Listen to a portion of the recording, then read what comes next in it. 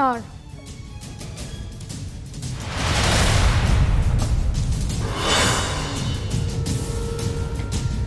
Rana couple's bail order in the Chalisa sedition case is today. Navneet complains of worsening health. BMC serves notice to the door over illegal construction. Prime Minister Modi meets the Queen of Denmark after massive outreach in Copenhagen. He will be attending the second India-Nordic Summit today before leaving for Paris. Jodhpur remains tense after Eid clashes. Strict police vigil in places of worship. Chief Minister Ashok Gehlot constitutes a probe panel. BJP slams Congress government, alleging conspiracy.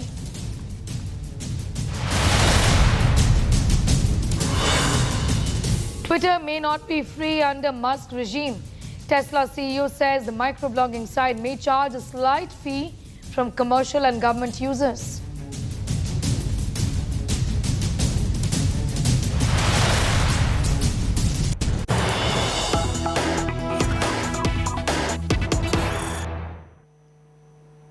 Some news just coming in after Jahangir Puri MCD bulldozers are set to roll into Delhi Shaheen Bagh, Kalindi Kunj, Jasola Vihar and MG Road. The civic body has scheduled a demolition drive from the 9th to the 13th of May. The MCD sought support from the Delhi police for maintaining peace during the bulldozer drive. Shaheen Bagh was part of the raging Anti-Citizenship Act Amendment Act demonstrations in the year 2020. Big story at this hour. The demolition drive is being planned between the 9th of May to the 13th of May in these areas of the national capital. Kalindi Kunj, Shaheen Bagh, also MG Road. Sushant is getting us more details on that big story. This is a demolition drive that has been planned, and this time around, Sushant, it does appear that a pre-warning has been given, because the last time around, the complaints were that in Jahangir Puri, the people affected were caught unawares.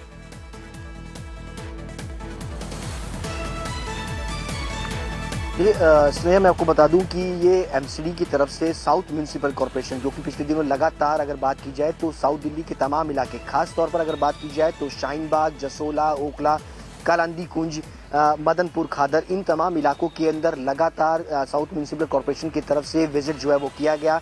तमाम इलाकों के अंदर encroachment जो है वो काफ़ी हद तक जो है वो देखी गई है। यमुना की जो लैंड है उसके पास भी कई सारे मकान जो है वो बनाए गए हैं। उसको लेकर के एमसीडी की तरफ से एक लिस्ट जो है वो जारी की गई थी। पूरी एक रिपोर्ट तैयार की गई कि किस इलाके में कहाँ पर जो है वो कार्रवाई जो है वो होनी चाहिए। इसको लेकर के एक लिस्ट जो है वो जारी की गई, जिसमें खासतौर पर अगर बात की जाए तो शाहीन बाग का इलाका जो है, जहाँ पर जामिया नगर पुलिस स्टेशन से लेकर के कालिंदी कुंज, जहाँ पर पूरी तरीके से रोड जो है वो इंक्रोच है, उसको पूरी तरह से खाली करने की कोशिश जो है वो लगातार एमसीडी की तरफ से की गई है। हालांकि फिलहाल अभी दिल्ली पुलिस की तरफ से फोर्स जो है वो उनको नहीं मिल पाई है, लेकिन एक नई बड़ी कार्रवाई अगर कहा जाए तो अगले 1 या 2 दिन के अंदर दिल्ली के अंदर जो है वो फिर से देखने को मिलेगी, जिस तरीके से जहांगीरपुरी के अंदर नजर आई थी। पिछले दिनों जो मेयर है साउथ दिल्ली म्यूनिसिपल कॉर्पोरेशन ने उतने तमाम अधिकारियों के साथ, कमिश्नर्स के साथ जो है वो तमाम इलाकों का जो है वो दौरा किया था। एक रिपोर्ट तैयार की गई कि किस इलाके में कितना अतिक्रमण जो है वो बना हुआ है। अब सवाल ये है कि जिस तरीके से जब तक पुलिस फोर्स जो है वो उनको नहीं मिल जाती, तब तक ये कार्रवाई कैसे होगी, ये एक बड़ा सवाल है। लेकिन अतिक्रमण को लेकर के एमसीडी जो है वो पूरी तरह से एक्टिव मोड में जो है वो इस वक्त जो है वो नजर आ रही है। दिल्ली की सड़कों से, शॉप्स पे, आसपास जो दुकानदार हैं, उन्होंने किस तरीके से एंक्रोचमेंट कर रखा है, इस पर एमसीडी जो है वो कार्रवाई करने की पूरी मूड में साफ तौर पर नजर आ रही है। जी बिल्कुल Sushant, thanks for joining us, Sushant, with those details of what is expected in days to come vis-a-vis the MCD's demolition drive that is going to be undertaken once again.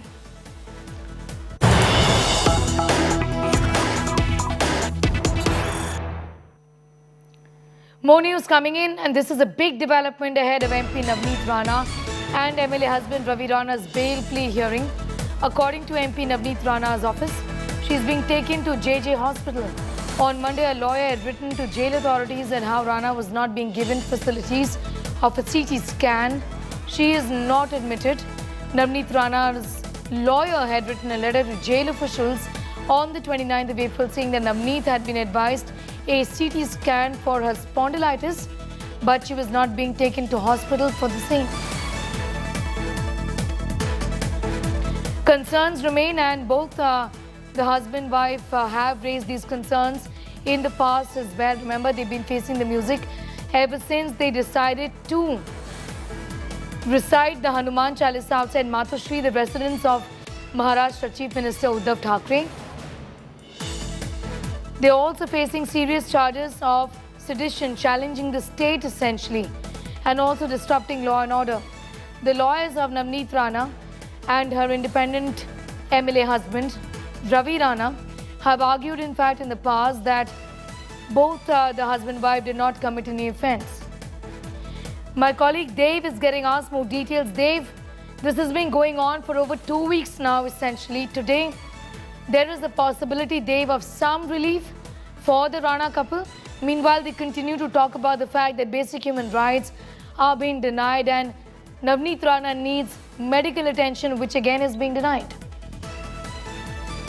Yes, like you said, a letter, an explosive letter had been written alleging that she was denied medical treatment and she suffers from All right, spondylosis. we'll just try and fix the audio line with Dave in a few seconds from now. But these are details of what Navneet Rana has said, that jail officials are denying her a CT scan as has been advised medically given her spondylitis, her condition.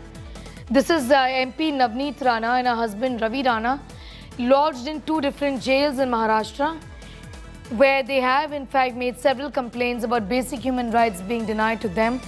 Remember, this was the same couple who threatened to recite Hanuman Chalisa outside Matoshri, the residence of Chief Minister Uddhav Thackeray.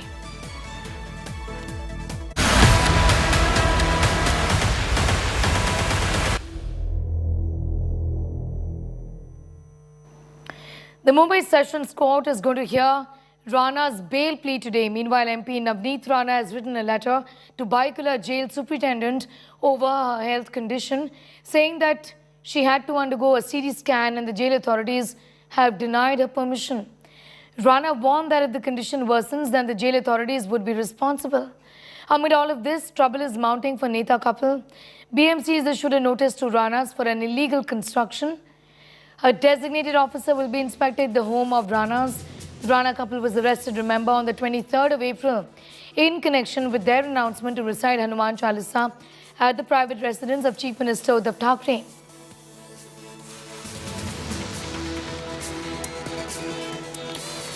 Well, loudspeaker war in Maharashtra has exploded. MNS Chief Raj Thackeray has used an old video of Balasaheb Thackeray to attack Uddhav Thackeray. Through his Twitter account, has shared a clip speech by Balasaheb Thackeray.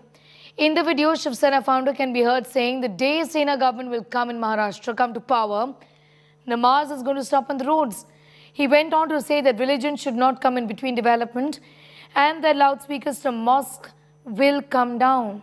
He says if there are Hindu rituals which come in between development, it should be looked into.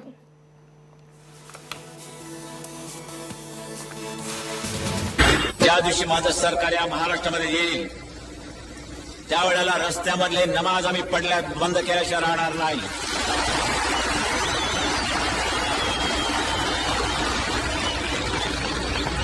कारण धर्म असा असावा लागतो की तो राष्ट्र विकासाच्या आड येता कामा नये, लोकांना त्याचा उपद्रव होता कामा नये. आमच्या हिंदू धर्माचा कुठे जर कोणाला उपद्रव होत असेल त्यांनी मला येऊन सांगावं, आम्ही त्याचा बंदोबस्त करायला तयार आहोत. लाऊडस्पीकर मशिदीवरचे खाली येतील, बंद.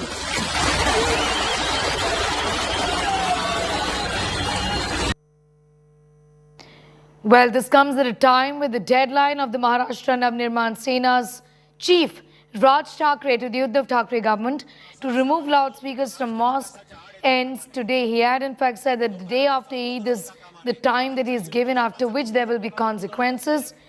MNS workers would be reciting Hanuman Chalisa right outside mosque at double the volume is what Raj Thackeray had warned.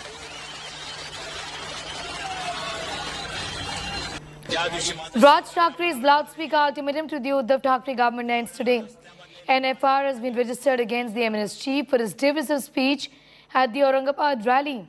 The police said that Thackeray has been named as the main accused in the case for delivering provocative statements and instigating supporters. Given the circumstances, Mumbai police have beefed up security outside Thackeray's home. In spite of the FIR, MNS chief is roaring.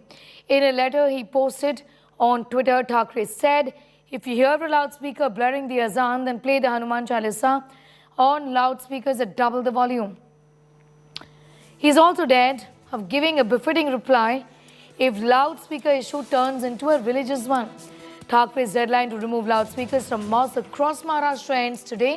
Thackeray said his party workers on the 4th of May would play Hanuman Chalisa in front of mosques if the Uddhav Thackeray government did not comply.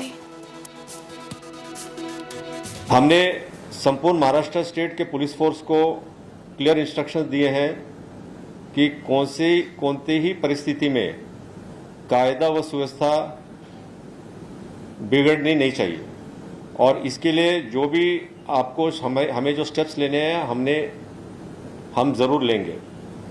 जो कायदा व सुव्यवस्था खराब करने की कोशिश करेगा उस पर कठोर कार्रवाई की जाएगी। बाला साहब की सरकार थी पहले, ये हिंदू हृदय सम्राट बाला साहब ठाकरे की सरकार नहीं रही। ये बाला साहब के विचार को बेच के बनी हुई पाकिस्तान की सरकार है। ये पाकिस्तान से हाथ मिला के करे, क्योंकि हनुमान चालीसा पे अगर गुनाह दाखिल होता है तो आप सोचिए आगे चल के ये लोग क्या कर सकते हैं।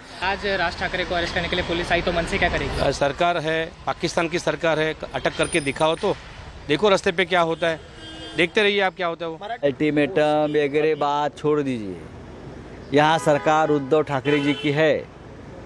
ये अल्टीमेटम ये नहीं चलता यहाँ। अल्टीमेटम की राजनीति महाराष्ट्र में नहीं चलेगी। तो क्या चलेगा? हाँ, तो यहाँ क्या चलेगा? ठाकरे सरकार का शब्द चलेगा।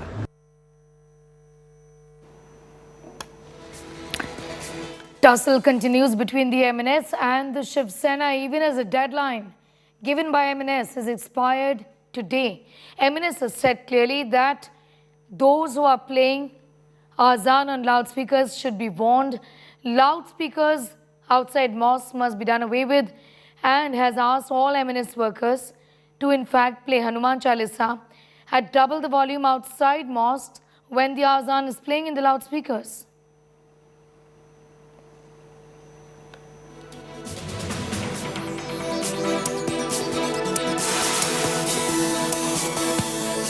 With Raj Thackeray's death on loudspeakers ending today, a high decibel face-off started. MNS workers have already played Hanuman Chalisa outside the Shiv Sena party office in Mumbai and are playing Chalisa outside mosques at a higher volume. Here's more. पण या मशिनींवरती लागलेले भोंगे हे खाली उतरवावेच लागतील। या सरकारला हा निर्णय घ्यावाच लागेल।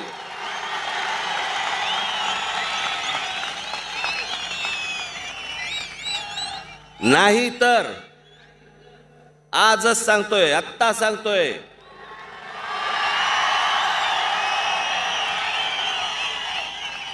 ज्या मशिनीच्या बाहेर हे भोंगे लागतील त्याच्या दुप्पट समोर स्पीकर लावायचे आणि हनुमान चालीसा लावायचा। With this speech, Raj Thackeray was back into action. As loudspeaker debate raged in other states, Raj Thackeray raised the decibel level in Maharashtra against the Aghadi government.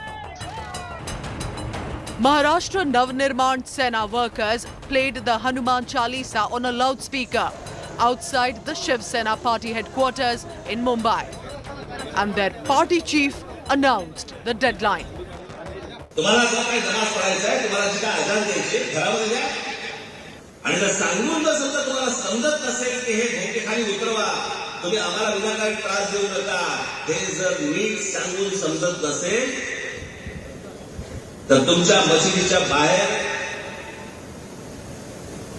आम्ही हनुमान चालीसा लावणार म्हणजे लावणार। Positioning himself as the counter to the Shiv Sena, his target was direct: cousin brother and State Chief Minister Uddhav Thackeray. The Bharatiya Janata Party leaders came out in support of the MNS chief, raising the pitch on Hindutva to counter the Shiv Sena. The ultimatum was repeated at Raj Thackeray's May 1st show of strength in Aurangabad, the same city where coincidentally his uncle Bala Saheb Thackeray started his political innings. सर्व देशवासियांना, माझी सर्व हिंदू बांधवांना, भगिनींना माझी विनंती आहे, जर हे 3 तारखेपर्यंत ऐकले नाही, 4 तारखेला हनुमान चालीसा प्रत्येक ठिकाणी मला ऐकू आलंच पाहिजे. पोलिसांकडनं वाटल्यास रीतसर परवानगी घ्या, लाऊडस्पीकरची परवानगी घ्या, त्यांना द्यावीच लागते. With municipal elections fast approaching in Mumbai, can Raj Thackeray dent the Shiv Sena enough to dislodge it from power? And will this battle of the Thackeray's work to the advantage of the BJP? Bureau Report, India Today. There is time for a quick break here. On the other side, Navjot Singh Sidhu's absence from the oath-taking ceremony of the new PCC chief has irked the Congress party. We're getting you all the details in just 2 minutes.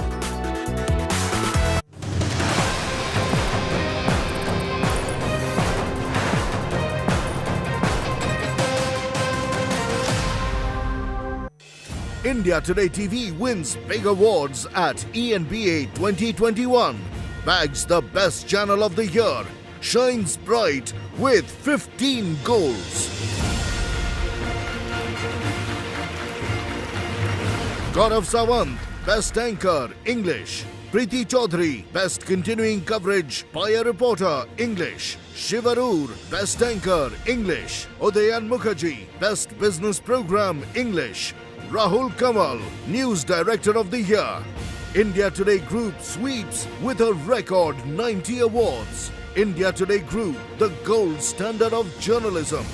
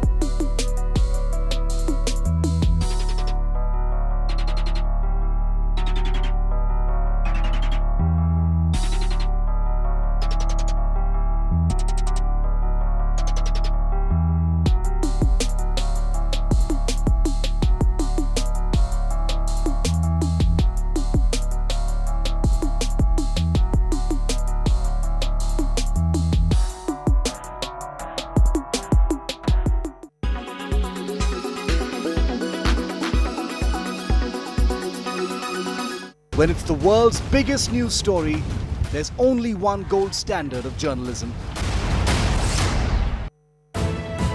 You are watching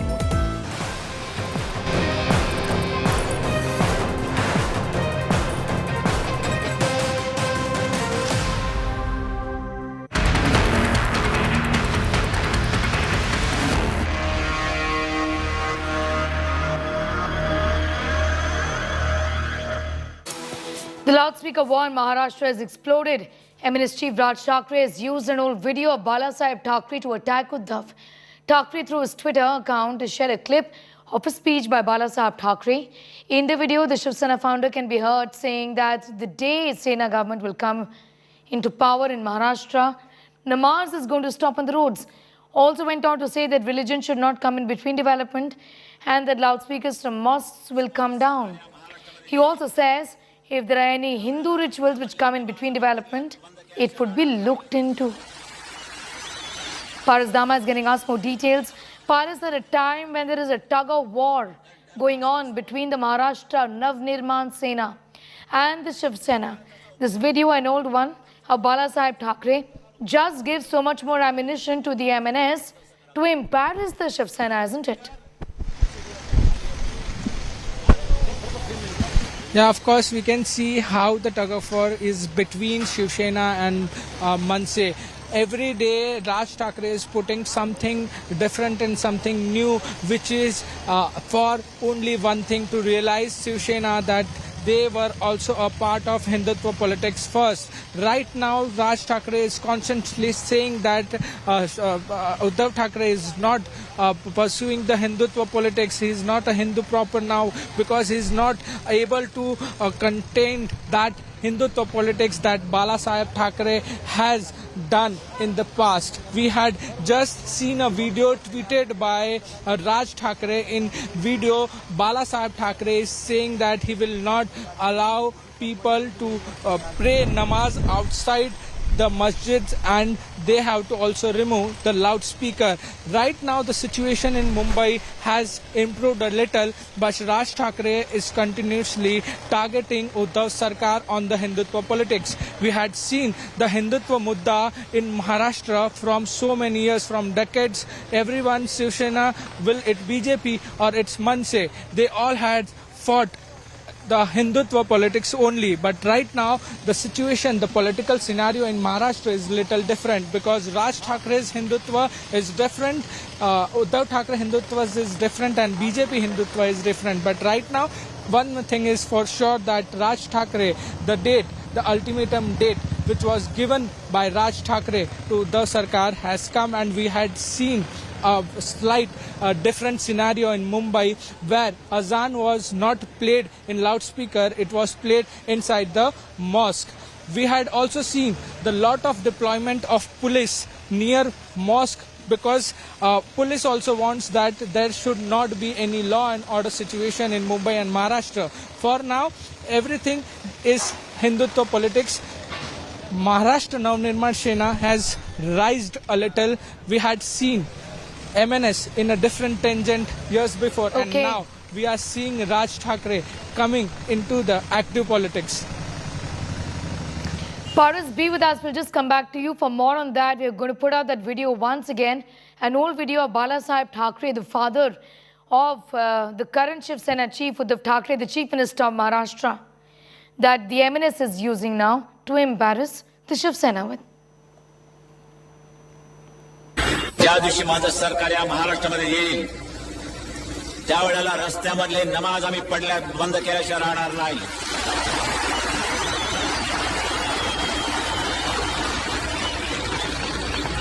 कारण धर्म असा असावा लागतो की तो राष्ट्र विकासाच्या आड येता कामा नये, लोकांना त्याचा उपद्रव होता कामा नये. आमच्या हिंदू धर्माचा कुठे जर कोणाला उपद्रव होत असेल त्यांनी मला येऊन सांगावं, आम्ही त्याचा बंदोबस्त करायला तयार आहोत. लाऊडस्पीकर मशिदीवरचे खाली येतील, बंद.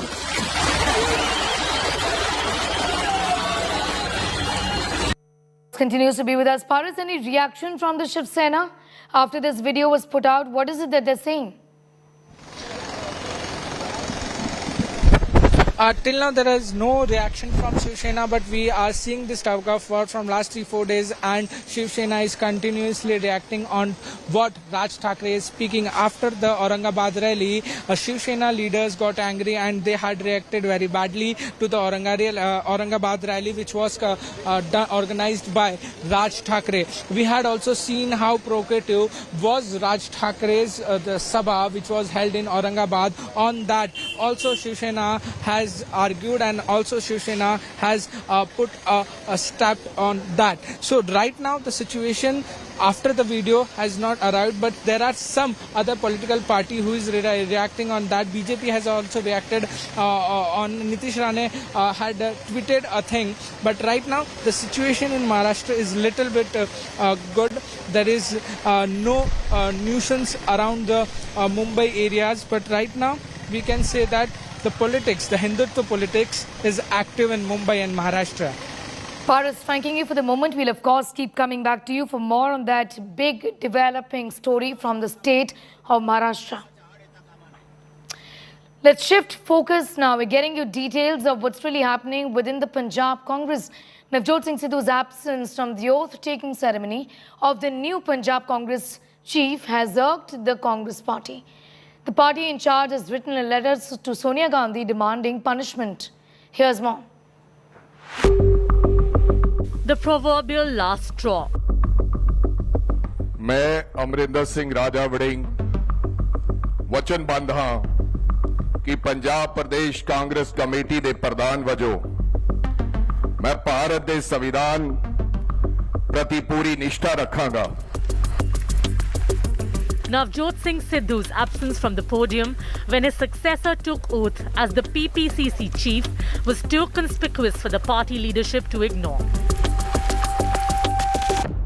Ahead of the Punjab Assembly elections, the Congress party not only faced the anti-incumbency but also the internal strife. Then PCC Chief Navjot Singh Sidhu and then Chief Minister Captain Amrinder Singh were not on the same page.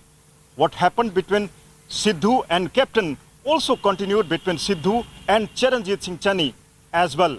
But now Congress seems ready to crack the whip.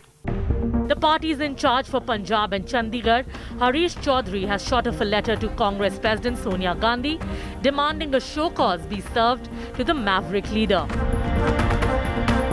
The letter underscored Sidhu's alleged sins of omission and commission that cost Congress dearly in the elections. ਝੂਠ ਬੋਲ ਕੇ 500 ਵਾਅਦੇ ਕਰਕੇ ਉਹਦੇ ਚੋਂ ਕੁੱਖ ਪੂਰਾ ਨਹੀਂ ਹੋਣਾ ਤੇ ਕੋਈ ਤੁਹਾਡੇ ਨਾਲ ਨਹੀਂ ਖੜਾ ਹੋਏਗਾ ਵੀ ਪਬਲਿਕ ਕਰੋ ਉਹ ਕੋਰਟ ਕਹਿੰਦਾ ਤੁਹਾਡੇ ਕੋਲ ਹੈ ਤੁਹਾਡੀ ਰਿਪੋਰਟ ਹੈ ਤੁਸੀਂ ਬਣਾਈ ਹੈ ਤੁਹਾਡੇ ਸੈਕਟਰੀ ਨੇ ਬਣਾਈ ਹੈ ਕਰ ਦਿਓ ਜਨਤਕ ਕੀ ਤੋਂ ਡਰਦੇ ਆਪਾਂ ਤੇ ਜੇ ਮੇਰੇ ਕੋਲ ਹੁੰਦੀ ਨਾ ਤਾਕਤ 4 ਦਿਨ ਦੀ ਮੈਂ ਤੇ ਅੱਜ ਵੀ ਪੰਜਾਬ ਦਾ ਪ੍ਰਧਾਨ ਆ ਬੱਬਰ ਸ਼ੇਰ ਤੁਹਾਡੇ ਵਿੱਚ ਆ ਰਿਹਾ ਹੈ Sidhu's full-blown meltdowns. ਸਿੱਧੂ ਤੇਰੀ ਸੋਚ ਤੇ ਜਿਨ੍ਹਾਂ ਦੀ ਤੁਹਾਨੂੰ ਬਹੁਤ ਬੇਸਬਰੀ ਤੋਂ ਇੰਤਜ਼ਾਰ ਸੀ And temper tantrums made national headlines during the election campaign in Punjab. ਸਵਾਲ ਇੰਨਾ ਹੀ ਹੈ ਕਿ ਕੌਣ ਡਿਜ਼ਰਵ ਕਰਦਾ ਹੈ ਕੌਣ ਨਹੀਂ Encountering negative public perception, not only did Congress lose power in Punjab, but Navjot Singh Sidhu himself was defeated at his own constituency in Amritsar East. According to Congress party sources, the complaint against Navjot Singh Sidhu has reached party's disciplinary committee and an action is imminent. The action can be in way of expulsion, suspension or a mere warning to Navjot Singh Sidhu. But one thing is for sure, that Congress party is sending a message loud and clear that indiscipline in the party won't be tolerated. With Manjeet Sehgal in Chandigarh, this is Supriya Bhardwaj for India Today in Delhi. With that, it's time for a break. Here on the other side, Jodhpur remains tense after Eid clashes. Strict police vigilance faces a worship.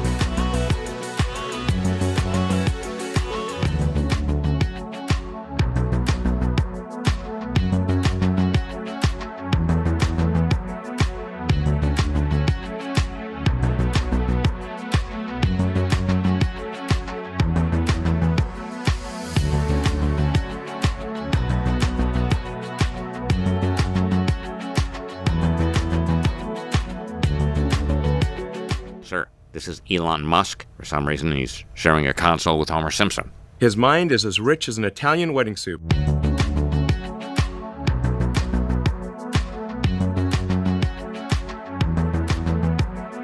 Elon Tusk, listen, we need your help. Rick, Morty, why me? Did something happen to Elon Musk in your own reality? No, he's fine.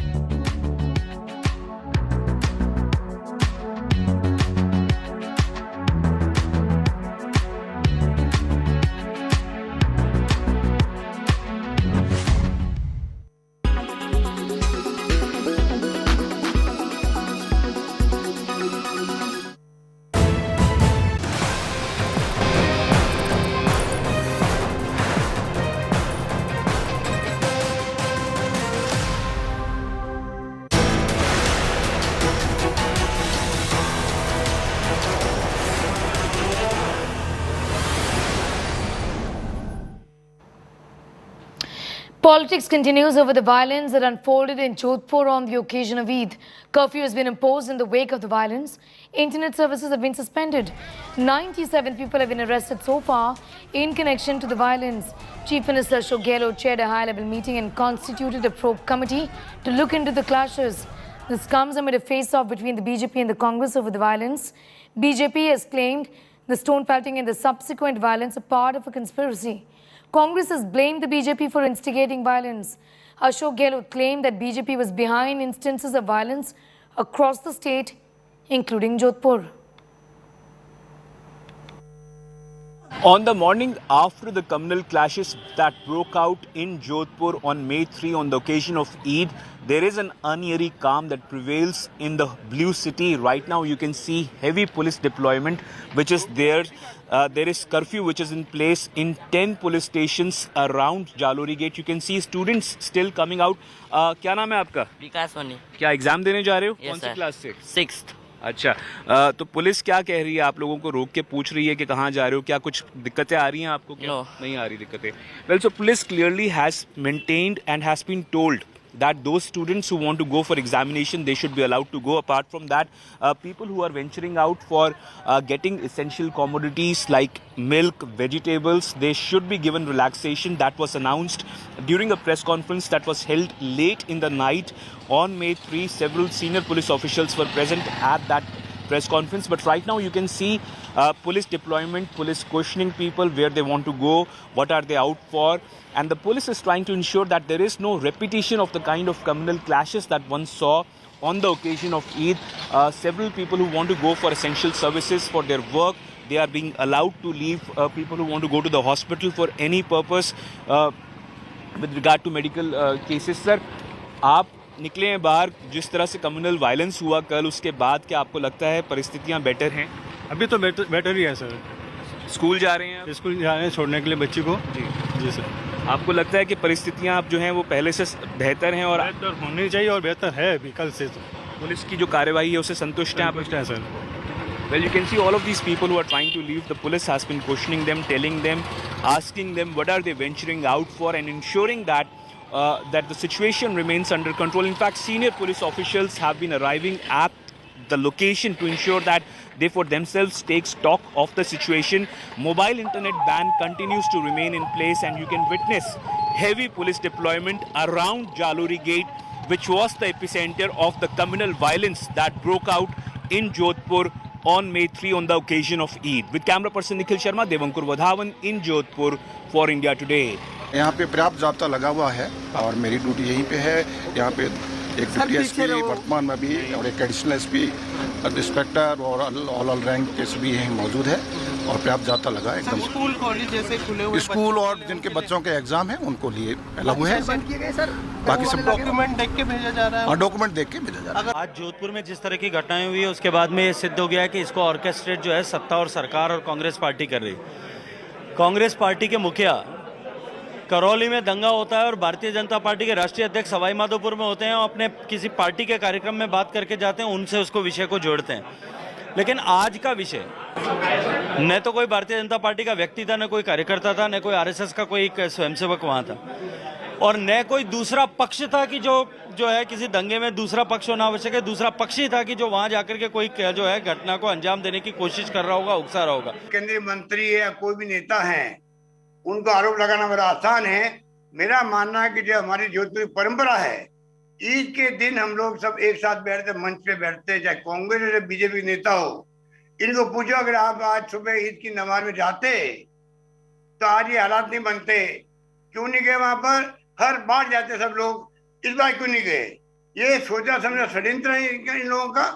जानबूझ के ये अफवाह फैलाते हैं, दंगे करवाते हैं, हिंसा फैलाते हैं. ये इनका एजेंडा है देश के अंदर और प्रदेश के अंदर.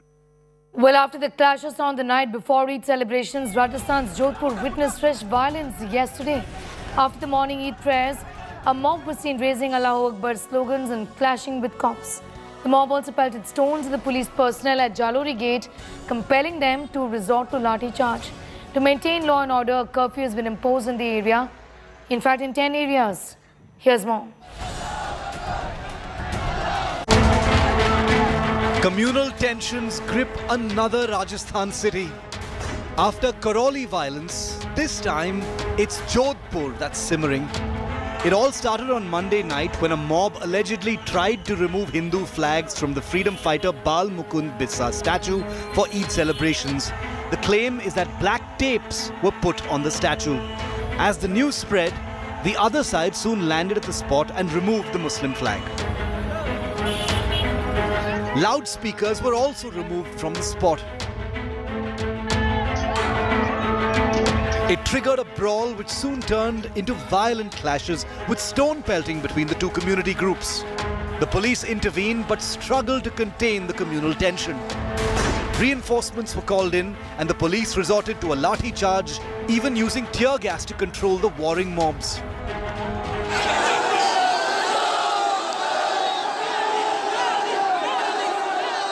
On Tuesday, after Eid prayers, a mob chanting Allahu Akbar faced off with the police, attacking several police personnel.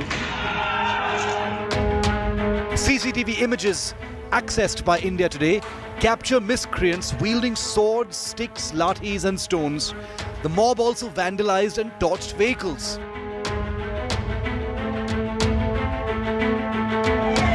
The police once again launched a crackdown on these anti-social elements and resorted to a lathi charge.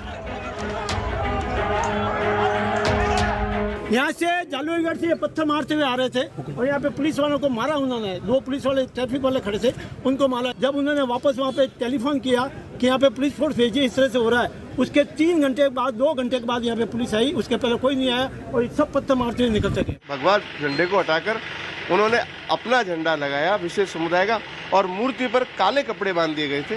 उससे कुछ लोगों में रोष उत्पन्न हुआ कि ये गलत है, ऐसा नहीं होना चाहिए। Some of the miscreants were also held by the police. The Jodhpur Commissioner of Police has assured people that the situation for now is under control and under curfew. हमारे यहाँ पे अभी जो सिचुएशन है अंडर कंट्रोल है। हमने sufficient जाब्ता लगाया हूँ। अभी हम फ्लैग मार्च के लिए भी निकल रहा हूँ। सभी प्रकार से व्यवस्था है। मुझे लगता है हम इसको ये लॉ एंड ऑर्डर स्थिति जो है बनाए रखने के लिए हम इस पे जो भी केस दर्ज होंगे उस पे हम कार्रवाई करेंगे। जो भी अगर कोई गैरकानूनी काम किया है जो जिस पे कानून के खिलाफ है उसके विरुद्ध कानून के तहत कार्रवाई की जाए। मैं यही अपील करूँगा सभी को शांति बनाए रखें। The Allahu Akbar slogans were met with Hanuman Chalisa chants when an angry group staged a counter-protest against the violence. इधर एक कम्युनिटी के लोग हैं और पुलिस ने इनको रोक रखा है और इधर मैं कैमरामैन से कहूँगा कि दूसरी तरफ दूसरी कम्युनिटी के लोग हैं जिनको पुलिस रोक रही है। आपस में पत्थरबाजी भी हो रही है और गाड़ियों की भी तोड़फोड़ की गई है। इस समय गजेंद्र सिंह शेखावत केंद्रीय जल शक्ति मंत्री, पूर्व महापौर घनश्याम ओझा, राज्यसभा सांसद राजेंद्र गहलोत, ये सब लोग पुलिस से भारी मशक्कत कर रहे हैं, बातचीत करने की कोशिश कर रहे हैं। लेकिन इस समय मैं बताना चाहूँगा कि ये उपद्रवियों ने ये कार को तोड़ा है। इधर दूसरी कम्युनिटी के लोग हैं जो वो नारे लगा रहे हैं, इधर अशोक गहलोत के खिलाफ नारे लग रहे हैं। कुल मिलाकर तनाव है। Keeping in mind the grim situation in the district, curfew has been imposed in 10 thanas of Jodhpur till the 4th of May midnight. Rajasthan Chief Minister Ashok Gehlot is also keeping a close watch on the situation and has urged everyone to maintain peace. मैं appeal करना चाहूँगा कि तमाम लोग शांति बनाए रखें और तनाव समाप्त करें, क्योंकि ये तनाव हिंसा का माहौल हित में नहीं है जोधपुर वासियों के भी। Will this communal flare-up hit the prospects of the Gehlot government in the run-up to next year's assembly elections? From Karoli to Jodhpur, where will it happen next?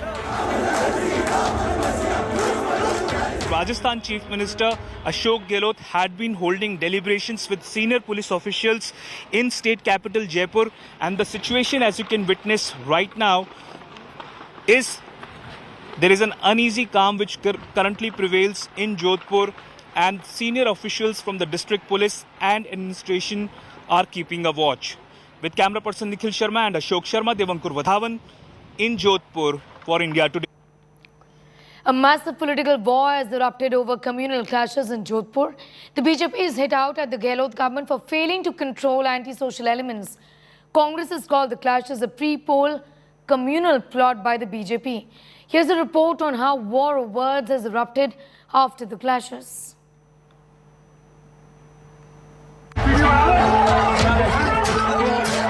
First, Karoli Ram Navami clashes. Then unrest over the Alwar temple demolition. And now communal clashes in Rajasthan's Jodhpur.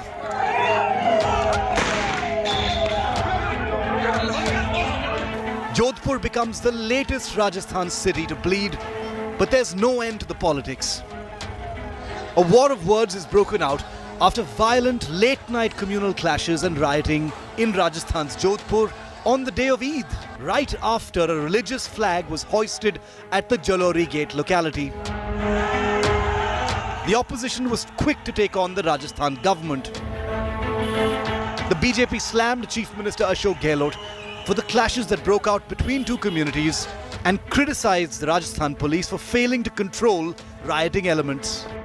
Karauli से लेकर के अन्य स्थानों पर जिस तरह की घटनाएं हुई है और जिस तरह से सुनियोजित रूप से छतों पर से पत्थर जो पहले से एकत्रित किए थे वो पत्थर बरसाए गए, ऐसा प्रतीत होता है कि इसी तरह की मंशा के साथ में तैयारी पहले भी की गई थी।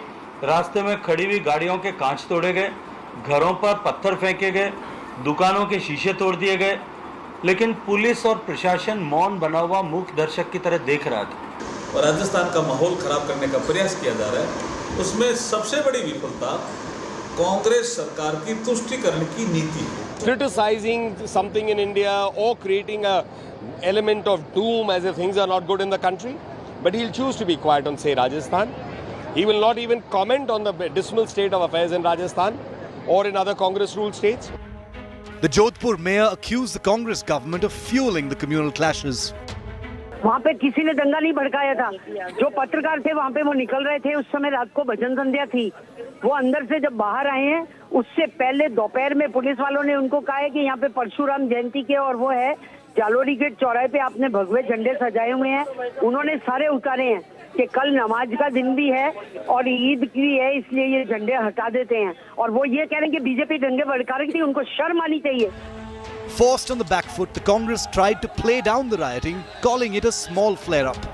The Congress has termed the clash as a pre-poll communal plot by the BJP aimed at diverting attention from issues like the prevalent power crisis. Jodhpur में स्थिति कंट्रोल में है और जो जिस तरह से दंगा हुआ ये तय कर लेना चाहिए, चाहे हिंदू, मुसलमान, सिख, ईसाई, कांग्रेस, बीजेपी किसी का कार्यकर्ता हो, किसी जाति धर्म का व्यक्ति हो, दंगा फैलाने का, दंगा भड़काने का, दंगा करने का किसी को हक नहीं है। Their agenda is to put religious and communal divide in the forefront so that the issues of inflation, of unemployment, of progress, of development get relegated to the dustbin. Samajwadi Party Chief Akhilesh Yadav too has called for calm. कहीं भी दंगा नहीं होना चाहिए और दंगे को रोकने के लिए मेरी अपील है वहाँ के जितने भी लोग हैं, इससे कुछ लोगों को लाभ हो सकता है, लेकिन दंगे से समाज का, प्रदेश का और देश का बड़ा नुकसान होता है। Is Rajasthan the latest tinderbox in a growing communal frenzy? With Devankur Vadhavan in Jodhpur, Rajasthan. Bureau Report, India Today.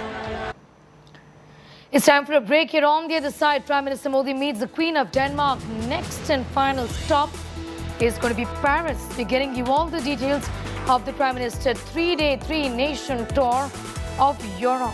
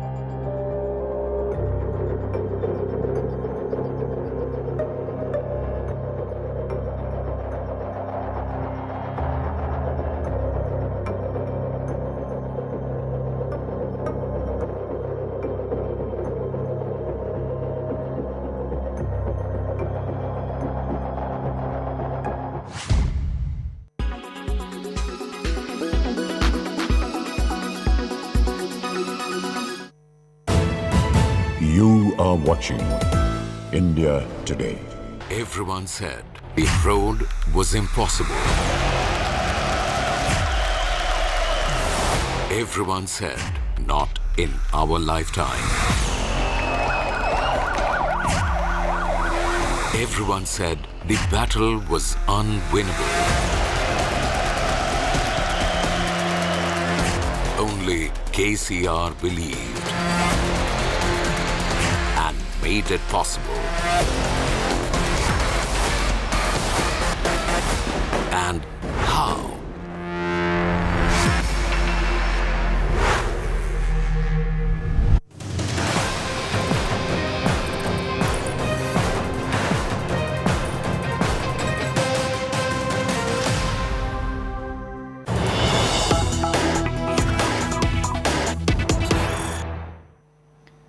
Some news just coming in. Rahul Gandhi's nightclub politics peaks. BJP's Malviya has tweeted, and I quote, Rahul Gandhi was supposedly at the wedding of Sumnima Udas, a Nepalese diplomat's daughter who actively supports Nepal's claim over regions of India's Uttarakhand. From China to Nepal, why does Rahul Gandhi have ties only with those who are challenging India's territorial integrity? The BJP, in fact, evidently is refusing to let go of this issue, with Amit Malviya, head of the BJP's IT cell, tweeting about it, saying that Rahul Gandhi was supposedly at the wedding of Sumnima Udas, who is, in fact, a diplomat's daughter, who actively supports Nepal's claim over regions of India's Uttarakhand. From China to Nepal, why does Rahul Gandhi have ties only with those who are challenging India's territorial integrity? Remember, this comes at a time when questions were raised by the BJP about Rahul Gandhi's foreign vacations as outings, to which the Congress came out and said that Rahul Gandhi was indeed in Kathmandu and that he was there for a friend's wedding. The friend in question is a journalist, Sumnima Udas, who is the daughter of a diplomat from Nepal. The BJP now is taking this even further, asking why is Rahul Gandhi supporting Nepal's, in fact, why is Rahul Gandhi friends with somebody who is supporting Nepal's claim over regions of India's Uttarakhand? From China to Nepal, why does Rahul Gandhi have ties only with those who are challenging India's territorial integrity?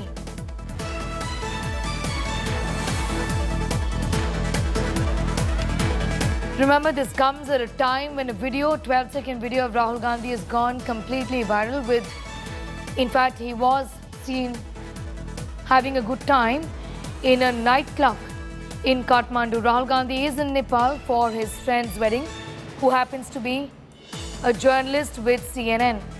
Now the BJP is taking this further. Yesterday, the BJP had raised the issue, saying that Rahul Gandhi is having a vacation, is there for a get-together when his own party is in turmoil, and that a Congress-ruled state, Rajasthan, is having to deal with two communities clashing and is simmering in terms of the communal tensions that Rajasthan is seeing.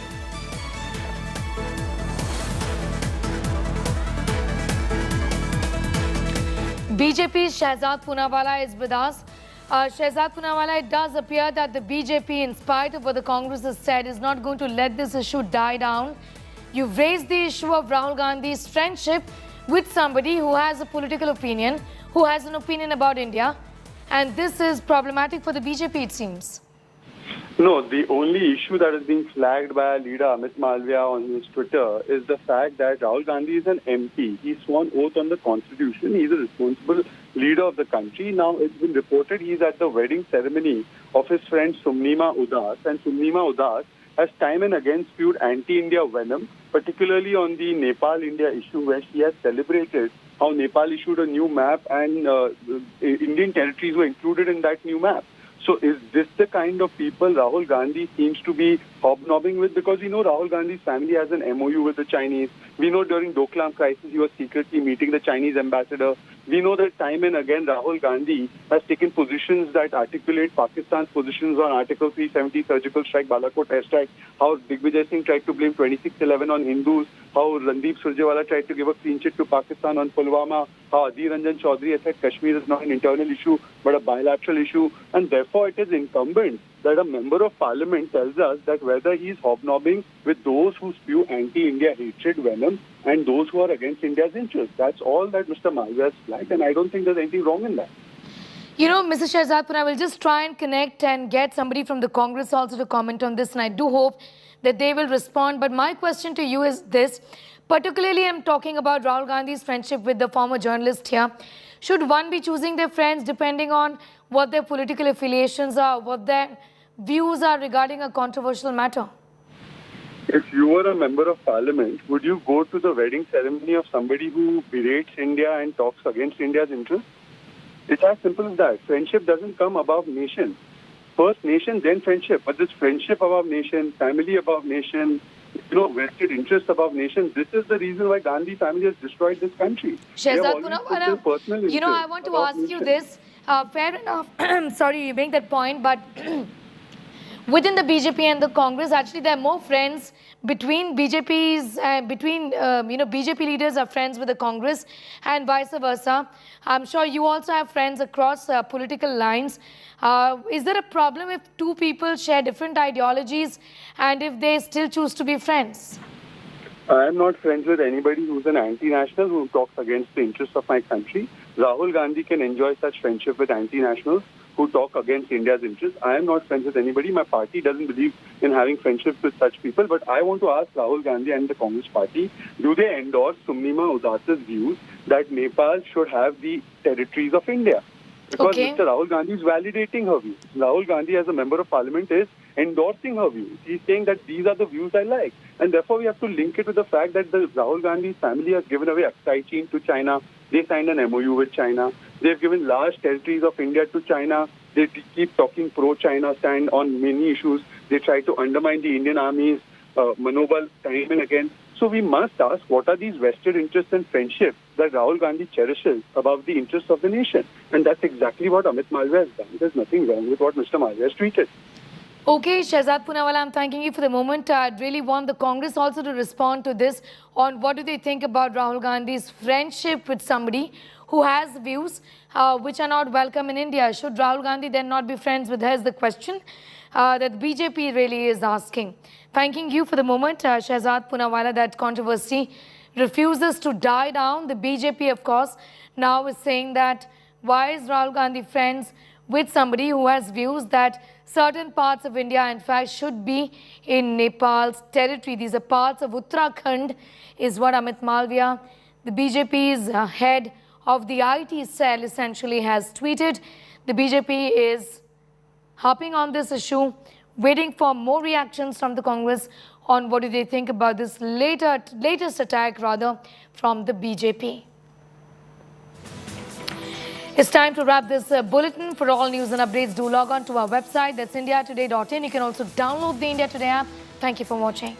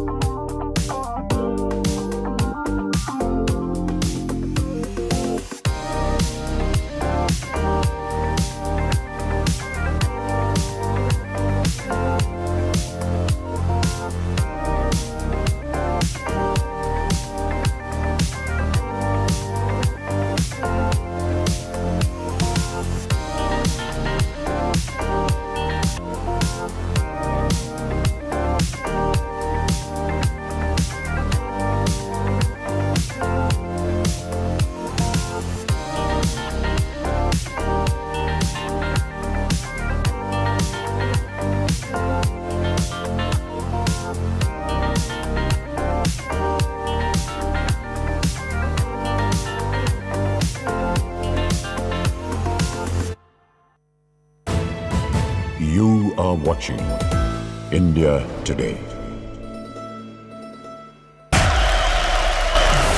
Everyone said, not in our lifetime. Everyone said the battle was unwinnable. Only KCR believed and made it possible. And how?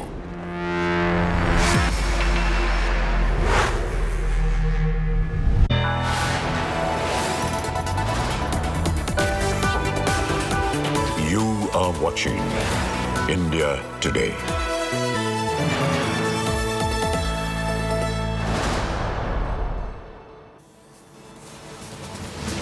Hello and welcome. You're watching India Today TV. I'm Sneha Mordani. Let's get started with the headlines first.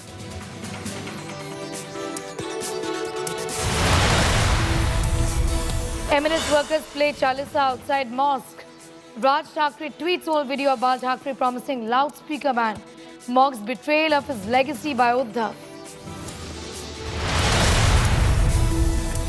Ahead of Rana couple's bail order in the Hanuman Chalisa sedition case, the Amravati MP who claimed denial of medical facilities in jail has been taken to Mumbai's JJ hospital. Jodhpur remains tense after Eid clashes. Strict police vigil in places of worship. Chief Minister Ashok Gehlot constitutes a probe panel. BJP slams the Congress government alleging conspiracy. Prime Minister Modi meets the Queen of Denmark after massive outreach in Copenhagen. He will be attending the second India-Nordic Summit today before leaving for Paris. Massive fuel crunch in war-torn Ukraine. Motorists queue up in serpentine queues in the capital of Kyiv. India Today ground report captures the plight.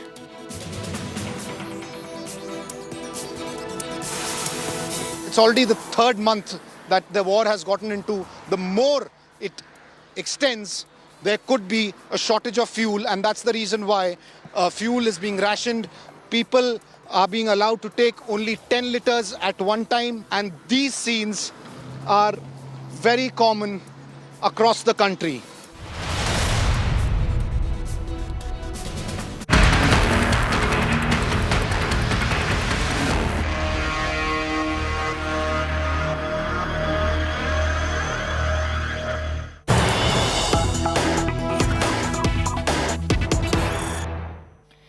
Some news just coming in. Sena MP Raut has slammed the MNS chief, Raj Thackeray. Sanjay Raut says those who abandoned Bala Sahib can't preach. Raut has called Thackeray one-day nautanki after Raj Thackeray tweeted Bala Sahib's loudspeaker video. Furious, Thackeray versus Thackeray legacy war has now erupted.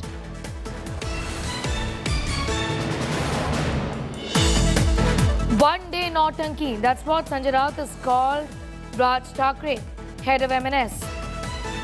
This after Raj Thackeray tweeted an old video of Bala Sahib Thackeray in which Bala Sahib can be heard talking about the fact that if at all Shiv Sena were to be in power in Maharashtra at some point in time, loudspeakers would be done away with. The MNS is using this old video of Bala Sahib Thackeray to corner the Shiv Sena and to corner Uddhav Thackeray, the Chief Minister of Maharashtra and the current head of Shiv Sena, also leading the Maha-Vikas Aghadi government. Remember, Maha-Vikas Aghadi government is in fact constitutes of the Shiv Sena, the Congress and the NCP. MP Sanjay Raut has called Raj Thackeray one-day nautanki. A legacy war has clearly broken out between MNS led by Raj Thackeray and Shiv Sena led by Uddhav Thackeray. Those who abandoned Bala Sahib can't preach is what Sanjay Raut has said. Today also marks the day which ends the ultimatum. In fact, ends the ultimatum that has been given by Raj Thackeray to Uddhav Thackeray to do away with loudspeakers outside all mosques in Maharashtra. A political war has broken out now with Sanjay Raut calling Raj Thackeray one-day nautanki.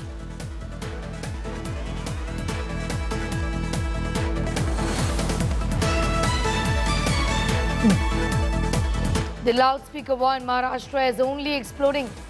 MNS Chief Raj Thackeray has been called one-day Nautanki by Shiv Sena's Sanjay Raut.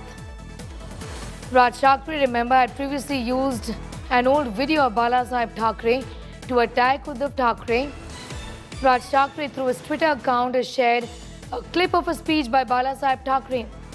Pankaj is getting us more details. Pankaj, this controversy really refusing to die down, with Sanjay Raut now calling Raj Thackeray one-day Nautanki. Clearly, it's a legacy war that is now erupted in Maharashtra. Yes, absolutely, Sneha. You are right, and this is what was expected as well.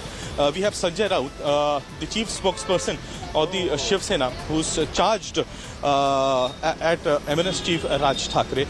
In fact, early morning, he was addressing the media. He said, in fact, he rubbished that there was any agitation going on in any part of the city or the state as such. And he said that if the statements of the Mumbai Police Commissioner or the Chief of the State or the Maharashtra Home Minister were to be taken into consideration, then it had been made absolutely clear that there was no law and order situation, and that under no circumstances would anybody be allowed to take law and order in their own hands. But other than that, he's made some rather scathing remarks against MNS Chief Raj Thackeray when he says that those people who abandoned Balasaheb Thackeray can't preach. Now, this comes after Raj Thackeray tweeted a video, an old video of Balasaheb Thackeray, wherein he's saying that all the loudspeakers atop the mosques need to come down. Now, also of late, what we've seen, what Raj Thackeray is trying to impress upon the people is that he is taking Balasaheb's legacy forward.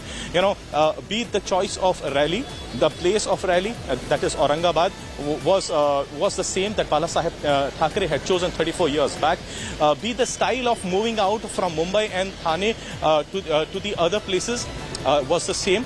In fact, the posters that were put out in Aurangabad had an uncanny resemblance with Balasaheb Thackeray as well. So somewhere down the line, while he is taking forward the policy of Hindutva, he is also, trying to tell the people and also give the people, especially the hardcore Hindutva and the right-wingers, that he is following the legacy of the great Balasaheb Thackeray as well, and that he is not alone, and that he is taking the words and the teachings of Balasaheb forward, so that in this way he garners the support of the agitated Shiv Sainiks as well. But the Shiv Sainiks clearly realizing the politics that is at play on part of Raj Thackeray and the support that he is getting apparently from the BJP, as is being said by many political quarters, has invited this rather sharp and scathing criticism on part of the Shiv Sena as well. Yes. And early morning, when we asked Sanjay Raut that what did he have to say about this agitation that is going on and the videos that are being tweeted by Raj Thackeray, Sanjay Raut said that Raj Thackeray is a one-day Nautanki. Thereby, he is just rubbishing the entire claims of the MNS that there is going to be a huge agitation and that the people are going to follow him. As we have been mentioning, Sneha, that Raj Thackeray will not let this issue of loudspeakers die down. Undoubtedly, Pankaj, he is not going to be letting this issue die down. We'll just come back to you for more. The loudspeaker war in Maharashtra is only exploding, like Pankaj was telling us. MNS Chief Raj Thackeray has used an old video of Balasaheb Thackeray that we've been talking about. And the Shiv Sena has reacted. In this video, the Shiv Sena founder can be heard saying that the day Sena government will come to power in Maharashtra, namaz is going to be stopping on roads. He also went on to say that religion should not come in between development and the loudspeakers to mosques will come down. He also says if there are any Hindu rituals which come in between development, that also is going to be looked into.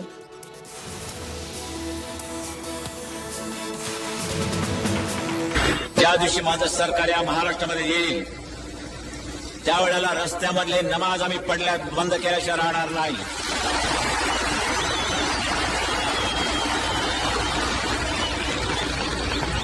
कारण धर्म असा असावा लागतो की तो राष्ट्र विकासाच्या आड येता कामा नये, लोकांना त्याचा उपद्रव होता कामा नये. आमच्या हिंदू धर्माचा कुठे जर कोणाला उपद्रव होत असेल त्यांनी मला येऊन सांगावं, आम्ही त्याचा बंदोबस्त करायला तयार आहोत. लाऊडस्पीकर मशिदीवरचे खाली येतील, बंद.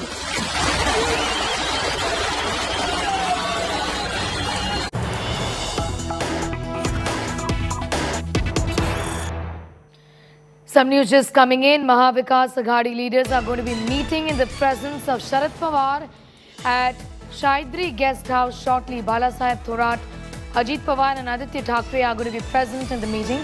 It is scheduled for coordination among three parties in the background of loudspeaker controversy in the state. Pankaj continues to be with us on that big story. Is joining us from Mumbai. Pankaj, it does appear that Shiv Sena now is really feeling the heat given the manner in which Raj Thackeray has been fairly relentless in his attacks against the Sena, against the Mahavikas Aghadi. And this video that has been put out by Thackeray today, Raj Thackeray of Balasaheb Thackeray, has at some level embarrassed the Sena, isn't it?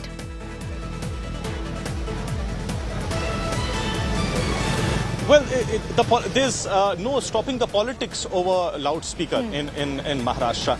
And even if the Shiv Sena felt that the issue of loudspeakers will not give Raj Thackeray the required mileage, the opposite has really happened.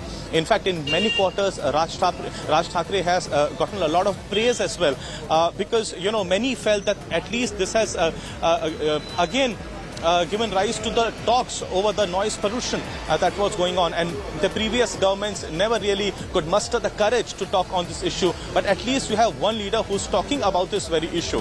But while on one hand Raj Thackeray is calling it a social issue, but on the to keep himself perhaps legally or technically safe, but on the other hand there is no denying the fact that there is hardcore politics of Hindutva that is also involved in it. In his statement yesterday itself, he had said, "Let them hear our Hanuman Chalisa," and wherever you find that loudspeakers blaring the azan, you also play the Hanuman Chalisa on the loudspeakers. Remember, on 5th of June, Raj Thackeray will also be visiting Ayodhya as well. So there is no denying the politics that is being played by Raj Thackeray behind these issues, even though time and again he is saying that there is no politics of religion involved in this, and that this is only a social issue. But time and again he is also saying that if anybody gives it a religious slant, then they too will not be left behind. So he remains adamant.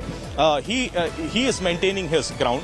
Just a few moments back, some of the leaders of the MNS have gone inside. We are right outside the bungalow of Raj Thackeray in the suburban area of Dadar. In fact, the MNS leader and close aide of Raj Thackeray, Sandeep Deshpande, has just gone inside. He did not give any statement, but he said that he has come here to meet Raj Thackeray. And we are also hearing that Raj Thackeray could be holding a press conference in some time. The time has not been decided. Perhaps if he takes a press conference, it will become clear as to what the next agenda of Raj Thackeray is really going to be. All right. Pankaj, will come back to you for more on the developing story. I am going to thank you for the moment. And staying with Raj Thackeray's loudspeaker ultimatum to Uddhav Thackeray government, that, remember, ends today. An FIR has been registered against him and his chief for his divisive speech at the Aurangabad rally. The police say Raj Thackeray has been named as the main accused in the case for delivering provocative statements and instigating supporters. Given the circumstances, Mumbai police have beefed up security outside Thackeray's home. MNS chief is roaring. In a letter he posted on Twitter, Thackeray said, "If you hear a loudspeaker blaring the azan, play the Hanuman Chalisa on loudspeakers." He's also dared of giving a befitting reply if loudspeaker issue turns into a religious one. His deadline to remove loudspeakers from mosques across Maharashtra ends today. Thackeray said his party workers on 4th of May would play the Hanuman Chalisa in front of mosques if the Uddhav Thackeray government did not comply.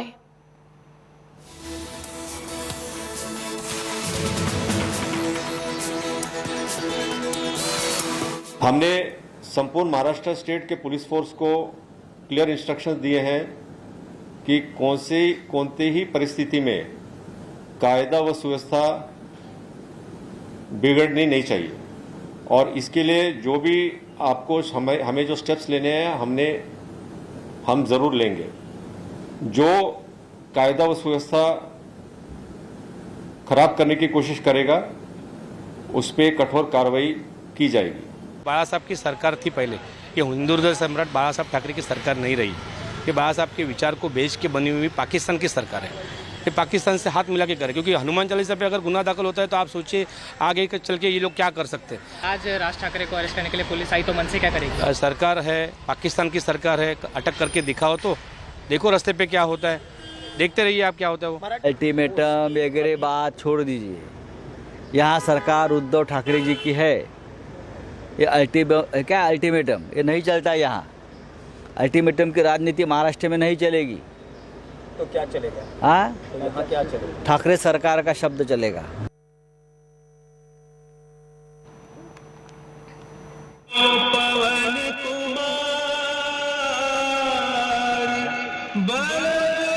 This controversy, this is a video that has been doing the rounds of the Hanuman Chalisa and Azan at loudspeakers playing at the same time. Let's listen in.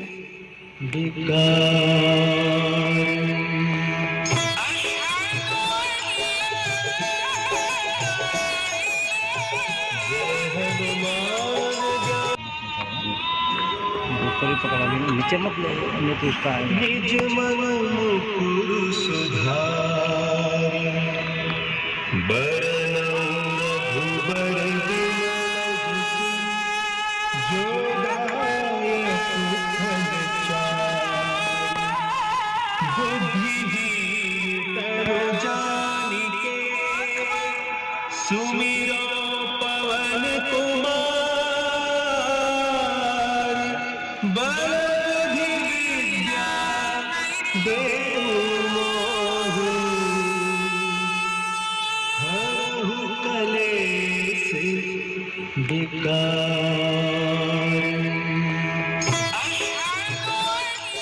Hanuman Chalisa being played at the same time on a loudspeaker, as has been advised by MNS Chief Raj Thackeray. MNS Chief Raj Thackeray has gone on to tell all the party workers of the MNS that the minute you hear an azan being played at the loudspeaker, then you also have to play Hanuman Chalisa using a loudspeaker at double the volume, and that's what exactly is happening in this video. Take a look once again.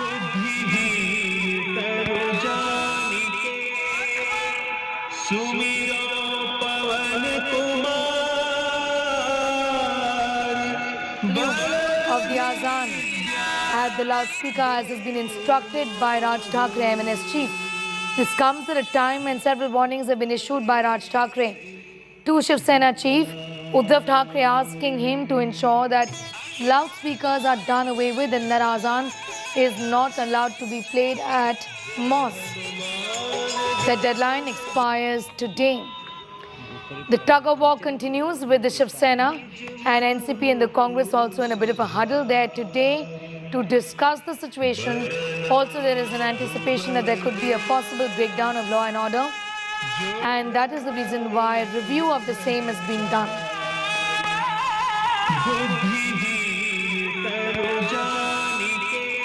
The situation there in Maharashtra. Now, with Raj Thackeray's deadline to the Aghadi government on loudspeakers ending today, a high decibel face-off started. MNS workers have already played Hanuman Chalisa. You just heard that. Outside the Shiv Sena party office in Mumbai, and also playing Chalisa outside mosques at a higher volume. Here's more. पण या मशिदींवरती लागलेले भोंगे हे खाली उतरवावेच लागतील. या सरकारला हा निर्णय घ्यावाच लागेल.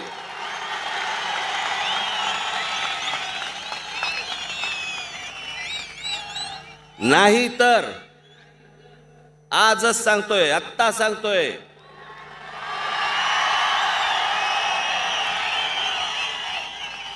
ज्या मशिदीच्या बाहेर हे भोंगे लागतील त्याच्या दुप्पट समोर स्पीकर लावायचे आणि हनुमान चालीसा लावायचा. With this speech, Raj Thackeray was back into action. As loudspeaker debate raged in other states, Raj Thackeray raised the decibel level in Maharashtra against the Aghadi government. Maharashtra Navnirman Sena workers played the Hanuman Chalisa on a loudspeaker outside the Shiv Sena party headquarters in Mumbai. And their party chief announced the deadline. तुम्हाला जर काही नमाज पढायचा आहे, तुम्हाला जी काय अजान द्यायची घरामध्ये द्या. आणि जर सांगून जर समजा तुम्हाला समजत नसेल की हे भोंगे खाली उतरवा, तुम्ही आम्हाला विनाकारण त्रास देऊ नका, हे जर नीट सांगून समजत नसेल तर तुमच्या मशिदीच्या बाहेर आम्ही हनुमान चालीसा लावणार म्हणजे लावणार. Positioning himself as the counter to the Shiv Sena, His target was direct: cousin brother and State Chief Minister Uddhav Thackeray. The Bharatiya Janata Party leaders came out in support of the MNS chief, raising the pitch on Hindutva to counter the Shiv Sena. The ultimatum was repeated at Raj Thakaray's May 1st show of strength in Aurangabad, the same city where coincidentally his uncle Balasaheb Thackeray started his political innings. सर्व देशवासियांना माझी सर्व हिंदू बांधवांना भगिनींना माझी विनंती आहे, जर हे 3 तारखेपर्यंत ऐकले नाही, 4 तारखेला हनुमान चालीसा प्रत्येक ठिकाणी मला ऐकू आलंच पाहिजे. पोलिसांकडनं वाटल्यास रीतसर परवानगी घ्या, लाऊडस्पीकरची परवानगी घ्या, त्यांना द्यावीच लागते. With municipal elections fast approaching in Mumbai, can Raj Thackeray dent the Shiv Sena enough to dislodge it from power? And will this battle of the Thackeray's work to the advantage of the BJP? Bureau Report, India Today.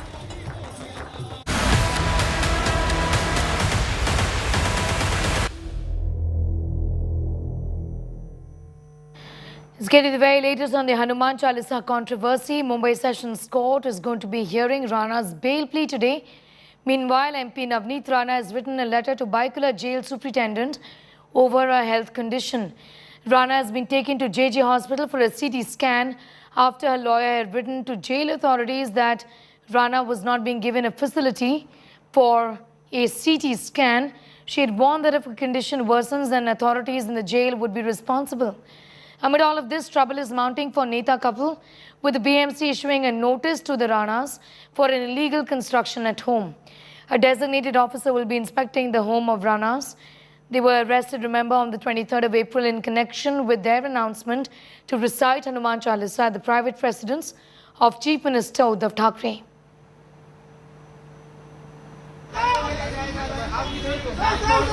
Mustafa Sheikh is getting us more details.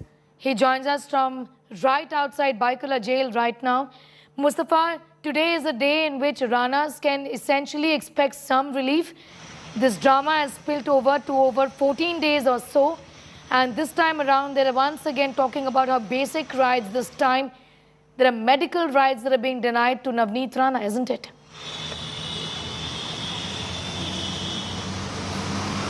Well, yes, we'll have to wait and see what the order is passed by the Sessions Court, because it's an interesting case wherein the sitting representatives have been charged with sedition, and whether sedition charges apply in this case is something which the court will be prima facie deciding upon, because giving them bail is something which the court automatically is deciding whether sedition charge can be applied on such a case or not, because it was a protest which was political, but 124A was applied. So we are waiting to hear from the courts. If the bail is granted, then we can expect some prima facie observation from the judge on section 124A of sedition which has been applied against Rana. If the bail is rejected, then somewhere even it looks like the court will also has taken a serious view of what took place that day, like the Mumbai police which have taken booked this Rana couple under stringent sections. Back to you.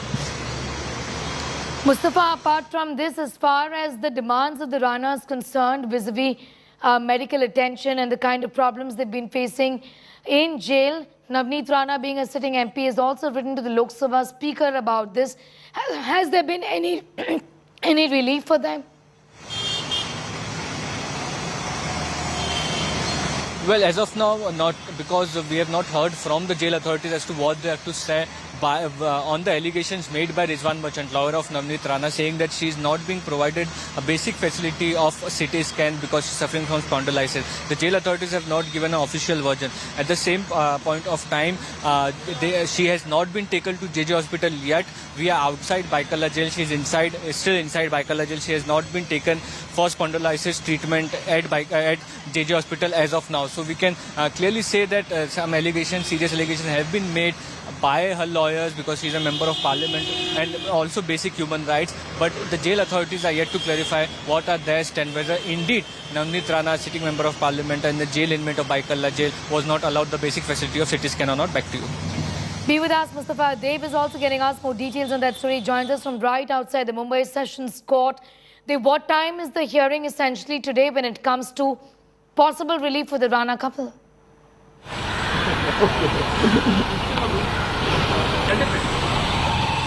The judgment will be passed any time from now. The judge Rahul Rokde, who is presiding over in this matter, has already arrived. One more check.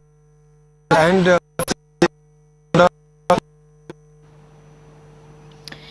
we'll just try and reconnect with Dave in a bit from now. Going back to Mustafa. Mustafa, in fact, Dave was telling us that any time now there could be, in fact, the hearing could start, and there is going to be a judgment on this entire issue that has been brewing for over 2 weeks or so. Yes, of course. Justice Rokde, the Sessions Court judge who is presiding over the cases related to public representatives, be it MLA, MPs, he is now sitting and the court is in session. What we are waiting to hear from him is as to what time the judgment will be passed, or whether he is passing the orders as of now, right away. Because remember, the hearing in this entire case is over. The justice had said that because he has not been able to write a detailed order, he is not passing it now. So what we are expecting that if any judgment is passed by the judge, a detailed order will be out soon, because he is ready with the entire explanation. So we'll have to wait and see whether he gives a time to pass the order today, or whether he passes it away right while in the session. So we are yet to we are awaiting clarity on this entire portion. But most likely, as what the judge had said last time, the order can be passed today. Back to you. All right, we'll just come back to you for more on that. Be with us, Dave, as well as Mustafa Sheikh, getting us all of those details. We have some more news coming in. Let's go straight to that.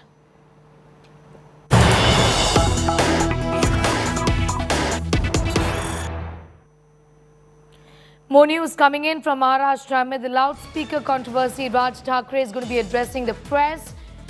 The press briefing is at 6 o'clock today, is what we have just learned. This, remember, is along expected lines. Raj Thakre had issued an ultimatum. The deadline to do away with loudspeakers ends today.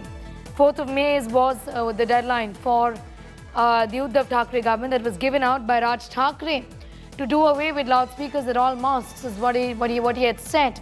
Today, the Maha Vikas Aghadi is also going to be in a huddle to decide the next course of action, as Raj Thakre is keeping the heat on. Raj Thakre is addressing the press at 6 o'clock to then discuss his future course of action, given that we've already seen instances of Hanuman Chalisa being played out at loudspeakers at double the volume when Azan is being played out in loudspeakers at mosques.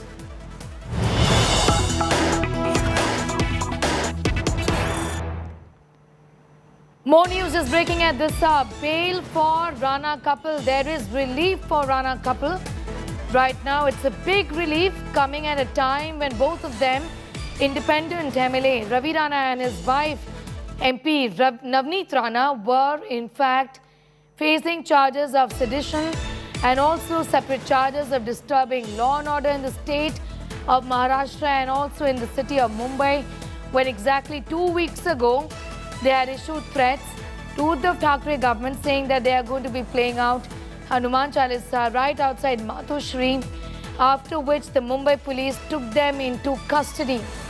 This drama has been going on for the last 2 weeks or so, ever since the Ranas have been in jail, in Baikula jail and also Taloja jail. Amidst all of this, the Ranas have now finally got bail. The Ranas had been saying that they were being ill-treated in jail, being denied basic facilities, including medical facilities. That was the latest that came in from Navneet Rana today. And she was taken to JJ Hospital. Right now, the Mumbai Sessions Court has given bail to the Rana couple. What are the terms and conditions for the same? We'll go across to my colleague Dave Kotak, who is right outside the Mumbai Sessions Court, for more on that. But there is big relief for the Rana couple who were trying to recite Hanuman Chalisa right outside Matushri, the residence of Chief Minister Uddhav Thackeray. This, of course, was something that never happened because they could not leave their own residence.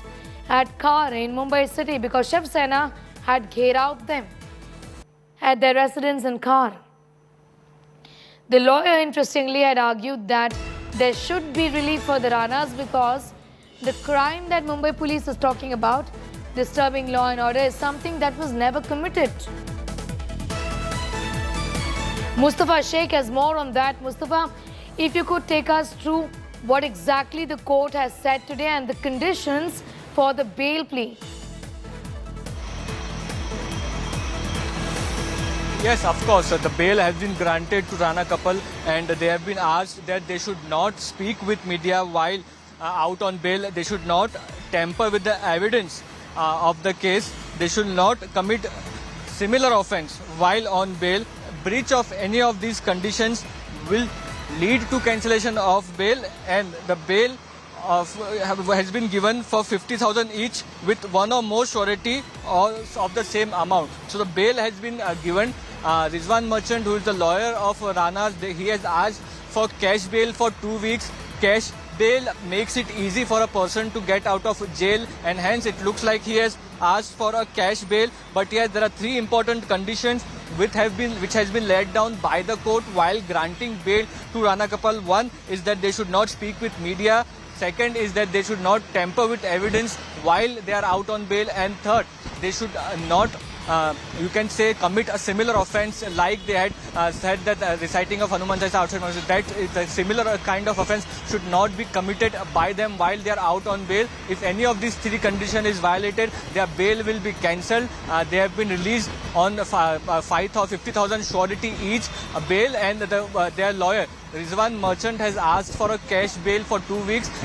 Mostly it's done by the lawyers so that the Ranas can, the bail surety can be arranged as soon as possible, which is today, and they can come out today itself. Back to you. Yes, Mustafa, but you know, it doesn't really mean that the trouble for the Ranas is over. The BMC is also now looking into illegal constructions at their residence, isn't it? Yes, of course. The BMC had given them notice day before yesterday saying that a team of BMC officials from the concerned ward will be coming and inspecting their Khar house. And it's likely that soon, in few minutes, the BMC officials will reach the Khar house of Ranas and they will be inspecting it for illegal construction. So somewhere the politics which started Rana versus Shiv Sena is not ended as of now. After Mumbai police, it's likely that the BMC will be taking action on Navneet Rana and Ravi Rana's house, which is based in Khar Road. And the BMC team will be reaching there. They'll be inspecting their house, and then they'll be coming out with a detailed report and photographs. If there are any irregularities or illegality found in that flat, they'll be given a notice for demolition or regularization of this entire flat. So somewhere the controversy is still not over, but yes, it looks like clearly that the court has ruled in the favor of the couple. The court has prima facie taken the view that 124A is something which is not being applied in this case, because if that would have been the case, the bail is most likely would have been rejected, but the bail in this case has been granted. Trouble is somewhere decreasing for the Rana couple because Navneet Rana was complaining of pain due to spondylitis. She was supposed to be taken to JJ hospital. Her lawyer had alleged that she is not being provided this facility of CT scan. Now they are coming back. Now that she's coming out, she can take a treatment at the hospital. Back to you. Yes, also Mustafa, interestingly, right from the very beginning, the argument of the lawyers has also been that this has been unfair, given that the crime that was to be committed, you know, in the sense that if it is a crime at all, to recite Hanuman Chalisa right outside the Chief Minister's house, was never really done. Interestingly, Shiv Sena workers had gherawed the Rana couple right outside their house in Khar on that fateful Saturday when action was taken against the Ranas, but not against the Shiv Sena workers.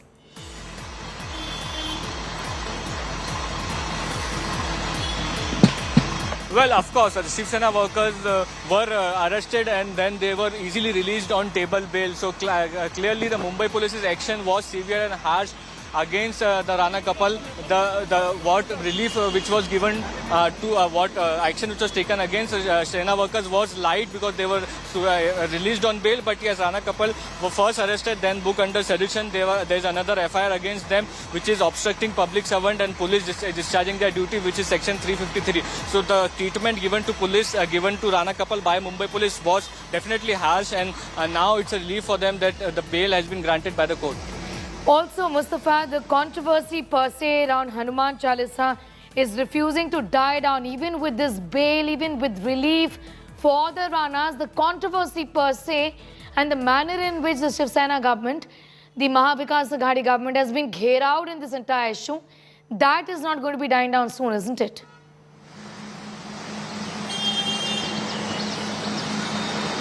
Yes, of course, because we are getting to see that Maharashtra Navniman Sinha is protesting on their own issue of Azan on loudspeaker, and basically it's very actively something which is going on, and the law and order issue is being kept under watch by Mumbai police. So somewhere Hanuman Chalisa issue entirely has not died down. That's clearly the case. But yes, it's as far as this episode of it is concerned, the Rana couple would come from Amravati last week to Mumbai, saying that they'll go outside Chief Minister's personal residence, Matushri, recite Hanuman Chalisa. Shiv Sena workers in large numbers had come out, they had protested, and then Rana couple, they had not gone to Matushri, but they were picked up by the Khar police station from their house and made arrested, and then a sedition charge was applied against them. So clearly this episode, it looks like it's coming to an end as far as Rana couple's incarceration is concerned. They'll be soon now coming out of jail after the bail is granted. Back to you.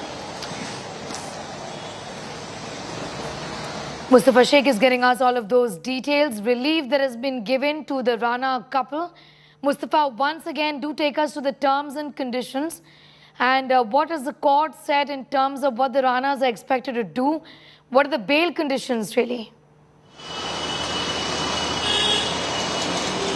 Yes, of course, strict bail conditions has been applied by the court while giving bail to Rana couple. First, they have been told not to speak with the media. So clearly that's something which the court has taken a view of, that no such comments should be made by the government or on this entire issue. Second condition which has been made is that they should not tamper with the evidences of this entire case. And third, they should not commit similar offences. Similar offences mean this announcement saying that we'll go and recite Hanuman Chalisa at somebody's residence, outside somebody's residence, something which should not be done against, which can lead to law and order issues. So these are three strict conditions which have been kept by the court while granting them the bail, and if these conditions are violated, then their bail will be cancelled. Certainly the court has taken a strict view. They have to be granted bail at 50,000 surety for each person.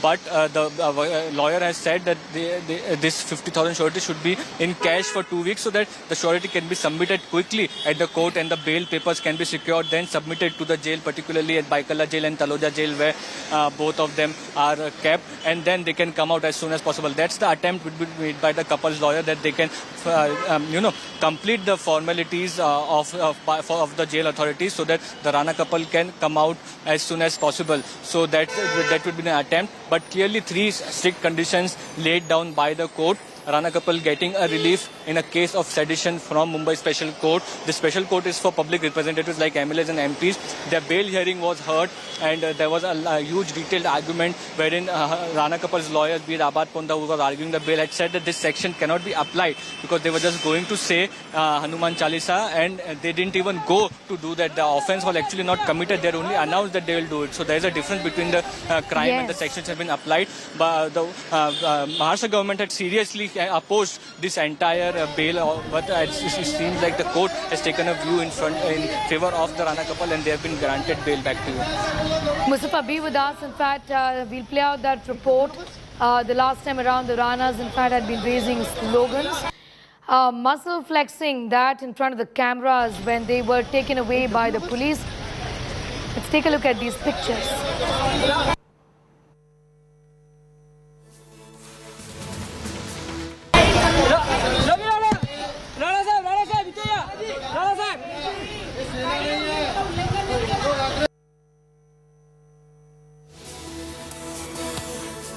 Next for the Ranas, given that now they have just got relief from the Mumbai Sessions Court, there are terms and conditions. These are bail conditions, essentially can't address the media, surety of 50,000 rupees. Also, they have to cooperate in the investigations, is what the court essentially has said today, giving them relief. The Ranas have to cooperate with investigations, and if the IO calls them, then they have to be present. Mustafa continues to be with us. Mustafa, as far as the Ranas are concerned, conditions which have been imposed by the court. Number one condition is that they shall cooperate with the investigation by making their attendance available to the police station. Police station is directed that whenever you require their attendance, you should issue a notice in advance of 24 hours, which can be delivered to them either personally or through their mobile or through advocate. And the other condition is that they shall not tamper, they shall not hamper. One very important condition is, which you people should also adhere to, that they are not supposed to address the press on any subject matter which is under investigation of this particular case. So that is one, let me finish first, that is one particular condition which they have to adhere to and you people also have to adhere to. So no question should be asked to them with regard to this particular case. The court has also directed that no hampering, no tampering, and if there is any case of hampering or tampering which is reported with evidence, obviously, then there is a likelihood of the bail being cancelled. These are, see, operative part of the order has been announced.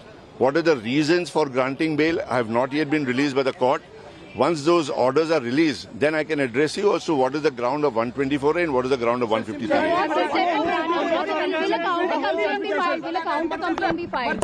See, filing of a counter complaint is not something which I will decide. That is for the clients to decide what complaint, what proceedings. I will not be able to comment right now. Once I get instructions from my clients, we'll follow it up. So will they be out of the jail today? Will they be going home? Bail application Navneet Kaur Rana और उनके husband Ravi Rana की court ने allow कर दी है. कुछ conditions उन्होंने impose किए हैं कि आप इन्वेस्टिगेशन और इंटरोगेशन के अंदर कोऑपरेट करोगे. पुलिस को भी डायरेक्शन है कि 24 घंटे के लिए 24 घंटे के आगे उनको नोटिस इश्यू करनी है, या तो पर्सनली या तो उनके मोबाइल के ऊपर, और कंडीशन के हिसाब से उनको अटेंड करना होगा, कोऑपरेट करना होगा इन्वेस्टिगेशन के लिए. और दूसरा डायरेक्शन है कि no hampering, no tampering of evidence. और दूसरी मोस्ट इंपॉर्टेंट कंडीशन जो उन पर भी इम्पोज है और आप लोगों से भी रिक्वेस्ट है कि आप लोग भी फॉलो करना, कि इस केस के सिलसिले में नाइदर ऑफ द एक्यूज्ड उनको किसी किस्म का प्रेस का, मीडिया का, इलेक्ट्रॉनिक प्रिंट मीडिया, किसी किस्म का इंटरव्यू नहीं देना है. ऑपरेटिव पार्ट बेल ऑर्डर का रिलीज हो चुका है. द ग्राउंड्स अभी तक रिलीज नहीं हुए हैं. टाइप होगा, साइन होगा, कॉपी जब मिलेगी तो मैं आपको बता सकता हूं कि कौन से ग्राउंड्स की बुनियाद के ऊपर कोर्ट ने बेल एप्लीकेशन अलाउ की है. आई डेंट हियर. उम्मीद है आज शाम तक रिलीज हो जाएंगे. 2 बजे तक रिलीज अपने जो कोर्ट का ऑपरेटिव पार्ट है, वो ऑपरेटिव पार्ट मिलने के ऊपर श्योरिटी की कंडीशन जो कैश डिपॉजिट की एप्लीकेशन है वो कंप्लाई करेंगे. तो उम्मीद है कि शाम तक बाहर आ जाना चाहिए. क्या उनको मुंबई से बाहर जाने की अनुमति है? मुंबई से बाहर जाने के कोई रिस्ट्रिक्शन तो नहीं वैसे मैंने सुना बेल ऑर्डर के अंदर, लेकिन इनकेस अगर कंडीशन है तो वो नहीं बाहर जा सकेंगे और नहीं जाएंगे भी. लेकिन कंडीशन है या नहीं है वो मैं अभी बता नहीं सकता. ऑर्डर जब आएगा तो मैं आपको बता सकता हूँ. ना बैंड्रा कोर्ट नहीं जाएगा. यहाँ से बॉन्ड बनेगा. बॉन्ड बनकर जो है वो कैश डिपॉजिट होके बॉन्ड बनेगा. बॉन्ड बना के जेल में डिपॉजिट करना होगा. अब जो बैंड्रा कोर्ट की जो हियरिंग थी वो सिर्फ वेकेशन कोर्ट की थी. जो एमपी और एमएलए की जो डेजिग्नेटेड कोर्ट है वो बोरीवली कोर्ट के अंदर है. तो वहां जाके कैश डिपॉजिट करना होता है नहीं होता है देखिए. आइदर बाय दिस इवनिंग और बाय टुमारो लेटेस्ट. किन केसेस में बेल कैंसिल की जाएगी, इस बारे में कोर्ट ने क्या हिदायत दी है? बेल कैंसिल की नहीं, बेल कैंसिलेशन की कंडीशन जो है वो सिर्फ इसी केस के अंदर है कि नो हैम्परिंग, नो टेम्परिंग. अगर किसी केस का हैम्परिंग या टेम्परिंग का इंस्टेंस अगर रिकॉर्ड हुआ या रिपोर्ट हुआ तो फिर उनकी बेल कैंसिल हो सकती है. नवनीत राणा को अभी भी जेल में है वो? भाई कंप्लेंट की बुनियाद के ऊपर हम लोग तो एक्सपेक्ट कर रहे थे कि उनको फौरन सीटी स्कैन के लिए लेके जाएंगे, लेकिन आज सुबह को उनके स्टाफ ने रिपोर्ट किया कि लेके जाने की तैयारी है, लेकिन आधे घंटे तक तो उनको लेकर नहीं निकले थे. She was still in the jail. Thank you very much. Thank you. NCP MP Majid Memon, also a well-known lawyer, is now joining us. Thank you for your time. I want to begin by asking you, right from the very beginning, the Mumbai police's role has been looked into and questioned. The lawyers have been saying repeatedly, this was a crime that was never committed. Why should the Ranas be in jail for a crime that was never committed? Well, you see, grant of bail is a matter of procedure. And remember that if bail is refused, it should not be considered as a part of punishment. Because see, what is important is that when a crime is registered, the same needs to be investigated, and for that purpose, the custody of the accused is needed for custodial interrogation to facilitate investigation, which goes on for 1 day, 2 days or so. Now that they have been in custody for over a week, they were entitled to bail, and therefore bail has been granted, of course, subject to severe conditions that they will have to abide by. and if they commit breach of that condition, they may fear the cancellation of bail. And I think there is nothing unusual in the grant of bail to the couple, because they were not to be kept in custody as a part of punishment at this stage. Yes, Majid, but something unusual certainly about sedition charges that the Rana couple were facing. It's the question of disturbing law and order, creating ruckus, what Shiv Sena workers also did. In fact, the Ranas were ghered out at their residence. They couldn't even leave Khar to go to Matushri. It is the Shiv Sena workers who ghered out them right outside Khar. No, see, the conduct of both the husband and the wife, and both happens to be the legislators. One is the member of parliament and another is the member of Maharashtra Legislative Assembly. And the High Court had in the beginning made an observation literally reprimanding them that they must understand that as public servant they have also some sense of responsibility, some duty. कडक अटी आणि निर्बंध त्यांच्यावर लादलेले आहेत. सर्वात महत्त्वाचं म्हणजे या केसबद्दल त्यांना माध्यमांसमोर, समाज माध्यमांमध्ये बोलण्यास काही लिहिण्यास सक्त मनाई करण्यात आलेली आहे. दुसरी कंडिशन म्हणजे साक्षीदारांशी कोणत्याही प्रकारे संपर्क करण्यास, साक्षीदारांवर प्रभाव टाकण्यास त्यांना मनाई करण्यात आलेली आहे. आणि पोलिसांशी त्यांनी तपासात सहकार्य करायचं आहे. पोलिसांनी त्यांना नोटीस दिल्यानंतर 24 तासात पोलिसांसमोर हजर राहून त्यांनी योग्य ते जे काय त्यांची चौकशी होईल त्यात सहकार्य करायचं आहे. आव्हान देण्याची काही तयारी चालू आहे का राज्य सरकार? ते आता मला काही सांगता येणार नाही, कारण जोपर्यंत ऑर्डर आम्हाला काय आहे ती माहीत नाही आहे तोपर्यंत काही सांगता येत नाही. राणा दाम्पत्य आज घरी जातील, सुटका होईल. Big story breaking at this side. The Ranas have got relief from the Mumbai Sessions Court, granting them bail. There are certain bail conditions that Ranas have to adhere to. Mustafa continues to be with us. Mustafa, it does appear, after what the Sessions Court has said today in terms of the bail conditions, the Ranas are going to be backing off, at least for the time being, when it comes to the Hanuman Chalisa controversy. But the controversy per se is not going to be dying down, with the MNS keeping the heat on the Mahavikas Aghadi government, isn't it?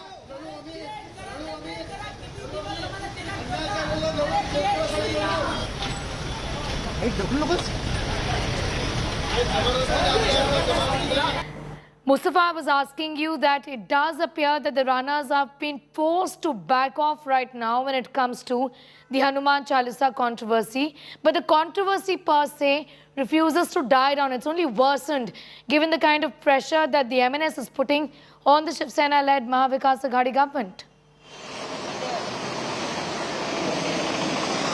Yes, of course. It's a serious political issue in Maharashtra where the Mahavikas Aghadi is under attack from multiple sides, be it the BJP, be it the Rana couple who are independent MLAs and MPs, or be it Maharashtra Navnirmal Sena. What we're hearing is that Raj Thackeray, the MNS chief, is going to address a press conference about 1 p.m. and 1:30 p.m. He'll be clearing and clarifying his stand. There were some places in Maharashtra where we saw MNS playing Hanuman Chalisa while they were hearing Azan on loudspeaker. In some areas they said Azan didn't take place on loudspeaker. So it's a burning issue, and the Mumbai police and Maharashtra police is on.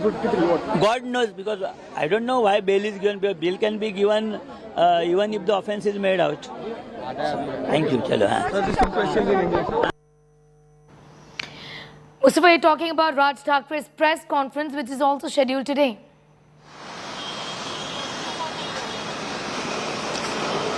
Yes, of course. So it was the first day of Maharashtra Navnirmal Sena playing Hanuman Chalisa while Azan was playing on the loudspeaker. At many places in Maharashtra, many MNS workers have been detained by Mumbai police. There were many places where the Azan didn't take place today. So Raj Thackeray will be clarifying his further stand on this entire issue.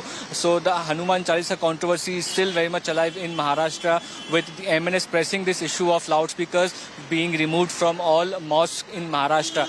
What the government has taken the view is that if loudspeakers are being taking permission, then it will be allowed. But if authorities from the mosque are not taking permissions of loudspeakers, then loudspeakers will not be allowed. If they are being allowed, then Supreme Court guidelines of following the decibel in residential and commercial area or silent zone will be followed. So this is difference of opinion, and there is there is a possibility of law and order issue in Maharashtra, and hence Mumbai and Maharashtra police is on alert. Many MNS workers have been detained. We'll have to wait what Raj Thackeray has to say, whether he carries on this stand stand. So then this entire controversy will carry on till the time loudspeakers are removed or till the time MNS takes back this issue. So this entire controversy which has started on Hanuman Jayanti about Hanuman Chalisa is still very much alive in Maharashtra, with the MNS taking up the issues of removing loudspeakers from outside the mosque. Back to you. Well, yes, Mustafa, right from the very beginning, the arrest of the Ranas and the fact that they continued to be in jail for 2 weeks or so was questioned by many, including sedition charges that were slapped, with many arguing that this was unfair and that the Mumbai police is being particularly harsh with them, given that this so-called offence of reciting Hanuman Chalisa, which had the potential of disturbing law and order situation in that particular area right outside Mathushri, that offence was never even committed, isn't it?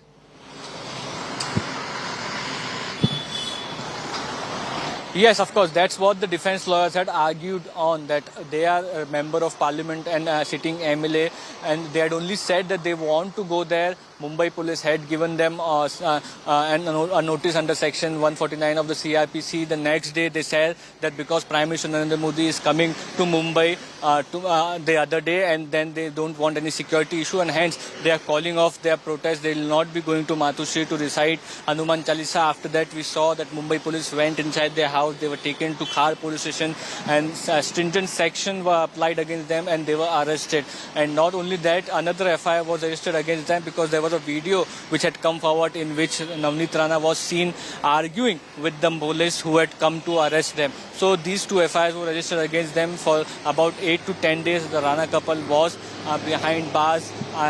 During that time Navneet Rana made several complaints to Lok Sabha Speaker. First, about ill treatment which was given to her inside the Khar police station. Then the Mumbai Police Commissioner Sanjay Pandey came out with a CCTV video saying that she was sipping tea, having coffee, sitting in an air-conditioned cabin. So there was no mistreatment which was given inside the police station. Then allegation was made by her lawyer Rizwan Merchant on Monday, saying that she's suffering from a spondylitis because she's made to sleep on a floor inside Baikala jail. So that's why the pain has aggravated. Doctors at JJ Hospital have advised her a CT scan, but the jail authorities are not providing her with this facility of CT scan so that her further treatment is being carried out. This morning we heard news that she's being going to taken to JJ Hospital, but that was not the case. She's still inside Baikalla jail right here where we are standing. Now what we are waiting for is that a detailed order and the operative part of the bail order from the Sessions Court to come in, after which surety will be filled, bond will be secured, and then one bond will be submitted at Baikalla jail, the other bond will be submitted at Taloja jail, and we'll have to wait depending on what time the bond reaches these jails. It will depend the inmate what time the inmate can come out. Okay.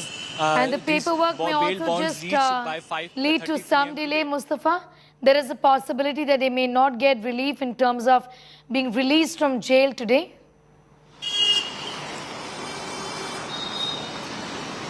Yes, if the bail bonds are submitted to the jail authorities after 5:30 p.m., then they will be coming out tomorrow early morning. If the bonds are submitted well before 5:30 p.m., then they'll be released late in the evening. This something is what the laid down procedures of the jail. Now, Baikalla jail, where Navneet Rana is very much inside Mumbai city, and it's easier to reach and will not take much time. But at the same time, Taloja jail, where Ravi Rana has been kept, is far, and it's in Navi Mumbai area, and it will take some more time to reach there. So depending on the traffic and other things, so there are a lot of things which which is undecided as of now. First, the lawyers will be waiting for the operative order to come in. Only after the operative order is out, they can apply for surety, secure the bail bond, and then reach the jail. What Rizwan Merchant, while speaking to media, said that by 2:30 p.m. operative order will be there. So in 1 hour or 2 hours, a couple of hours, this entire procedure of bail will be completed, and they'll be trying their best to reach to the jails as soon as possible to secure the release of the Rana couple. Back to you. All right, Mustafa, I'm thanking you for the moment. We'll see if the Ranas get relief in terms of getting released from jail today or not. But some relief has come in with them being granted bail. There are bail conditions which the Ranas have to adhere to. We'll continue to keep a very close eye on that story and much more. From the state of Maharashtra, news continues on the other side. We're leaving you with these pictures of the Rana couple. Thank you for watching.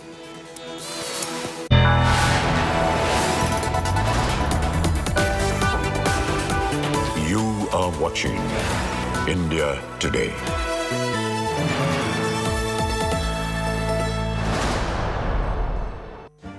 Make your media plan smarter with India Today Live TV on your connected devices. Amplify your brand with 100 million smart internet viewers. To advertise, mail us at sales@aajtak.com or call 9999892171.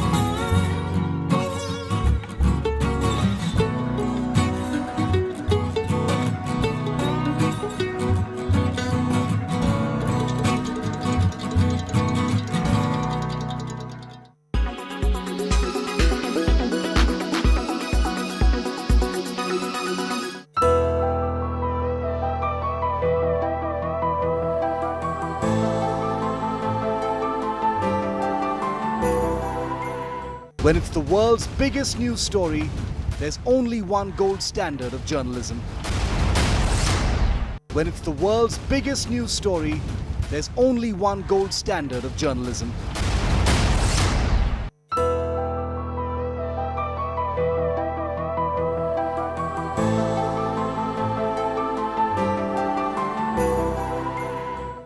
Everyone said the road was impossible. Everyone said, not in our lifetime. Everyone said the battle was unwinnable. Only Only KCR believed and made it possible. And how?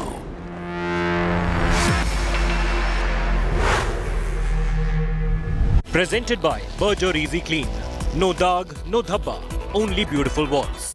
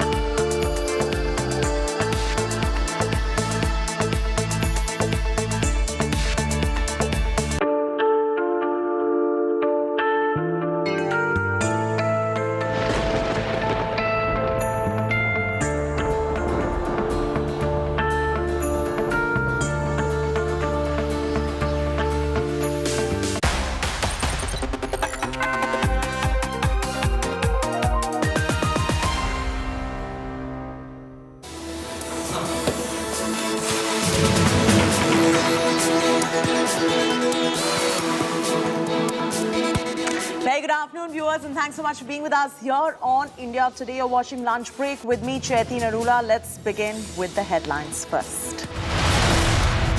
M&S workers play Hanuman Chalisa outside mosque. Raj Thackeray tweets old video of Bal Thackeray promising loudspeaker ban. Mocks betrayal of his legacy by Uddhav. Sena hits back. Big relief for the Rana couple in Chalisa sedition case. Mumbai court grants conditional bail to the duo on 50,000 bond each. Cannot address media and tamper with evidence.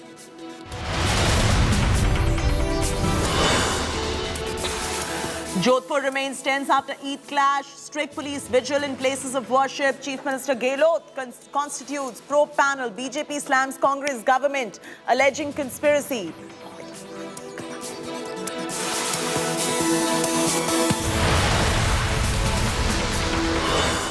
Prime Minister Narendra Modi meets the Queen of Denmark after massive outreach in Copenhagen. He will attend second India-Nordic summit today before leaving for Paris.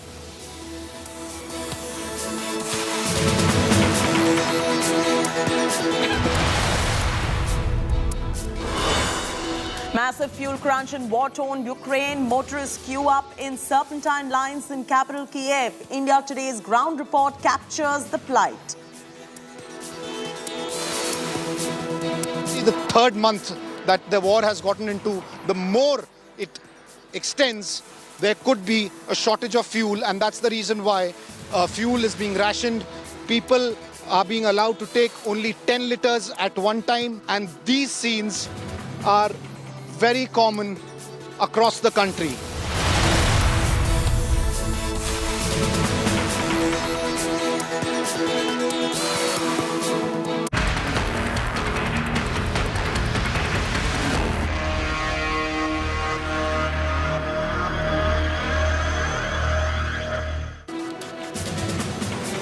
Loudspeaker war in Maharashtra explodes. M&S chief Raj Thackeray has used an old video of Balasaheb Thackeray to attack Uddhav.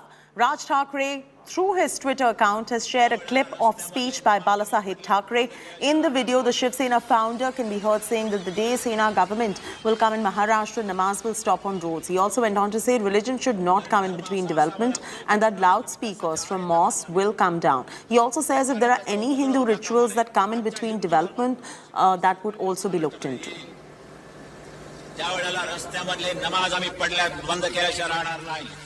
ज्या दिवशी माझं सरकार या महाराष्ट्रामध्ये येईल त्यावेळेला रस्त्यामधले नमाज आम्ही पडल्या बंद केल्याशिवाय राहणार नाही.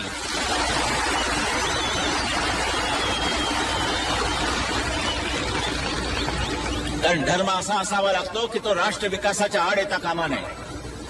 लोकांना त्याचा उपद्रव होता कामा नये. आमच्या हिंदू धर्माचा कुठे जर कोणाला उपद्रव होत असेल त्यांनी मला येऊन सांगावं, आम्ही त्याचा बंदोबस्त करायला तयार आहोत. लाऊडस्पीकर मशिदीवरचे खाली येतील. बंद.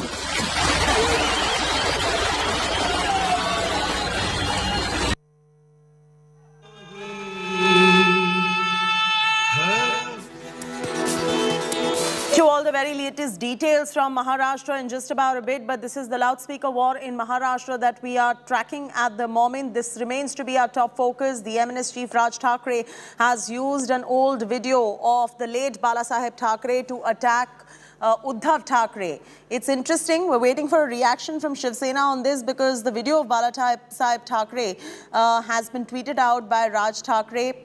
Raj Thackeray, through the Twitter account, has shared a clip of Thackeray, and also there is Hanuman Chalisa that is being played outside mosque and outside Shiv Sena office. We're getting some visuals of that. Let's cut in straight and listen in.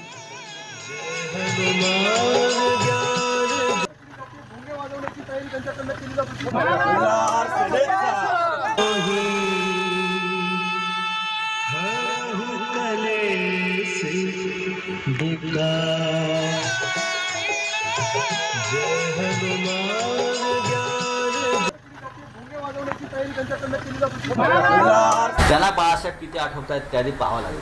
खरे बाळासाहेब ज्याने बाळासाहेबांना सोडलं, ज्याने बाळासाहेबांचा विचार सोडला, शिवसेनेच्या पाठीत ज्या भारतीय जनता पक्षानं खंजीर बसला, त्यांचं उपवस्त्र म्हणून जे राहत आहेत त्याने शिवसेनेला काय अंगीकार शिकवा.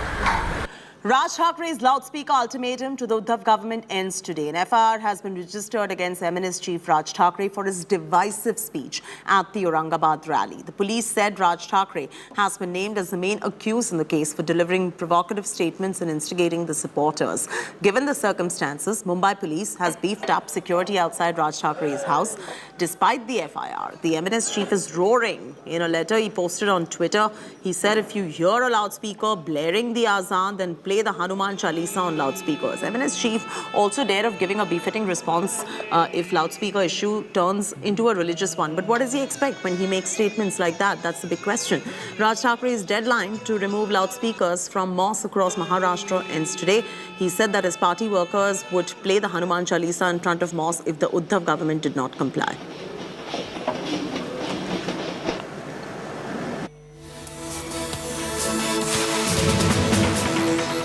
Raj Thackeray's deadline to the Mahavikas Aghadi government on loudspeakers ends today, and a high decibel face-off has started on the back of this. MNS workers have already played the Hanuman Chalisa outside the Shiv Sena party office in Mumbai. They're also playing Hanuman Chalisa outside mosques at a higher volume. Here's the news report. पण या मशिदींवरती लागलेले भोंगे हे खाली उतरवावेच लागतील. या सरकारला हा निर्णय घ्यावाच लागेल.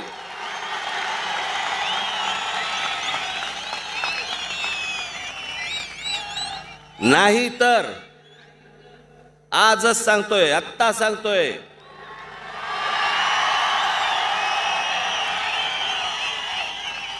ज्या मशिदीच्या बाहेर हे भोंगे लागतील त्याच्या दुप्पट समोर स्पीकर लावायचे आणि हनुमान चालीसा लावायचा. With this speech, Raj Thackeray was back into action. As loudspeaker debate raged in other states, Raj Thackeray raised the decibel level in Maharashtra against the Aghadi government. Maharashtra Navnirman Sena workers played the Hanuman Chalisa on a loudspeaker outside the Shiv Sena party headquarters in Mumbai. And their party chief announced the deadline. तुम्हाला जर काही नमाज पढायचा आहे, तुम्हाला जी काय अजान द्यायची घरामध्ये द्या, आणि जर सांगून जर समजा तुम्हाला समजत नसेल की हे भोंगे खाली उतरवा, तुम्ही आम्हाला विनाकारण त्रास देऊ नका, हे जर नीट सांगून समजत नसेल तर तुमच्या मशिदीच्या बाहेर आम्ही हनुमान चालीसा लावणार म्हणजे लावणार. Positioning himself as the counter to the Shiv Sena, his target was direct: cousin brother and State Chief Minister Uddhav Thackeray. The Bharatiya Janata Party leaders came out in support of the MNS chief, raising the pitch on Hindutva to counter the Shiv Sena. The ultimatum was repeated at Raj Thakre's May 1st show of strength in Aurangabad, the same city where coincidentally his uncle Balasaheb Thakre started his political innings.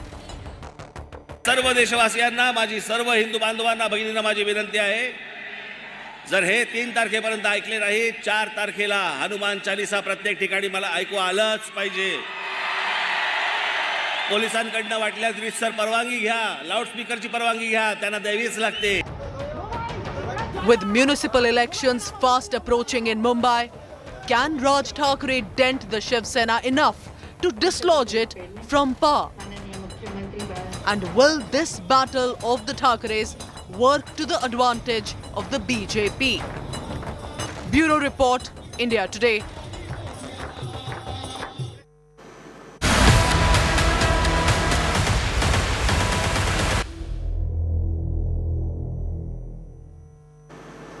In the Hanuman Chalisa row, lawmaker Rana couple has got relief from the Mumbai Sessions Court. The Rana couple has been granted bail by the Mumbai court, but the certain conditions have been set for the couple.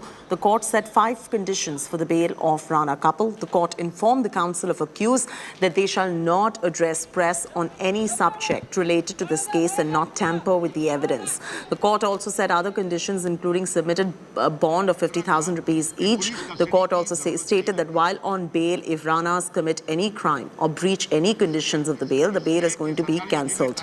The court also said that Ranas have to cooperate with investigation, and if investigating officers call, then they have to be present. Meanwhile, 24 hours are going to be given by the investigative officers for grilling.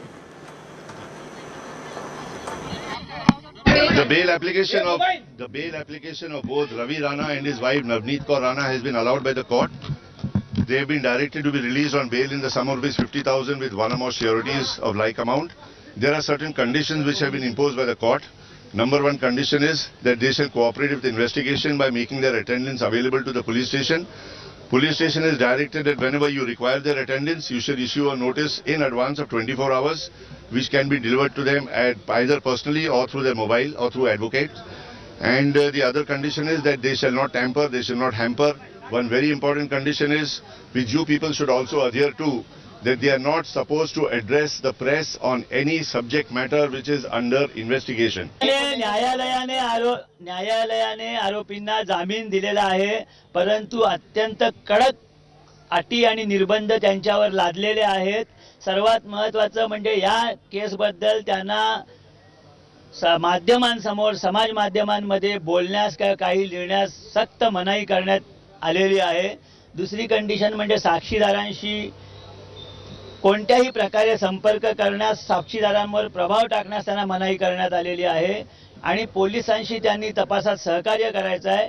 पोलिसांनी त्यांना notice दिल्यानंतर 24 तासात पोलिसांसमोर हजर राहून त्यांनी योग्य ते जे काय त्यांची चौकशी होईल त्यात सहकार्य करायचं आहे. Joining us live from the Mumbai Sessions Court, Vidya, the bail has come in for the Rana couple, but it's a conditional bail. If you could walk our viewers through what the conditions of the bail are at the moment. Well, out of all the other conditions, which are generally there, prevalent in most other cases, there is one important one, which is that they cannot speak about this particular case, about the Hanuman Chalisa case per se, to anyone, to whether they are giving a social media live or they are speaking to the press. They will not be able to do so. And if there is a breach of this condition, then the bail that has been granted by the court can be cancelled. The court was very categorical on that. However, though we have seen in particular cases of sedition, Sessions Court is not the court generally which gives bail. So we really have to see as to what the court, Judge Rahul Rokde, who was presiding on this in this case in the court, what did he really say? Because that detailed order is not yet out. The judge only read out the conditions that were prevalent that he has put on the both the couple. However, the reasons that he has given while giving the bail is something that is very important as to what he has considered, why Ranas are actually liable to get bail is something that has to be seen. Because remember, prosecution was very sure because of the 124A charge of sedition. They were very sure that sedition charges generally Sessions Court does not really give bail in most cases, and that's where they were very sure that probably they'll have to go to the High Court. But with this particular court giving the bail in such stringent cases, that's something that they really want to see as to what the court has said, because we spoke to the prosecution and they said that we'll have to see as to what the court has said, and then we'll decide the next course of action, whether they want to challenge this bail that has been given or not. So the detailed order is something that everyone is now waiting for. The operative order which has been given by the court, that will be taken to the jail. For Navneet, it will be taken to the Baikala jail, and for Ravi Rana, it will be taken to the Taloja jail in Navi Mumbai. And soon as the orders reach there, the entire procedure gets completed. By evening, we should see both the couple getting released from Baikala as well as the Taloja jail. The formalities will take a while though. All right, thanks so much for joining us, Vidya, with the latest details. We're getting some breaking news coming in. We'll cut straight across to it.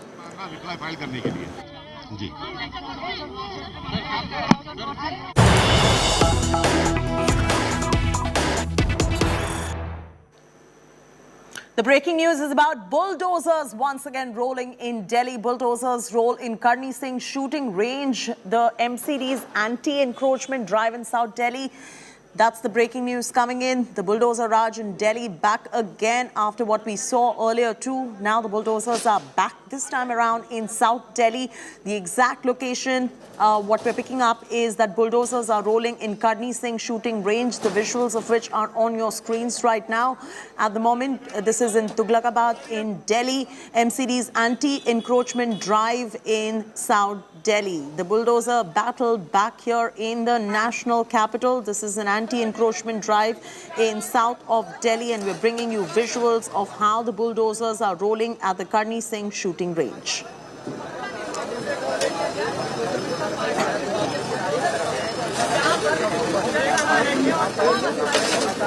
Behind me is the MCD bulldozer. The JCB is here in the anti-encroachment dive in southern Delhi, and now this is on the Karni Singh shooting range, where 3 kacha constructions, temporary shops were made, and now the JCB is being used to remove this encroachment on the road. As the MCD say, it is the legal encroachment. Remember, the MCD has issued a list of encroachment drive that started from 30th of April and that will be carried till 13th of May in South Delhi. And this drive won't stop only at Karni Singh range, but this will go to the several other parts, including Shaheen Bagh in the later this week. And there you see the JCBs being used here. Now, you can see how the shops were removed one after one using the manpower, but now the JCB has been called in. And remember, after the unification, the MCD is showing another aggression. And remember, soon there has to be the elections for the unified MCD, and that could be one bulldozer politics by the BJP-ruled MCD. Clearly, the symbol that and the message that BJP wants to get, the MCD wants to get. Remember, facing the anti-incumbency. And now, after the unification of all 3 MCDs, there will be only one. And now, the action that we are seeing, first in Jahangirpuri and now in southern Delhi particularly, we have seen the drive, how it all started in different areas. And now today with these images that you see from the Karni Singh shooting range, that is the JCB here, just demolished. One encroachment at this illegal. Though several people claim they had the papers, verified papers, but even past the demolition took place. Now the JCB is in southern Delhi, in one of the most prestigious area, reputed area of Karni Singh shooting range. But since they say the construction was illegal, it was encroachment on the pavement on the road that has been demolished. At Karni Singh shooting range, Shodu Taluk, I'm Ashutosh Mishra for India Today.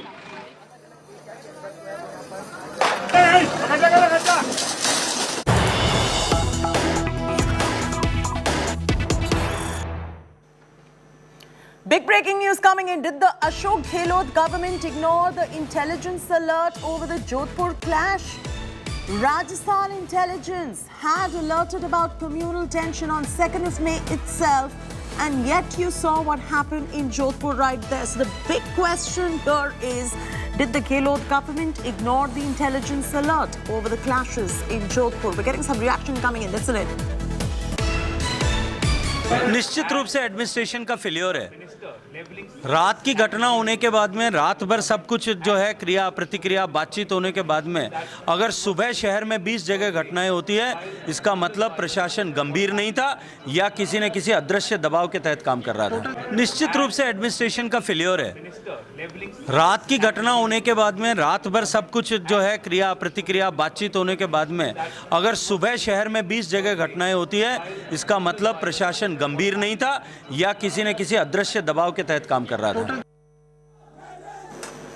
All right, so big breaking news coming in right there, as we already have reported about the Rajasthan intelligence that alerted the state government about the communal tension on 2nd of May. After that too, you saw the kind of communal clashes that broke out in Jodhpur. And of course, police had to resort to lathi charge to bring the situation under control. There was curfew that was imposed in several areas in Jodhpur as well. So the big question here really is, if the Ashok Gehlot government knew from the Rajasthan intelligence about likely communal tension on 2nd of May, how is it that this took place? Did they ignore the intelligence warning? Why were they not prepared? These are big questions at this point of time on the back of the news that is just trickling in about how Rajasthan intelligence alerted the state government about the communal tension. So if there was a warning that was given, the big question here is, how can the state administration ignore this warning? Dev Ankur Badhavan is now joining us for the very latest on this. Dev, we are reporting about how Rajasthan intelligence alerted about the communal tension. Then the question arising is, did the Gehlot government did not find it essential to pay heed to this warning? Well, that is what has emerged, that there was intelligence input that this kind of a thing could have happened. In fact, I've also spoken with the senior police officials, and they mentioned that that there was additional deployment on the occasion of Eid, but despite that, the communal violence happened. I have Union Minister Gajendra Singh Shekhawat with me right now. Gajendra ji, एक अभी खबर आई है कि पहले से intelligence input था कि इस तरह का कुछ हो सकता है। ये बात 2 मई को ही आ गई थी, पर उसके बावजूद आपने देखा कि किस तरह से उपद्रव हुआ 3 तारीख को। तो क्या कहना चाहेंगे, आपके हिसाब से इंटेलिजेंस फेलियर रहा क्या ये? देखिए, चाहे जोधपुर हो और चाहे करौली हो, रिटन इंटेलिजेंस इनपुट थे। करौली में ये बताया गया था कि इस तरह की घटनाएं शायद जो है छत पर से पत्थर फेंकने की घटना हो सकती है।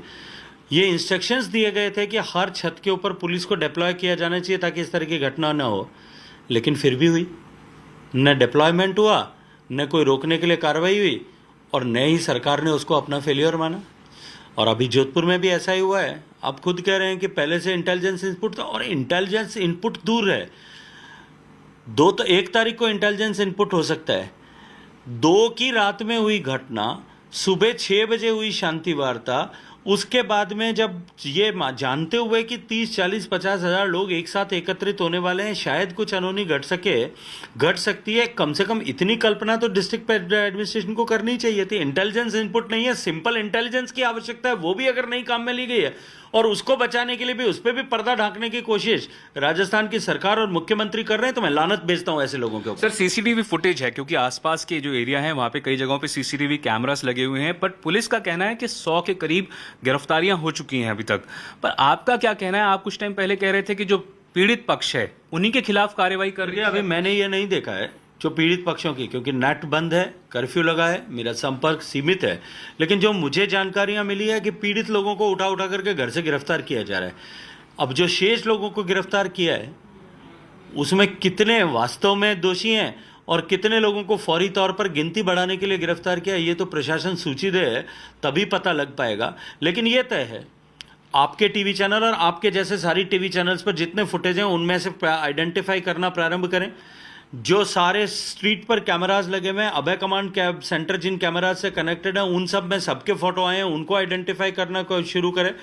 ऐसे पुलिस बताए कि उनमें से कितने आइडेंटिफाइड मुजरिमों को उन्होंने गिरफ्तार किया। गजेंद्र जी, गहलोत साहब ने, जो मुख्यमंत्री हैं, उन्होंने इंटरव्यू दिया है इंडिया टुडे ग्रुप को। उन्होंने कहा है कि जो दंगे हैं ये बीजेपी के द्वारा प्री प्लान्ड कॉन्स्पिरेसी के तहत भड़काए गए। उन्होंने कहा कि करौली के समय ये हुआ और बीजेपी जो है वो चुनावी मोड में आ गई है। राजस्थान में 18 महीने चुनाव को पड़े हैं, तो इस बड़े आरोप के बारे में क्या कहना है? क्योंकि बीजेपी चुनाव मोड में थी, बीजेपी चुनाव मोड में है और ये लोकतंत्र में चुनाव मोड में रहना हमारा अधिकार भी है। और राजस्थान में जिस तरह के हालात हैं, राजस्थान जो हाड़ी रानी, पन्ना धाय और रानी पद्मिनी का क्षेत्र था, जो राजस्थान जो मीरा जी के नाम से जिस राजस्थान की पहचान थी, गोरा धाय के नाम से जिस राजस्थान की पहचान थी, उस राजस्थान को इस दुर्भाग्यपूर्ण सरकार ने राजस्थान को रेप कैपिटल बनाया। राजस्थान को बच्चियों के प्रति बलात्कार की सबसे बड़ा प्रदेश हो ऐसा प्रदेश बनाया। SC ST के प्रति अपराध की दूसरा सबसे बड़ा प्रदेश बना करके खड़ा कर दिया। और उसके बाद में उन सारी घटनाओं को समाज के बीच में लाना और उसके ऊपर ठीक से कार्रवाई हो, ये सब रुके हैं। अगर इन सब को उजागर करना और इन सब के खिलाफ लोकतांत्रिक तरीके से आंदोलन करना, अगर चुनावी मोड में आना है तो हम चुनावी मोड में थे, हैं और रहेंगे। जो उन्होंने आरोप लगाया है कि बीजेपी की कॉन्स्पिरेसी थी, ये प्री प्लान्ड षड्यंत्र था, ऑर्केस्ट्रेटेड था, इसके बारे में पहले भी आपसे कहा, अगर ये ऑर्केस्ट्रेट था, अगर ये प्री प्लान था, कल कोई टीवी चैनल का मैं इंटरव्यू देख रहा था तो उनसे पूछा गया कि अगर ये सब कुछ था तो आपने गिरफ्तार क्यों नहीं किया, तो और अगर ये था तो आपके पास में इसका एविडेंस क्या है? तो उन्होंने कहा एविडेंस तो जांच में मिलेगा और जांच के बाद में मिलेगा, तो जांच पे एविडेंस। और उन्होंने खुद ने कहा कि आरोप लगाना बहुत आसान है, तो आरोप लगाना आसान है, एविडेंस आपके पास में आपकी पुलिस एकत्रित करे और कार्रवाई करे। मैं तो चाहूंगा कि हमने अगर गलत किया है तो हमको आप गिरफ्तार करिए, आपकी पुलिस के पास में ताकत है, आप गृह मंत्री हैं, आप करिए कार्रवाई। कांग्रेस एक और आरोप लगाती है गजेंद्र जी के देश में बेरोजगारी, महंगाई अपने चरम पर है और इस मुद्दों पर बीजेपी विफल रही है, महंगाई कंट्रोल नहीं कर पाई है और इसलिए वो हिंदू मुस्लिम की राजनीति कर रही है। क्योंकि मैंने अभी आपसे कहा था कि अपनी विफलताओं का ठीकरा दूसरों के सर पे फोड़ने की जादूगरी उनको बहुत खूबी के साथ में आती है और ये सब क्या आरोप लगा करके वो उन्हीं को खुश करना चाहते हैं जिनके पास में उनका इस्तीफ़ा पिछले 25 साल से रखा हुआ है। कहीं वो फाइल खंगाल करके झाड़ के मिट्टी हटा करके वो कागज़ बाहर न निकाल लें, इसलिए संघ पर और भारतीय जनता पार्टी पर, आदरणीय नरेंद्र मोदी जी पर, आदरणीय अमित शाह जी पर, इन सब पे लांछन लगाने की कोशिश वो करते रहते हैं। पर एक बड़ी बात यह है कि खुद ये जोधपुर गृह जिला है राजस्थान के मुख्यमंत्री का, वो यहीं से विधायक हैं, पर वो यहाँ नहीं आए हैं। उनका जन्मदिन था कल, आपको लगता है उनको आना चाहिए था? लेकिन निश्चित रूप से आना चाहिए था। जोधपुर की जनता ने उनको चुनकर भेजा और आज नहीं, पिछले 5 दशक, मेरी जितनी उम्र है उतनी तो उनकी राजनीतिक वय है, उनको चुनकर के भेजा है, लेकिन वो यहाँ नहीं आए। क्यों नहीं आए? क्योंकि वो उनका इस्तीफा जिनके पास में पड़ा है वो आने वाली हैं उनकी मिजाज पुरसी करने के लिए, मैं कहीं कमी न रह जाए, उनका खैर मकदम करने में कहीं कमी न रह जाए, उनका नाश्ता ठीक से बनेगा कि नहीं बनेगा उसको चेक करने के लिए, कुर्सी उनकी ठीक से लगी है कि नहीं, कहीं उनको गर्मी, राजस्थान की गर्मी का लू का थपेड़ा नहीं लग जाए, उस सब की चिंता करने के लिए वहाँ लगे हैं। राजस्थान, जोधपुर के लोग आग में झुलस रहे हैं, जोधपुर के लोग दंगा झेल रहे हैं, जोधपुर के लोगों के घर पर अत्याचार हो रहा है, जोधपुर के लोगों पर तेजाब फेंका जा रहा है, राह चलते पीठ में चाकू घोंपे जा रहे हैं। कांग्रेस का ये भी कहना है कि जो बीजेपी है वो बार बार इन मुद्दों को इसलिए उठा रही है क्योंकि वो चाहती है कि हिंदू मुस्लिम we'll get you the complete interview with the union minister in just about a bit, but we are getting a reaction coming in from Ashok Gehlot as well. Listen in. ये जो धज्जियां उड़ा रहे हैं संविधान के देश के अंदर, जिस रूप में ये लोकतंत्र की हत्या कर रहे हैं, पूरा देश देख रहा है, पूरा मुल्क के साहित्यकार, पत्रकार, लेखक सब चिंतित है और इनको कोई शर्म ही नहीं आ रही है। खुला नाच हो रहा है, दंगे भड़क रहे हैं, कानून की धज्जियां उड़ रही है, क्योंकि इनको घमंड आ गया बुलडोजर के माध्यम से। मैं समझता हूँ कि जनता समझ रही इनकी असलियत को और माकूल समय आने पर इनको जवाब मिलेगा। ये जो धज्जियां उड़ा रहे हैं संविधान के देश के अंदर, जिस रूप में ये लोकतंत्र की हत्या कर रहे हैं, पूरा देश देख रहा है, पूरा मुल्क के साहित्यकार, पत्रकार, लेखक सब चिंतित है और इनको कोई शर्म ही नहीं आ रही है। खुला नाच हो रहा है, दंगे भड़क रहे हैं, कानून की धज्जियां उड़ रही है, क्योंकि इनको घमंड आ गया बुलडोजर के माध्यम से। मैं समझता हूँ कि जनता समझ रही इनकी असलियत को और माकूल समय आने पर इनको जवाब मिलेगा।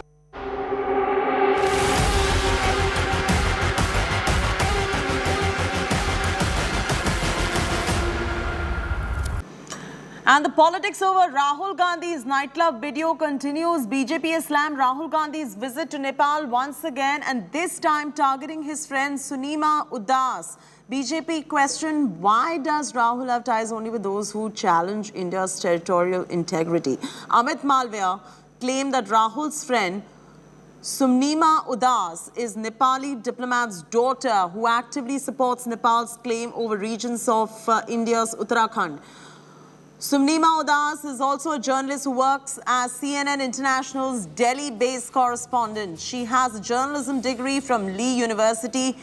Father Bhim Udas was a former Nepali envoy to Myanmar.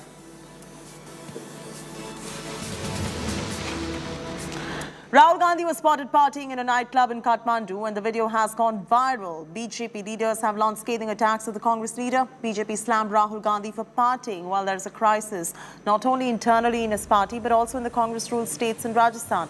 The Congress has termed Rahul Gandhi's trip personal. Here's a complete report. Rahul Gandhi at a popular Kathmandu nightclub, Lord of the Drinks. Seen having some leisurely moments in company of a woman, chatting casually. Rahul attended the wedding ceremony of his journalist friend Sunima Udas at Marriott Hotel in Kathmandu, a tour termed as a personal visit. But this seemingly innocuous 12-second video sparked a massive political controversy. The BJP went all guns blazing against the Congress MP, calling out Rahul for misplaced priorities, branding him a partying time neta who merely tweets while partying abroad. Several BJP leaders tweeted the viral video. BJP's Kapil Mishra wondered if Rahul was hobnobbing with Chinese agents in Kathmandu. BJP also claimed that Rahul was even partying during the 26/11 attacks. Rahul Gandhi ji हैं, इनका दिक्कत क्या है?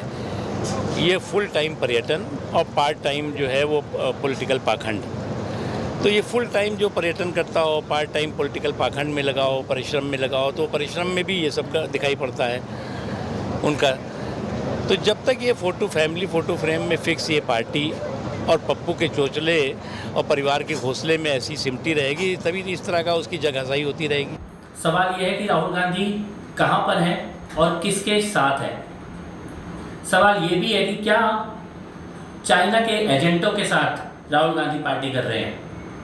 क्या राहुल गांधी जो tweet करते हैं या संसद में जो भाषण देते हैं चाइना के पक्ष में और भारत की सेना के खिलाफ, क्या वो इन्हीं लोगों के दबाव में दिया जाता है जिनके साथ वो पार्टी करते हुए दिख रहे हैं? देश विरोधी जो एजेंडा राहुल गांधी के द्वारा पुश किया जा रहा है, क्या उसके पीछे चाइना है? अच्छी बात है, पार्टी तो कर ही सकते हैं वो। अब वो किसके साथ पार्टी करें उसमें हम लोगों को क्या एतराज है? हम लोग तो पार्टी का काम करते हैं, वो पार्टी करते हैं, इतना ही अंतर है।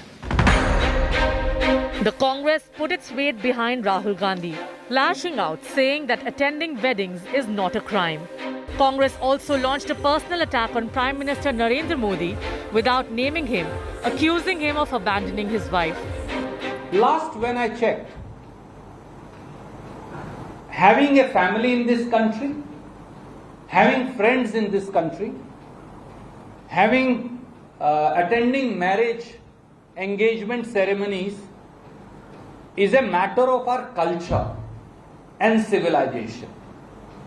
It has still not become a crime in this country to be married, to be friends with someone, or to attend their marriage celebration. Maybe after today, Prime Minister Modi may decide and BJP may decide it is illegal to attend a marriage. Mr. Gandhi is on a private visit to attend a marriage in Kathmandu. And there is a media person's correspondent's wedding. Therefore, he has been there to attend that marriage. What is the harm in attending a marriage? While Rahul is partying in Kathmandu, the challenges for Congress party are constantly rising. a humiliating loss in Punjab, uncertainty over who leads the party, open dissent by G23 netas, and back-to-back crises in Rajasthan. But the woes for Rahul don't end there. I'm not Rahul Gandhi, I don't run from Amethi. Rahul's Amethi nemesis Smriti Irani visited the Congress MP's turf, Wayanad, on a day when Rahul's video of partying went viral, rubbing in the missing MP narrative. Bureau Report, India Today. Slipping to a very short commercial break. When we return, more trouble for Rana couple. BMC team at Rana couple's residence. This and more in just about a minute.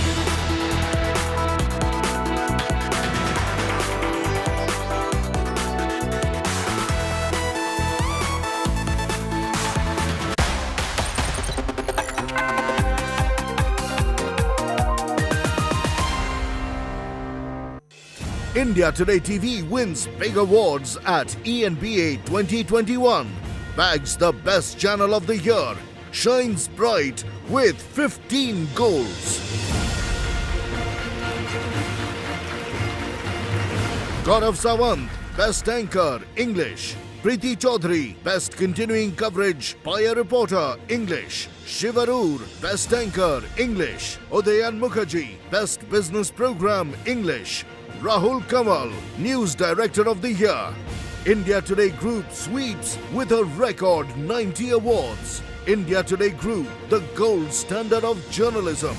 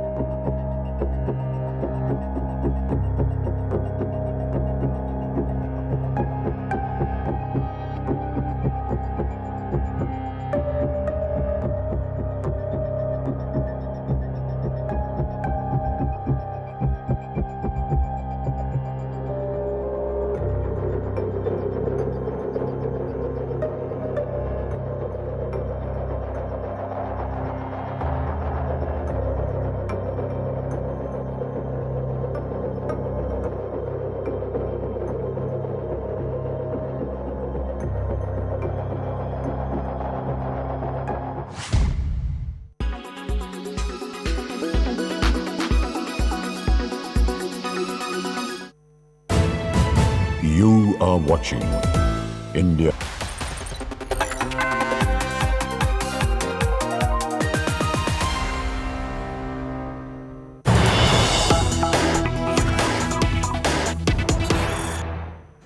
Is there more trouble for the Rana couple? The BMC team, which is the Brihan Mumbai Municipal Corporation team, has reached the Rana couple's residence after sedition row. Ranas are now under the BMC lens. Questions arising on why has the BMC team really reached the Rana's residence? We'll get our reporter to get us more details on it. Do we have Paras Dama with us?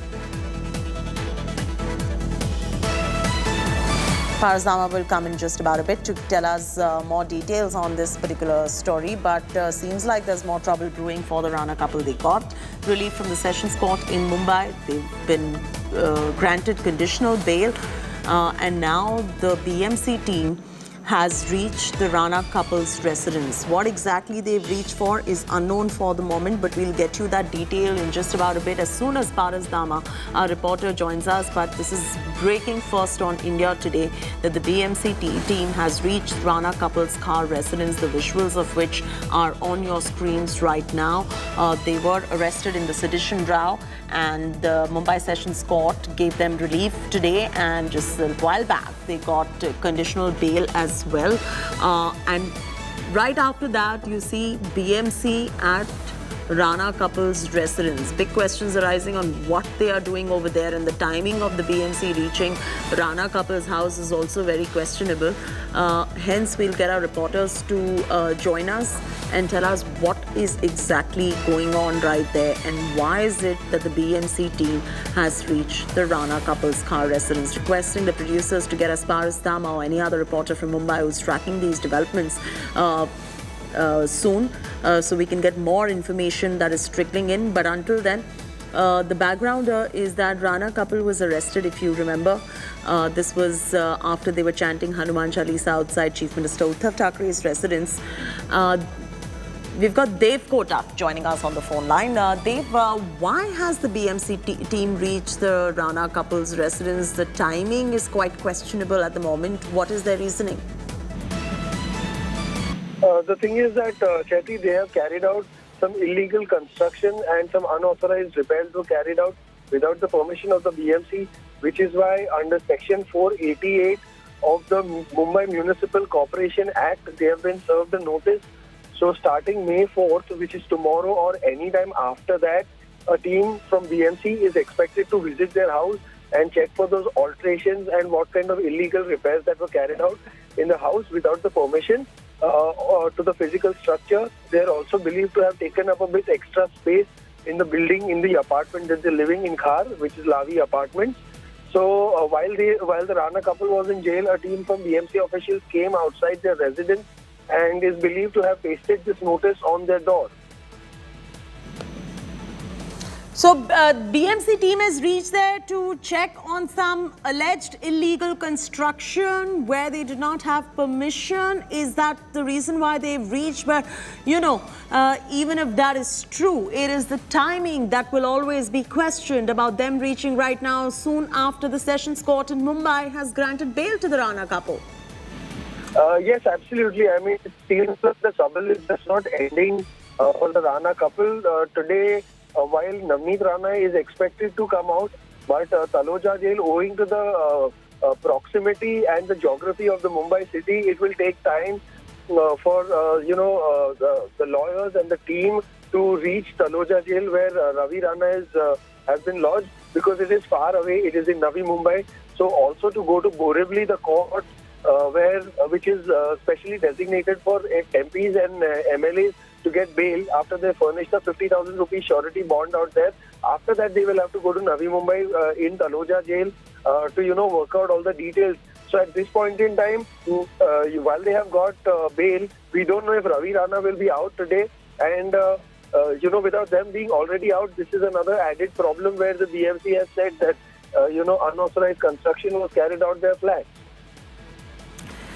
And what are the allegations of unauthorized construction exactly? What is it exactly that the BMC says that they deem to be unauthorized?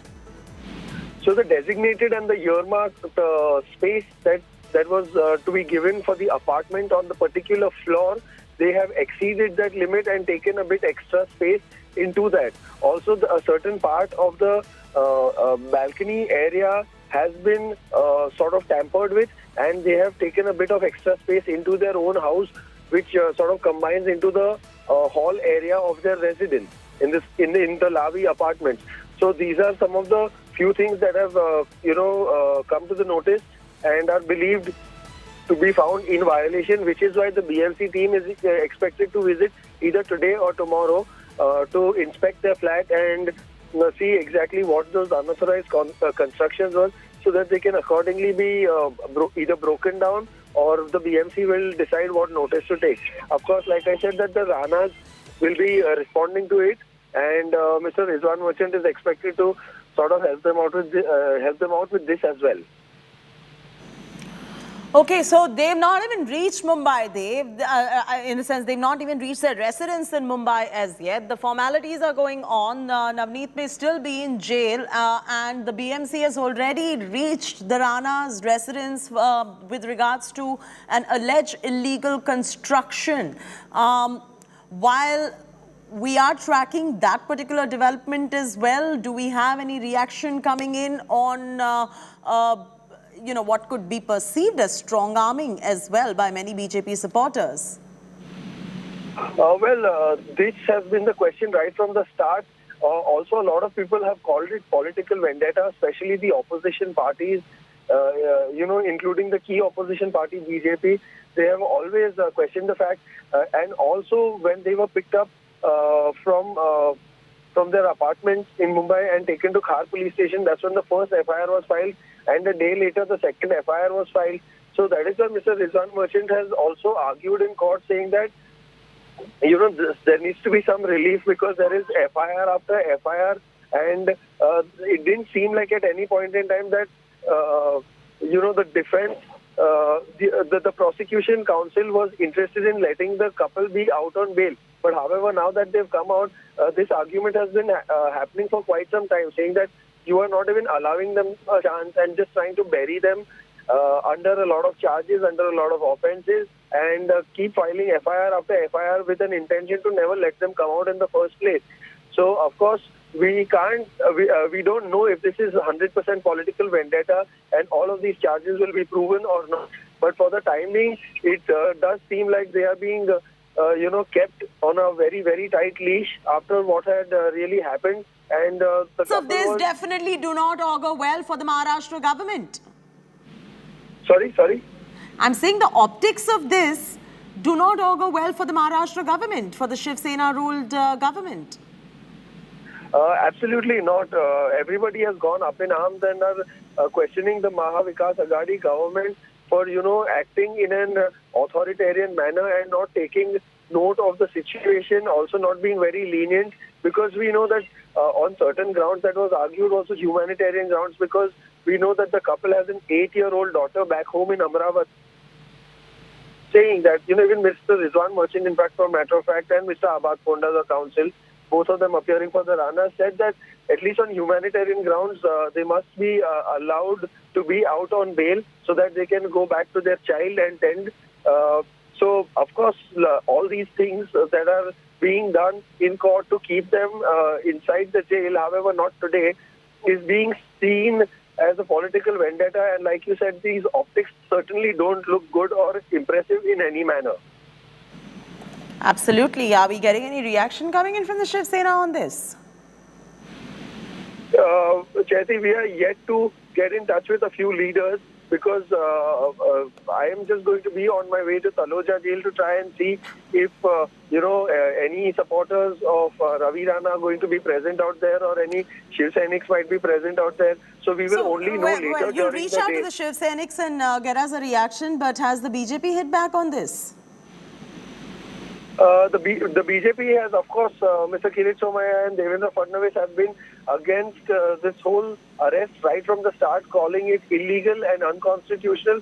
However, a lot of loose open ends, like you said, that one offence and one charge after another is being placed on them. So, of course, BJP doesn't see this also in good light and is not taking this very lightly, because time and again they have accused the ruling government of, strong arming and using all sorts of means to allow these guys a proper fair chance to even explain themselves. So that is what the situation as of now is.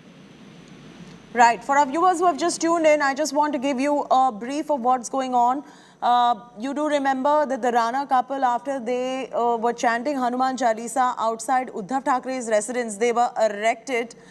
And then after their arrest, finally, Mumbai Sessions Court gave them relief on this. Shweta Shalini of the Bharatiya Janata Party is now joining us on the phone. Shweta, we do know... Cut the audio.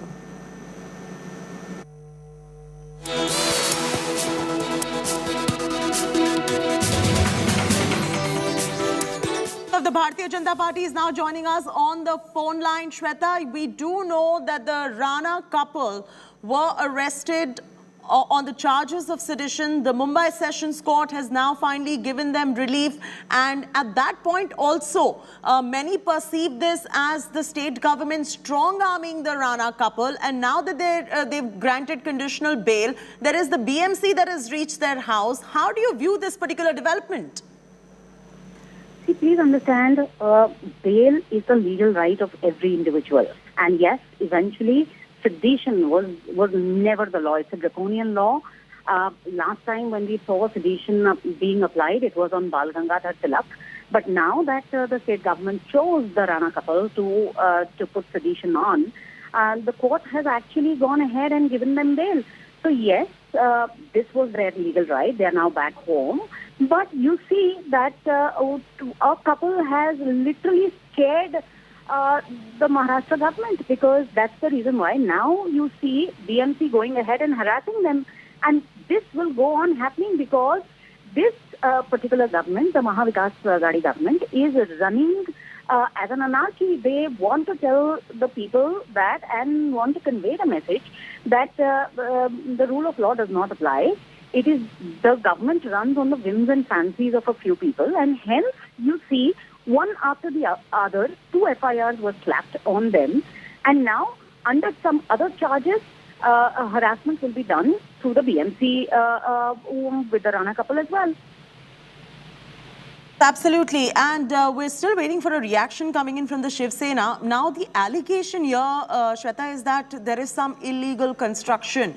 And of course, the timing is definitely questionable of the BJP reaching, the BMC reaching the Rana couple's residence right now. But their allegation is that there is some illegal construction that they are trying to check. What do you have to say about that? So tell me this, that across the state of Maharashtra or across the city of Mumbai, are there any other illegal constructions against which they are trying to take action?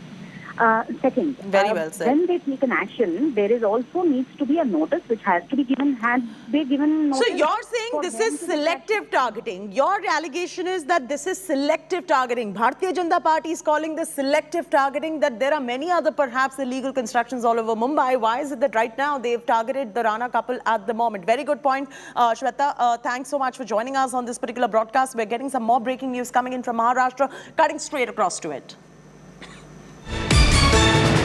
The MVA leaders meet in the presence of Sharad Pawar at Sahyadri Guest House.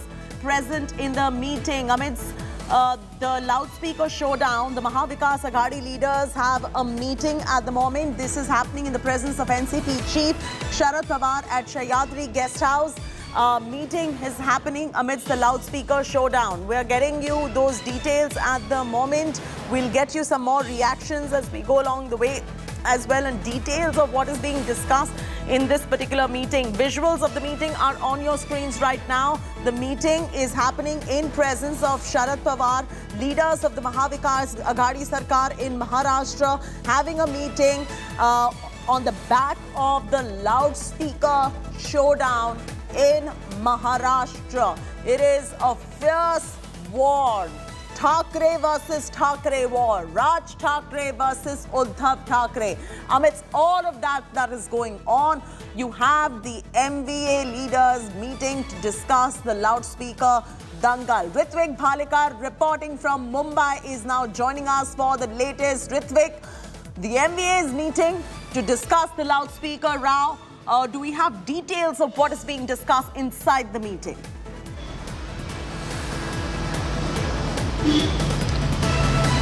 Since morning 11 a.m., NCP Chief Sharad Pawar himself has called upon this meeting, and all the major leaders of MVA government were present in this meeting. Balasaheb Thorat from Congress is a minister. Aditya Thackeray, Ajit Pawar, who is a deputy CM, were all present in the meeting. Meeting is just about to end. There are no such details which have come out yet, but it has been said, and sources are telling us that the coordination between all three parties is very much necessary. The communication between all three party leaders is necessary, and that's the reason Sharad Pawar had called up this meeting on the backdrop of the loudspeaker row which is going on in the state right now. Raj Thackeray is also going to address media in some time between 1 to 1:30 p.m. today, and before that it was necessary for MVA leaders to meet and take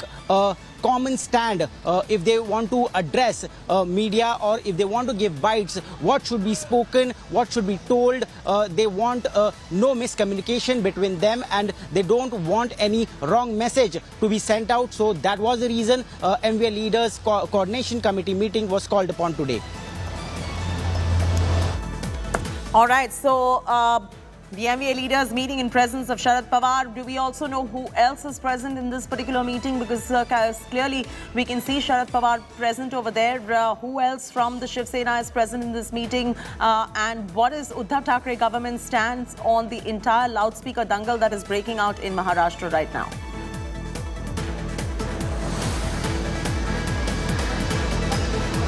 Ritvik? Aditya Thackeray from Shiv Sena, who is a minister in the cabinet, was also present in the meeting. Aditya Thackeray himself was present in the meeting, as I said, and he's looking after all the party instructions which is given by his father, CM Uddhav Thackeray. He was representing from the side of Shiv Sena, and it is very clear, from yesterday also, DGP of Maharashtra, Rajni Seth, has made it very clear that anyone who will take the law in their hand will be dealt strictly, and that's the reason today Sharad Pawar also had called upon all the ministers of the cabinet to participate in the meeting and have unison and have a common stand on whatever is happening in the state. All right, thanks so much, Ritvik, for getting us those details. We'll continue getting you details because the MVA is trying to take stock of the situation and control the situation, avoid it from spiraling out of control at the moment, and hence this meeting is taking place. We'll continue getting you all the developments from this particular meeting as well of the Mahavikas Aghadi Sarkar in Maharashtra. For now, it's a wrap from me, Chaiti Narula, on this bulletin. For further news and updates, do not forget to log on to indiatoday.in or go ahead and download our app.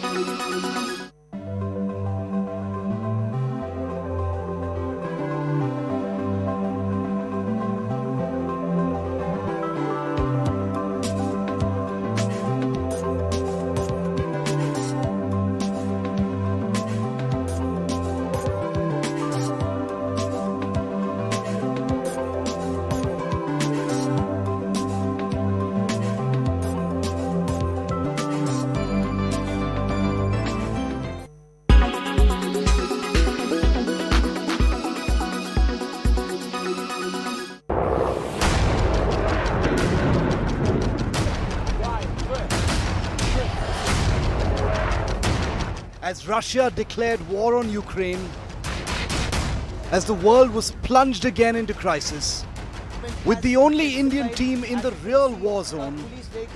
This is Mariupol. You hear a series. Hear this sound. I will show you a quick, so to say, bombshell room tour. I can smell the gunpowder in the air. And without pause, India Today totally dominates viewership and smashes the competition. When it's the world's biggest news story, there's only one gold standard of journalism.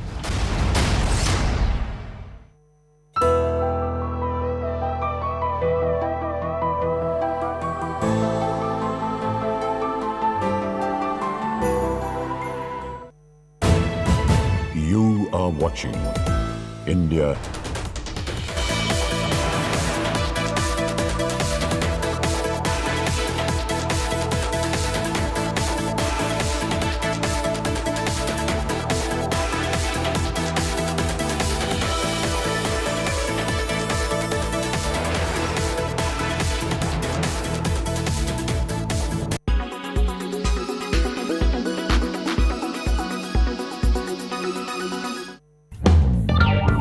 Are lemons the new gold?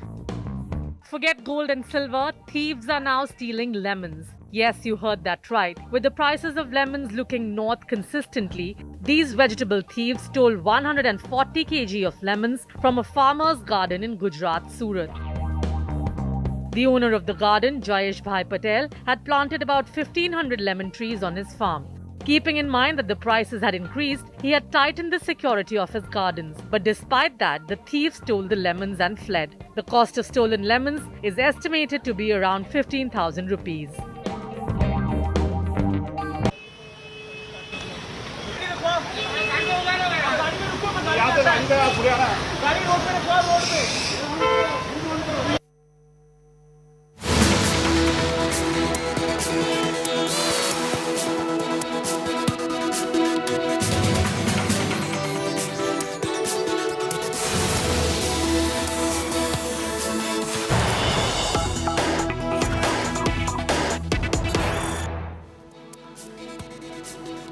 All right, so that's the big news right now coming in on the screens, as you can see.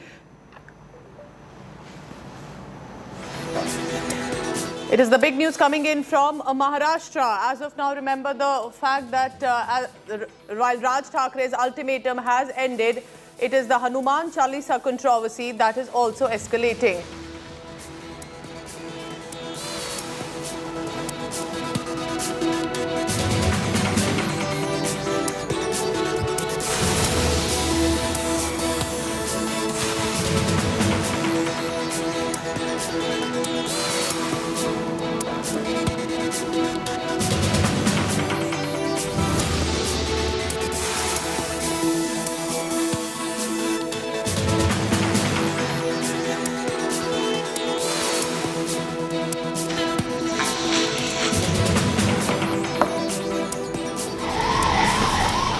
So that's the big news coming in from Mumbai. As of now, remember the Hanuman Chalisa face-off is only escalating. There were bail conditions that have now been put forth, but at least it could bring out some relief for the Ranas there in Mumbai. These are the live visuals on your screen that you can see. That remember, and India Today was the channel that was tracking from day one when suddenly this independent MLA and independent member of parliament became the big faces of the Hanuman Chalisa controversy. It was started by Raj Thakre, but somewhere on the way, it was the Rana couple that then decided to eventually hog a lot of... असं मी आत्ताच ऐकलं वाचलं. काला क्या है इस वक्त उनका जो कॉन्वॉय है वो आप देख सकते हैं लाइव विजुअल में कि हम फॉलो कर रहे हैं जे हॉस्पिटल की तरफ ये कॉन्वॉय जा रहा है. आगे की अपडेट आप तक जल्दी पहुंचाएंगे.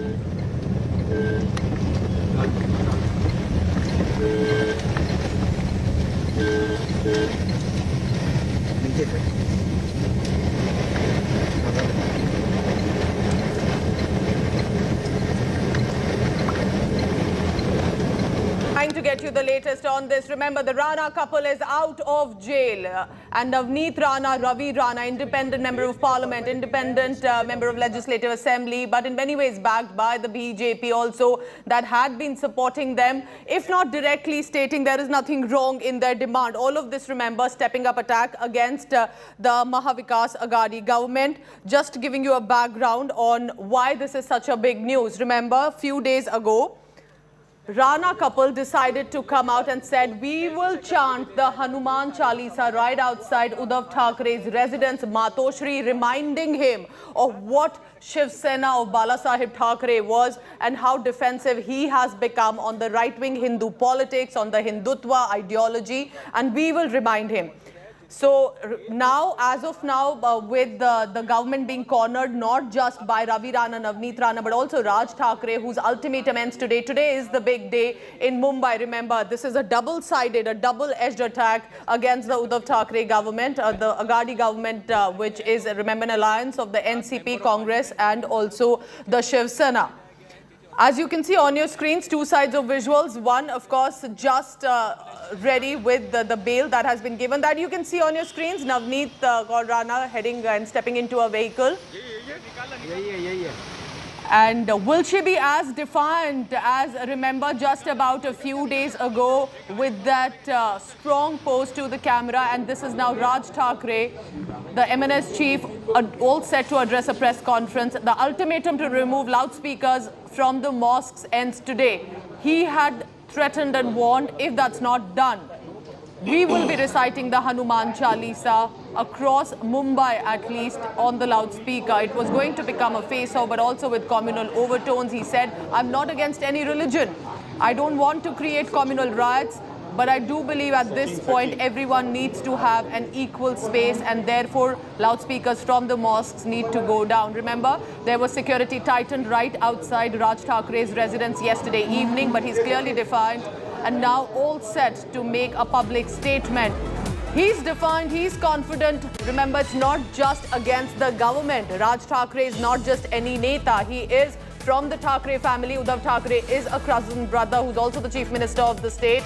Bal Thackeray was his uncle. In many ways, people have compared Raj Thackeray to Bal Thackeray in mannerisms, in speech, and could he be the next big Thackeray? So today, as you see on your screens, it is Thackeray versus Thackeray brothers. And clearly Raj Thackeray appearing to have a revival of sort with this politics. Will he be able to do it alone? Will he be able to manage to take on the Aghadi government as his ultimatum ends today? What is going to be the next strategy of Raj Thackeray? If the government does not bow down to Raj Thackeray's ultimatum to remove the loudspeakers, what will be his next step? Let's listen in. आत्ताची पत्रकार परिषद की मी 6 वाजताची जाहीर केली होती, परंतु काही सूचना या मला असं वाटतं आत्ताच जाणं गरजेचे आहेत, म्हणून मी 6 वाजताची पत्रकार परिषद मी आत्ता 1 वाजता केली.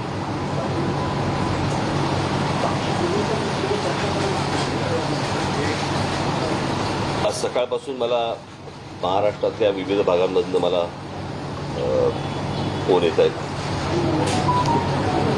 आमच्या नेत्यांना सगळ्यांना फोन येत आहेत.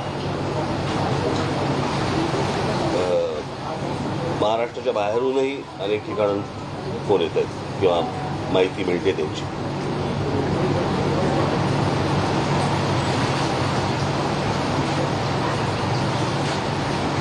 पोलिसांचे फोन येत आहेत. पोलीस काही गोष्टी सांगतायत. सर्वसाधारणपणे आता अनेक ठिकाणी आमच्या पदाधिकाऱ्यांना, माझ्या महाराष्ट्र सैनिकांना पोलीस नोटिसेस पाठवत आहेत, डिटेन करतायत, पकडतायत.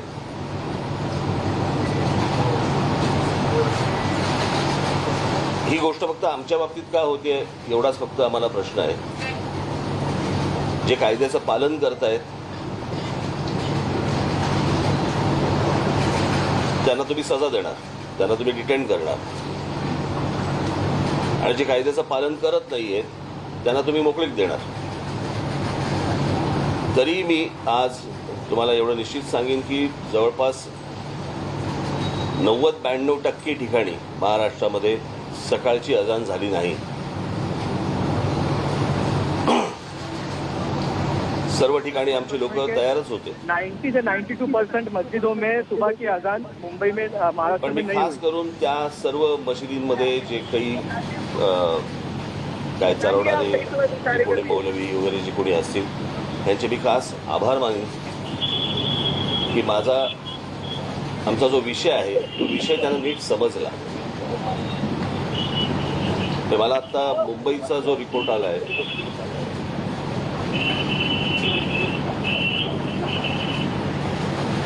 त्या मुंबईच्या रिपोर्टप्रमाणे मुंबईमध्ये 1140 मशिदी आहेत. 1140 मस्जिद मुंबई में है. मशिदींवरती सकाळची अजान 5 वाजायच्या आत लावली गेली.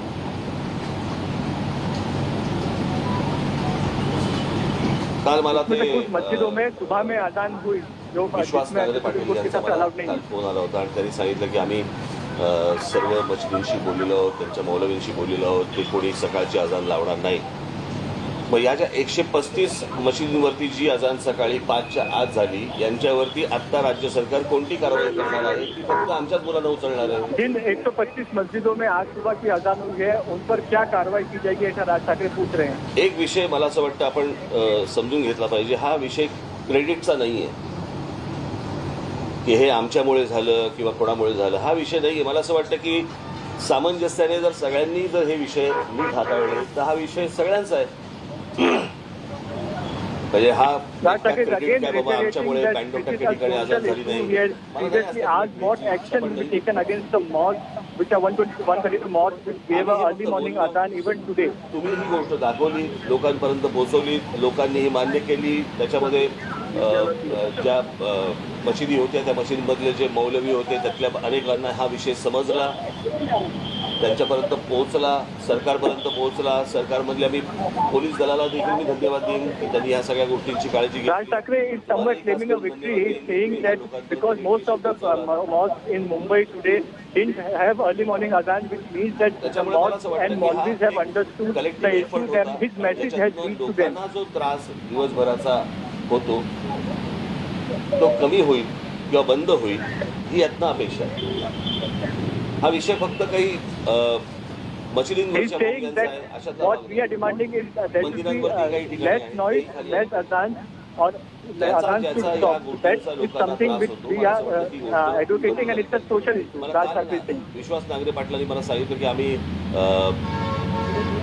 इतक्या आमच्याकडे ऍप्लिकेशन्स आले आणि इतक्या आम्ही मशिदींच्या भोंग्यांना आम्ही परवानगी दिली. मला एक गोष्ट कळत नाही आहे की आत्ता मुंबईत महाराष्ट्रामध्ये ज्या मशिदी आहेत यातल्या बहुतांशी मशिदी या अनधिकृत आहेत. अनधिकृत मशिदींवरती लागलेले भोंगे हे अनधिकृत आहेत आणि त्यांना सरकार परवानगी देते अधिकृत.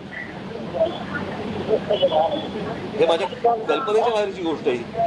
Raj Thackeray is saying that he cannot imagine that Mumbai police is granting permission to loudspeakers which are illegal. They are legalizing an illegal activity is something which he cannot imagine. That's what Raj Thackeray is saying. आणि मी आत्ताची पत्रकार परिषद ही घेणं एवढंच माझं आत्ताचं कारण आहे की हा विषय फक्त सकाळच्या अजान पुरताचा नाही आहे. दिवसभर जी काही 4 ते 5 वेळा जी काही Raj Thackeray clarified that this issue is not only about early morning adhan.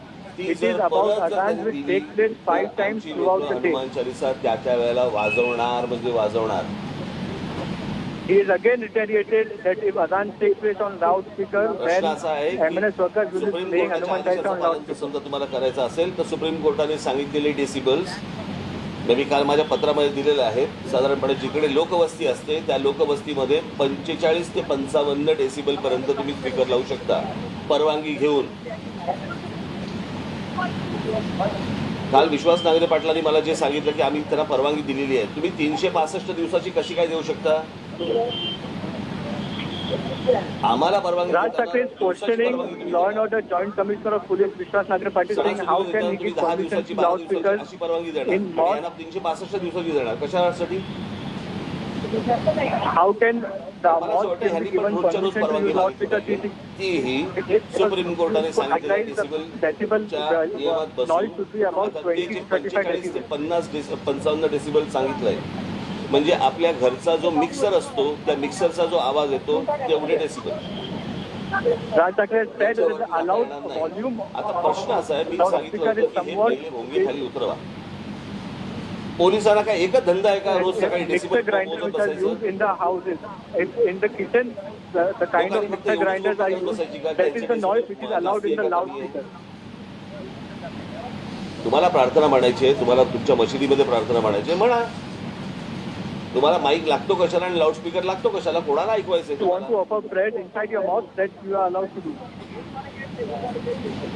त्याच्यामुळे आमची जी मागणी आहे की ह्याच्यावरचे अनधिकृत हे भोंगे हे खाली उतरले गेले पाहिजेत, उतरवले गेले पाहिजेत आणि जोपर्यंत Now Raj Thakre is using the word illegal. He's saying these illegal loudspeakers should come down. एक दिवसाचा विषय नाहीये, हा कायमचा विषय. This is not जोपर्यंत ह्याचा one day issue for MNS. They will keep following up this. चालू राहणार. आम्ही जे सांगतोय जे सरकार सांगतोय आम्ही सुप्रीम कोर्टाच्या आदेशाचं पालन करतोय. मग जर करायचं असेल तर पूर्ण करा.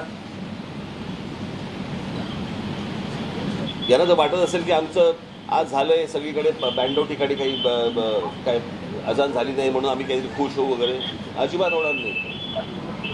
हे दिवसभरात Raj Thakre is saying that he is not satisfied in only one day. No azan was for the morning in mosque. This is not his satisfaction. He will make sure that that happens every day. यांचा जर या बाबतीत बरं मी काल पण सांगितलंय, परत एकदा सांगतो, हा सामाजिक विषय, हा धार्मिक विषय नाही. He has repeated that this is not a religious issue for them, it's a social issue. केला तर त्याला आम्ही धार्मिक वळण देऊ. आमची अजिबात इच्छा नाही की कुठे शांतता बिघडावी या महाराष्ट्रातली, देशातली, किंवा कुठे दंगली व्हाव्यात. अजिबात इच्छा नाही, गरज पण नाही. तुमच्या जर लक्षात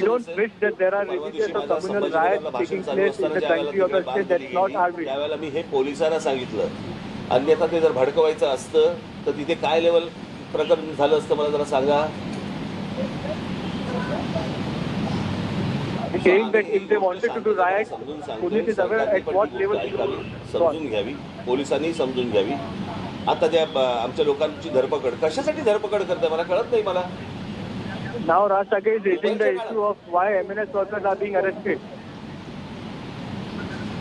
कम्युनिकेशनची साधनं एवढी सगळ्या बाजूनी असताना तुम्ही माणसं पकडून काय होणार आहे, हातामध्ये काय लागणार तुमच्या? What will you get arresting MNS workers? अजून 60-70च्या दशकामधला विचार करतायत का की राज ठाकरेचं भाषण सुरू झाल्यावरती तिकडची वीज बंद करा? अरे वीज काय बंद करायची, मोबाईलवरती दिसतं की भाषण. इतका मूर्खपणा हे कुठच्या काळामध्ये जगतायत मला कल्पना नाही. मला आपल्या सर्वांच्या माझ्या महाराष्ट्र सैनिकांना पण मला हेच सांगायचं आहे. माझ्या महाराष्ट्रामधल्या माझ्या हिंदू बांधवांना पण हीच मला गोष्ट सांगायची आहे की हा विषय एक दिवसाचा नाही. ज्या ज्या ऐकणार नाही addressing the Hindu brothers in Maharashtra that this is not only issue for them. Wherever there is azan on loudspeaker, they will play Hanuman. पोलिसांच्या कारवाईची मी अपेक्षा करतोय की या 135 मशिदींवरती मुंबईतल्या खास करून महाराष्ट्रातले तिकडचे जे काही कमिशनर असतील ते बघतील, पण मुंबईचे पोलीस कमिशनर, मुंबईचे पोलीस हे या 135 मशिदींवरती काय कारवाई करणार आहेत आणि करणार आहे. He is again repeating that 132 mosques which have given azan early morning, what action will be taken against them? ते त्यांच्या धर्माला जर समजा घट्ट राहणार असतील तर आम्हाला पण आमच्या धर्माला घट्ट राहावं लागेल.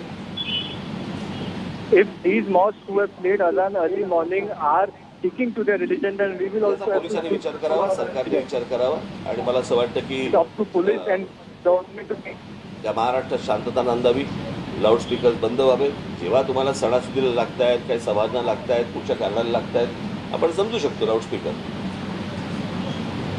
पण 365 दिवस सकाळी उठल्यापासून दिवसभरामध्ये 4-4, 5-5 वेळा तुम्ही जर ऐकवणार असाल तर आम्हाला नाही ऐकायचं आहे. saying that permission cannot be given to mosques याचा महिलांना have azan on loudspeakers 3 to 4 times a day or 365 days. This is not possible. One permission to play loudspeaker can be given, but not a blanket permission for 65 days. परंतु मी परत सांगेन आपल्याला की ज्या मशिदींवरचे सकाळी आज अजान झाली नाही त्यांनी देखील याच्या पुढे ज्या वेळेला त्यांना काय प्रार्थना म्हणायची आहे, एक तर पोलिसांनी भोगे खाली आणले पाहिजे. तुम्हाला जी काय प्रार्थना करायची मशिदीमध्ये करा आणि हे आवाज बंद झाले पाहिजेत महाराष्ट्रामध्ये. एवढीच फक्त मी अपेक्षा करतोय. This noise should stop in Maharashtra. एक दिवसाचा नाही, 4 तारीख म्हणून 4 तारीख पकडू नका. हा कायमस्वरूपी राहणार जोपर्यंत विषय निकाली. He had said that it is not an issue only about one day. It was not only about 4th May. This issue will continue for MNS.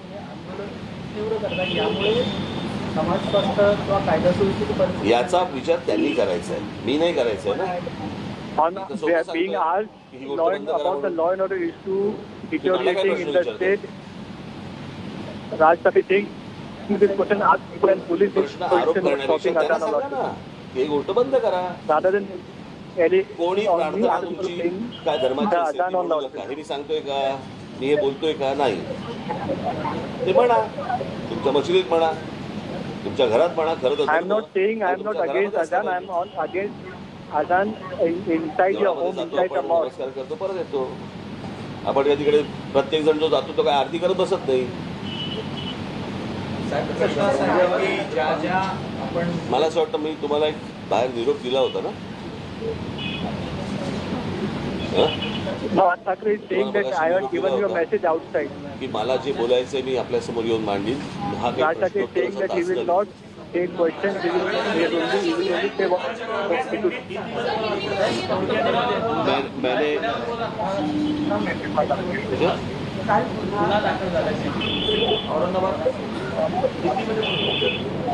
माझं हिंदी चांगलं नाही रे एवढं. When I asked to speak in Hindi, he said my Hindi is not nice. हमारे कार्यकर्ता का धरपकड़े जो चल रहा है.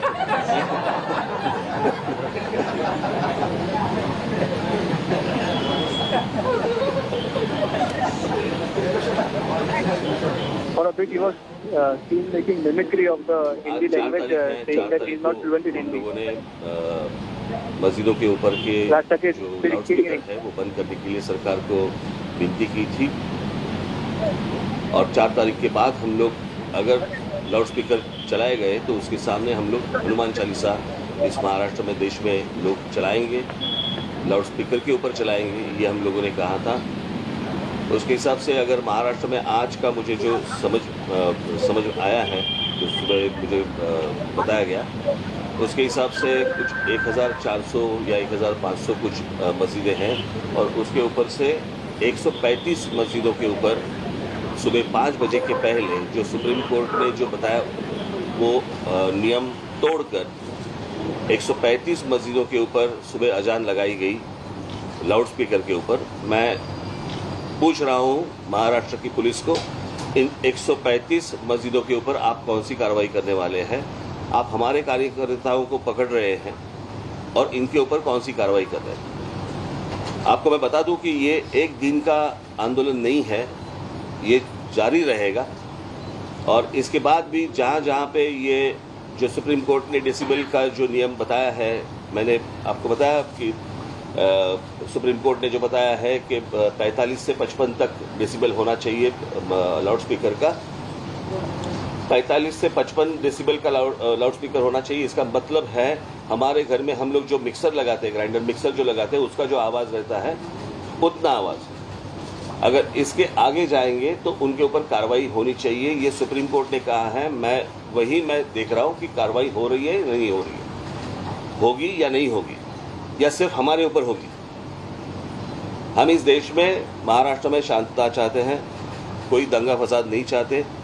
हम सिर्फ चाहते हैं कि जैसे मस्जिदों के ऊपर है, अगर इलीगली अगर मंदिरों के ऊपर भी होगा वो भी निकालो आप. ये विषय सामाजिक है, ये धार्मिक विषय नहीं है, ये पहले समझ लो आप. और उसके हिसाब से मुझे लगता है किसी भी सरकार को इस देश में, किसी भी राज्य सरकार को या वहाँ की पुलिस को इस तरह की एक्शन उनको लेनी चाहिए. अगर आप सुप्रीम कोर्ट का अगर आप कंटेम्प्ट ऑफ कोर्ट कर रहे हो तो सुप्रीम कोर्ट इसके आगे क्या करने वाली है ये भी मुझे देखना है. कि एक बार फैसला सुना देती है आप, और फैसला सुनाने के बाद अगर नीचे जो सरकारें हैं वो उसका इम्प्लीमेंटेशन नहीं कर रहे हैं तो फिर फायदा क्या है सुप्रीम कोर्ट का? सुप्रीम कोर्ट का डिसीजन है, डिसीजन के बाद अगर सरकारें नहीं मानती तो क्या करेंगे आगे? और जब निवेदन की भाषा जब नहीं समझ में आती तब आंदोलन की भाषा शुरू हो जाती है. और इसके लिए आंदोलन है, ये एक दिन का आंदोलन नहीं है, ये चालू रहेगा जब तक ये आवाज़ें लाउडस्पीकर बंद नहीं होते, तब तक ये चालू रहेगा. ठीक है?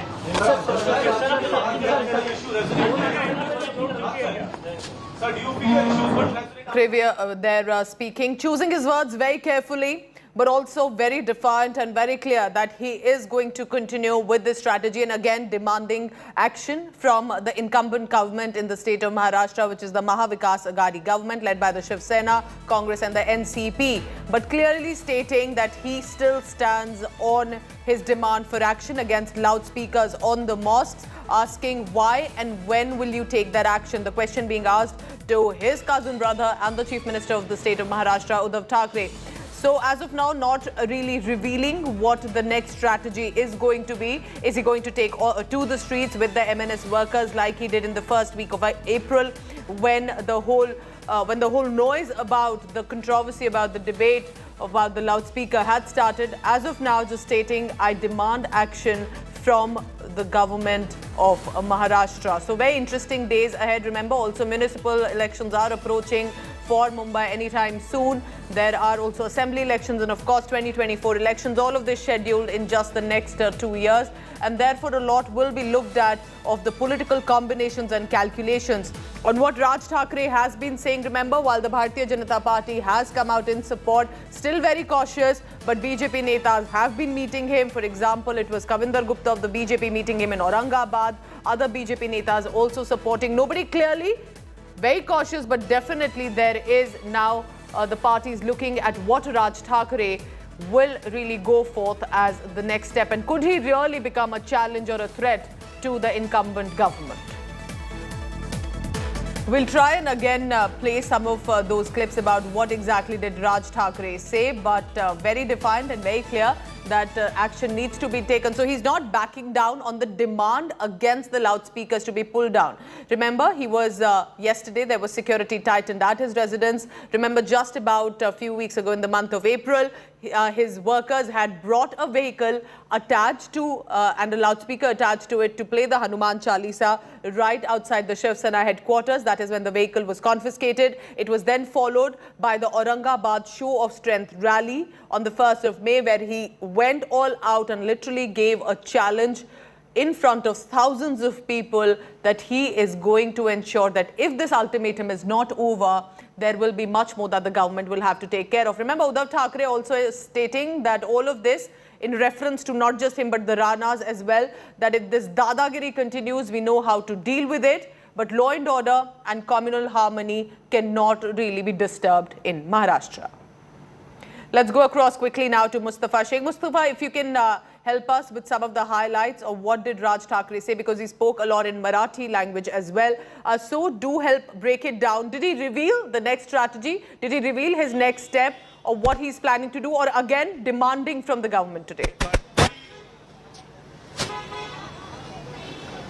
Well, most importantly, Raj Thackeray said that the way loudspeakers Hanuman Chalisa were playing when Azan was playing on loudspeakers, that will continue. It was not a one-day event. It will continue to happen. Second important thing he said is that out of the total mosques in Mumbai, what he has been told that 135 mosques played early morning Azans, which is not permitted by the Supreme Court. So Raj Thackeray has asked what action will be taken against these 135 mosques, because all of his workers are being arrested by Mumbai police and put in detention. What action will be taken against the mosques who have violated these norms? Raj Thackeray also said that Mumbai police cannot give a blanket permission to the mosque to play Azan on loudspeakers. He has said that Joint Commissioner of Police Law and Order in Mumbai, Vishwas Nagare Patil, informed him that most of the mosques have this permission which are required by the local police station to have Azan on the loudspeakers. What Raj Thackeray has said that it can be a 1 or 2 day thing. You cannot give a blanket permission of 365 days for mosques to play Azans 3 to 4 times a day. That's what he has said, that this permission cannot be given. He has also cited the Supreme Court guidelines on noise. He has said that what is permissible limit is about 30 to 35 to 45 degrees decibel, which is permitted as per the noise. If you play something on a loudspeakers, the noise permitted by Supreme Court is of a pressure cooker inside a kitchen, but what plays on the loudspeaker is much more. So that comparison he has made of Azan happening on loudspeaker and how that cannot be under a permissible limit of the Supreme Court, because the permissible limit is of a noise which has been made by a pressure cooker. what, as we heard Raj Thackeray speak today, can we say that his tone was not as aggressive as it was, let's say, in the Aurangabad rally? He was choosing his words very carefully. He said he's still on what his demands were, but not exactly that we're going to take to the streets and we'll ensure that we'll pull down the loudspeakers. So he's also ensuring he does not come across as someone who's ready to break law and order. Well, one thing which is different from Aurangabad rally is now Raj Thackeray is talking about rules. He is now saying that Supreme Court guidelines do exist, but Supreme Court guidelines allow a permissible limit, and which is a very less amount of noise, and that cannot be on a loudspeaker. So that's not practical. So now he's come to these logical points. He has also said that even if police is giving permission, that he will not accept that permission, because you cannot give a permission for 365 days. He is referring to festivals like Ganpati and Diwali or what other festivals where for a limited period of days there is a use of loudspeakers and aarti and things like that. So what he's saying is that there cannot be a permission for 365 days and 3 times to 4 times every day. So this is something which he's saying, and now he's saying that this entire protest of them, basically for the last few days, even in Aurangabad rally, what Raj Thackeray had said that they will, MNS workers will be playing Hanuman Chalisa on loudspeaker in front of the mosque. They never said that they will go and bring down the loudspeaker. That's not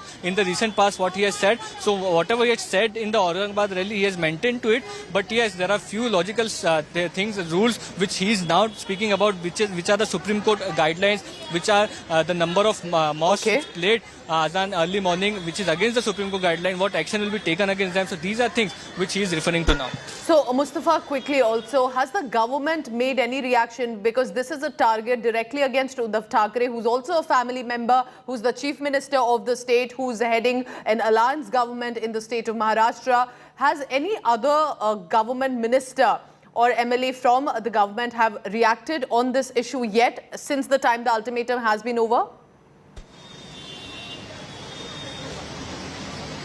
Well, as of now, on record, on camera, there is no government official or minister who has reacted to this entire controversy. Off camera, Home Minister is saying that there are certain number of mosques which have given Azan early morning. Will take necessary action against them. There are 500 workers of MNS who have been arrested in the state. So these are inputs which are coming, but as of now, no official reaction is coming from the Mahavikas Aghadi government. Back to you.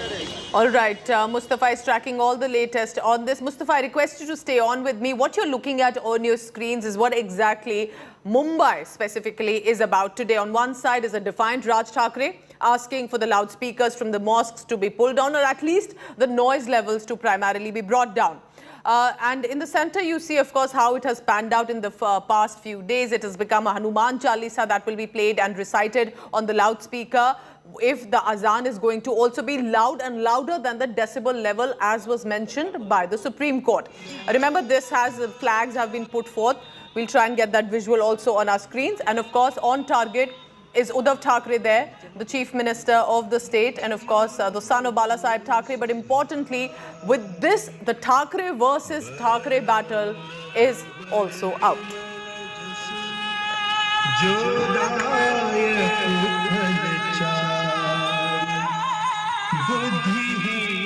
Mustafa, if you can still hear me, as we have this visual on our screens about the two Thackeray brothers, do you think this is also about primarily Raj Thackeray trying to revive himself as the big Hindutva leader and try to pull down the Shiv Sena? Because Shiv Sena till now was the party that would bank on this politics. And if Raj Thackeray comes forth, one, do you see this as a revival, as a comeback of the MNS chief? And second, Mustafa, can he actually pull this off as a political strategy? First, before I come across to you, listen in about what Raj Thackeray said just about a few minutes ago.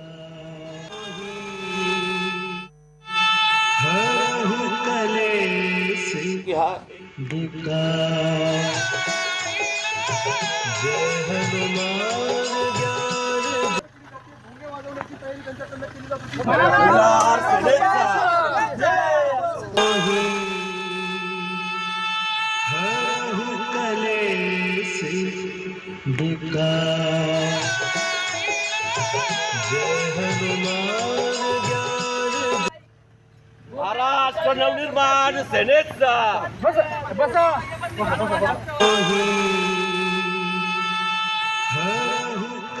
Request our producer also to ensure that so the viewer can listen to it carefully. This is about when Hanuman Chalisa was played on the loudspeaker while the azan call, which is the call to come for the prayer, was also being played on the loudspeaker at a mosque. This is what a face-off of that noise looks like. Let's listen in.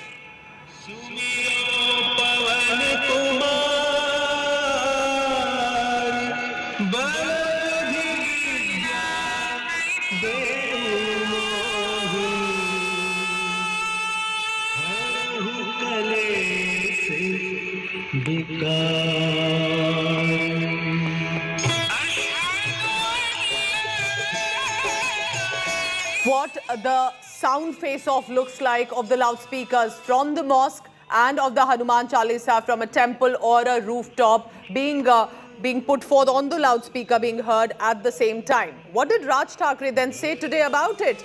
Is he backing down or is he staying more defiant? Let's listen in.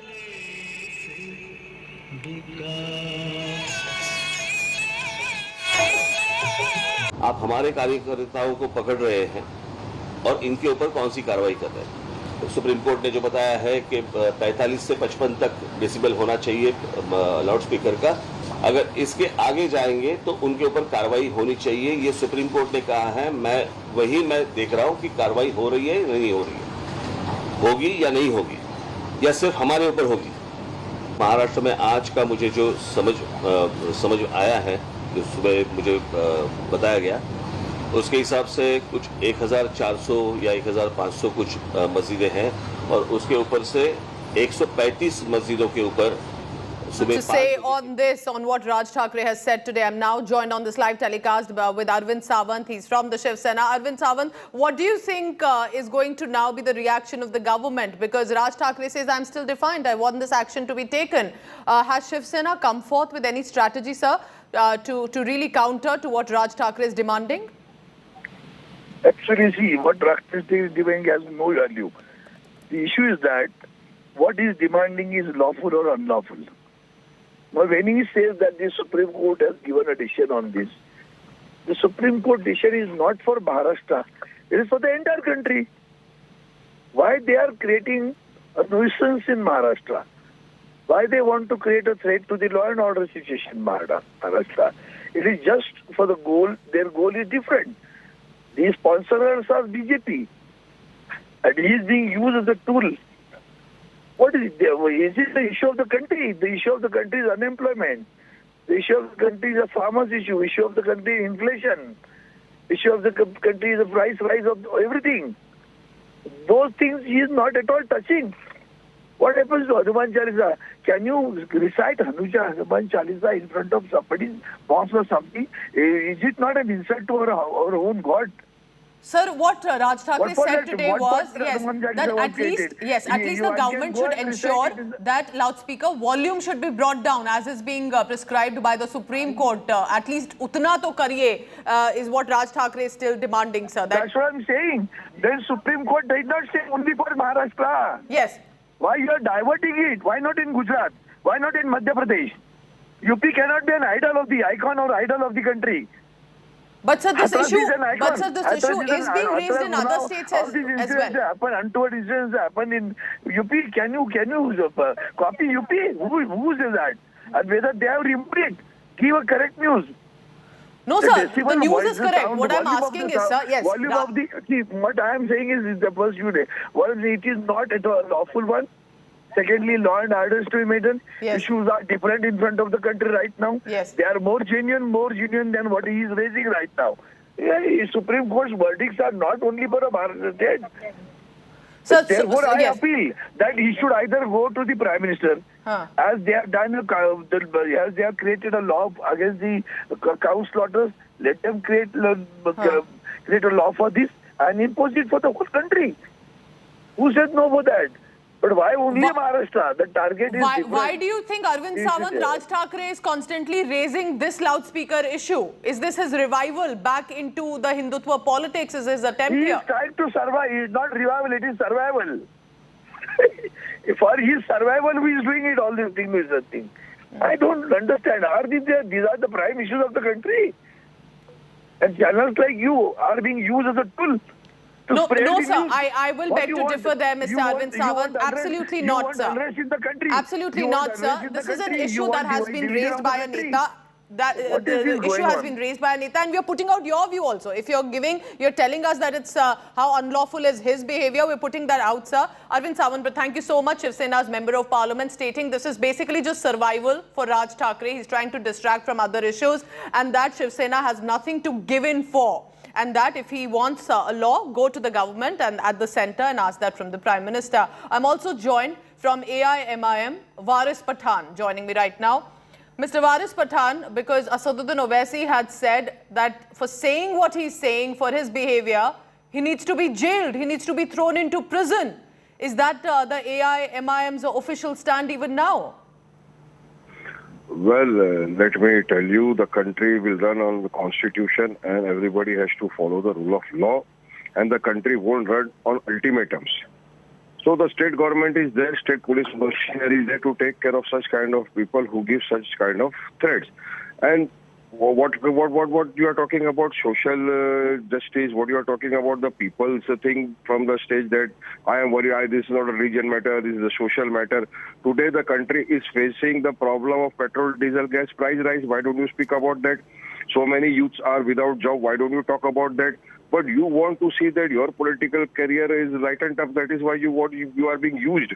You are being used by the BJP. And see what is seeing in the entire country is the entire BJP clan is against the Muslim community. They have waged a war against the community. First they started with hijab row, then they came on the halal meat issue, then now this loudspeaker issue. But I am sure the police machinery will take care of it. But the sections which are applied on such kind of speech, madam, if you read this section, laughable. Why are you saying, Waris Pathan, that this is BJP backing? BJP officially hasn't said anything on this issue of Raj Thackeray. Why are you saying that this is behind the support? Well, you, me and everybody in the country knows who are the people who are behind him. And who are the people who want to clear this kind of communal flare-up in the country. And it is not the only state. There are 6 to 7 states in India which are facing this communal flare-up in the past few months, what we have seen. And it is against one particular community, the Muslims. So nobody can say that this is not the BJP's action. But Waris Pathan, yes, here's an added question, because the issue is about the loudspeakers on the mosque. Don't you think that within the community, there can be a certain consensus to keep the volume down so that communal harmony also prevails, so that, some other group doesn't have a Hanuman Chalisa being chanted on a loudspeaker of a temple? Even some Muslims groups can come forth and say, okay, we'll keep the volume down, we'll remove the loudspeaker where it's not required. Why can't that also be done at a very social community level? We all want to see that the communal flare-up don't take place. We all want to see that peace and tranquility takes place in our country. But there are certain elements who does not like that. They want to see that, no, somehow or the other, we should pressurize one particular community. We should go against the community. You give bad word and you give name. The thing is that you blame the Muslim community. You are gaining a political level. You are getting name. That is why this is just going on all over the country, madam. What we see in Jodhpur was also condemnable prior to one night before the Eid. What happened there? So everywhere it is going on. But I am sure that the police machinery will take action, and the state government is that this is a fight within the Thackeray and the versus the Thackeray. This is a fight for the one-upmanship against each another. This is a fight against they want to prove who is the bigger Hindu, who follows the Hindu ideology better. The BJP wants to prove that they are following the ideology. The Shiv Sena wants to prove that they are better Hindus. The MNS wants to say he's better Hindu. And the secular party as well, the Congress, they also want to say that they are more follower of the Hindutva ideology than these people. So this is a fight between them, but everybody will have to follow the rule of law. Yes. And the Constitution is supreme. You cannot go beyond what is there in the Constitution. Okay, Waris Pathan, AIMIM Neta, stating that this is clearly between the Netas and specifically from the Thackeray family. And thank you so much, Waris Pathan, for joining us on this telecast. And he's stating that this is deliberate. It appears to be a communal flare-up, but we hope that the police will ensure that law and order prevails. Remember, it's a very important day today, because today is when Raj Thackeray had said that our ultimatum gets over. Now, he's not stating and not making it clear what his next strategy will be, but do listen in to what Raj Thackeray said just about a few minutes ago, and this again targeting the Uddhav Thackeray government over the loudspeakers on the mosque. Maharashtra में आज का मुझे जो समझ आया है, जो सुबह मुझे बताया गया, उसके हिसाब से कुछ 1400 या 1500 कुछ मस्जिदें हैं और उसके ऊपर से 135 मस्जिदों के ऊपर सुबह 5 बजे के पहले जो सुप्रीम कोर्ट ने जो बताया वो नियम तोड़कर 135 मस्जिदों के ऊपर सुबह अजान लगाई गई लाउड स्पीकर के ऊपर। मैं पूछ रहा हूं महाराष्ट्र की पुलिस को, इन 135 मस्जिदों के ऊपर आप कौन सी कार्रवाई करने वाले हैं? हम सिर्फ चाहते हैं कि जैसे मस्जिदों के ऊपर है, अगर इलीगली अगर मंदिरों के ऊपर भी होगा वो भी निकालो आप। ये विषय सामाजिक है, ये धार्मिक विषय नहीं है, ये पहले समझ लो आप। So Raj Thackeray, is this revival? Is this survival of his politics? And importantly, is he going to become a challenger to the Shiv Sena and to the Mahavikas Aghadi government? Because eventually it will boil down to what does this mean for Raj Thackeray and for Maharashtra politics. Remember, this is not just about raising the loudspeaker issue. That's been going on in other states as well. From Uttar Pradesh to Madhya Pradesh to Rajasthan, there are different states that are reporting, including Karnataka, about the loudspeakers on the mosques and the decibel level that is being crossed. While other states are dealing it with differently, where Uttar Pradesh has taken action, in Karnataka it has become a massive political showdown. Rajasthan has said, we will not let this disturb our communal harmony. In Rajasthan, we are fine as it is. In Mumbai, Raj Thackeray, in opposition, has definitely raised this issue. And while the other netas are saying this is backed by the BJP, this is his survival, this is his revival, interestingly, at this point, it is about Raj Thackeray's political strategy. Will this be just about a few days of political drama, or will this lead to some action? And importantly, will he get support for his demand to remove the loudspeakers or at least pull down the decibel level? Because today, in a certain change of tone, Raj Thackeray said, the Supreme Court has prescribed a decibel level limit. How can these loudspeakers be allowed to cross that? Why can't the government at least take action on that? You're looking at different visuals on your screen. One, Raj Thackeray's press conference just about a few minutes ago. MNS blares the Chalisa outside the mosque, that visual that has come in just about a few hours ago. You have the police taking action and detaining some of the workers and ensuring that it does not really escalate into a law and order situation, and some protests also that have been breaking out. But what he's asked today is, why no action against mosques using loudspeakers? Loudspeaker violation is in over 130 mosques. Why do you need loudspeakers to offer the prayers? What is mandatory in it, and why the action is only against us, against in the sense of MNS, but also with regard to the Hindu community? But he's also added, I don't want to only put forth on a religion, I also love my religion, but this is about being equal to all. If it's Raj Thackeray on one side, it is the Rana couple on another. After a very short break, we tell you how it is a big relief today for the Rana couple, as Mumbai Sessions Court has granted a conditional bail to them. So what are the conditions to the couple that rigged up the Hanuman Chalisa outside Matoshri, had to be arrested? We get you the details after the break.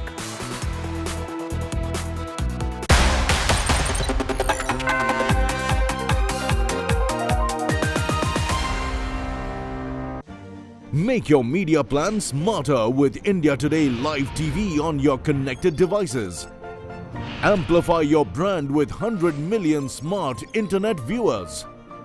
To advertise, mail us at sales@aajtak.com or call 9999892171.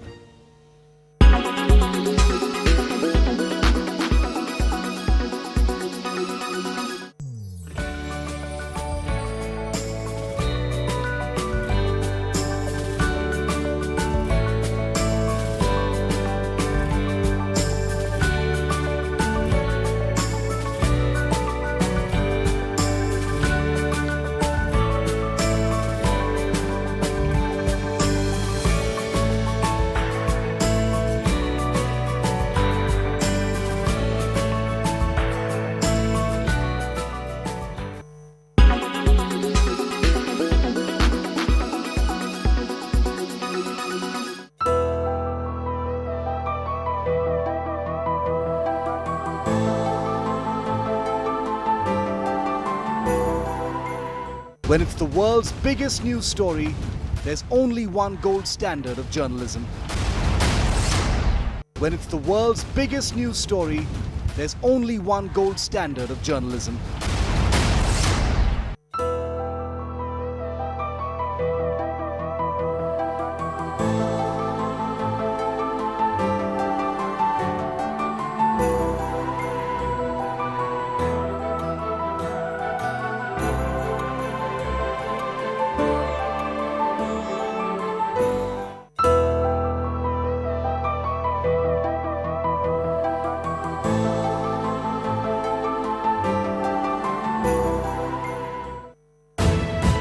You are watching India Today.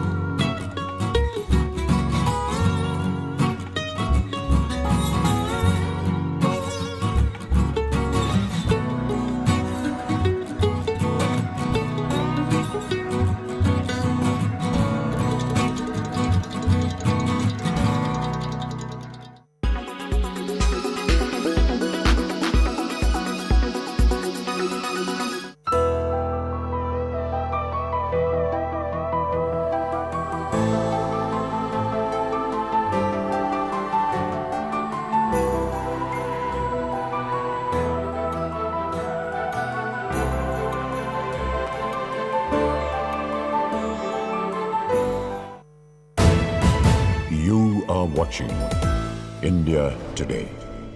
Everyone said the road was impossible. Everyone said, not in our lifetime. Everyone said the battle was unwinnable. Only KCR believed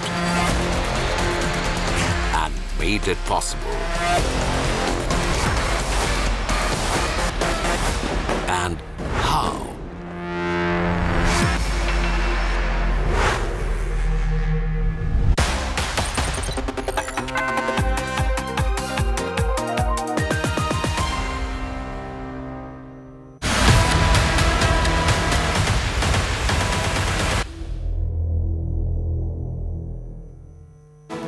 To another side of the Hanuman Chalisa debate that is on, lawmaker Rana couple today have got a major relief from the Mumbai Sessions Court. Rana couple, which is Navneet Rana and Ravi Rana, have been granted bail by the Mumbai Sessions Court. They have been released from the prison, but there are certain conditions for the couple to follow to be staying on bail. The court has set 5 conditions. The court has informed the counsel of the accused that they shall not address any press, any media persons on any subject related to this case and not tamper with the evidence. The court may have granted bail to the Rana couple, but the trouble clearly is not yet over. Now, the BCM has issued a notice to the couple over an alleged illegal construction at their house. A team of the Mumbai Municipal Corporation is at the residence of the Ranas to check for the illegal construction. The BMC team is on the spot. There is a speculation there could be demolition drive carried out. These visuals on your screen previously on the day they were about to be arrested, where they were clearly defined, but with a bail bond today, this is how they are leaving. Quietly, not addressing a press conference and leaving in a vehicle back. The court has also set other conditions, including submitting a bond of 50,000 for each, stating if they commit a crime or breach any condition, the bail will be cancelled. The court has said they have to cooperate with the investigation. Meanwhile, 24 hours will be given by the investigating officers for any questioning that they need to do. They have been directed to be released on bail in the sum of rupees 50,000 with one or more sureties of like amount. Number 1 condition is that they shall cooperate with the investigation by making their attendance available to the police station. They shall not tamper, they shall not hamper. They are not supposed to address the press on any subject matter which is under investigation. Court ने जो उनको bell दिया आज 11 दिनों के बाद, उनके लिए उनके बहुत स्ट्रिक्ट कंडीशंस रखी है. जो केस के बारे में वो मीडिया के सामने या कहाँ भी कुछ भी कमेंट ना देनी है उनको. उसी तरह वो कोई विटनेसेस जो है उनको कुछ कांटेक्ट नहीं करने का है, विटनेसेस टैंपर नहीं करने के है, और पुलिस जब भी बुलाए 24 आवर्स के नोटिस पे उन्हें पुलिस के सामने हाजिर रहने का है. So total focus today will be on the Maharashtra loudspeaker debate. I'm heading into a very short break. When we return at 2 p.m, we now bring you how MNS Chief Raj Thakre's ultimatum ended today. He addressed a press gathering, but clearly MNS continues to be defiant with their demand to bring down the loudspeakers. And is this a revival or survival? And of course, invoking Bala Saheb Thakre in all of this.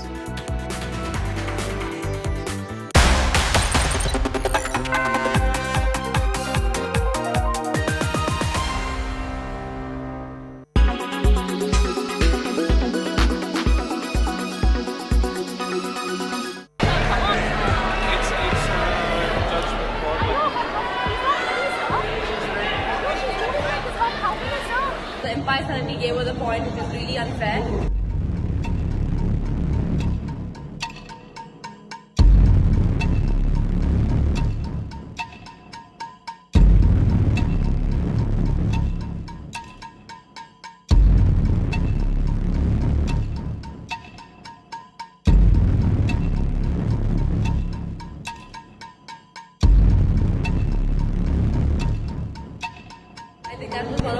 I've lost is what I felt. I mean, that is my feeling because, you know, at that minute it would 14-11 and you'd never know, it would have been 15-11, but it was all of a sudden 12-14 and we took continuous points.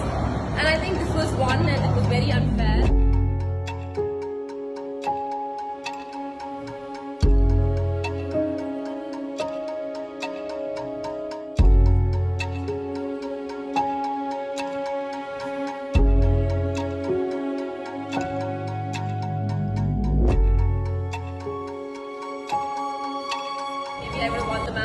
I would have played the finals, is what I felt. And I've told the chief referee, he's come and he said it's already done. I mean, I think as a chief referee, as a head of the referees, he need to at least make sure what was the mistake done, or he should have, you know, seen the replay and he should have done something about it.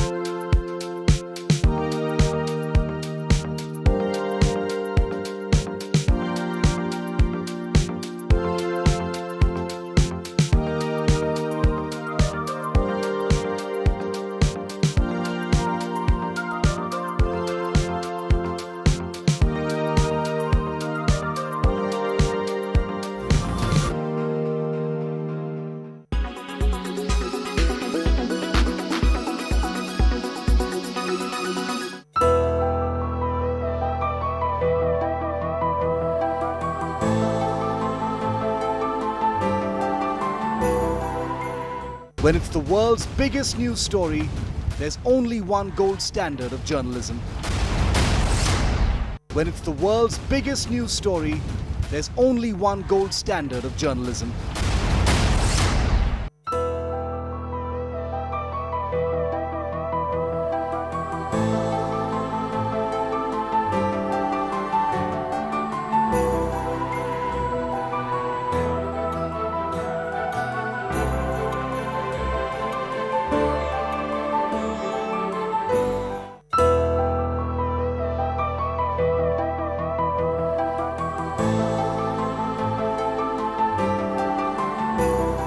Everyone said the road was impossible.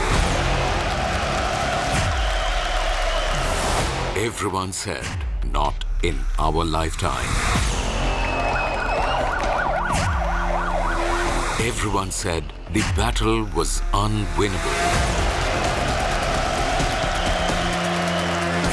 Only KCR believed and made it possible. And how?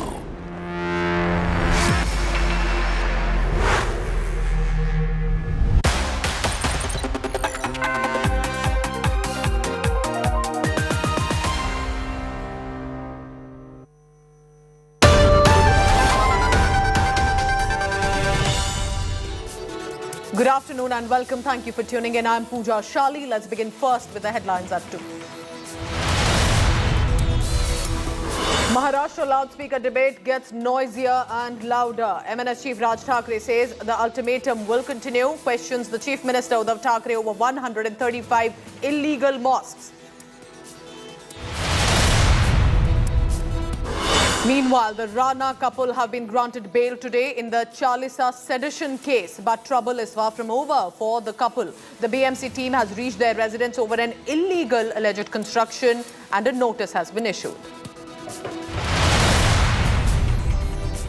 In Rajasthan's Jodhpur, the area is still tense after the Eid clash. Rajasthan government allegedly ignored an intelligence alert on the 2nd of May about a possible communal unrest. The Bharatiya Janata Party in opposition gunning for Chief Minister Ashok Gehlot. Day 3 of Modi's Powerplay meets his Norwegian counterpart. Bilateral talks with French President Emmanuel Macron next on schedule. Massive fuel crunch in war-torn Ukraine. Motorists queue up in serpentine lines in capital Kyiv city. India today is on the ground to capture what the citizens have to say. It's already the third month that the war has gotten into. The more it extends, there could be a shortage of fuel, and that's the reason why fuel is being rationed. People are being allowed to take only 10 liters at one time, and these scenes are very common across the country.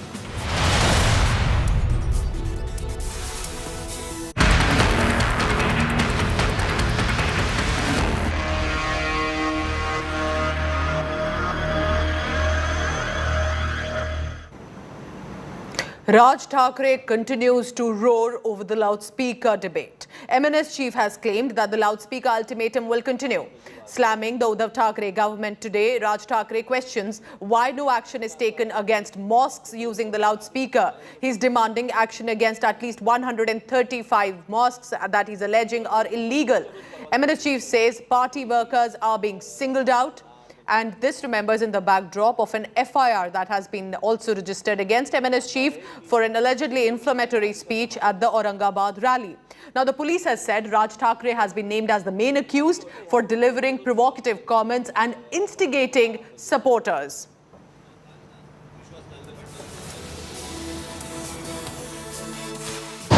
या 135 मशिदींवरती मुंबईतल्या खास करून महाराष्ट्रातले तिकडचे जे काही commissioner असतील ते बघतील, पण मुंबईचे पोलीस कमिशनर, मुंबईचे पोलीस हे या 135 मशिदींवरती काय कारवाई करणार आहेत आणि करणार आहेत की नाही करणार आहेत ते एकदा समजू देत. आप हमारे कार्यकर्ताओं को पकड़ रहे हैं और इनके ऊपर कौन सी कार्रवाई कर रहे हैं. सुप्रीम कोर्ट ने जो बताया है कि 45 से 55 तक डेसिबल होना चाहिए लाउड स्पीकर का, अगर इसके आगे जाएंगे तो उनके ऊपर कार्रवाई होनी चाहिए, ये सुप्रीम कोर्ट ने कहा है। मैं देख रहा हूं कि कार्रवाई हो रही है या नहीं हो रही है, होगी या नहीं होगी, या सिर्फ हमारे ऊपर होगी।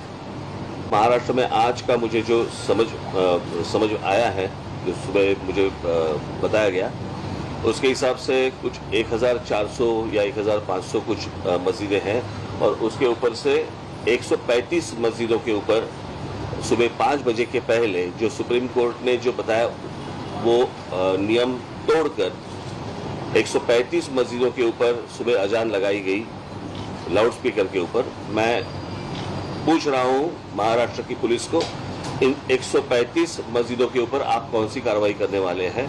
हम सिर्फ चाहते हैं कि जैसे मस्जिदों के ऊपर है, अगर इलीगली अगर मंदिरों के ऊपर भी होगा वो भी निकालो आप। ये विषय सामाजिक है, ये धार्मिक विषय नहीं है, ये पहले समझ लो आप। And because it's definitely a big day there in Mumbai, reactions have been coming in since morning about what Raj Thackeray has said and about his ultimatum. Listen in to political reactions. अगर उत्तर प्रदेश में मस्जिदों और मंदिरों से loudspeaker हटाए जा सकते हैं, उनका वॉल्यूम रेगुलेट किया जा सकता है, तो महाराष्ट्र में क्यों नहीं किया जा सकता? क्योंकि वहां की आघाड़ी सरकार तुष्टीकरण की राजनीति कर रही है। वहां पर शिवसेना को आज हनुमान चालीसा से डर लगने लगा है। बाला साहब ठाकरे की पार्टी आज हनुमान चालीसा से भाग रही है।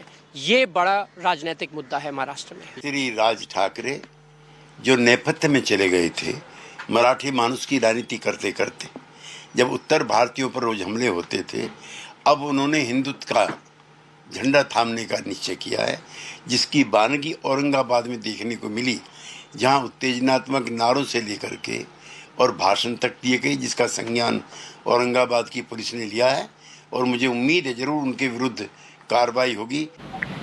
Actually, see, what Rakshas is demanding has no value. The issue is that what he is demanding is lawful or unlawful. Now, when he says that the Supreme Court has given a decision on this, the Supreme Court decision is not for Maharashtra, it is for the entire country. Why they are creating a nuisance in Maharashtra? Why they want to create a threat to the law and order situation in Maharashtra? It is just for the goal, their goal is different. The sponsors are BJP, and he is being used as a tool. What is it? Is it the issue of the country? The issue of the country is unemployment. The issue of the country is a farmer's issue. Issue of the country is inflation. Issue of the country is the price rise of everything. Those things he is not at all touching. What happens to Hanuman Chalisa? Can you recite Hanuman Chalisa in front of somebody's boss or something? Is it not an insult to our own God? We all want to see that the communal flare-up don't take place. We all want to see that peace and tranquility takes place in our country. But there are certain elements who does not like that. They want to see that, no, somehow or the other, we should pressurize one particular community. We should go against the community. You give bad word and you give name. The thing is that you blame the Muslim community. You are gaining a political, you are getting name. That is why this is just going on all over the country, madam. What we see in Jodhpur was also condemnable prior to one night before the Eid. What happened there? So everywhere it is going on. But I am sure that the police machinery will take action, and the state government is that this is a fight within the Thackeray and the versus the Thackeray. This is a fight for the one-upmanship against each another. This is a fight against they want to prove who is the bigger Hindu, who follows the Hindu ideology better. The BJP wants to prove that they are following the ideology. The Shiv Sena wants to prove that they are better Hindus. The MNS wants to say he's better Hindu. And the secular party as well, the Congress, they also want to say that they are more follower of the Hindutva ideology than these people. So this is a fight between them, but everybody will have to follow the rule of law. Yes. Go across then on the ground in Mumbai. My colleague Paras Dama has been tracking all the latest on that. Paras, is security still right now tightened right outside the residence of Raj Thackeray like it was yesterday evening? Is there police deployment across the city? How is Mumbai looking like today afternoon? So right now there is no security outside the gate of Raj Thakre's residence because from last night there was security tightened. Some stuff was happening. There was a 149 notice which was handed over to Raj Thakre. Plus MNS workers was gathered around the Shiv Tirth, the residence of Raj Thakre, and they were just asking all of people that why Raj Thakre has been targeted. So there was some tense movement out there at the field last night at near Raj Thakre's residence. So security was little tied up, but right now there is no as security as there was last night. But right now the press conference was taken by Raj Thakre, and few things he has cleared that this is not one day protest that he has started, not a day Andolan he has started. It will go far. If loudspeaker will be not removed from the mosque entirely, he will protest and he will do Andolan. And other stuff also he has cleared. He has targeted Mumbai police also, that 135 mosques in Mumbai had played azan before 5 a.m. What action they will take against them. Raj Thakre also targeted Mumbai police, saying that why they are targeting MNS worker, why they are not taking any actions against the mosque who has played azan before 5 o'clock. So this type of development has happened today. The press conference was taken by Raj Thakre, and he has cleared some point, and he has cleared one thing: he is not going to stop. He will fight, and he'll fight till the end, till the time all the loudspeaker will be not removed from the mosque. Paras, keep tracking all the latest from Mumbai, and we'll wait and watch how this really pans out for the city. And will this issue die down in the next few days, or will it escalate to another level? But before he addressed his high-powered press conference today afternoon on the loudspeaker debate, MNS Chief Raj Thakre uploaded and shared an old video of Bala Saheb Thakre, and that to attack his son and also Raj Thakre's cousin brother Uddhav Thakre. That visual there on your screen. Raj Thakre shared this on his social media site Twitter, and this clip is of Bala Saheb. In the video, the Shiv Sena founder can be heard saying that the day Sena government will come in Maharashtra, namaz will stop on the roads. He also went on to say religion should not come in between development, and that loudspeakers from mosques will come down. He's also said if there are any Hindu rituals which come in between development, that would also be looked into. So invoking Bala Saheb Thakre of the Shiv Sena founder, and importantly the one who had pushed for the party and to what it has become now, Raj Thakre invoking his uncle before that press briefing. त्यांना बाळासाहेब किती आठवत आहेत त्याआधी पाहावं लागेल. खरे बाळासाहेब ज्याने बाळासाहेबांना सोडलं, ज्याने बाळासाहेबांचा विचार सोडला, शिवसेनेच्या पाठीत ज्या भारतीय जनता पक्षानं खंजीर बसला, त्यांचं उपवस्त्र म्हणून जे राहत आहे त्याने शिवसेनेला काय अंगी शिकवा.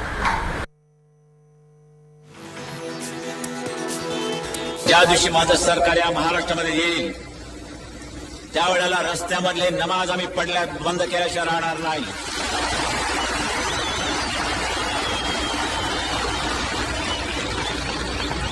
कारण धर्म असा असावा लागतो की तो राष्ट्र विकासाच्या आड येता कामा नये, लोकांना त्याचा उपद्रव होता कामा नये. आमच्या हिंदू धर्माचा कुठे जर कोणाला उपद्रव होत असेल त्यांनी मला येऊन सांगावं, आम्ही त्याचा बंदोबस्त करायला तयार आहोत. लाऊडस्पीकर मशिदीवरचे खाली येतील, बंद.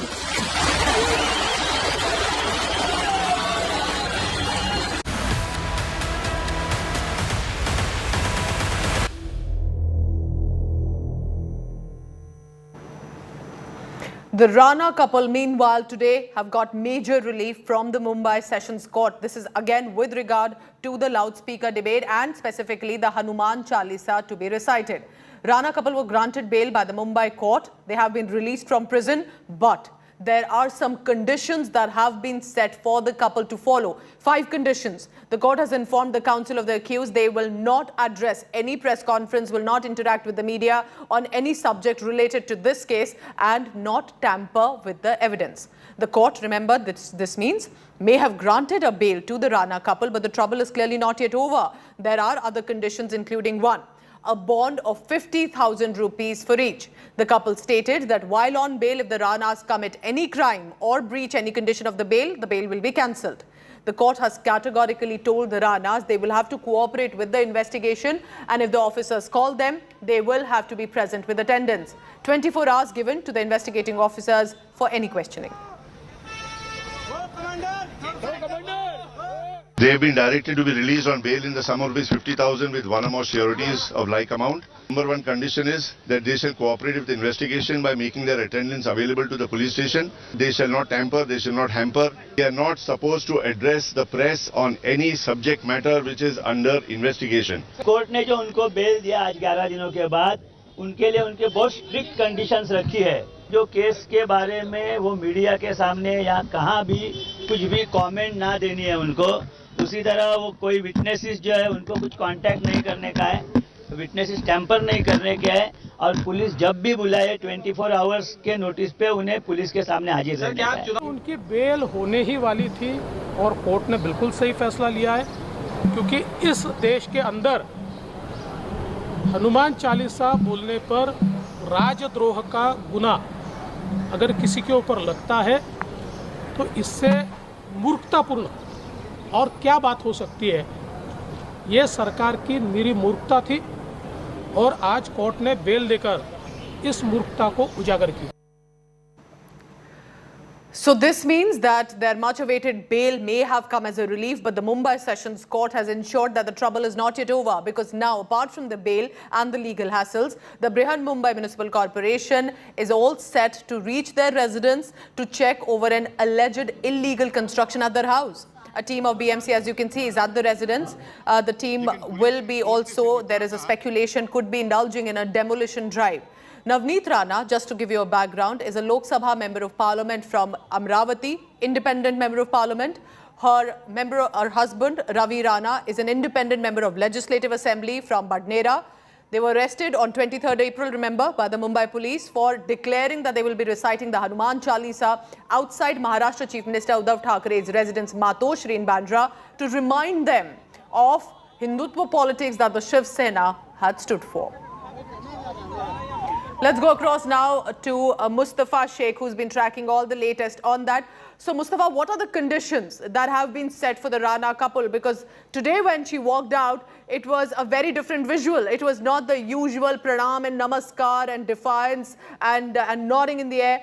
It was quiet entry into that vehicle, and now a BMC team at their residence. Mustafa. Well, of course, things have changed since then, because, as you rightly said, there are strict conditions which have been given to them while granting them bail, because they were booked at the serious section of sedition, so they cannot speak to the media at any cost. They don't have to hamper the investigation or commit similar offences. So it's you can say a strict condition. If these conditions are not followed, the bail can be cancelled. On the other hand, when Navneet Rana came out, because she's been already complaining of illness, we are outside JJ Hospital where she is right now for a checkup. So she is suffering from spondylitis, which has aggravated because she was made to sleep on the floor in Baikal Women's Jail, and that so she is not keeping well, and hence that energy was not seen, which was seen while she was on camera in the last few weeks. But that is things which has changed. But in some time we'll have an update from JJ Hospital on her health. But at the same point, simultaneously, the process to get Ravi Rana and Navneet Rana out is being done by her lawyers. Back to you. All right, Mustafa is tracking all the latest on that. 50,000 rupees bond, cannot interact with the media persons on this issue. So clearly we'll have to lie low at least for the next 2 days, and therefore would not even possibly, when the BMC visiting, could be a demolition drive expected at their residence as well.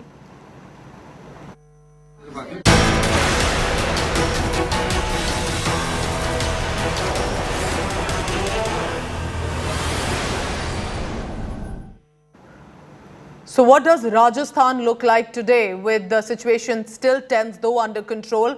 Politics continues over the violence that unfolded in Jodhpur on the occasion of Eid festival. Curfew was imposed in the wake of violence. Internet facilities were suspended. 133 people have been arrested so far in connection to this violence. You are looking at different visuals on your screen from the day it happened and till today, where there is a heavy deployment. Chief Minister of Rajasthan Ashok Gehlot chaired a high-level meeting and constituted a probe committee to look into the clashes. This comes amid a face-off between BJP and Congress over the violence. While BJP has claimed stone pelting and subsequent violence were part of a conspiracy, government had intelligence input that there could be attempts to fuel riots. Stones were deposited on terrace intentionally. Congress is meanwhile blaming the BJP for instigating communal violence. Ashok Gehlot has claimed the BJP was behind instances of violence across the state, including in Jodhpur.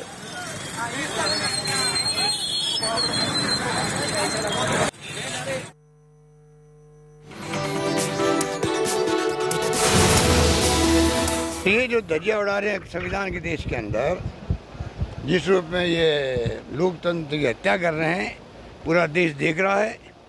पूरा मुल्क के साहित्यकार, पत्रकार, लेखक सब चिंतित हैं और इनको कोई शर्म ही नहीं आ रही है। खुला नाच हो रहा है, दंगे भड़क रहे हैं, कानून की धज्जियां उड़ रही है, क्योंकि इनको घमंड आ गया बुलडोजर के माध्यम से। अगर ऑर्केस्ट्रेड हैं, अगर भारतीय जनता पार्टी ने कराए हैं, भारतीय जनता पार्टी के राष्ट्रीय नेताओं के इंस्ट्रक्शंस पे हुए हैं, भारतीय जनता पार्टी के हम सब कार्यकर्ताओं ने किया है, तो आपकी पुलिस आंख पे पट्टी बांध करके क्यों बैठी है? और आप गृह मंत्री होने के नाते आप क्यों चुपचाप बैठे हैं, क्यों कार्रवाई नहीं करते हैं? कल दोपहर से ऐसा कोई घटना नहीं हुई, परिस्थिति अभी कंट्रोल में है और पर्याप्त जाब्ता लगे हुए हैं। हमने मोबाइल लगाया, फिक्स पिकेट है, हमारे काफ़ी उच्च अधिकारी आए हैं, उनके निर्देशन में भी हम लोगों ने काम किया और मुझे लगता है हमने पर्याप्त जाब्ता लगा रखे हैं। मैं जनता से ये अपील करूँगा कि आप शांति बनाए रखें। यहाँ पे पर्याप्त जाब्ता लगा हुआ है और मेरी ड्यूटी यहीं पे है। यहाँ पे एक डिप्टी एसपी वर्तमान में भी और एक एडिशनल एसपी, इंस्पेक्टर और ऑल रैंक के सभी यहीं मौजूद है और पर्याप्त जाब्ता लगा एकदम। स्कूल कॉलेज जैसे खुले हुए स्कूल और जिनके बच्चों के एग्जाम है उनको लिए लागू है। बाकी सब डॉक्यूमेंट देख के भेजा जा रहा है। डॉक्यूमेंट देख के भेजा जा रहा है।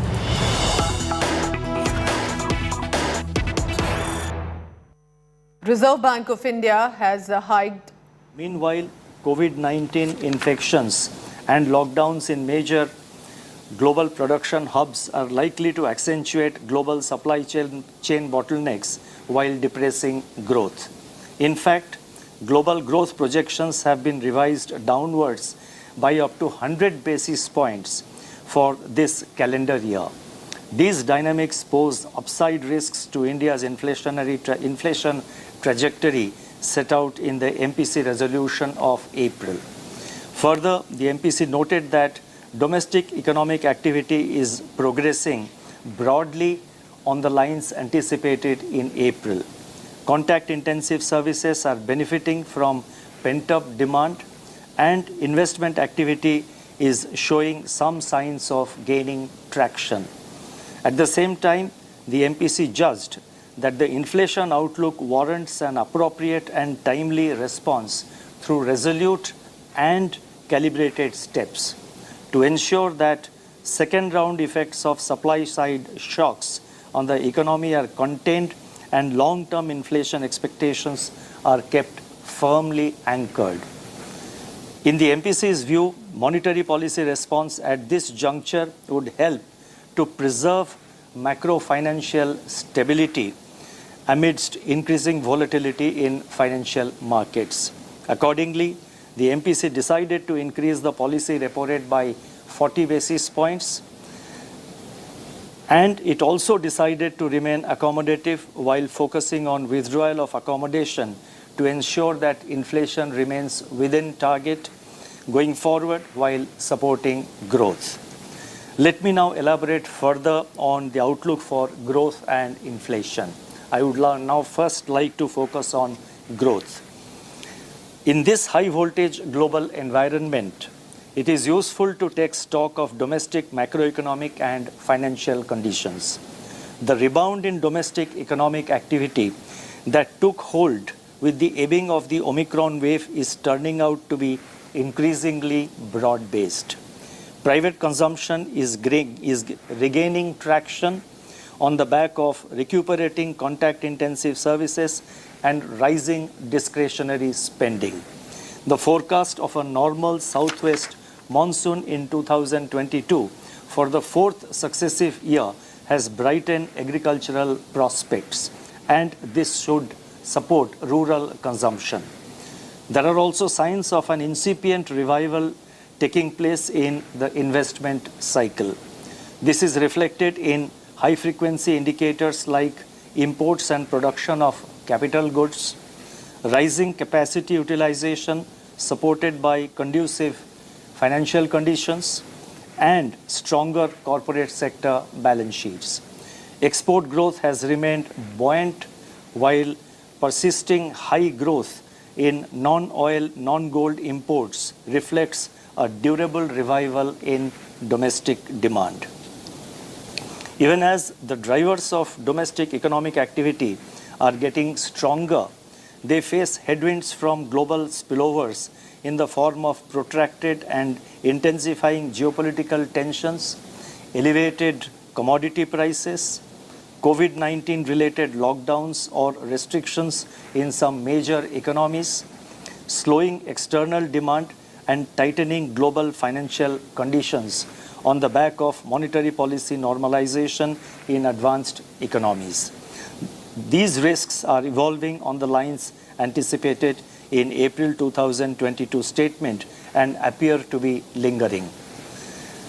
Let me turn to inflation now. The sharp acceleration in headline CPI inflation in March 2022 to 7% was propelled in particular by food inflation due to the impact of adverse spillovers from unprecedented high global food prices. 9 out of the 12 food subgroups registered an increase in inflation in the month of March. High-frequency price indicators for April indicate the persistence of food price pressures.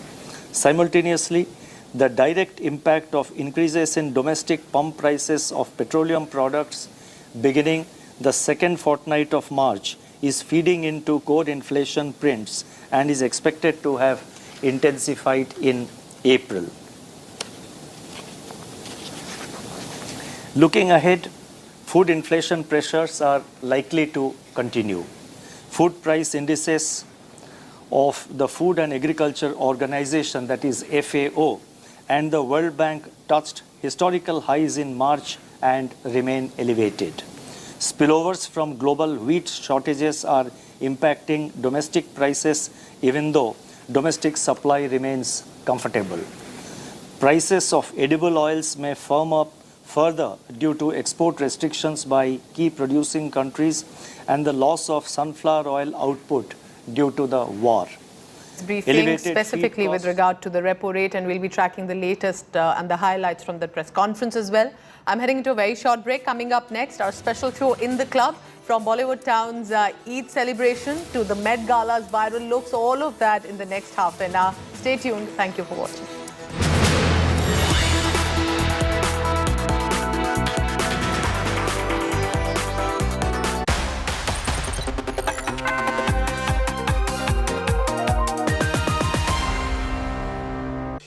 India Today TV wins big awards at ENBA 2021, bags the best channel of the year, shines bright with 15 goals. Gaurav Sawant, Best Anchor, English. Preeti Chaudhary, Best Continuing Coverage by a Reporter, English. Shivarur, Best Anchor, English. Udayan Mukherjee, Best Business Program, English. Rahul Kamal, News Director of the Year. India Today Group sweeps with a record 90 awards. India Today Group, the gold standard of journalism.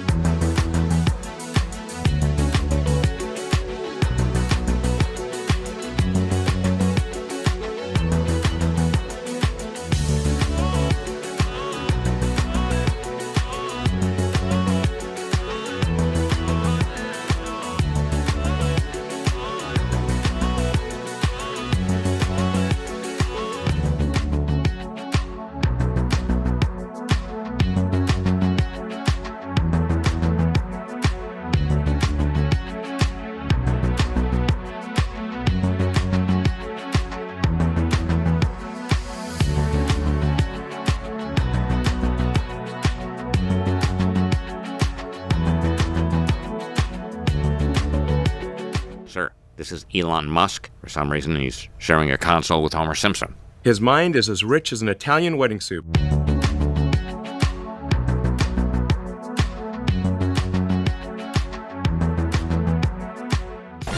Tusk, listen, we need your help. Rick, Morty, why me? Did something happen to Elon Musk in your own reality? No, he's fine.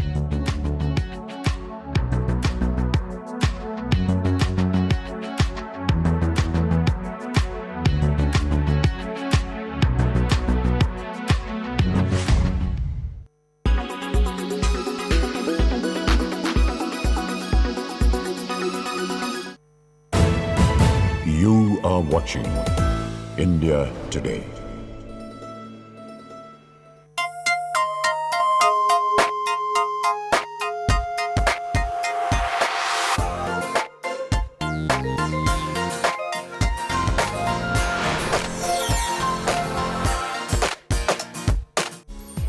Hello and welcome. You're watching In the Club. I am Dipali Patel. This is where we get you the latest news from the world of showbiz.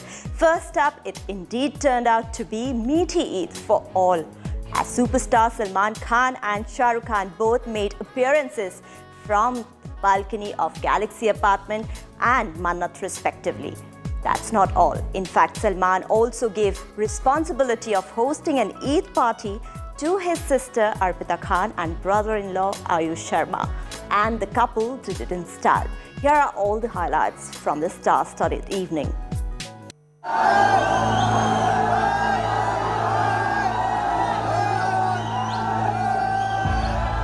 This is Salman Khan's iconic wave from the balcony of his Galaxy apartment.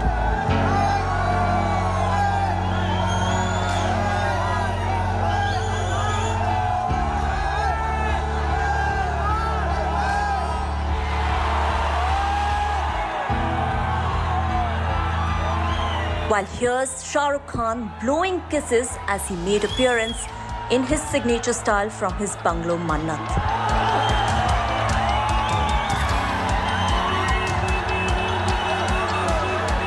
Two superstars, two different locations in Mumbai's Bandra, and one simple motive, that is, to make the occasion of Eid as sweet as they can for a sea of fans gathered outside their residence to catch a glimpse of them. Yes, these visuals were long awaited, especially as COVID-19 played spoil sport last 2 years. But here they are, looking handsome and charming as ever.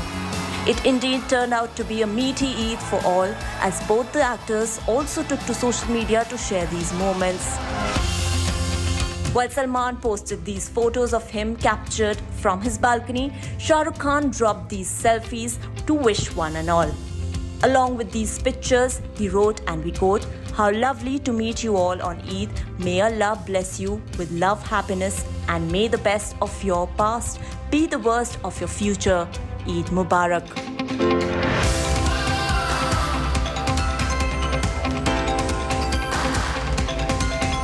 That's not all. After wishing thousands of his fans Eid Mubarak, later in the evening, Salman handed over the responsibility of hosting an Eid party to his sister Arpita Khan and brother-in-law Ayush Sharma, and the couple did it in style.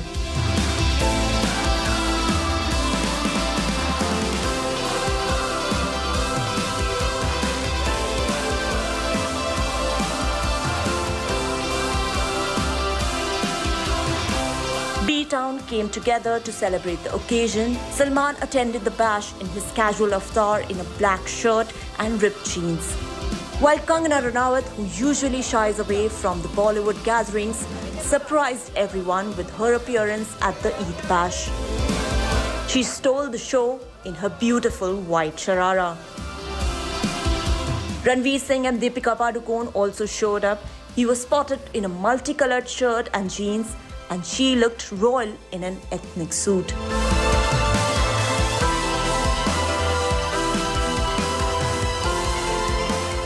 Interestingly, Karan Johar was also one of the guests, and the party sort of got him and Deepika under one roof with Kangana.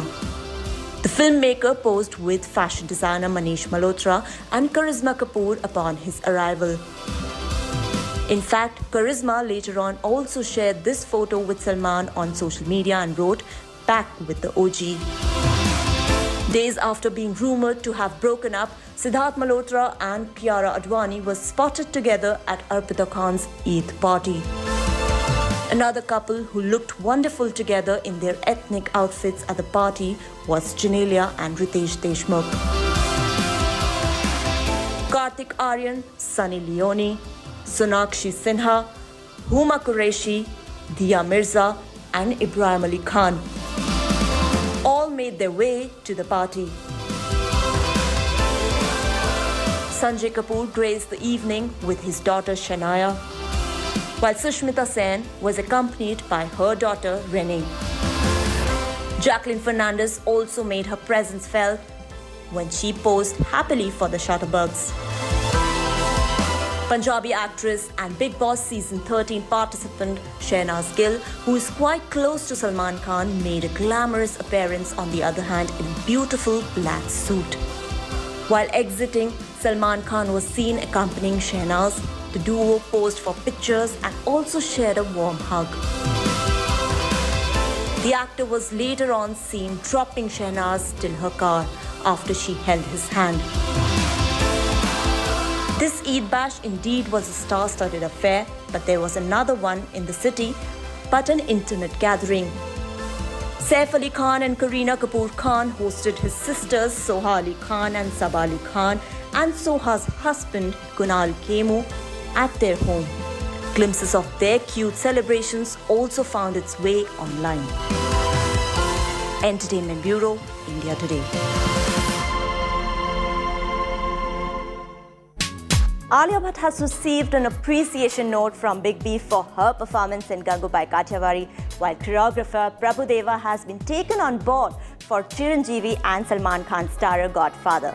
This and much more, here's all that's trending in showbiz.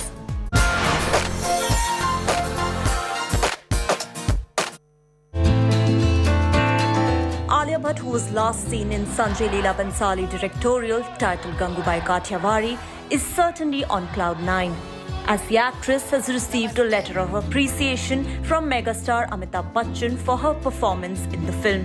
Alia shared the news with this photo in which she can be seen holding the note.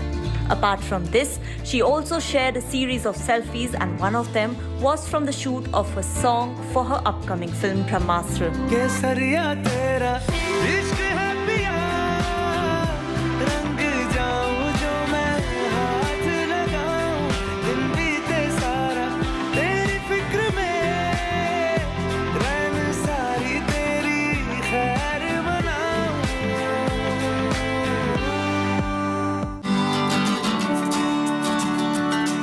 Actor-choreographer Prabhu Deva has joined Telugu superstar Chiranjeevi's upcoming movie Godfather. He will choreograph the dance moves of Chiranjeevi and Bollywood superstar Salman Khan to a song composed by S. Thaman, who shared the news on social media with this photo. The production of Godfather is going on at a brisk speed.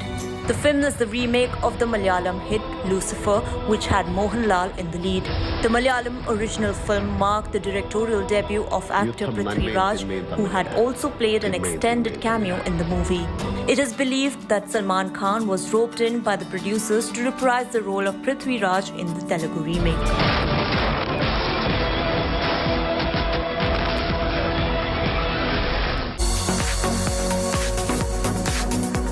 Junior NTR and Koratala Siva's collaborative project NTR 30 was supposed to go on floors this June. However, the latest developments implied that the commencement of the shoot might get delayed indefinitely, as Siva intends to rework NTR 30's script after the debacle of his recent directorial Acharya. పూజలు పునస్కారాలు చేసుకుంటూ కష్టాలు వచ్చినప్పుడు అమ్మోర్ తల్లి మీద భారం వేసి బిక్కుబిక్కుమని ఉంటావేమో అని పొరపడి ఉండొచ్చు. For the unversed, Koratala Siva is one of the very few Telugu filmmakers to have a 100% success rate, but this streak came to an end with the colossal failure of Acharya. Dharmasthali ఆ ధర్మస్థలి ఎలా అవుతుంది?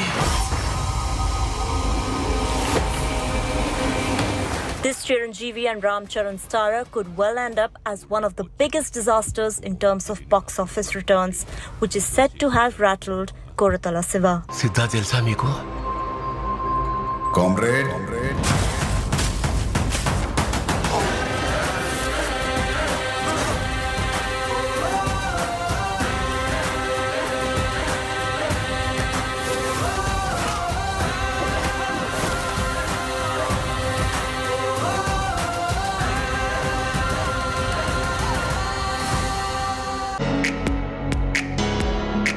Tamil superstar Ajit Kumar is working on his fitness as a part of the preparation for director H. Vinod's next, which has been tentatively titled AK-61.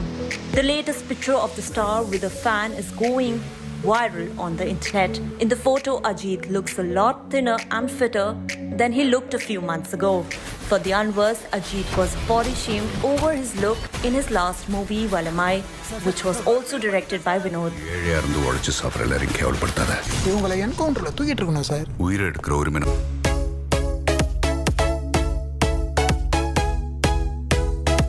Aditya Roy Kapoor's yet-to-be-titled film, which is a remake of Tamil hit Thadam, will reportedly be wrapped up soon as a major part of the film has already been shot. The film that went on floors on the occasion of Dussehra in October last year also features Operation Romeo fame Vedika Pinto. The remake will see Aditya Roy Kapoor stepping into the shoes of Arun Vijay, who in the original film was seen in a double role alongside Tanya Hope, Smruti Venunkar and Vidya Pratap.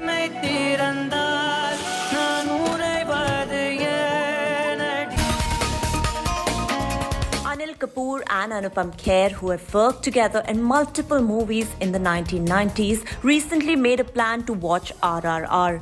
Anupam Kher, in fact, also shared this video of their conversation that they had before the film was about to start at a cinema hall. Mr. Anupam Kher, you both have come to see the film after many years. After 1,000 years. Because we used to come for our own premiere. In the movie, the duo can be seen discussing how long it has been for both of them to go for a movie together. College sounds fantastic. I'm going out from sorry? With my, as if I'm feeling, as if I've come out for a date. I would not like to say that. No, but date with Anupam Kher. Date with Anupam Kher. And it's a pleasure to. And Mr. Are we watching RRR? Rama Julie's RRR. Yes. Correct. Are you looking forward to the film? I'm really looking forward to RRR. I thought because I have to have a conversation with him on the 6th. I must know. I'm a fan, you are a fan. Anil even said that this feels like a date to him. Anupam, on the other hand, didn't agree with his idea. Talk about it, but Anupam Kher. I am the Anupam Kher. So, one thing is common between Mr. Rajamouli and me is that we are all in the 300 crore club. Maybe he's a little more than that. I will tell you, sir, at least if I can reach 30 crores in my other films, I'll be very happy, sir. Oh, God. Please give me blessings, sir. All the best. Lord Jite Raho. Jug Jio. I'm very happy with 30 crores, sir. So we are very 33 happy. crores, sir. So we are very happy that we are watching a film together after a long time. That was the idea.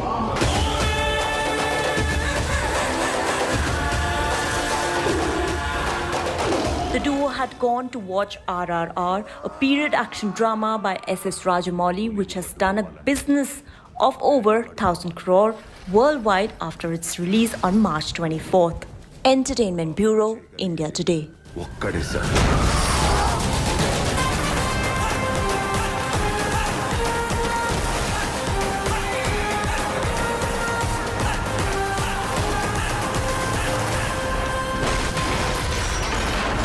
Now, fashion's biggest night, Met Gala, saw A-listers grace the red carpet with their extravagant and glamorous ensemble.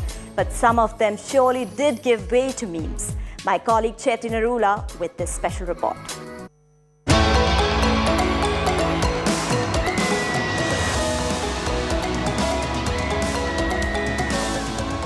The Met Gala each year is known for a celebration of art and design. It also attracts a lot of memes online for obvious reasons. Bizarre dresses make way onto the red carpet where celebrities go a bit too far to make a fashion statement. This year, the fodder for memes was definitely Kylie Jenner and Gigi Hadid. Jenner was wearing a white wedding gown, paying homage to the late Virgil Abloh. What got the most dramatic reaction was not the gown, but the ensemble that consisted of a baseball cap cum veil paired with a white gown. That's not all. Gigi Hadid was trending on social media for her outfit. While her dark red PVC catsuit from Versace was lovely, the pairing of it was a baggy puffer coat, and that had netizens in splits and how. Many thought she wore a sofa and a blanket. Some of the interesting moments was one of Kim Kardashian, who in her own admission can do anything for fashion. She lost over 7 kilos in 3 weeks to fit into a dress that was worn by Marilyn Monroe. Monroe wore this outfit in 1962 to sing a birthday song to President Kennedy. The dress last went under the hammer for $4.6 million. And Kendall skipped the basic gowns and dresses and made quite the entry in a sheer crop top and a black billowing skirt set by Prada. Bleached brows, her top barely opaque, and dramatic eyes. She knew how to get the town talking. In New Delhi, Chaiti Narula for India Today. Let us fly 7 seas across to Hollywood and check out the biggest newsmakers from the West. Here's our popular segment, Fully Foreign.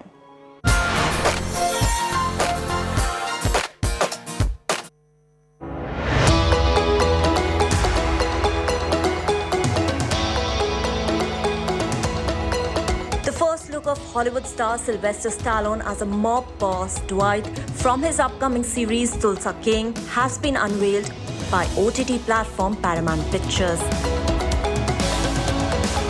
According to reports, the series marks Stallone's first major television role, having made guest appearance on a number of classic shows like Police Story back in the 70s. They actually call me Rocky. I really prefer that. And more recently in This Is Us. The Rambo star's look as Dwight was shared by Paramount Plus on social media handle. They wrote, and we quote, "Here's your first look at Sylvester Stallone as New York Mafia capo Dwight, the general man Freddy in the new Plus original series Tulsa King." Tulsa King is the latest series from Taylor Sheridan, who is best known for creating Yellowstone, Mayor of Kingstown, and 1883.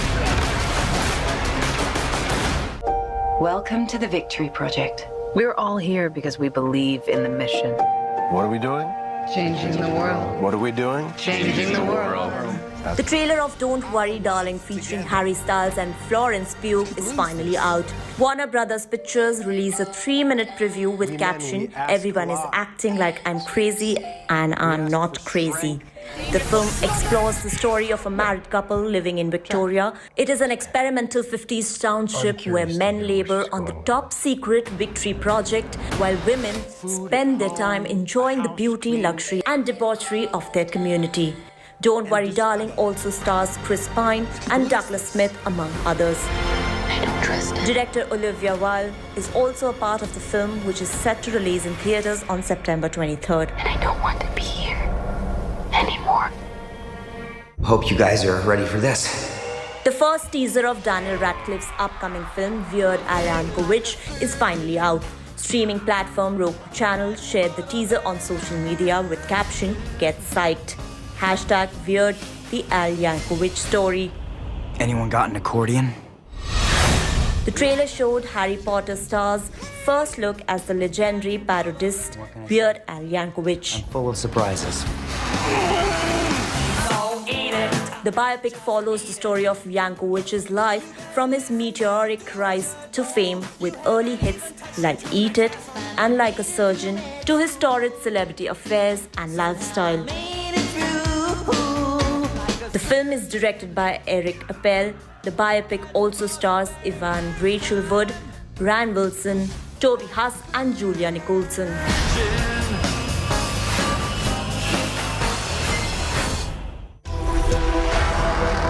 Streaming giant Netflix has released Stranger Things Season 4 new posters of Joyce Byers, Jim Hopper and Murray Bowman hovering. Without you, We can't win this war. The upcoming thriller series takes place in 1986, just 6 months after the Battle of Starcourt. The series will also star Miley Bobby Brown, Charlie Heaton and Gaten Matarazzo, among others. Stranger Things Season 4 will be released in 2 parts. The first volume is set to premiere on Netflix on May 27, 2022, and the second volume will be released 5 weeks later on July 1st, 2022. Grab. No, I don't like to eat between meals. When Harry Met Sally and Sleepless star Meg Ryan is all set to direct and star in a new romantic comedy, What Happens Later, alongside the X-Files star David Duchovny. Meg Ryan also shared a poster of the film on social media and wrote, "Here we go." The film is based on the play Shooting Star by Stephen Dietz, who co-wrote the screenplay alongside novelist Kirk Lynn. What Happens Later is all set to release in theaters in 2023. Entertainment Bureau, India Today. It's time for a short break now, but there's lots more coming up on the other side, so stay tuned to In the Club.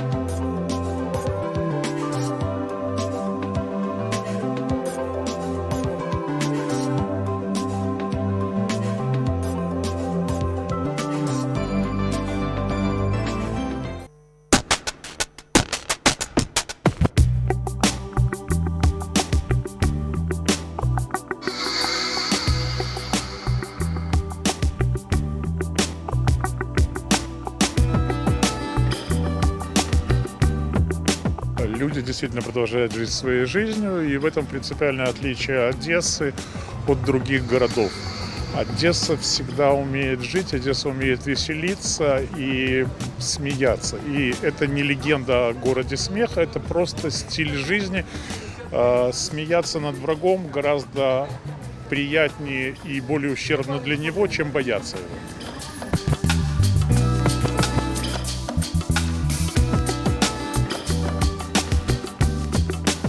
Говорят, в Одессе во все войны, гражданскую и Вторую мировую, Одесса всегда оставалась Одессой. Всегда она торговала, это торговый город, люди здесь зарабатывают торговлей.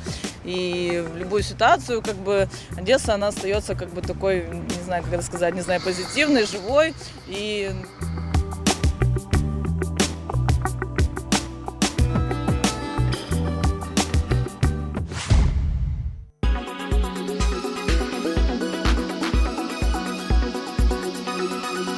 When it's the world's biggest news story, there's only one gold standard of journalism.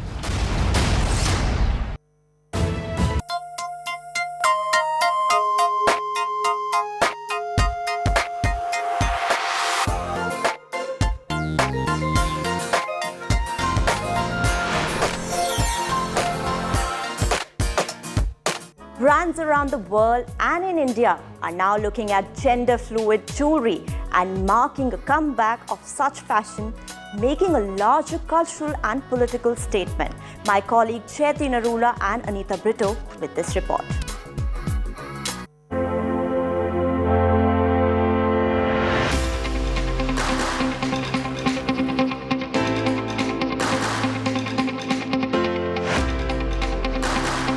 Jewelry gets a revamp. A cultural shift of gender inclusivity at large makes its way into jewelry too. Whether it is Bulgari, Tiffany, Louis Vuitton, Dior, or Gucci, or our homegrown brands in India, there is a cultural shift being witnessed. Many men today flaunt their jewelry. While some just love their diamonds like women do, Some find it individualistic. Many others make a political statement with them. The makers in India feel it is a revival of age-old Indian tradition along with gender inclusivity. I think it's just revival of the past, because if you remember our age-old culture where we had kings and the entire clan wearing jewelry which could be worn with by a queen too. So it was a gender fluid jewelry ever since time immemorial. And I would say the first to start this was Lord Krishna, who had a nice fish earring which he used to adorn. If you've seen it closely, be it a Gucci, be it a Louis Vuitton, be it a Bulgari, they are all promoting this kind of jewelry, this kind of clothes. The inspiration comes from our age-old culture and generation, the Maharajas and the Peshwas. So the kind of jewelry that which used to adorn the men then, the same concept we are using today. Something like this. So basically this is made very gender fluid, that it can look very nice and very, very royal on the day of the occasion, and then it can be used by the women of the family. So as today's generation accepts a lot of designer wear and they want to wear and look different, so we try to design products like these. It can be worn by the girl and the boy as well, very gender fluid. The change is now conspicuous and is picking pace in India as Gen Z and millennials alike love their gender-fluid jewelry. It's not a surprise or a shock for us, but it's picking up pace slowly. The new young generation love to indulge in earrings, or you have those chains or bracelets. So it's picking pace. It's not only the bridal jewelry that is gender fluid, but also now the new age generation which like to adorn themselves, be it men, be it girls, ladies. We make hand gears, hand bracelets. So now this piece is made stretchable, which can go on the wrist of the men and also be worn by the girls. So we've used a lot of diamonds in that, kept it more geometric. The shades and colors are left subtle, so it can be worn on any and every kind of attire, as in a t-shirt and a jeans, or maybe a formal shirt. And even the girl can carry this at times. The new wave is here to challenge conventional masculinity and shed the preconceived notions of gender conformity. Fashion over the years has adapted and reflected a societal change, and this is one more example of just that. With inputs from Anita Brito in Mumbai, Chaiti Narula for India Today. That's all we could pack in the show today. Till next time, thanks for watching and bye-bye.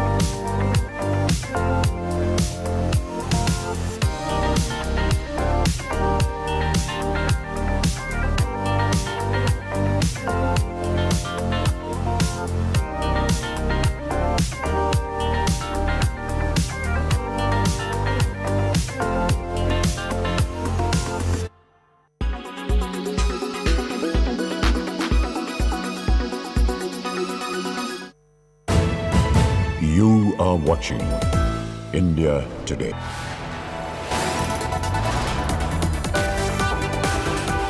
You are watching India Today.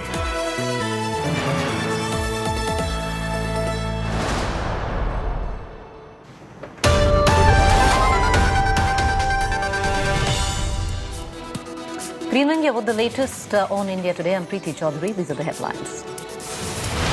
MNS Chief Raj Thackeray pumps the volume on Maha loudspeaker debate, reiterates his Hanuman Chalisa call to tackle azan at mosques. Hits out at Chief Minister Uddhav.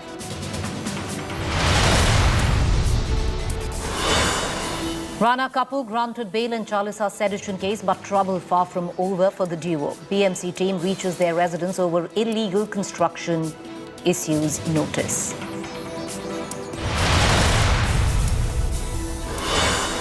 Jodhpur remains tense after Eid clashes. Rajasthan government allegedly ignored intel alert on May 2nd about possible unrest. BJP guns for Chief Minister Gehlot.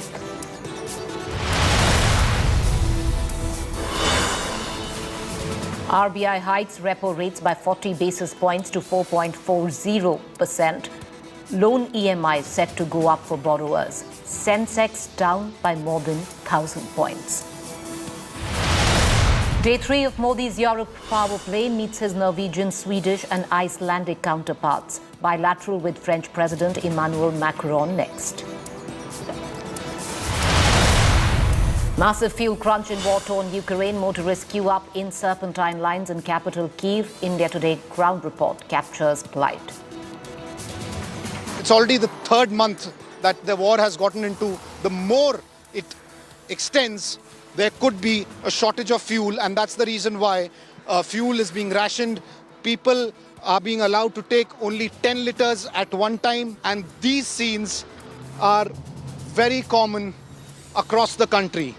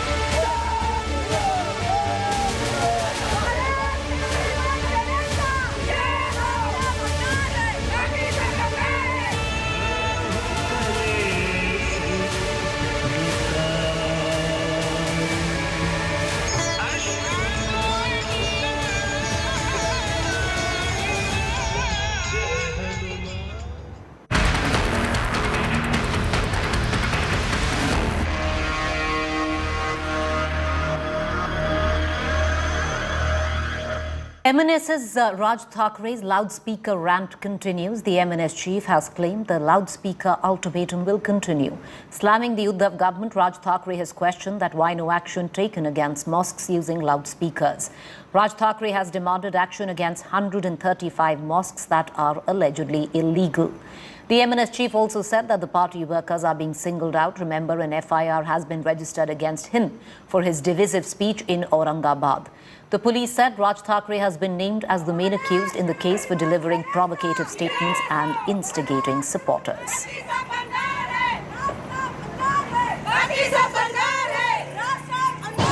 या 135 मशिदींवरती मुंबईतल्या खास करून महाराष्ट्रातले तिकडचे जे काही commissioner असतील ते बघतील, पण मुंबईचे पोलीस कमिशनर, मुंबईचे पोलीस हे या 135 मशिदींवरती काय कारवाई करणार आहेत आणि करणार आहेत की नाही करणार आहेत ते एकदा समजू देत.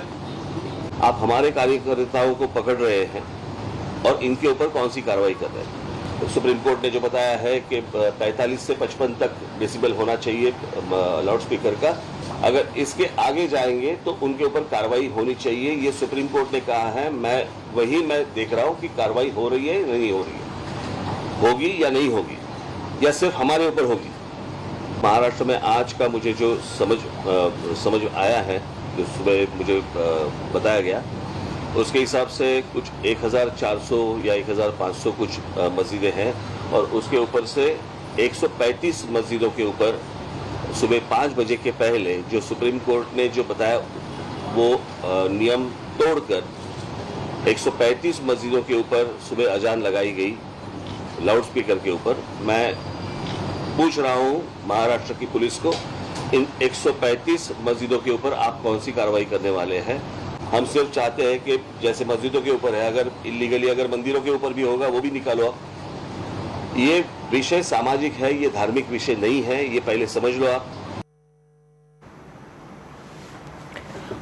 All right, let's cut across to other political reactions that are filtering in. अगर उत्तर प्रदेश में मस्जिदों और मंदिरों से लाउड स्पीकर हटाए जा सकते हैं, उनका वॉल्यूम रेगुलेट किया जा सकता है, तो महाराष्ट्र में क्यों नहीं किया जा सकता? क्योंकि वहां की आघाड़ी सरकार तुष्टीकरण की राजनीति कर रही है। वहां पर शिवसेना को आज हनुमान चालीसा से डर लगने लगा है। बाला साहब ठाकरे की पार्टी आज हनुमान चालीसा से भाग रही है।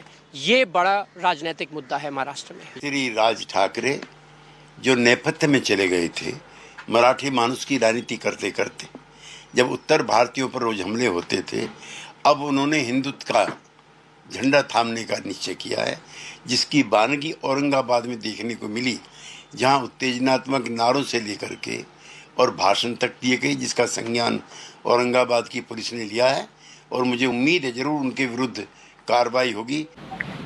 Actually, see, what Rakshasti is demanding has no value. The issue is that what he is demanding is lawful or unlawful. Now, when he says that the Supreme Court has given a decision on this, the Supreme Court decision is not for Maharashtra, it is for the entire country. Why they are creating a nuisance in Maharashtra? Why they want to create a threat to the law and order situation in Maharashtra? It is just for the goal, their goal is different. The sponsors are BJP, and he is being used as a tool. What is it? Is it the issue of the country? The issue of the country is unemployment. The issue of the country is a farmer's issue. The issue of the country is inflation. The issue of the country is the price rise of everything. Those things he is not at all touching. What happens to Hanuman Chalisa? Can you recite Hanuman Chalisa in front of somebody's boss or something? Is it not an insult to our own God? We all want to see that the communal flare-up don't take place. We all want to see that peace and tranquility takes place in our country. But there are certain elements who does not like that. They want to see that, no, somehow or the other we should pressurize one particular community. We should go against the community. You give bad word and you give name. The thing is that you blame the Muslim community, you are gaining a political, you are getting name. That is why this is just going on all over the country, madam. What we see in Jodhpur was also condemnable prior to one night before the Eid. What happened there? So everywhere it is going on. But I am sure that the police machinery will take action, and the state government is that this is a fight within the Thakre and the versus the Thakre. This is a fight for the one-upmanship against each another. This is a fight against they want to prove who is the bigger Hindu, who follows the Hindu ideology better. The BJP wants to prove that they are following the ideology. The Shiv Sena wants to prove that they are better Hindus. The MNS wants to say he's better Hindu. And the secular party as well, the Congress, they also want to say that they are more follower of the Hindu ideology than these people. So this is a fight between them, but everybody will have to follow the rule of law. Yes. Mal joins me live from Mumbai for more updates on that story. Paras, 4th, which is today, was the deadline issued by Raj Thakre. The deadline has come. What is it that the Raj Thakre is planning to do? Is there an escalation that we can see from him?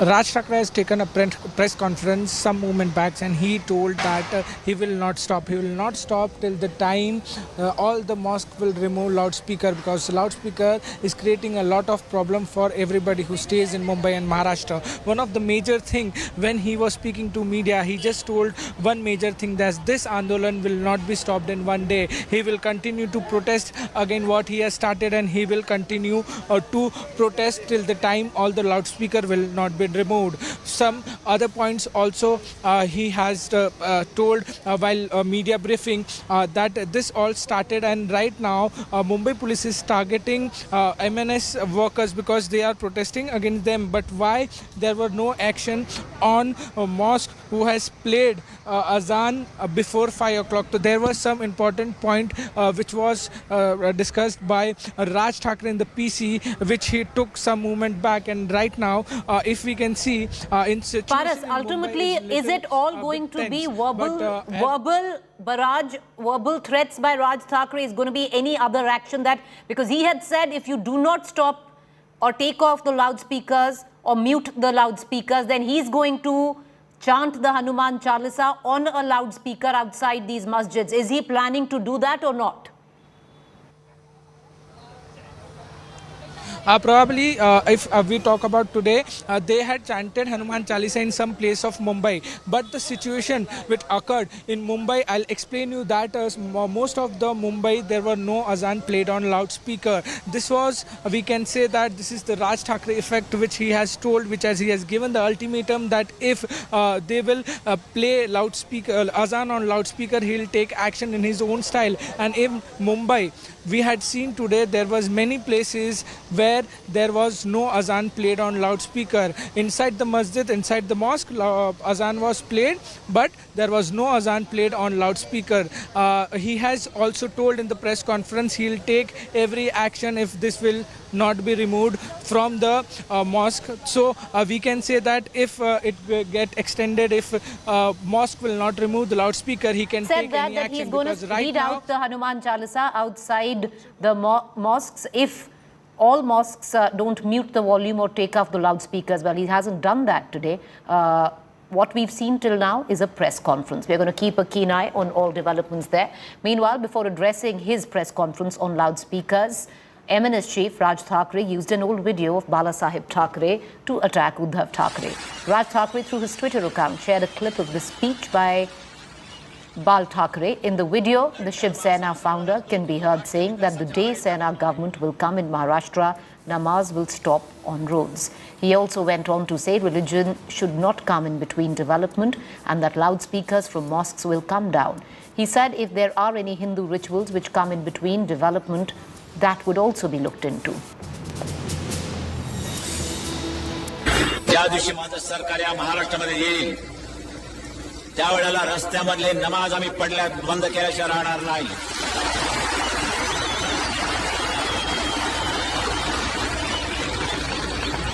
कारण धर्म असा असावा लागतो की तो राष्ट्र विकासाच्या आड येता कामा नये, लोकांना त्याचा उपद्रव होता कामा नये.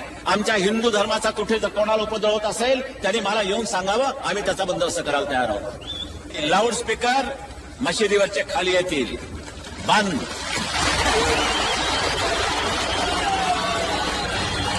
त्यांना बाळासाहेब किती आठवत आहेत ते आधी पाहावं लागेल.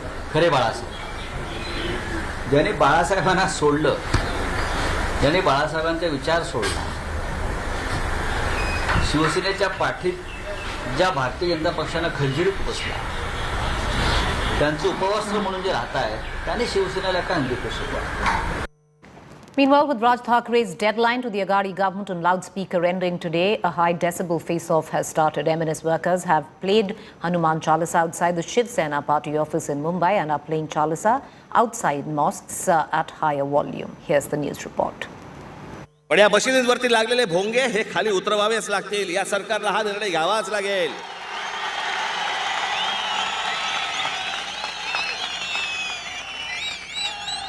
नाही तर आजच सांगतोय, आत्ता सांगतोय,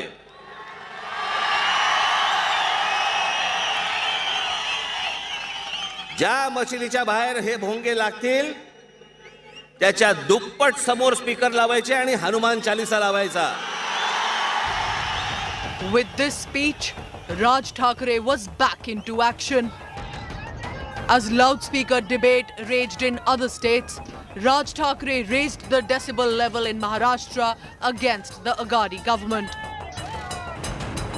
Maharashtra Navnirman Sena workers played the Hanuman Chalisa on a loudspeaker outside the Shiv Sena party headquarters in Mumbai. And their party chief announced the deadline. तुम्हाला जर काही नमाज पढायचा आहे, तुम्हाला जी काय अजान द्यायची घरामध्ये द्या. आणि जर सांगून जर समजा तुम्हाला समजत नसेल की हे भोके खाली उतरवा, तुम्ही आम्हाला विनाकारण त्रास देऊ नका, हे जर नीट सांगून समजत नसेल तर तुमच्या मशिदीच्या बाहेर आम्ही हनुमान चालीसा लावणार म्हणजे लावणार. Positioning himself as the counter to the Shiv Sena, his target was direct: cousin brother and State Chief Minister Uddhav Thackeray. The Bharatiya Janata Party leaders came out in support of the MNS chief, raising the pitch on Hindutva to counter the Shiv Sena. The ultimatum was repeated at Raj Thakaray's May 1st show of strength in Aurangabad, the same city where coincidentally his uncle Balasaheb Thackeray started his political innings. सर्व देशवासियांना, माझी सर्व हिंदू बांधवांना, भगिनींना माझी विनंती आहे, जर हे 3 तारखेपर्यंत ऐकले नाही, 4 तारखेला हनुमान चालीसा प्रत्येक ठिकाणी मला ऐकू आलंच पाहिजे. पोलिसांकडनं वाटल्यास रीतसर परवानगी घ्या, लाऊडस्पीकरची परवानगी घ्या, त्यांना द्यावीच लागते. With municipal elections fast approaching in Mumbai, can Raj Thackeray dent the Shiv Sena enough to dislodge it from power? And will this battle of the Thackerays work to the advantage of the BJP? Bureau Report, India Today.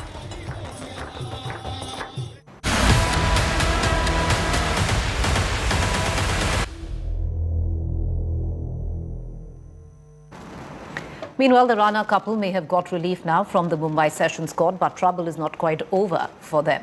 The BMC has issued a notice to the couple over an alleged illegal construction at their house. A team of BMC is at Rana residence to check for illegal construction. As the team is on the spot, there are also speculations of a demolition drive.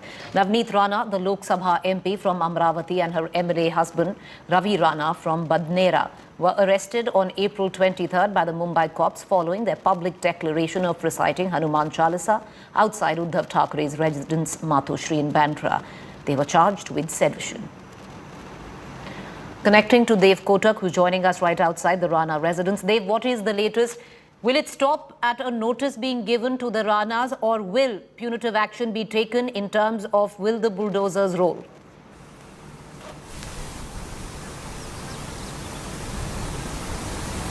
The bulldozers are likely to, come out in this case, because there might be some demolition work that might be carried out. But of course, only after the team of BMC officials enter the house, measure the area that has been taken extra, or the part where illegal construction or unauthorized work has been carried out. Of course, this is the prime reason why Section 488 notice was served under the Mumbai Municipal Corporation Act that empowers civic officials and senior officers to enter the homes just to probe if there was any unauthorized construction that was carried out.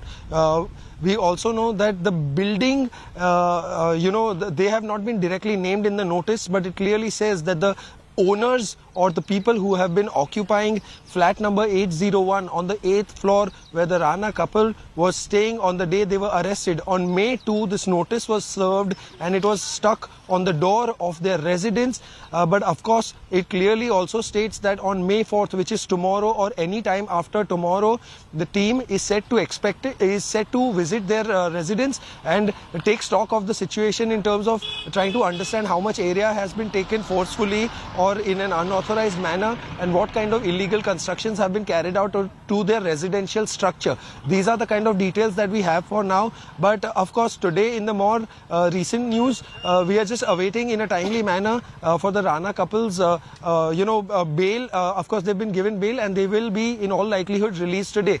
So as far as the BMC work goes, the team is expected to either visit today or tomorrow. Right, appreciate you joining us there. We're going to come back to you for more updates. Meanwhile, in the entire Hanuman Chalisa row, the lawmaker Rana couple have got a major relief from the Mumbai Sessions Court, finally at that. Both of them have been granted bail by the court and have been released from jail. The court, though, have set peculiar conditions of bail for the couple.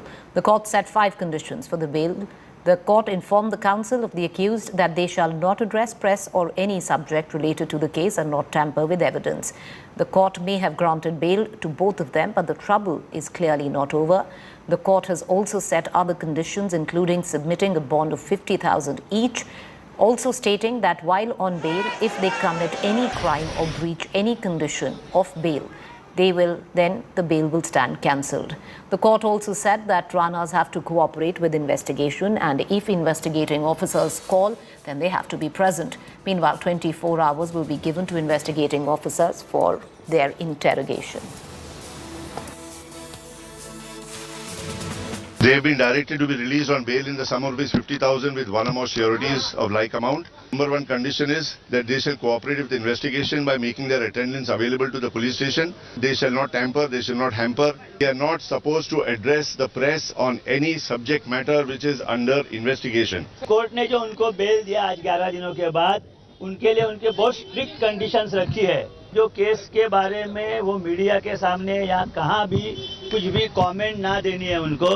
उसी तरह वो कोई witnesses जो है उनको कुछ contact नहीं करने का है, विटनेसेस टैंपर नहीं करने के है, और पुलिस जब भी बुलाए 24 आवर्स के नोटिस पे उन्हें पुलिस के सामने हाजिर रहने का है। उनकी बेल होने ही वाली थी और कोर्ट ने बिल्कुल सही फैसला लिया है, क्योंकि इस देश के अंदर हनुमान चालीसा बोलने पर राजद्रोह का गुना अगर किसी के ऊपर लगता है तो इससे मूर्खतापूर्ण और क्या बात हो सकती है। ये सरकार की निरी मूर्खता थी और आज कोर्ट ने बेल देकर इस मूर्खता को उजागर किया। We're going to go into a quick break. On the other side, Jodhpur remains tense after Eid clashes. Rajasthan government allegedly ignored intel alert on May 2nd about possible unrest.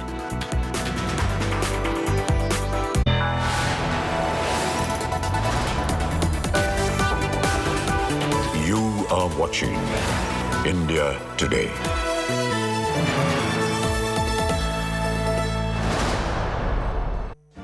Make your media plan smarter with India Today Live TV on your connected devices. Amplify your brand with 100 million smart internet viewers. To advertise, mail us at sales@aajtak.com or call 9999892171.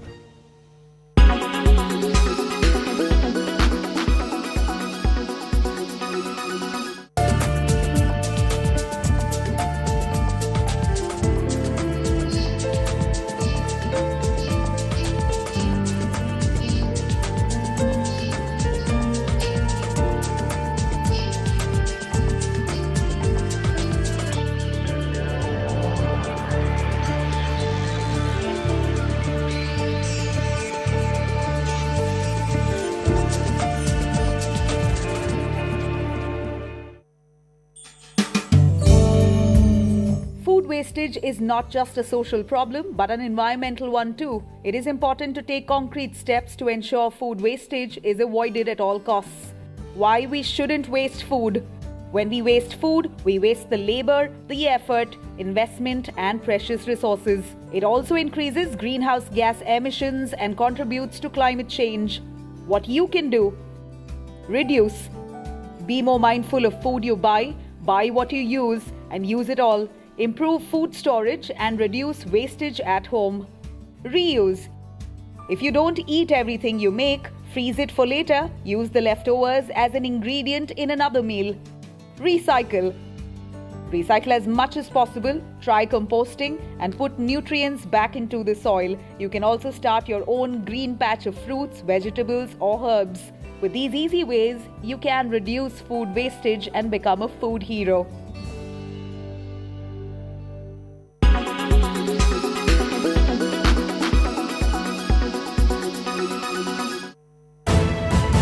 You are watching India Today.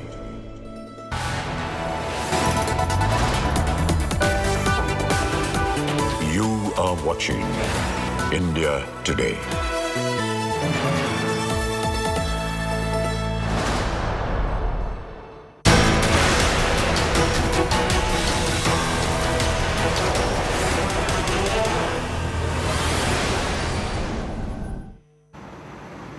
Welcome back. Now, politics continues over the violence that unfolded in Jodhpur on the occasion of Eid. Curfew has been imposed in the wake of the violence and internet facilities have been suspended.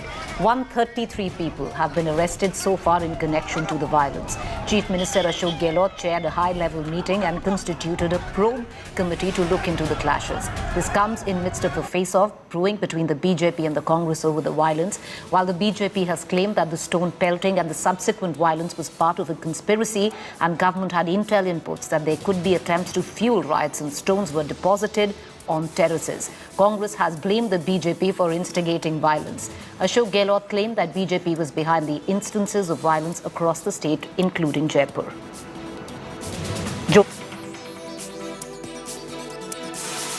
ये जो धज्जियां उड़ा रहे हैं संविधान के देश के अंदर, जिस रूप में ये लोकतंत्र की हत्या कर रहे हैं, पूरा देश देख रहा है। पूरा मुल्क के साहित्यकार, पत्रकार, लेखक सब चिंतित हैं और इनको कोई शर्म भी नहीं आ रही है।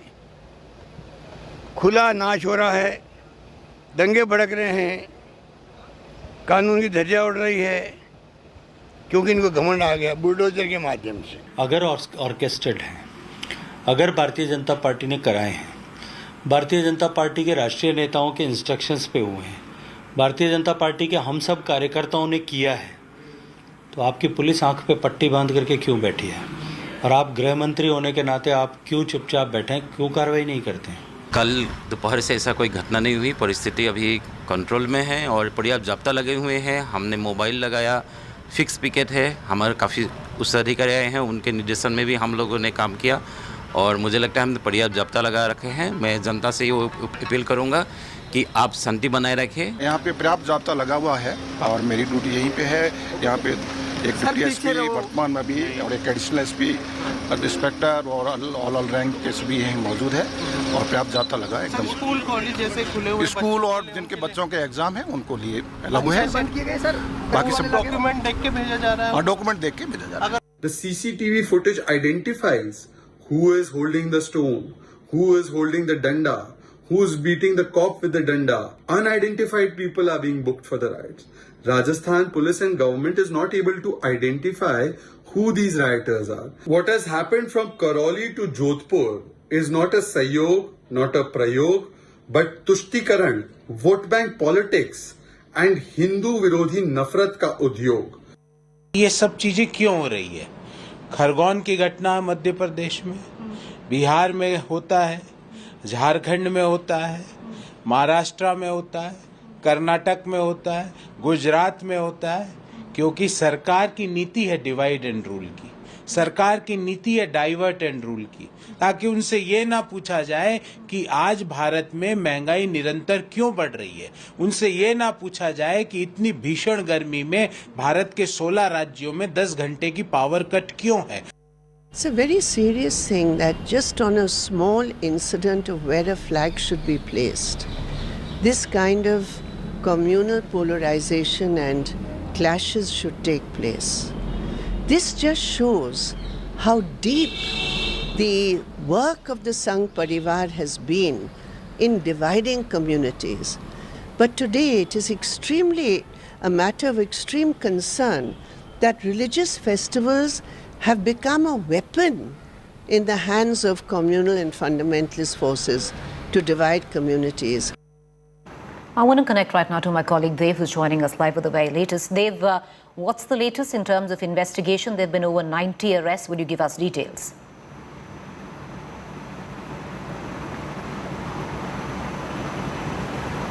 Well, so far, Preeti, I can tell you that there have been more than 130 arrests that have been made under Section 151. As far as the Jodhpur police is concerned, there is a curfew in 10 police thanas in Jodhpur right now.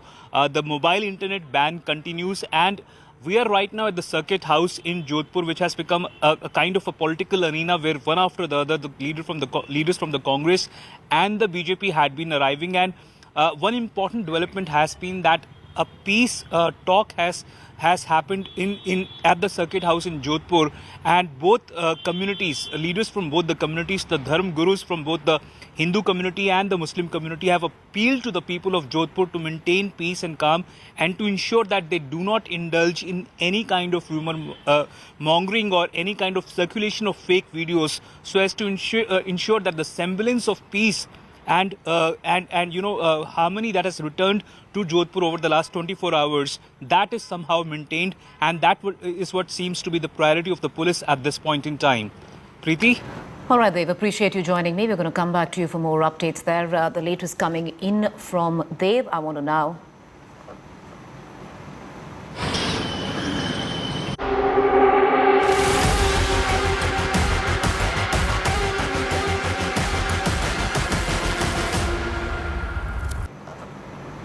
All right, viewers, Rahul Gandhi's visit to a nightclub at a wedding in Nepal is back in conversation right now. He was there at the wedding of his friend Sunima Udas.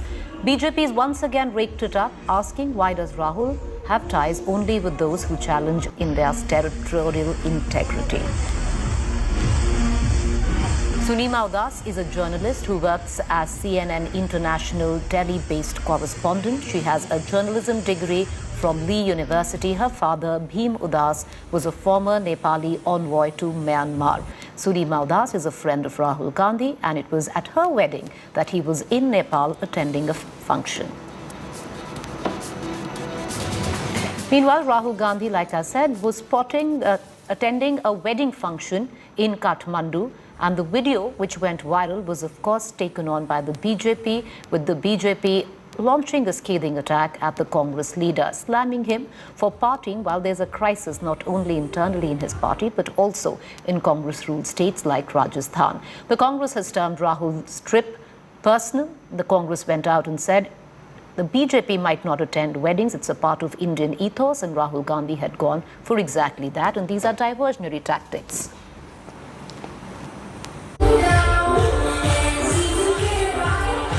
Rahul Gandhi at a popular Kathmandu nightclub, Lord of the Drinks. Seen having some leisurely moments in company of a woman, chatting casually.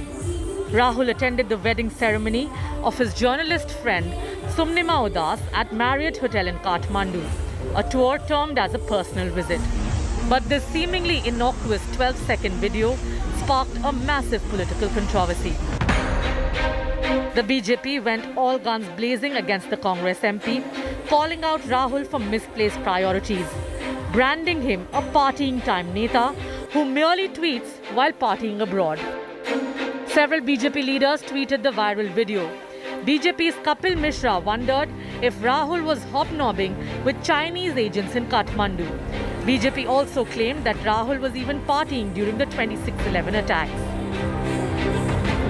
Rahul Gandhi ji हैं, इनका दिक्कत क्या है? ये full time पर्यटन और part time जो है वो पॉलिटिकल पाखंड। तो ये फुल टाइम जो पर्यटन करता हो, पार्ट टाइम पॉलिटिकल पाखंड में लगाओ, परिश्रम में लगाओ, तो परिश्रम में भी ये सब का दिखाई पड़ता है उनका।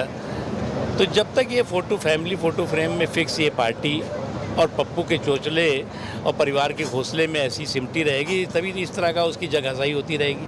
सवाल ये है कि राहुल गांधी कहां पर हैं और किसके साथ हैं। सवाल ये भी है कि क्या चाइना के एजेंटों के साथ राहुल गांधी पार्टी कर रहे हैं? क्या राहुल गांधी जो ट्वीट करते हैं या संसद में जो भाषण देते हैं चाइना के पक्ष में और भारत की सेना के खिलाफ, क्या वो इन्हीं लोगों के दबाव में दिया जाता है जिनके साथ वो पार्टी करते हुए दिख रहे हैं? देश विरोधी जो एजेंडा राहुल गांधी के द्वारा पुश किया जा रहा है, क्या उसके पीछे चाइना है? अच्छी बात है, पार्टी तो कर ही सकते हैं वो। अब वो किसके साथ पार्टी करें उसमें हम लोगों को क्या एतराज है? हम लोग तो पार्टी का काम करते हैं, वो पार्टी करते हैं, इतना ही अंतर है। The Congress put its weight behind Rahul Gandhi, lashing out, saying that attending weddings is not a crime. Congress also launched a personal attack on Prime Minister Narendra Modi without naming him, accusing him of abandoning his wife. Last when I checked, having a family in this country, having friends in this country, attending marriage engagement ceremonies is a matter of our culture and civilization. It has still not become a crime in this country to be married, to be friends with someone, or to attend their marriage celebration. Maybe after today, Prime Minister Modi may decide and BJP may decide it is illegal to attend a marriage. Mr. Gandhi is on a private visit to attend a marriage in Kathmandu. And there is a media person's correspondent's wedding. Therefore, he has been there to attend that marriage. What is the harm in attending a marriage? While Rahul is partying in Kathmandu, the challenges for Congress party are constantly rising. A humiliating loss in Punjab, uncertainty over who leads the party, open dissent by G23 netas, and back-to-back crises in Rajasthan. But the woes for Rahul don't end there. I'm not Rahul Gandhi, I don't run from Amethi. Rahul's Amethi nemesis Smriti Irani visited the Congress MP's turf, Wayanad, on a day when Rahul's video of partying went viral, rubbing in the missing MP narrative. Bureau Report, India Today.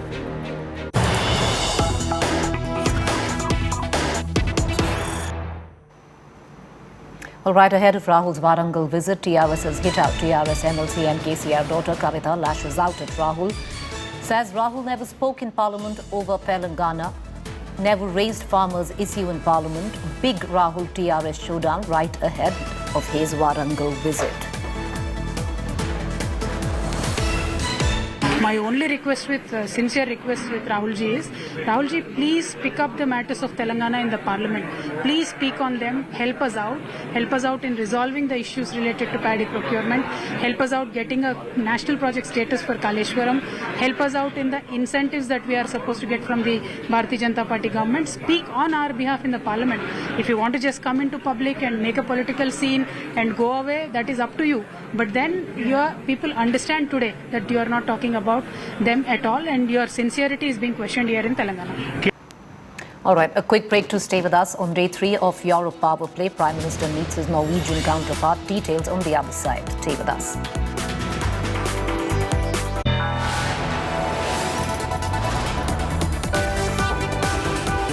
You are watching India Today.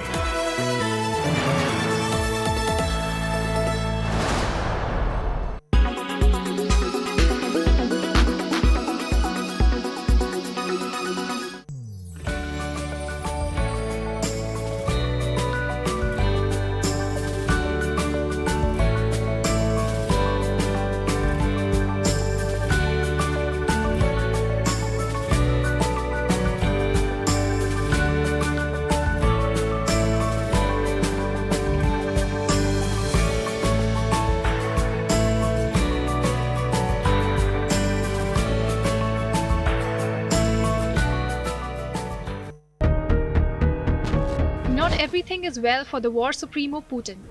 He will soon have to give up control of the war because of his allegedly worsening health. There has been widespread speculation about his health since the start of the war.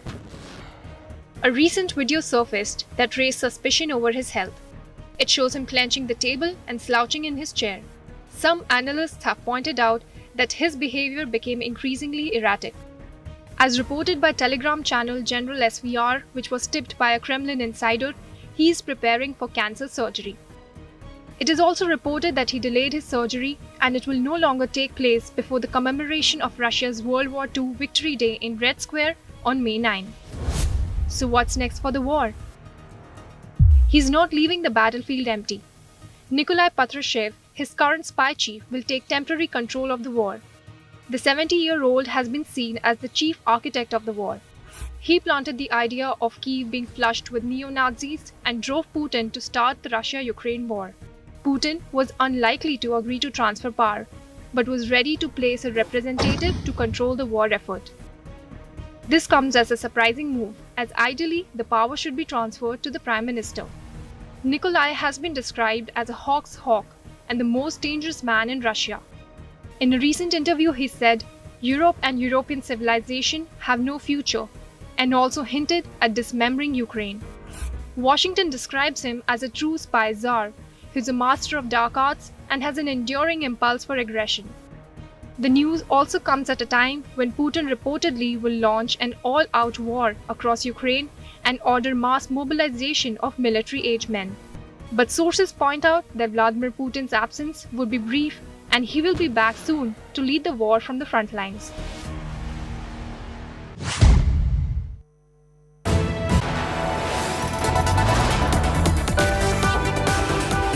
You are watching India Today.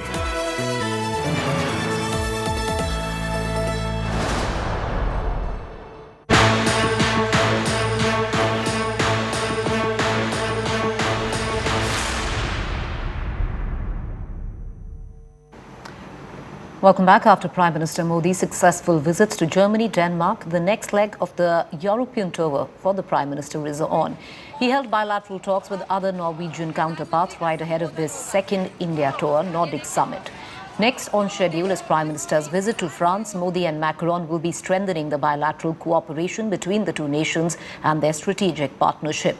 They will also discuss regional and global issues, especially the war unfolding in Europe. France is India's second biggest defense partner after Russia. The two leaders will also discuss the procurement of Rafale marine jets. This would be Prime Minister Modi's first meeting with Emmanuel Macron after he won the recent elections. साथियों, दुनिया भर में फैले भारतीय diaspora को अगर मिला लिया जाए तो उनकी संख्या कई देशों की आबादी से अधिक होगी।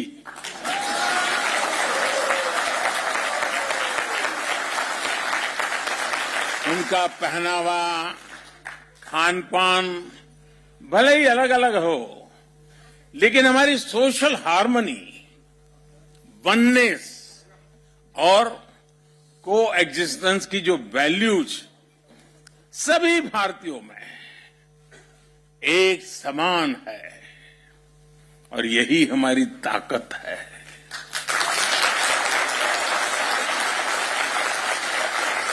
और जिनकी रूट्स किसी भी तरह मां भारती से जुड़ी हैं, वे स्वाभाविक तरह से लोकतंत्र और रूल ऑफ लॉ के प्रति सम्मान रखते ही हैं।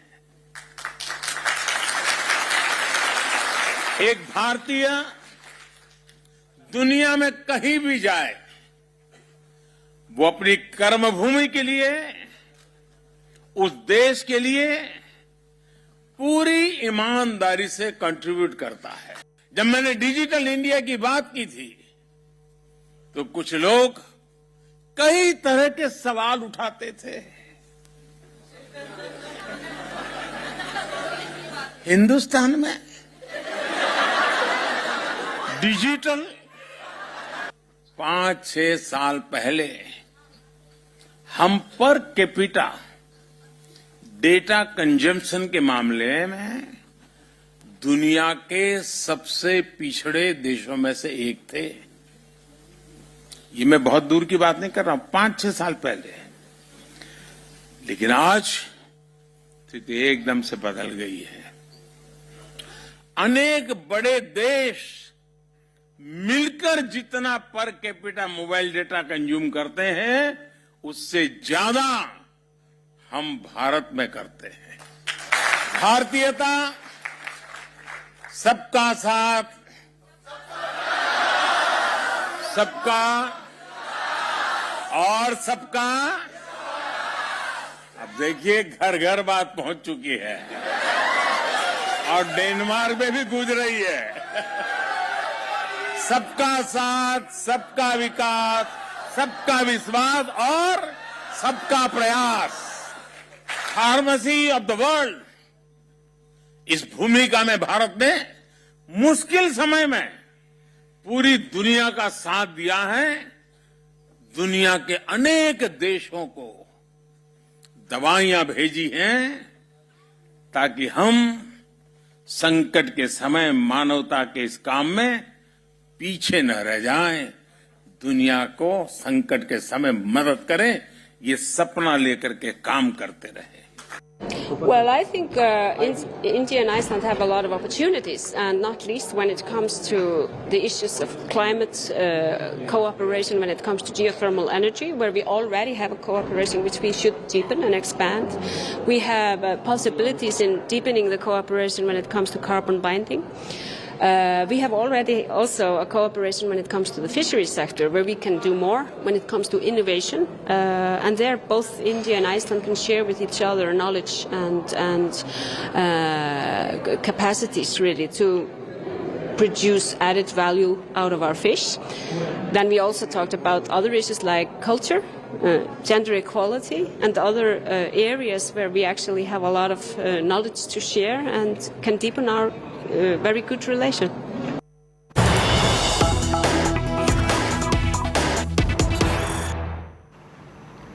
A quick news break coming in. Pope Francis has slammed the NATO over the Russian-Ukraine war. The Pope has said NATO barked at Russia and paved the way for the conflict. That's the latest that is coming in. The Pope takes on NATO over the Russia-Ukraine war. Pope Francis has said slamming the NATO over the Russia-Ukraine war, saying that NATO barked at Russia and paved the way for this conflict, holding NATO responsible of what is going on in Eastern Europe.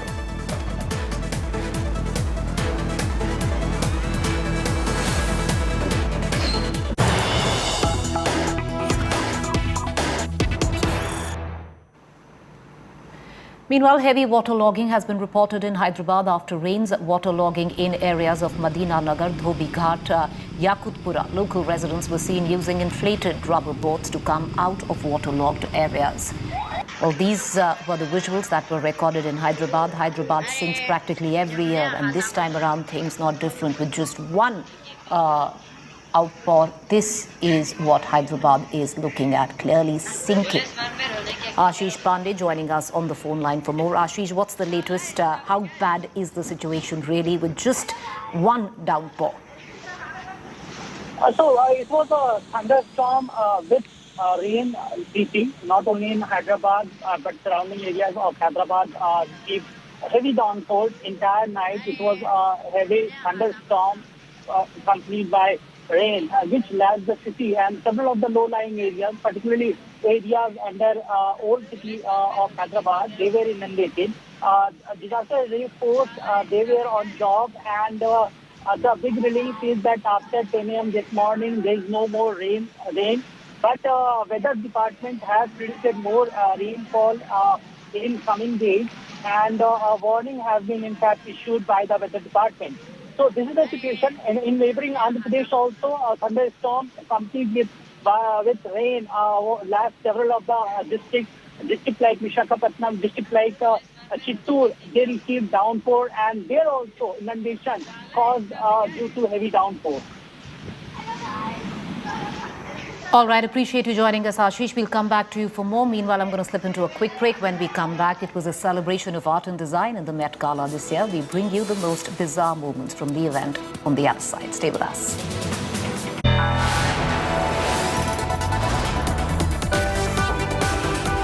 You are watching India Today.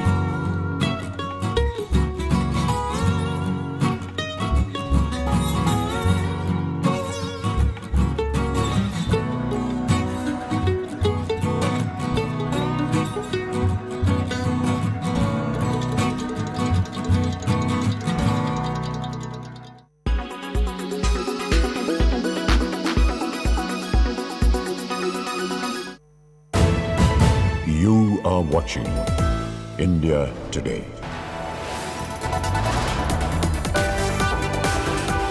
You are watching India Today.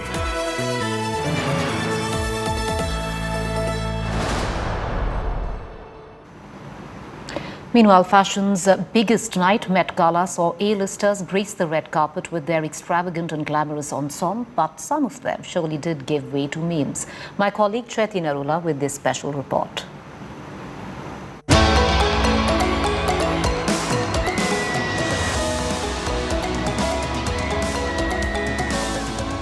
The Met Gala each year is known for a celebration of art and design. It also attracts a lot of memes online for obvious reasons.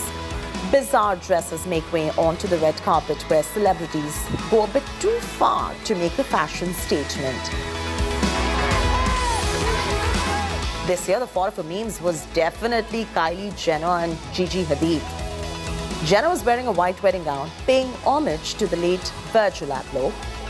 What got the most dramatic reaction was not the gown, but the ensemble that consisted of a baseball cap cum veil paired with a white gown. That's not all. Gigi Hadid was trending on social media for her outfit.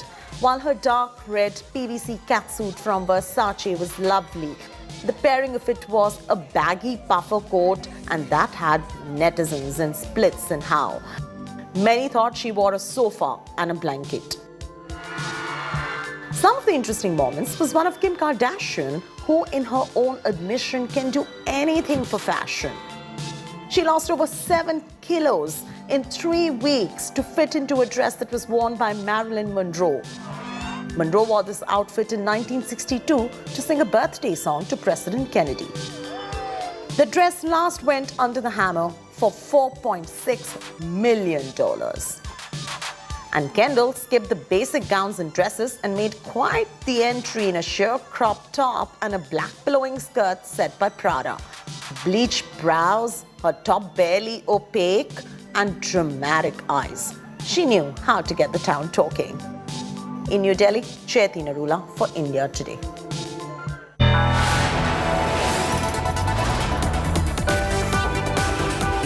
You are watching India Today.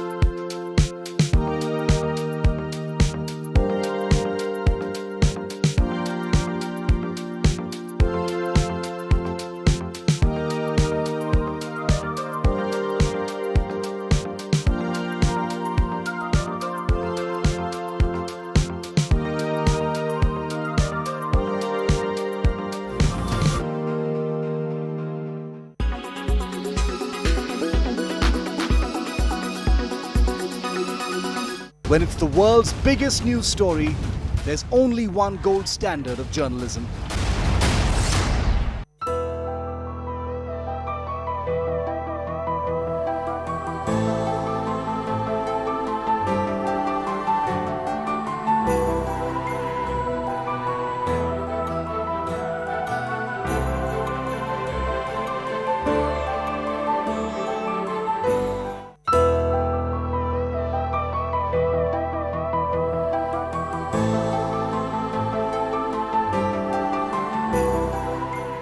When it's the world's biggest news story, there's only one gold standard of journalism.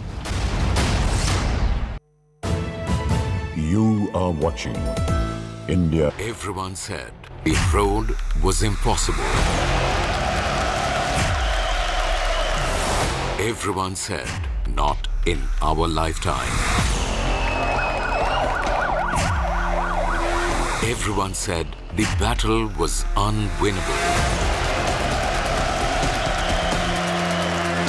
Only KCR believed and made it possible. And how?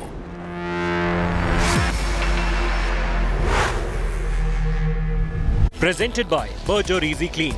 No dag, no dhabba, only beautiful walls.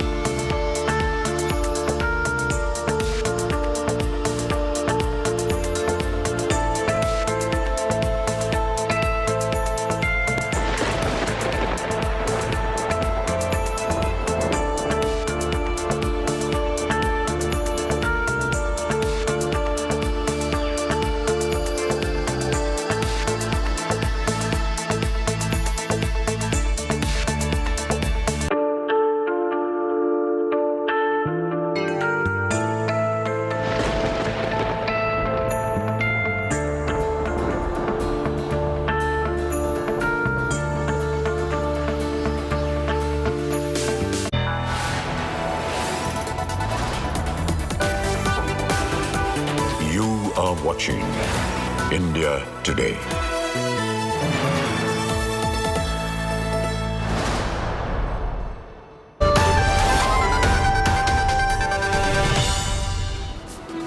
Warm welcome, you're watching India Today. These are the headlines.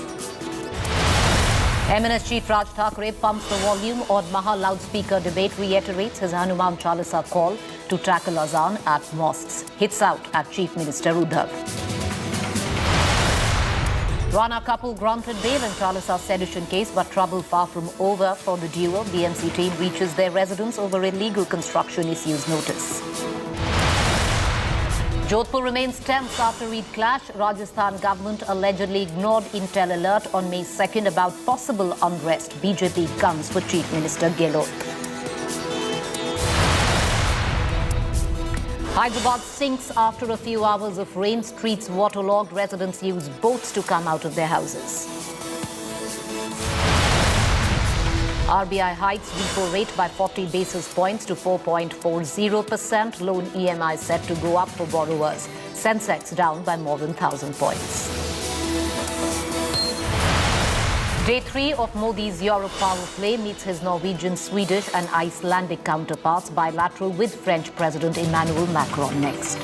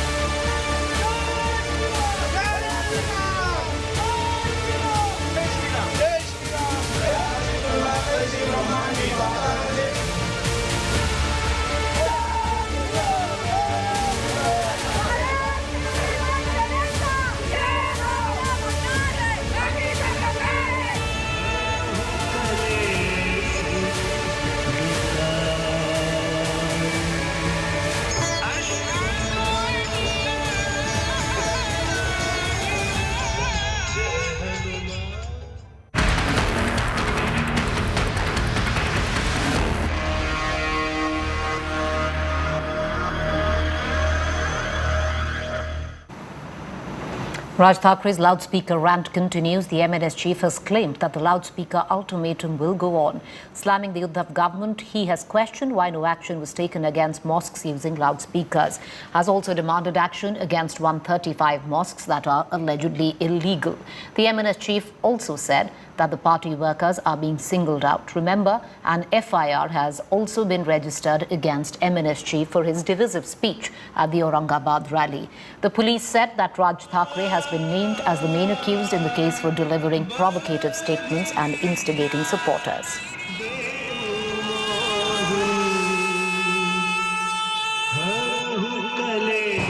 या 135 मशिदींवरती मुंबईतल्या खास करून महाराष्ट्रातले तिकडचे जे काही commissioner असतील ते बघतील, पण मुंबईचे पोलीस कमिशनर, मुंबईचे पोलीस हे या 135 मशिदींवरती काय कारवाई करणार आहेत आणि करणार आहेत की नहीं करणार आहेत ते एकदा समजू देत। आप हमारे कार्यकर्ताओं को पकड़ रहे हैं और इनके ऊपर कौन सी कार्रवाई कर रहे हैं। सुप्रीम कोर्ट ने जो बताया है कि 45 से 55 तक डेसिबल होना चाहिए लाउड स्पीकर का, अगर इसके आगे जाएंगे तो उनके ऊपर कार्रवाई होनी चाहिए, ये सुप्रीम कोर्ट ने कहा है। मैं देख रहा हूं कि कार्रवाई हो रही है नहीं हो रही है, होगी या नहीं होगी, या सिर्फ हमारे ऊपर होगी।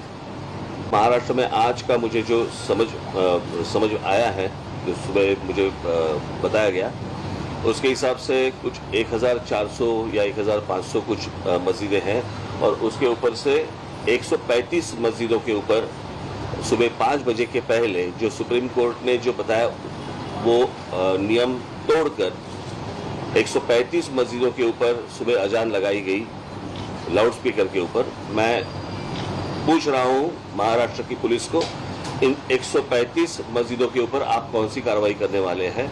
हम सिर्फ चाहते हैं कि जैसे मस्जिदों के ऊपर है, अगर इलीगली अगर मंदिरों के ऊपर भी होगा वो भी निकालो आप। ये विषय सामाजिक है, ये धार्मिक विषय नहीं है, ये पहले समझ लो आप। All right, let's listen in to all the other reactions that are coming in.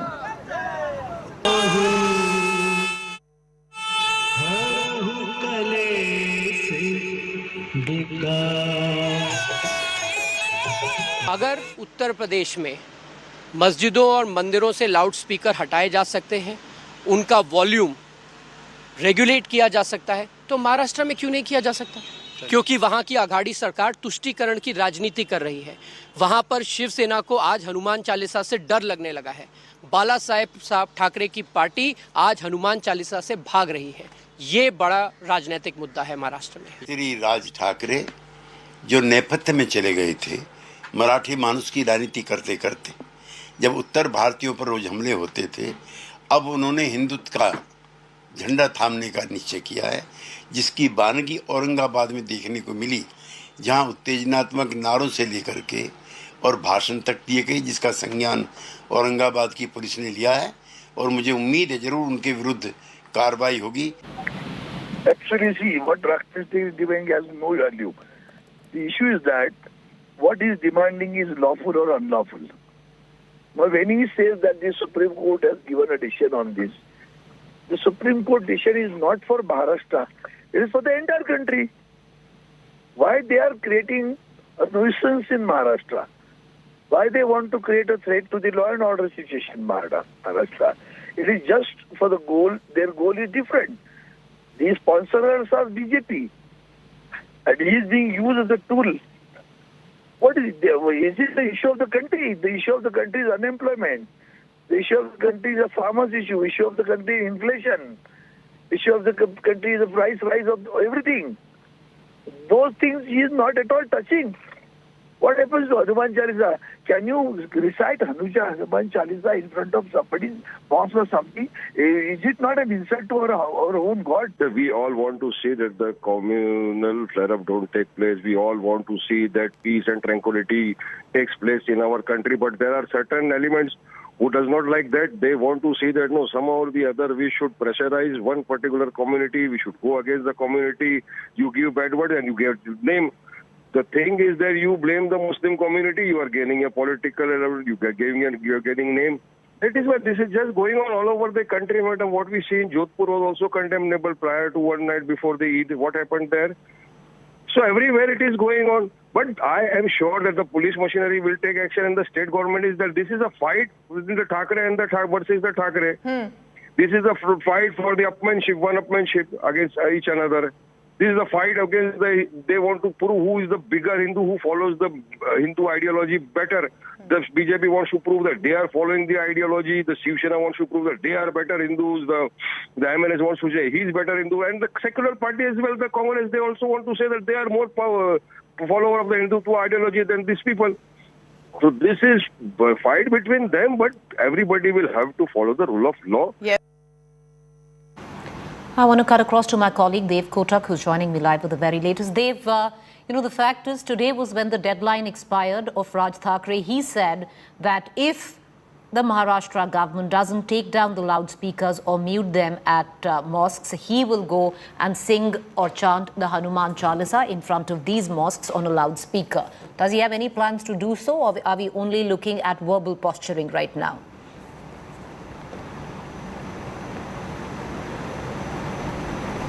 I think Raj Thackeray is certainly undeterred by this fact where police have promised action against him or his supporters for not really following any kind of peace and tranquility that needs to be maintained. But despite that, he goes on to make statements, and in fact he has even shared an old video where Shiv Sena's founder Bal Thackeray has said in a speech, in fact he dug that old video up, where he said that Muslims offering namaz on the road will be disallowed and the loudspeakers from the mosques will be removed. So when that is the Shiv Sena government comes to power, all this will stop and we will disallow the Muslims from doing so. So however, Raj Thackeray clearly seems to follow what his uncle had said back then. And I don't think he has immediate plans of, bowing down or this de-escalating this row. So therefore, because of the kind of threats that have been issued by him in several places, policing has increased. More columns and platoons of the State Reserve Police Force have also been added as Raj Thackeray continues to up his ante and speak in an extremely vocal and an aggressive manner. He also goes on to clarify and tell the Hindus that the Hindus All right, Dev, I'm going to just come in. The reason why Sanjay Raut from the Shiv Sena addressing a press conference. आलेला आहे ज्या लोकांनी हे भोंग्यांचं राजकारण सुरू केलं किंवा अगदी स्पष्ट सांगतो मनसेच्या खांद्यावर बंदुका ठेवून भारतीय जनता पक्षानं महाराष्ट्रामध्ये हिंदुत्वाचा गळा घोटला. मशिदीवरील भोंगे हा विषय किंवा कोणतेही भोंगे, कोणते लाऊडस्पीकर 2005चा निकाल आहे. भारतीय जनता पक्षानं मनसेसारख्या पक्षांना पुढे करून हा विषय चर्चेत आणला, गोंधळ घालण्याचा प्रयत्न केला. पण आज सकाळपासून मी पाहतो जो अहवाल आलेला आहे गुप्तचर खात्याचा किंवा इतर विभागांचा, त्यानुसार महाराष्ट्रातली प्रमुख तीर्थस्थानं जिथे आहेत, जी श्रद्धास्थानं आहेत, ग्रामीण भागात असतील, जिल्ह्याच्या ठिकाणी असतील, त्याच्यामध्ये शिर्डी, त्र्यंबकेश्वर यासह अशा अनेक देवस्थानावर सकाळच्या काकड आरत्या होतात. सुबकी आरती होती. काकड आरतीला मंदिरामध्ये खूप कमी लोकांना प्रवेश असतो, पण या काकड आरतीसाठी पंचक्रोशीमध्ये लोक त्याचा आनंद घेण्यासाठी जागे असतात किंवा आसपास उभे असतात, हजारो लोक. आज भोंग्यांचा विषय निर्माण झाल्यामुळे या संपूर्ण देवस्थानावर लाऊडस्पीकर लागले नाहीत आणि लाखो हिंदू भाविकांची गैरसोय झाली. त्यांना काकड आरतीचा आनंद घेता आला नाही. म्हणजे मशिदीवरील भोंग्यांच्या निमित्त करून भारतीय जनता पक्षानं आणि त्यांचं उपवस्त्रानं हिंदूंचाही गळा घोटला हे स्पष्ट झालं. आज सकाळपासून आमच्याकडे आणि मुख्यमंत्री कार्यालयातसुद्धा हजारो लोकांनी तक्रारी केलेल्या आहेत, मेलद्वारे, फोनद्वारे, पत्राद्वारे, की हा आमच्यावरती अन्याय का होतो आहे, आमचा गुन्हा काय. विशेषतः शिर्डीमध्ये आज हजारो लोक होते, भाविक होते काकड आरतीसाठी. त्यांनी तिकडे ही नाराजी विश्वस्तांकडे व्यक्त केली. त्र्यंबकेश्वरला सुद्धा हे एक महत्त्वाचं आमचं ज्योतिर्लिंग आहे. तिथे सकाळच्या आरतीसाठी हजारो लोक बाहेर येतात. अनेक गावात या आरतीचा आनंद लोक घेतात लाऊडस्पीकरद्वारे. तो आज घेता आला नाही. हिंदुत्वासाठी आणि श्रद्धाळूंसाठी आजचा दिवस हा काळा दिवस आहे. आणि मला असं वाटतं की हे जे काय आंदोलन कोणी सुरू केलं आहे त्याविरुद्ध आता हिंदूंमध्ये एक जागृती होते आणि हिंदूच त्याविरुद्ध रस्त्यावर उतरले तर मला आश्चर्य वाटणार नाही. पण मी आवाहन करतो मुख्यमंत्र्यांच्या वतीनं की हिंदूंनी संयम राखावा. पण हे दुर्दैव नाहीये का? मग एकीकडे तुम्ही जसं म्हणताय तसं मंदिरावरचे बोंगे उतरले पण मशिदीवर आज सकाळी अजान झाली. मग नाही, दुर्दैव नाही. स्वतः राज ठाकरे यांनीच मान्य केलेलं आहे. तुमची माहिती चुकीची आहे. तुम्ही राज ठाकरेंची पत्रकार परिषद पाहिली नाही. नाही, त्यांनी हजारो मशिदीवरती आज अजान झालंच नाही असं सांगितलेलं आहे. भोंग्यांचा नियम जर पाळायचा म्हटला तो सर्व धर्मियांसाठी आहे, तो एका धर्मियांसाठी नाही. आणि देशभरामध्ये उत्तर प्रदेश याच नियमाचं पालन झालेलं आहे. पण या सगळ्यात जास्त फटका कोणाला बसला असेल तर तो हिंदू तीर्थस्थानं आणि हिंदू मंदिरांना आणि हिंदू भाविकांना बसला. त्यांच्या भोंग्यांच्या भूमिकेबाबत ठाम आहे. मशिदीवरील भोंगे जोपर्यंत अनधिकृत मशिदीवरील अनधिकृत भोंग्याचं काय करायचं या संदर्भात कायदा आहे, सुप्रीम कोर्टचे निर्णय आहेत, त्यानुसारच कारवाई होईल. मशिदीवरील भोंग्यांचा निर्णय प्रायव्हेट व्यक्ती घेऊ शकत नाही. सुप्रीम कोर्ट याच्यावर कोणी नाही. जर तुम्ही समान नागरी कायदा जर म्हणत असाल तर एक कायदा एक ही कानून सबके लिए है, उसे ही समान नागरिक कानून बोला जाता है. आउटसाइड पण राज ठाकरेंनी हे स्पष्ट केलेलं आहे की माझा वाद धार्मिक नाही आहे. माझा हा वाद नाही, हा वाद धार्मिकाचा, हा हिंदूंमध्ये फूट पाडण्याचा वाद आहे. आणि यामागे भारतीय जनता पक्षाचं कारस्थान आहे. भारतीय जनता पक्षानं पुन्हा एकदा राज ठाकरेंचा बळी दिला हे मी स्पष्ट सांगतो. ही गोष्ट भारतीय जनता पक्षाला करणं जमत नाही. अशा गोष्टी भारतीय जनता पक्ष लहान पक्षांना हाताशी धरून करत असते. आज पुन्हा एकदा स्पष्ट झालं की भारतीय जनता पक्षानं राज ठाकरेंचा वापर त्यांच्या राजकारणासाठी करून घेतला. तुम्ही पुन्हा एकदा म्हणताय याचा अर्थ याच्यापूर्वी कोणाचा बळी दिला होता? तुम्ही पुन्हा एकदा म्हणताय भविष्यात कळेल. राज ठाकरे असं म्हणतात की मुंबई आणि महाराष्ट्राच्या बऱ्याचशा मशिदी अनधिकृत आहेत. मग पोलीस आणि सरकार भोंगे लावण्यासाठी अधिकृत हा कायदेशीर विषय आहे. या संदर्भात कायदा विभाग आणि पोलीस निर्णय घेते. मी सांगतोय म्हणून तो कायदा नाही. त्यासाठी या देशात न्यायालय आहेत, पोलीस व्यवस्था आहे आणि ते निर्णय घेतील. 2 आठवड्यात निवडणुकीचा कार्यक्रम लावा असे आदेश देण्यात आलेले आहेत. त्यामुळे आता याकडे कसं बघायचं? काही नाही, तयारी करू. तयारी आहेच. आम्ही सदैव तयार आहोत. जर निर्णय दिला असेल आता त्याच्यावरती आम्ही आता काम सुरू करू.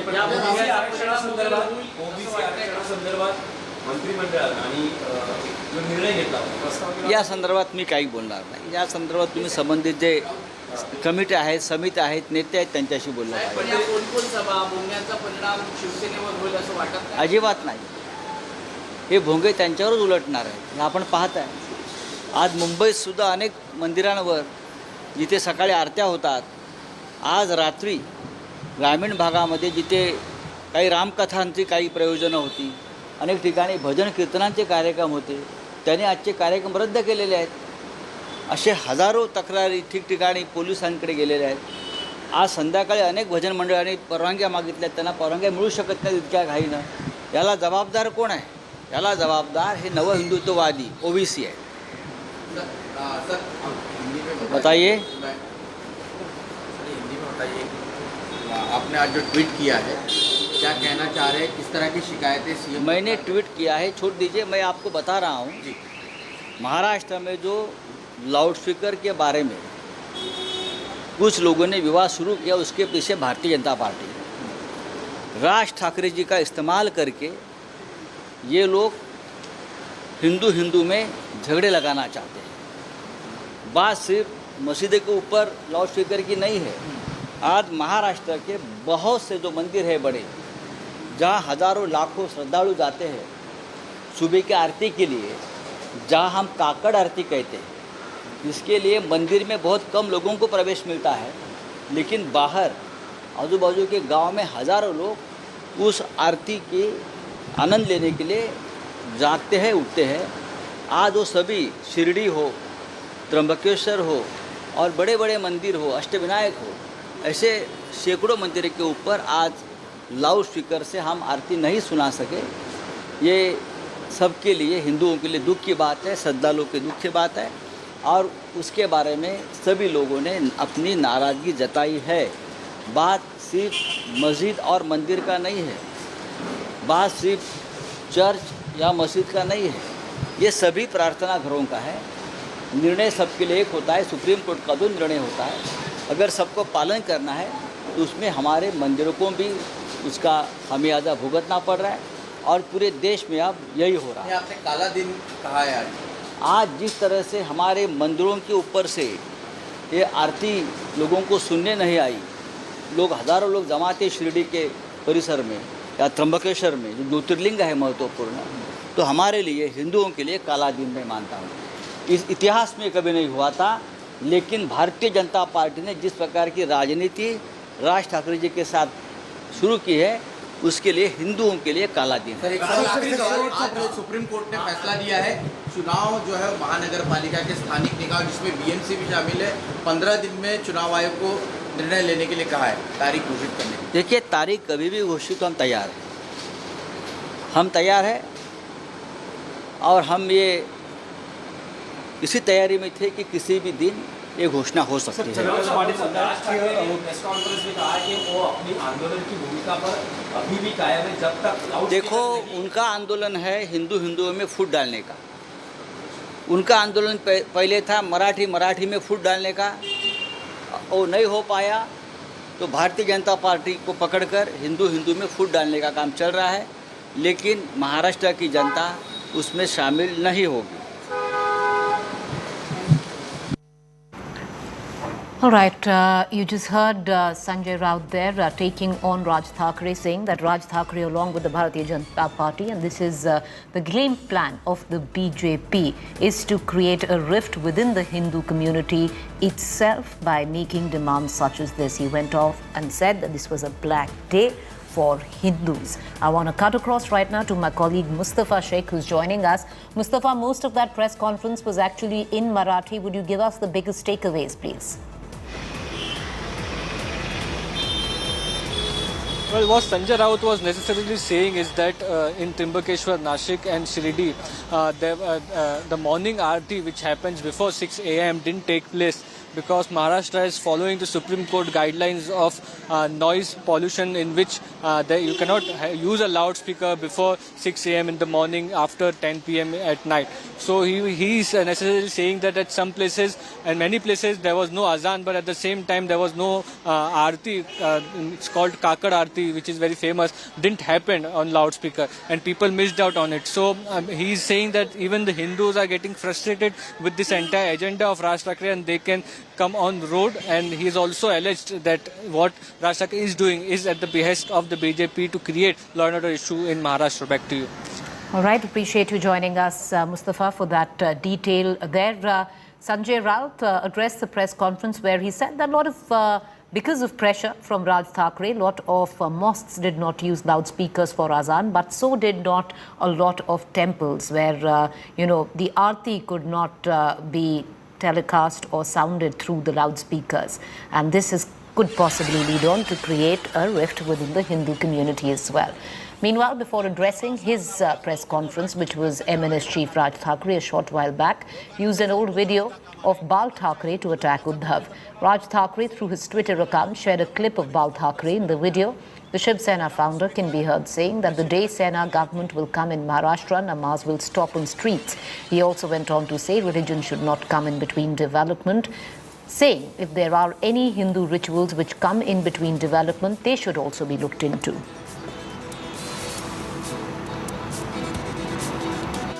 ज्या दिवशी माझं सरकार या महाराष्ट्रामध्ये येईल त्यावेळेला रस्त्यामधले नमाज आम्ही पडल्या बंद केल्याशिवाय राहणार नाही.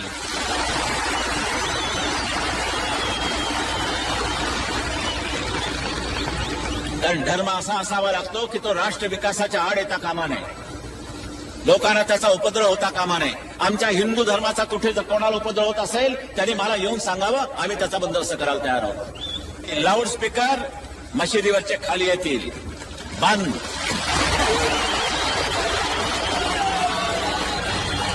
त्यांना बाळासाहेब किती आठवत आहेत त्याआधी पाहावं लागलं. खरे बाळासाहेब ज्याने बाळासाहेबांना सोडलं, ज्याने बाळासाहेबांचा विचार सोडला, शिवसेनेच्या पाठीत ज्या भारतीय जनता पक्षानं खंजीरीत बसला, त्यांचं उपवस्त्र म्हणून जे राहत आहेत त्याने शिवसेनेला का अंगीकार शिकवा. Meanwhile, Gujarat Thakrae's deadline to the Aghadi government on loudspeaker ends. A high decibel face-off has started. MNS workers have already played Hanuman Chalisa outside Shiv Sena party office in Mumbai and at other mosques at high volume. पण या मशिदींवरती लागलेले भोंगे हे खाली उतरवावेच लागतील. या सरकारला हा निर्णय घ्यावाच लागेल.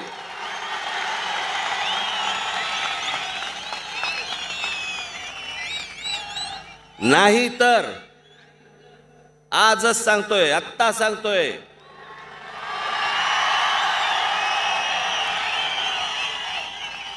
ज्या मशिदीच्या बाहेर हे भोंगे लागतील त्याच्या दुप्पट समोर स्पीकर लावायचे आणि हनुमान चालीसा लावायचा.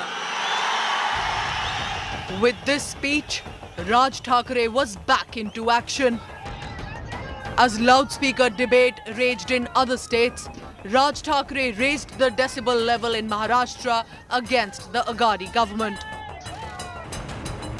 Maharashtra Navnirman Sena workers played the Hanuman Chalisa on a loudspeaker outside the Shiv Sena party headquarters in Mumbai. And their party chief announced the deadline. तुम्हाला जर काही नमाज पढायचा आहे, तुम्हाला जी काय अजान द्यायची घरामध्ये द्या.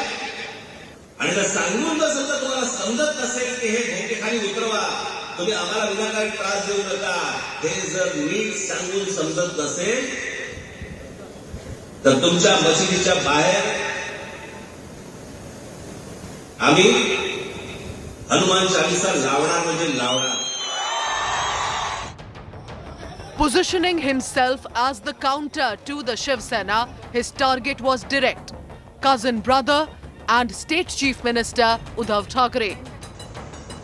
The Bharatiya Janata Party leaders came out in support of the MNS chief, raising the pitch on Hindutva to counter the Shiv Sena.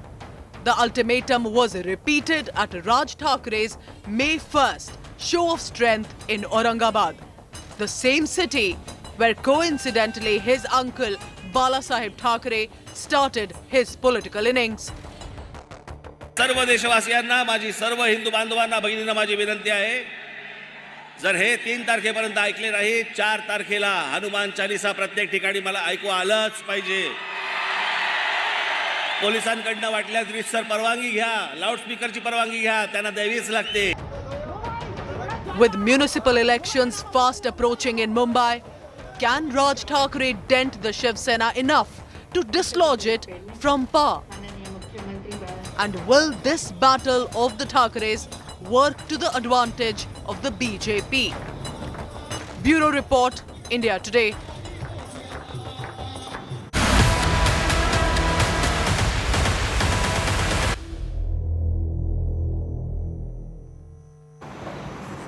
Meanwhile, staying on with news from Maharashtra, the Rana couple may have got relief from the Mumbai Session Court, but trouble's not quite over.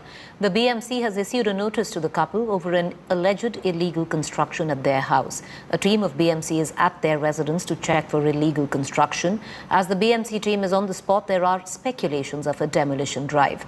Navneet Rana, the Lok Sabha MP from Amravati, and her husband, MLA Ravi Rana from Badnera, were arrested on April 23rd by the Mumbai cops following their declaration of reciting the Hanuman Chalisa outside Maharashtra Chief Minister Uddhav Thackeray's private residence, Matushri, in Bandra.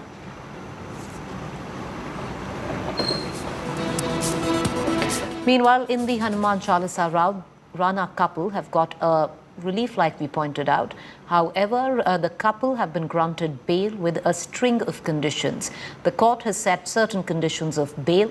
The court set 5 conditions, informing the counsel of the accused that they shall not address any press conference at all, and also not tamper with evidence. The court may have granted the bail, but trouble is far from over. The court has set other conditions of submitting a bond of 50,000 rupees. The court also stated that while on bail, if any crime is committed by the Rana couple, the bail stands cancelled. The court also said that Ranas have to cooperate with investigation, and if investigating officers call, then they have to be present. Meanwhile, 24 hours will be given by investigating officers for questioning. They have been directed to be released on bail in the sum of ₹50,000 with one or more sureties of like amount. Number one condition is that they shall cooperate with the investigation by making their attendance available to the police station. They shall not tamper, they shall not hamper. They are not supposed to address the press on any subject matter which is under investigation. Court ने जो उनको bell दिया आज 11 दिनों के बाद, उनके लिए उनके बहुत स्ट्रिक्ट कंडीशंस रखी है। जो केस के बारे में वो मीडिया के सामने या कहाँ भी कुछ भी कमेंट ना देनी है उनको। उसी तरह वो कोई विटनेसेस जो है उनको कुछ कांटेक्ट नहीं करने का है, विटनेसेस टैंपर नहीं करने के है, और पुलिस जब भी बुलाए 24 आवर्स के नोटिस पे उन्हें पुलिस के सामने हाजिर रहने का है। उनकी बेल होने ही वाली थी और कोर्ट ने बिल्कुल सही फैसला लिया है, क्योंकि इस देश के अंदर हनुमान चालीसा बोलने पर राजद्रोह का गुना अगर किसी के ऊपर लगता है तो इससे मूर्खतापूर्ण और क्या बात हो सकती है। ये सरकार की निरी मूर्खता थी और आज कोर्ट ने बेल देकर इस मूर्खता को उजागर किया। Meanwhile, let's move on in the bulletin right now and cut across to Paras Dama, my colleague who's joining us live. Paras, what is the latest? I believe a team of the BMC is right now at the Rana residence ascertaining whether there is any illegal construction at all. Of course, the case of Rana couple is so much complicated that anyone cannot imagine that they are into so many things. First controversy started with Hanuman Chalisa. They said they will play Hanuman Chalisa in front of Matrusi. Everything started from there. After all this circus happened, they were arrested by Mumbai police. Now, some time ago, they got bail. Right now, Navneet is in hospital. There are some checkups going around there. But after that, the main issue occurred is the BMC has now put a notice and they went for the recce at their place where they had stayed. There is some illegal construction stuff happened where they stayed. So right now BMC team happens to be there and they are just raking it what all things are illegal over there, and they'll take action soon as we are getting information now. So right now a team of BMC is there and they are checking all the maps and all the stuff and they are trying to find out what illegal construction has been done. All right, appreciate you joining us. Thank you there. Meanwhile, a quick break. Do stay tuned. On the other side, Jodhpur remains tense after Eid clashes. Rajasthan government allegedly ignored intel alert on May 2nd about possible unrest.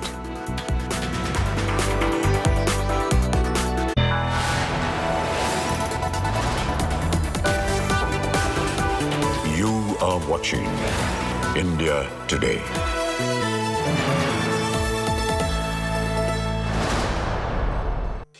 India Today TV wins big awards at ENBA 2021.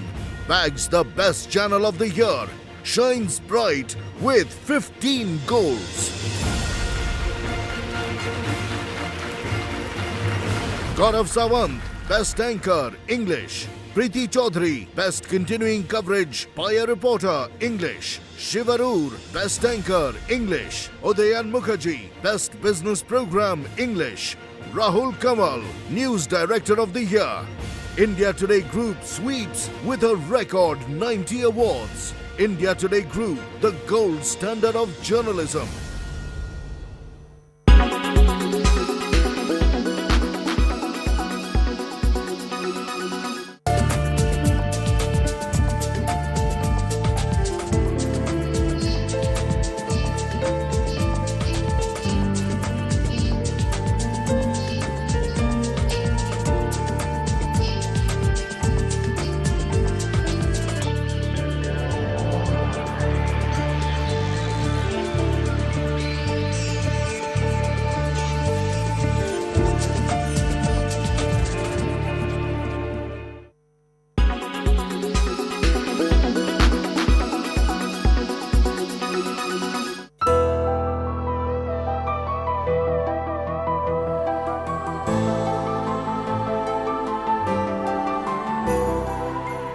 When it's the world's biggest news story, there's only one gold standard of journalism. When it's the world's biggest news story, there's only one gold standard of journalism. When it's the world's biggest news story, there's only one gold standard of journalism. You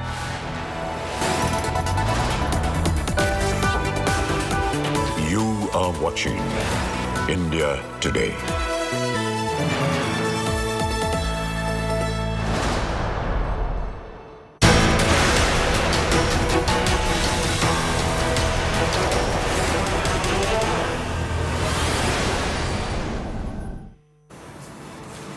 Welcome back. Meanwhile, politics continues over the violence that unfolded in Jodhpur on the occasion of Eid.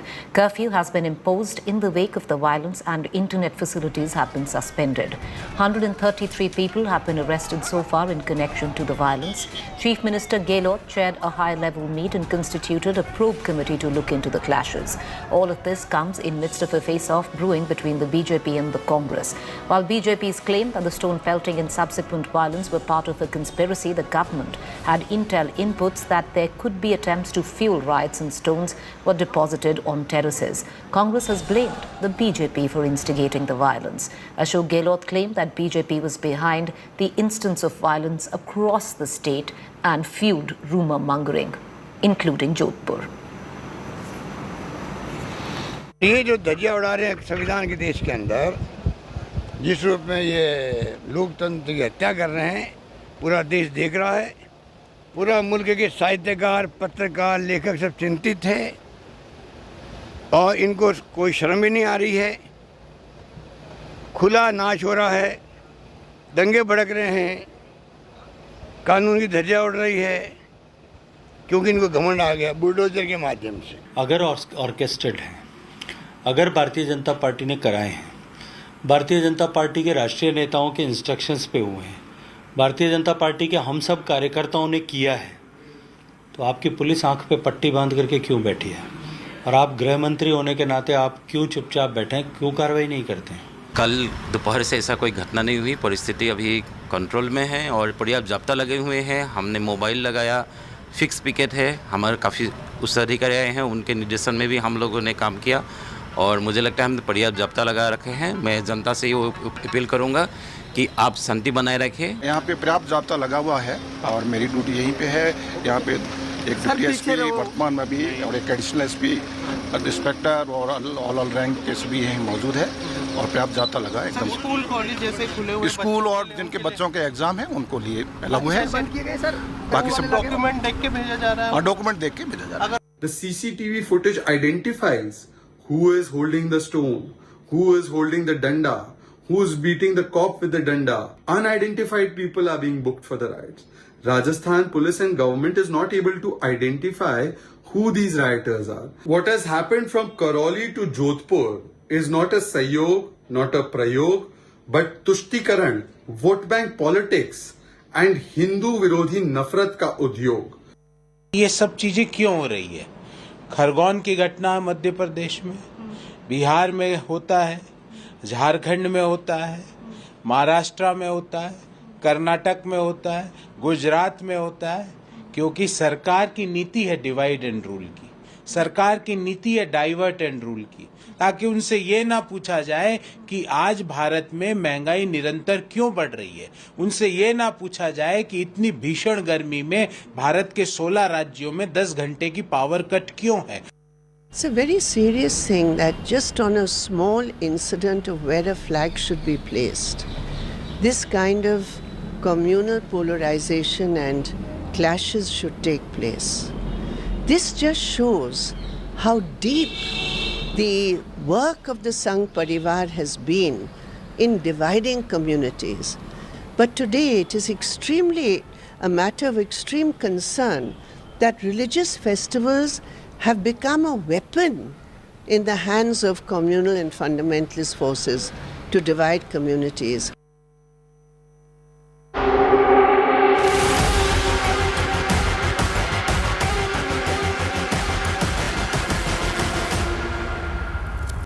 Meanwhile, politics over Rahul Gandhi's nightclub video continues. BJP slammed Rahul Gandhi's visit to Nepal once again, and this time targeting his friend Sunima Udas. BJP questioned that why does Rahul have ties only with those who challenge India's territorial integrity. Now, the BJP has gone after Rahul Gandhi once again. Rahul Gandhi was in Nepal to attend a marriage ceremony of his friend Sunima Udas, who is a journalist working at CNN International, Delhi-based correspondent. She has a journalism degree from Lee University. Her father, Bhim Udas, was a former Nepal envoy to Myanmar.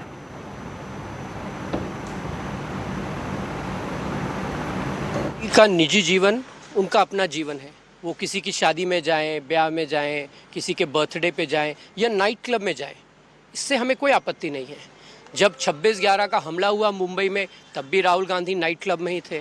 अब जब राजस्थान में सांप्रदायिक हिंसा भड़क रही है, तब भी राहुल गांधी नाइट क्लब में है। उनकी पार्टी बर्बादी के कागार पे खड़ी है, तब भी राहुल गांधी नाइट क्लब में है। तो हमें कोई आपत्ति नहीं है, वो अपना पूरा जीवन नाइट क्लब में ही बिता दें। Rahul Gandhi was spotted at a function of his friend Sunima Udas's wedding function at a nightclub in Kathmandu, and the video of that event has gone viral. Now, BJP leaders since then have launched a scathing attack at the Congress leader, slamming Rahul Gandhi for partying when there was a crisis not only internally in his party but also in Congress-ruled state of Rajasthan. The Congress, meanwhile, has termed Rahul Gandhi a personal visit, that he was actually at a friend's wedding function when all of this happened, attacking the Bharatiya Janata Party, saying that maybe it's not in the culture of the BJP to attend wedding functions of friends and family, but it's a part of Indian ethos.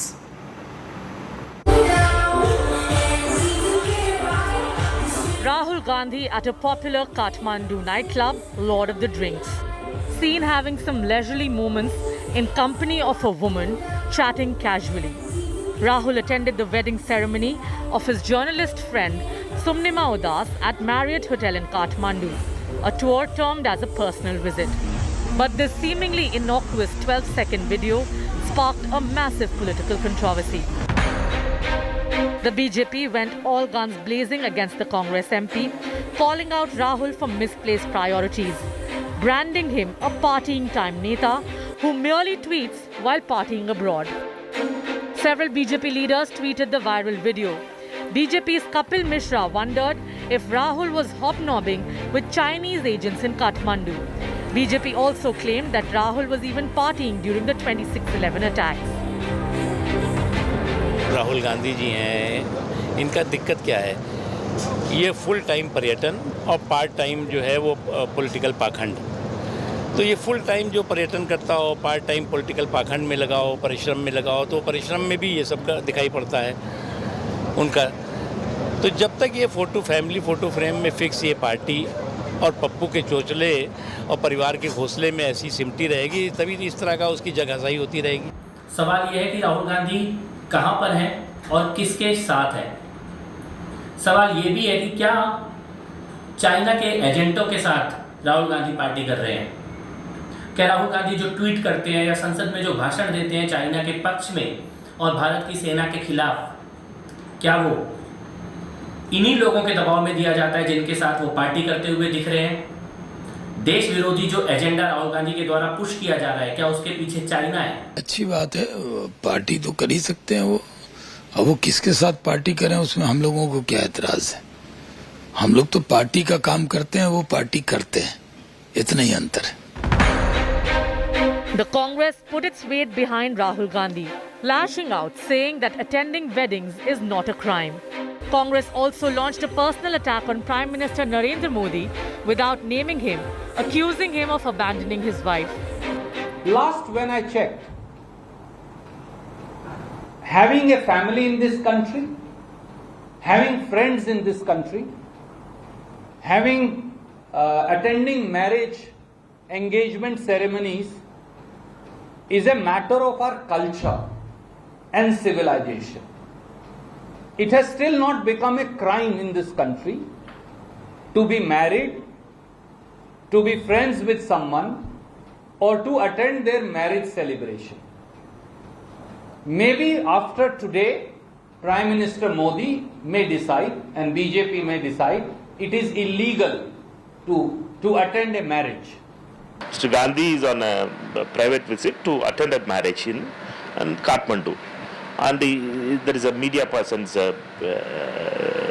correspondent's wedding. Therefore, he has been there to attend that marriage. What is the harm in attending a marriage? While Rahul is partying in Kathmandu, the challenges for Congress party are constantly rising. A humiliating loss in Punjab, uncertainty over who leads the party, open dissent by G23 netas, and back-to-back crises in Rajasthan. But the woes for Rahul don't end there. I'm not Rahul Gandhi, I don't run from Amethi. Rahul's Amethi nemesis Smriti Irani visited the Congress MP's turf, Wayanad, on a day when Rahul's video of partying went viral, rubbing in the missing MP narrative. Bureau Report, India Today.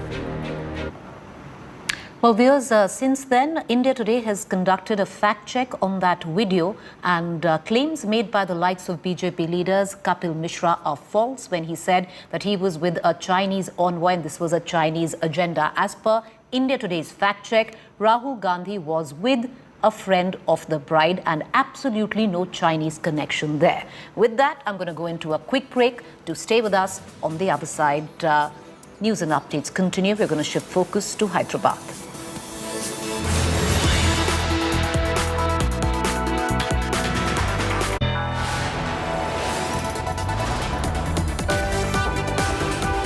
You are watching India Today.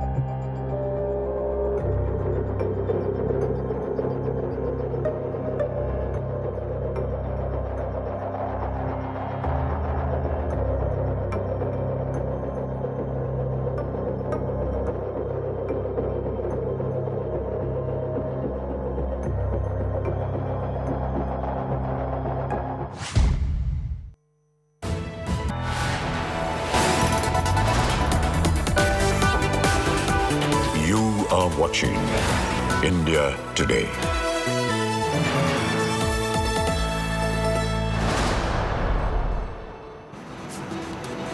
Welcome back. After a spell of scorching heat, heavy rains lashed Hyderabad this morning, but the heavy downpour left many areas waterlogged, and around the city, waterlogging was reported in many areas of Madina Nagar, Dhobi Ghat, Yakutpura. Local residents were seen using rubber-inflated boats and to come out of their houses with gusty winds along uprooted trees and led to blackouts in several areas. Some areas of Bahadurpur constituency were also badly hit with flood waters entering houses. According to the Greater Hyderabad Municipal Corporation data, the city witnessed an unprecedented rainfall of 72.3 mm in just an hour. Colleague Ashish Pandey joins us on the phone line. Horrific visuals, Ashish, that are coming through from the city of Hyderabad. Hyderabad is no stranger to being completely inundated with just one heavy downpour. What's the latest? Yeah, you're absolutely right, Preeti. Earlier also we have been reporting that how city, whenever it rains, a city start facing difficulty. Waterlogging is a common factor whenever it rains in Hyderabad Greater Municipal Corporation limits. Yesterday night also, when it was raining in the city and Greater Hyderabad Municipal Corporation area, several of the low-lying areas faced waterlogging this morning. Residents, locals face difficulty due to waterlogging. However, the Greater Hyderabad Municipal Corporation Disaster Relief Force, they were on job clearing the waterlogging. Electricity department was busy restoring power cut because of uprootment of trees. Power lines were also disrupted. But in spite of all these things, the waterlogging remains a big problem for several areas in the city. Of course, opposition is now targeting the ruling party, and they say that the government failed to create a proper infrastructure, particularly drainage system in Greater Hyderabad Municipal Corporation limits, and that's why whenever it rains, city witnesses such kind of waterlogging and people suffer in Hyderabad. On the very other hand, weather department has predicted more rains in coming 5 days. Thunderstorms and rains are expected to lash several areas of Telangana, including Hyderabad.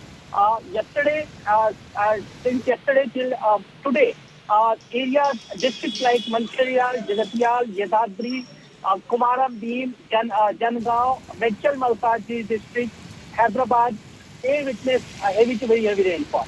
All right, appreciate you joining us. Thank you there, Rashish, with the latest. Meanwhile, shifting focus, Ukraine is...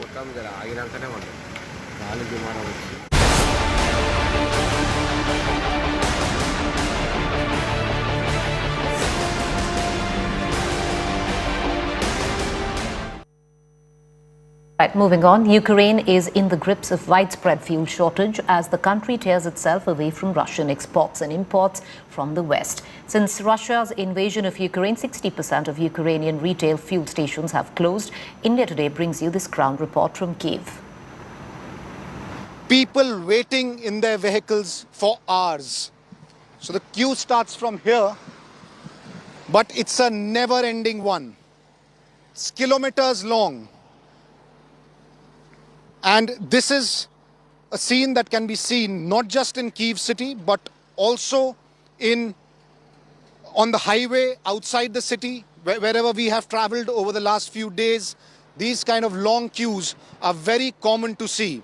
The reason for this is that fuel is being rationed because there is a fear that as the war continues and gets into, third, fourth month, it's already the third month that the war has gotten into, the more it extends, there could be a shortage of fuel, and that's the reason why fuel is being rationed.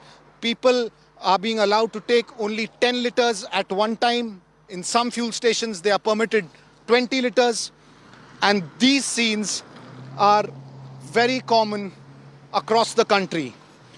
But what needs to be noticed is that despite the long hours people are waiting in these queues, our driver Maxim, in fact, had to wait for 3 hours.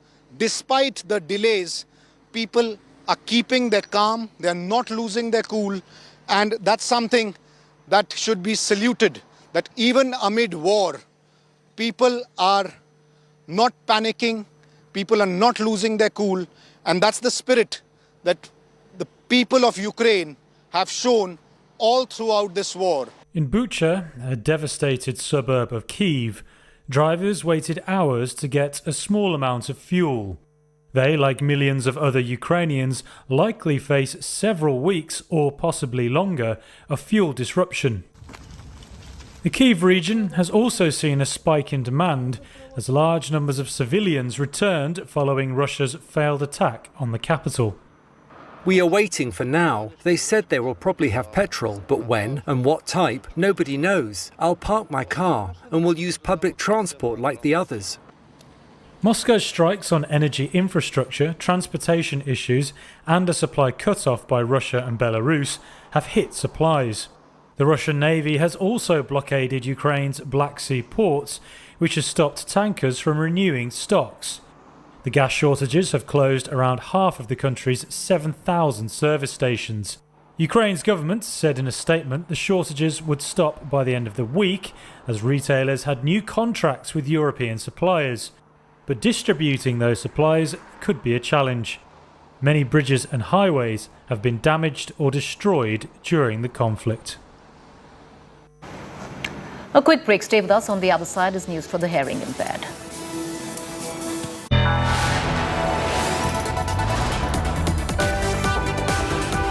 You are watching India Today.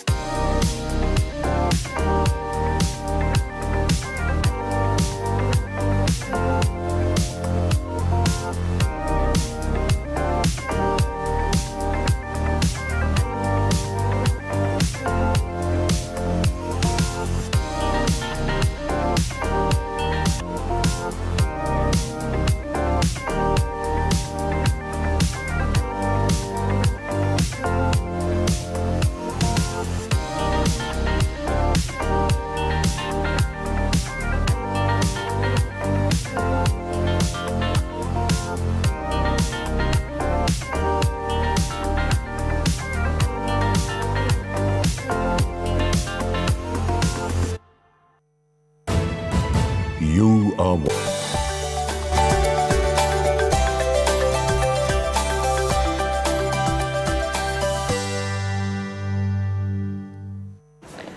The Rana couple may have got relief from the Mumbai Sessions Court, but trouble still mounting. BMC has issued a notice to the couple over an alleged illegal construction at their house. A BMC team is right now on the spot looking at what is the illegality of the construction. Raj Thakre's loudspeaker roar continues. The MNS chief has claimed that the loudspeaker ultimatum will go on, slamming the Uddhav government. He said, questioning why no action was taken against using loudspeakers. After Prime Minister Modi's visit to Germany and Denmark, the next leg of Prime Minister's European tour is France. Prime Minister will hold bilateral talks with the Norwegian counterparts ahead of the second India-Nordic summit.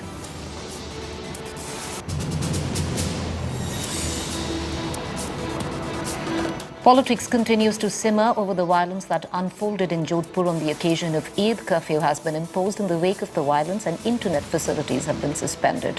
133 people have been arrested so far in connection to the violence.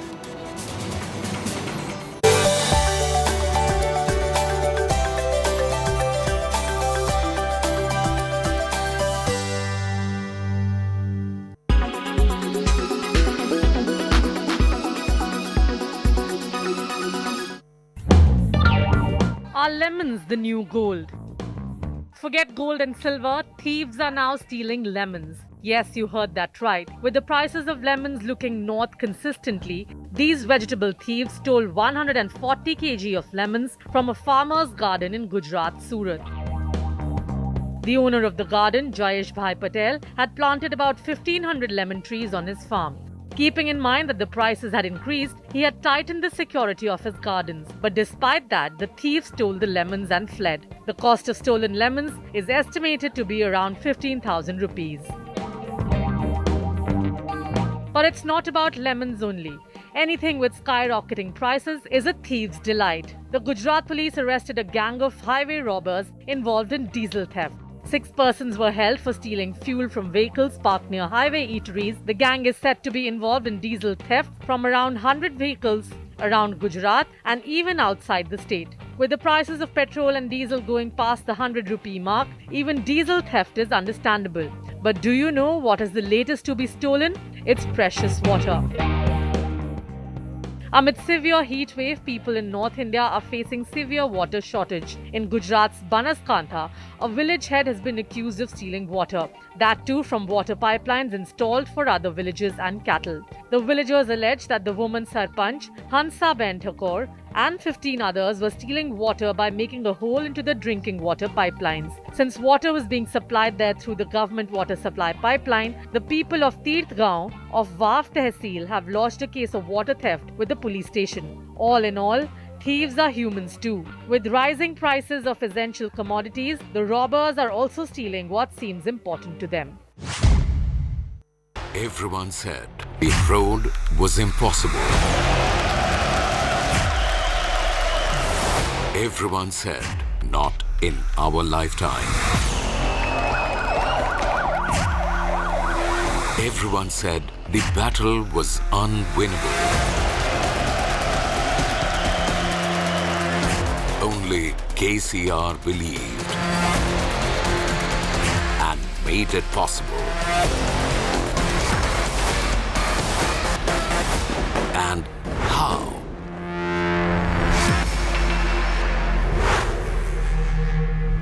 Presented by Berger Easy Clean. No dag, no dhabba, only beautiful walls.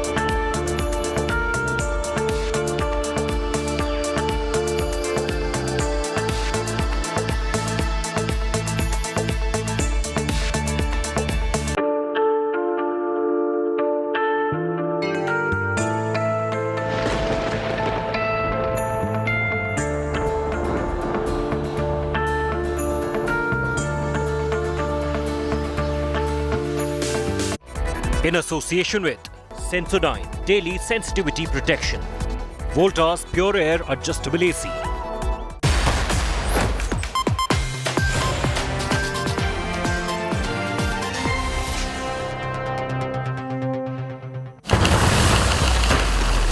Prime Minister Modi's final stop in Europe whirlwind. First world leader hosted by Macron after re-election. Defense, trade and Ukraine war on agenda. Big boost to Indo-French ties. France fighters and friendship. Bonjour Modi and Macron. And we've got a big Rafale news break coming up here on India Today. Just hours before Prime Minister Modi is to land in Paris, the last stop in his Europe whirlwind tour. I'm Shiv Arur. This is 5 Live and these are the headlines. MNS chief Raj Thackeray pumps up the volume on Maharashtra loudspeaker debate, reiterates his Hanuman Chalisa call to tackle azan and mosques. Sena hits back, says Hindus could hit the streets. Rana couple granted bail in Chalisa sedition case, but trouble far from over. BMC team reaches their residence over illegal construction, issues notice. Are bulldozers gonna bring their house down? Jodhpur in Rajasthan remains tense after Eid clash. Rajasthan government allegedly ignored intelligence alert on the 2nd of May about possible unrest. BJP guns for Chief Minister Gehlot. Hyderabad sinks after a few hours of rain today. Streets waterlogged. Residents use boats to come out of their houses. Shameful scenes in one of India's most progressive cities. Reserve Bank hikes repo rate by 40 basis points to 4.4%. Loan EMIs set to go up for borrowers. Sensex down by more than 1,000 points.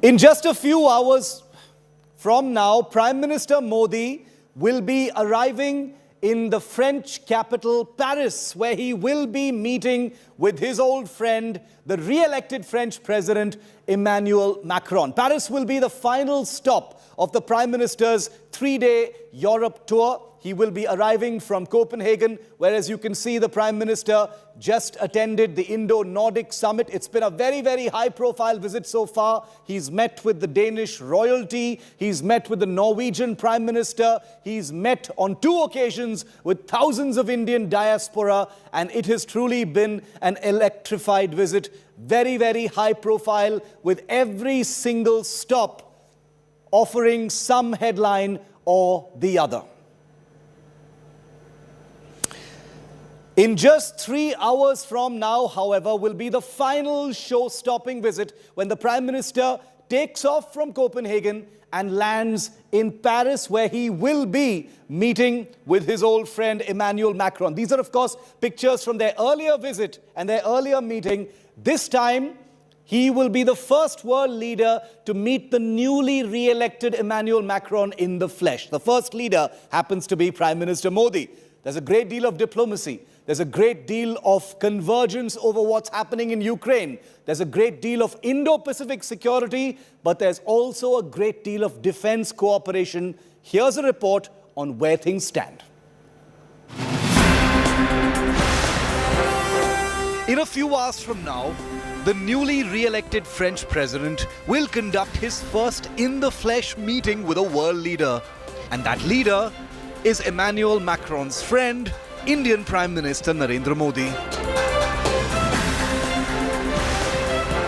Modi's arrival in Paris will mark a lightning-quick showstopper to a whirlwind Europe tour. But the air of Paris is thick with substance for one of India's most important relationships in the continent. At the Champs-Élysées, the two leaders will talk extensively about the Ukraine war, with Modi already making clear during this visit India's clear stand. Ukraine के संकट के आरंभ से ही हमने तुरंत युद्ध विराम का आह्वान किया और इस बात पर जोर दिया था कि विवाद को सुलझाने के लिए बातचीत ही एकमात्र उपाय है. But beyond the deep diplomatic engagement, there's plenty of the tangible on the Indo-French table.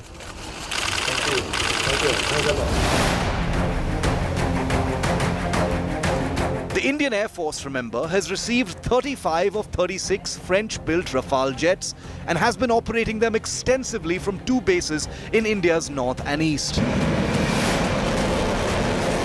France is now pushing hard for India to sign on for even more Rafale fighters, including a made-in-India version. With the Indian Air Force in the market for 114 new multi-role fighter aircraft, and the Indian Navy hunting for 57 new generation carrier-based fighters, Macron's France believes it is in the best possible position to win both deals, considering the Rafale is already operational in Indian service.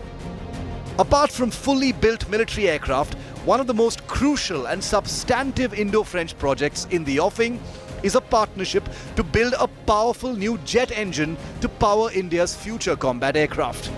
The Indian Ministry of Defence is said to have urged its teams to tie up all loose ends and get this project going as quickly as possible. However, things are less hopeful on the submarine side of things, with France, maker of India's Scorpion-class submarines, pulling out of India's projected Project 75I submarine building program, which envisages local construction of 6 new generation submarines. Ties between India and France go way beyond military trade and cooperation. But as with India's major relationships, defense cooperation is a major sweetener and enabler of bigger things. While Modi's brief stopover in Paris today isn't long enough for deal-making, it is visits like these that clear the proverbial decks for the big deals. Whether those deals happen, especially with France going up against contenders from a powerful United States, remains to be seen. With Anjana Om Kashyap in Paris, Bureau Report, India Today. And I want to take you all to beautiful Paris, where India Today's Anjana is standing by. Bonjour, Anjana. Beautiful city that you're in right now. The final stop for the Indian Prime Minister. He's going to be there all too briefly. But, you know, what an electric visit it's been so far. And even these few hours in Paris are going to be very, very meaningful from everything we're hearing. What are you hearing from there? Absolutely, Shiv. Bonjour. And we're right in front of Elysee right now. And Prime Minister Narendra Modi is expected to arrive here somewhere around Indian time, 9:45, after which he's going to be meeting Emmanuel Macron. As you said in your report, Shiv, this is the showstopper moment. Because it started with Berlin, it started with President Olaf Scholz, but he has a very, very strong rapport with Emmanuel Macron, the president. Re-elected 10 days ago, Prime Minister says he personally wants to congratulate him. But at the same time, the reference friend Emmanuel Macron, I think it's almost a name, an added name that Prime Minister Modi and Emmanuel Macron refer to each other as. But you were talking about the defense deals. Now, in the period 2017 to 21, apart from Russia, India was the second country. India was buying arms in terms of arms deal. France was the second country from which we were taking buying arms. So the entire significance of this bilateral, I think, will be around defense deals. Personal congratulations, the chemistry. There's going to be a grand walking into the courtyard, and it is expected that the Indian media might be allowed to go into the courtyard when they meet. But apart from the chemistry that we see between these two leaders, this beautiful city is all the security measures taken around Elysee, Shiv, are quite immense. On the other side also, we were not allowed to shoot. They're even restricting media to quite an extent. Let's see how it goes. But interestingly, this is actually the showstopper moment, the beautiful city setting of Paris, and Prime Minister Modi and President Emmanuel Macron will be having an interesting welcoming, and after that the bilateral. Yeah. I hope you get a few more hours than Modi does in that wonderful, wonderful city. Anjana, we'll keep coming back to you. Everything's set at the Elysee Palace for the Prime Minister's arrival. It's going to be very meaningful. I'm wondering whether Macron and Modi are going to do their usual jappi that like they did last time. We'll have to wait and see. Thanks, Anjana. Thanks very much for that. We've got some breaking news coming in now.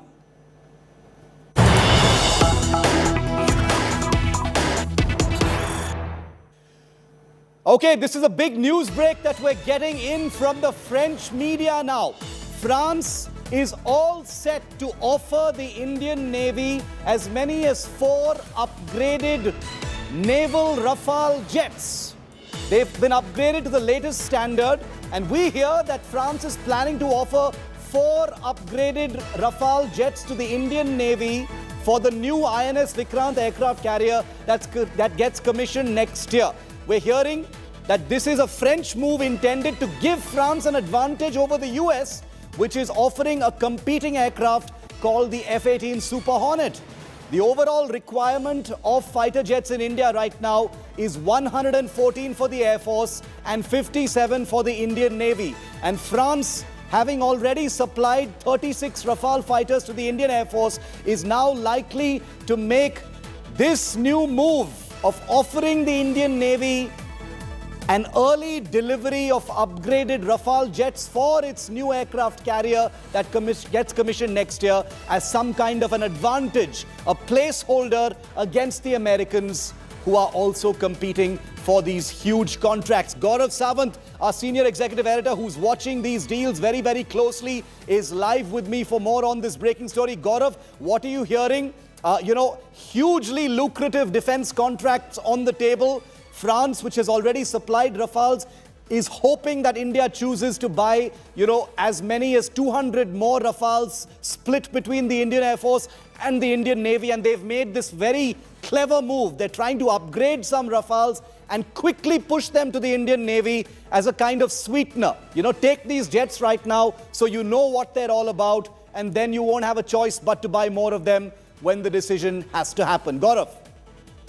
Shiv, France wants to score a lead. So far, the Super Hornets, FA-18s and the French Marine Rafales, they are frontrunners for the Indian Navy. The Indian Navy requires about 57 of these aircraft to operate off the INS Vikrant. The advantage that the French feel they have is that the Rafale Marines, they can operate off the Vikrant. They can use the elevators off the Vikrant. As far as the Rafales are concerned, Indian Air Force is already flying the Rafale, so that's an advantage that the IAF has. Of course, 4 of these aircraft are being upgraded. 26 is what the French are looking at initially in case Indian Navy approves. But the Americans are also not giving up, because the Americans are sending the FA-18 Super Hornets to the Indian Navy to operate off Goa, for Indian Navy to test the FA-18s very extensively. The French want to do the same. So they've upgraded them. The French have upgraded the Rafale Marines to operate the Meteors air-to-air missiles. They're also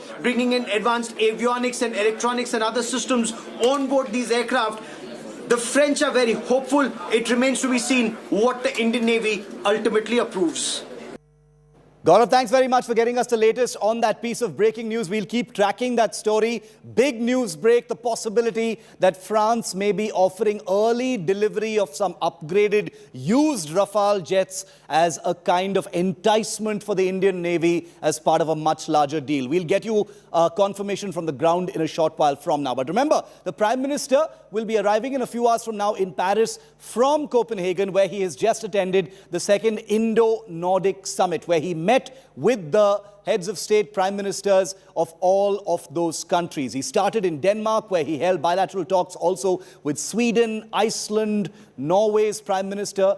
Modi also took part in the Indo-Nordic summit. The Ministry of External Affairs said that Prime Minister Modi discussed potential for deepening engagement in areas like blue economy, renewable energy, infrastructure investment and others. All of these countries part of India's new Arctic policy. After Prime Minister Modi's successful visits to Germany and Denmark, like we said, the final leg is coming up, and it is in Paris. France is India's second biggest defense partner after Russia. The two leaders will also discuss the procurement of Rafale marine jets. This will be Prime Minister Modi's first meeting with President Emmanuel Macron after the latter was re-elected in the French national elections recently.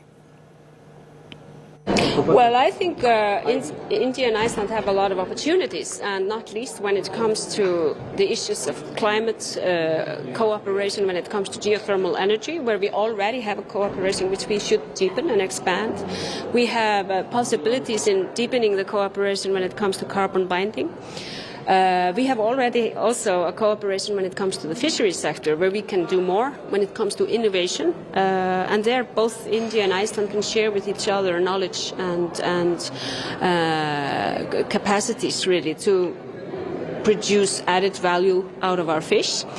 Then we also talked about other issues like culture, gender equality and other areas where we actually have a lot of knowledge to share and can deepen our very good relation. For those who are probably expecting the Prime Minister to have a third big Desi night in Paris, the bad news is there is not going to be a big arena-like engagement with the Indian diaspora in France. And that's probably because the Prime Minister has held two big dhamaka milans with Indians in both Berlin as well as Copenhagen. In the presence of the Danish Prime Minister yesterday, the Prime Minister of India extolled India's achievements, many of those moments adding to the viral nature of the many defining images coming out during this 3-day whirlwind tour of Europe. Let's quickly refresh your minds in case you missed the best of what happened last night. And remember, Prime Minister Modi lands in Europe very shortly. साथियों, दुनिया भर में फैले भारतीय diaspora को अगर मिला लिया जाए तो उनकी संख्या कई देशों की आबादी से अधिक होगी।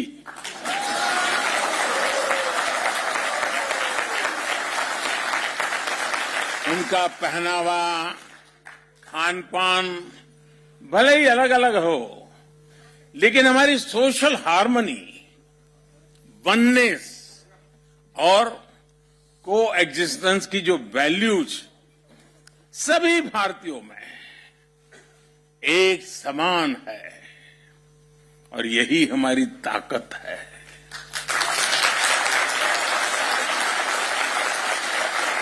और जिनकी रूट्स किसी भी तरह मां भारती से जुड़ी हैं, वे स्वाभाविक तरह से लोकतंत्र और रूल ऑफ लॉ के प्रति सम्मान रखते ही हैं। एक भारतीय दुनिया में कहीं भी जाए, वो अपनी कर्मभूमि के लिए, उस देश के लिए पूरी ईमानदारी से कंट्रीब्यूट करता है। जब मैंने डिजिटल इंडिया की बात की थी, तो कुछ लोग कई तरह के सवाल उठाते थे। हिंदुस्तान में डिजिटल 5-6 साल पहले हम पर कैपिटा डेटा कंजम्पशन के मामले में दुनिया के सबसे पिछड़े देशों में से एक थे। ये मैं बहुत दूर की बात नहीं कर रहा हूं, 5-6 साल पहले। लेकिन आज स्थिति एकदम से बदल गई है। अनेक बड़े देश मिलकर जितना per capita mobile data consume करते हैं, उससे ज्यादा हम भारत में करते हैं। भारतीयता सबका साथ, सबका और सबका। अब देखिए, घर घर बात पहुंच चुकी है और डेनमार्क में भी गूंज रही है। सबका साथ, सबका विकास, सबका विश्वास और सबका प्रयास। फार्मेसी ऑफ द वर्ल्ड, इस भूमिका में भारत ने मुश्किल समय में पूरी दुनिया का साथ दिया है। दुनिया के अनेक देशों को दवाइयां भेजी हैं ताकि हम संकट के समय मानवता के इस काम में पीछे न रह जाएं, दुनिया को संकट के समय मदद करें, ये सपना लेकर के काम करते रहे। One of the defining features of Modi's visit to Europe so far has been his constant serial interaction with young children. You know, boys and girls, little toddlers, even some babies, they've all been interacting with Uncle Modi for the last 72 hours. Take a look.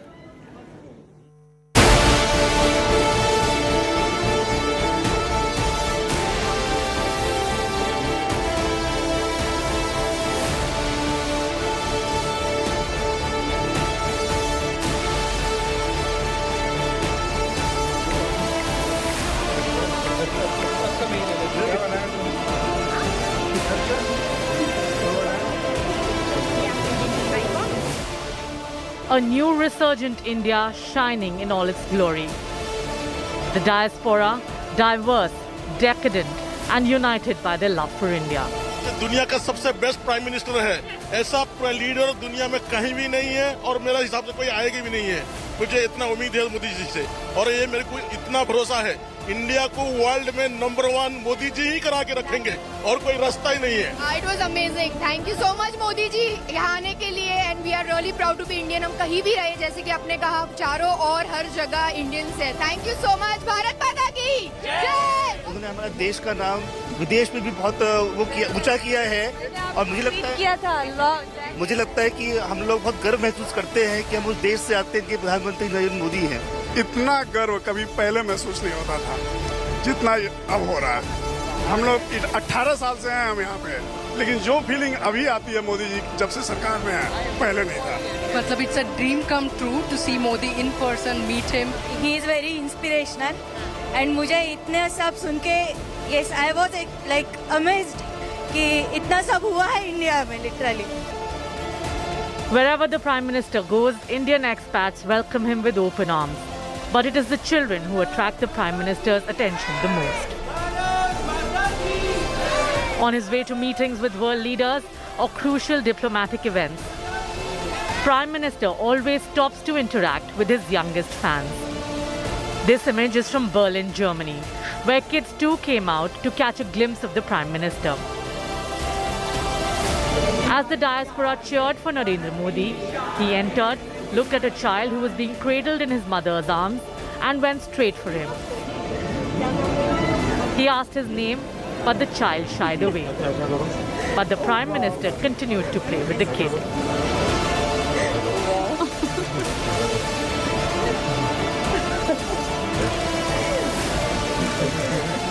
He patted the child and then carried on. The Prime Minister makes it a point to interact with the future of India.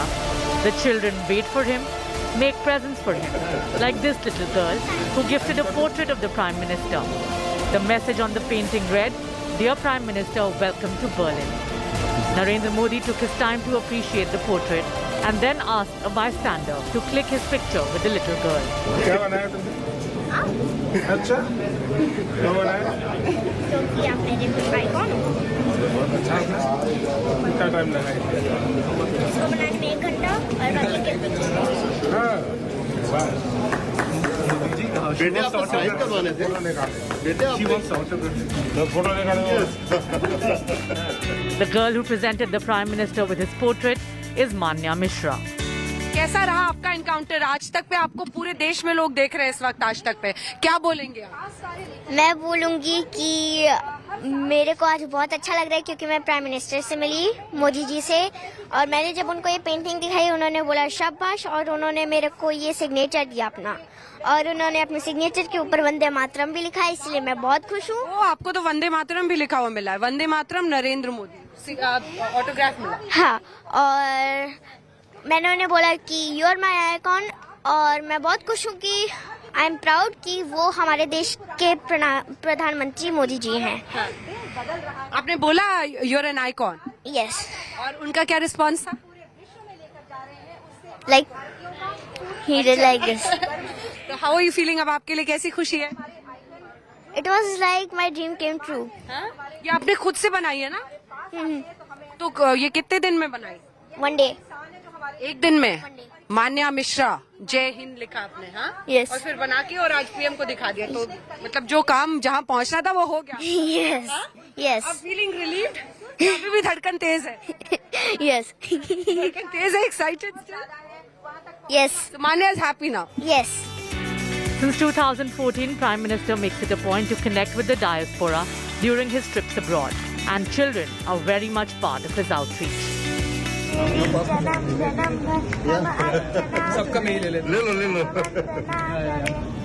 In Berlin, a boy even sang a patriotic song for the Prime Minister. हे जन्मभूमि भारत, हे कर्मभूमि भारत, हे वंदनीय भारत, अभिनंदनीय भारत, जीवन सुमन चढ़ाकर आराधना करेंगे। यदा यदा हि धर्मस्य ग्लानिर्भवति Bharat, अभ्युत्थानम् अधर्मस्य सदात्मानं सृजाम्यहम्। The Connect with Kids continued in Copenhagen, Denmark. These heartwarming images are now super viral, garnering millions of likes and views. Bureau Report, India Today.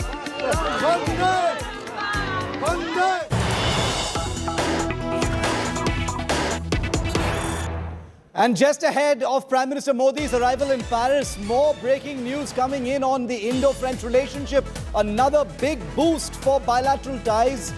India is to get a Country of Honor award at the upcoming Cannes Film Festival this year.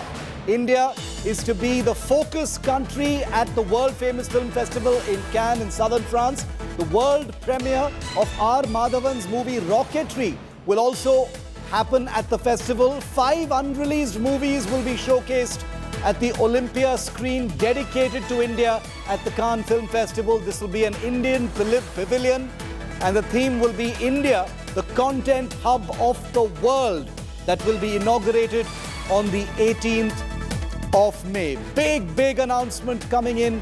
India to be honored and be the guest of honor and the country of honor at the upcoming Cannes Film Festival. All of this being announced just hours before Prime Minister Modi touches down in Paris. India will be officially country of honor at the upcoming March to Film, which is organized alongside the Cannes Film Festival in France.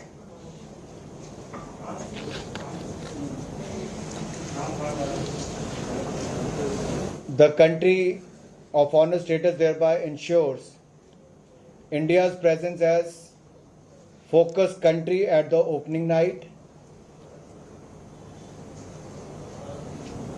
India is also a country of honor at the Cannes next.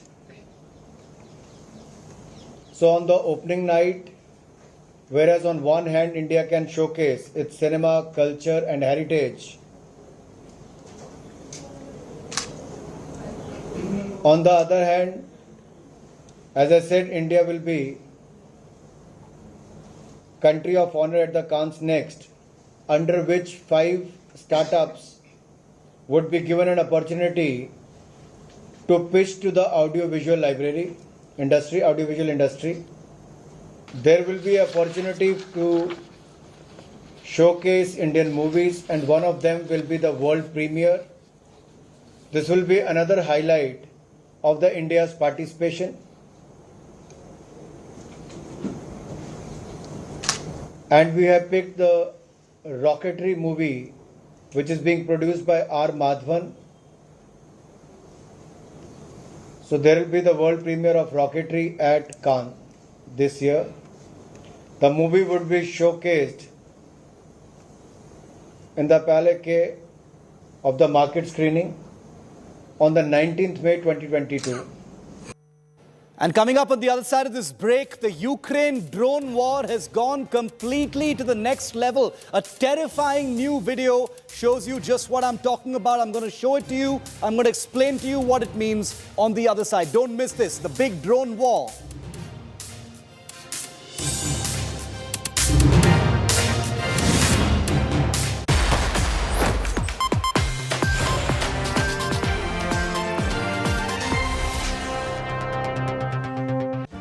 Make your media plan smarter with India Today Live TV on your connected devices. Amplify your brand with 100 million smart internet viewers. To advertise, mail us at sales@aajtak.com or call 9999892171.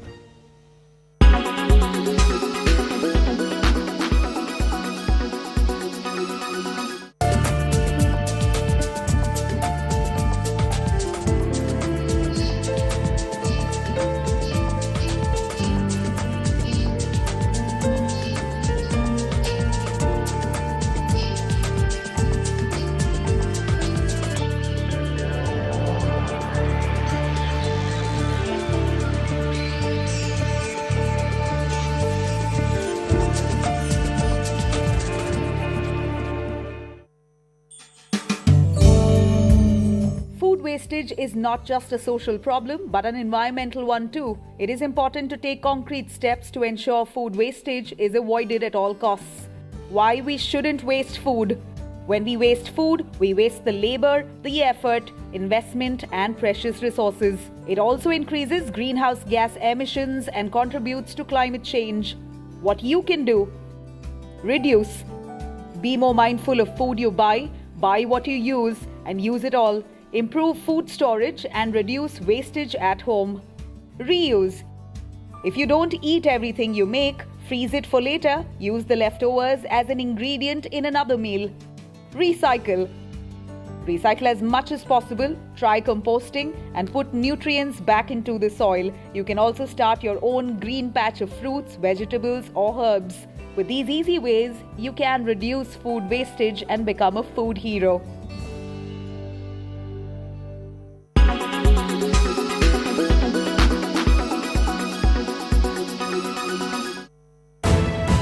You are watching India Today.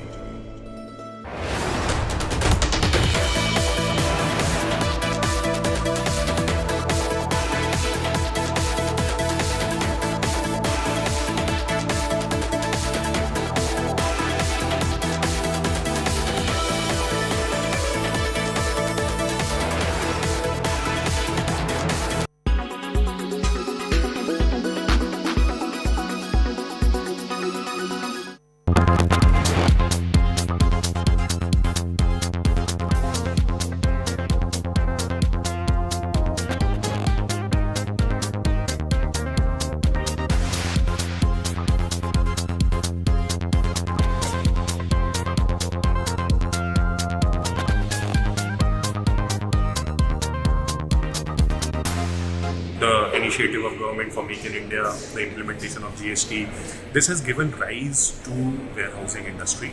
And whenever you want to scale your warehouses, you need automation.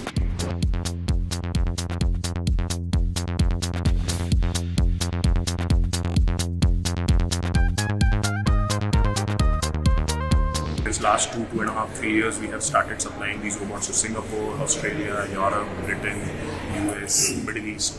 And to cater to this growth, we are now coming up with a new manufacturing facility spread across 60,000 square meter, which will have the capacity to manufacture up to 60,000 robots if required per year.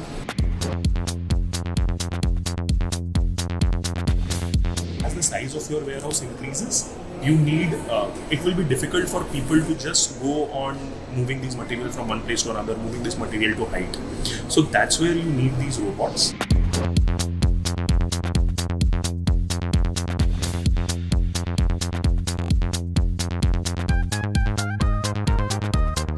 And which will give direct and indirect employment to almost 3,000 people in Uttar Pradesh. And it will not only give direct and indirect employment, but will also help to create a robotic ecosystem in India.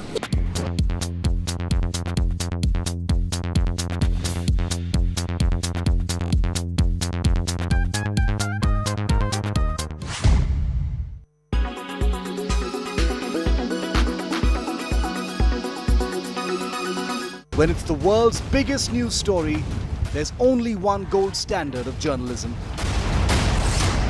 When it's the world's biggest news story, there's only one gold standard of journalism. You are watching in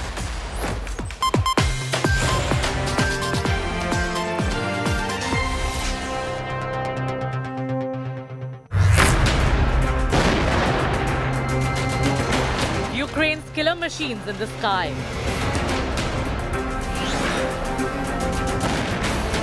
On the prowl for the enemy. Bombings with pinpoint accuracy. The drone wars escalate. Kyiv releases chilling videos. From tanks to armored vehicles to boats.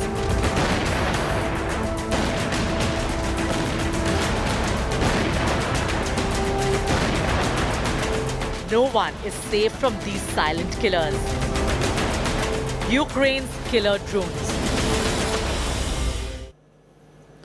Now, this is truly a high-tech battlefield that's seeing the extensive use of combat drones to pick out targets. Both Ukraine and Russia have been using them. But what I'm about to show you is something where the technology has become more basic, but it's actually become more disturbing. We're talking about the next level of drone warfare that is so specific, so tiny, that it is simply impossible to defeat. Take a look at this new piece of footage that's been put out by the Ukrainian government that depicts what is believed to be a basic Chinese drone, the kind of drone that you can order online, rigged with an improvised explosive device like a grenade, watching over a car with Russian troops trying to make a getaway and dropping a grenade with pinpoint accuracy right onto that car and destroying it. This is a video that's just been tweeted by the Ukrainian Minister of Interior Affairs, and the implications of drone use for such small little targets, not big tanks, not big vehicles, but small little targets, little groups of soldiers and troops, has truly sent shockwaves all across. Because drones being used in this manner have been seen before by the ISIS in Iraq and Syria. Basic little drone, add a grenade and rig it in such a way that you can drop a single grenade on a vehicle or a group of people means there is really no escape.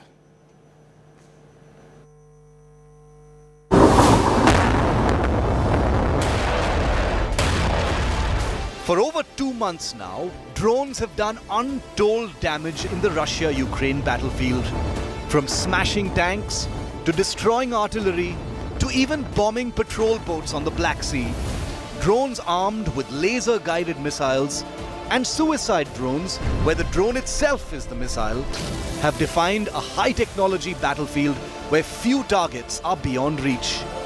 And now, a newly revealed chapter of this escalating drone war in Ukraine. What you're about to watch is a piece of footage capturing the use of small drones and applied to cause devastating pinpointed damage. Watch now closely as this drone quietly films from the air as a group of Russian troops mobilize on an unspecified dirt road in Ukraine. Swooping up over them, the drone quietly drops an improvised grenade on the unsuspecting troops, injuring some and sending the rest running. In an eerie moment, the drone stops and zooms in on the injured soldiers. The drone lies in wait and then slowly moves to observe the Russian troops, including one of the injured men, getting into a pickup truck. With the target just sitting there, the drone then deploys a second grenade, sending it straight down through the sunroof of the vehicle.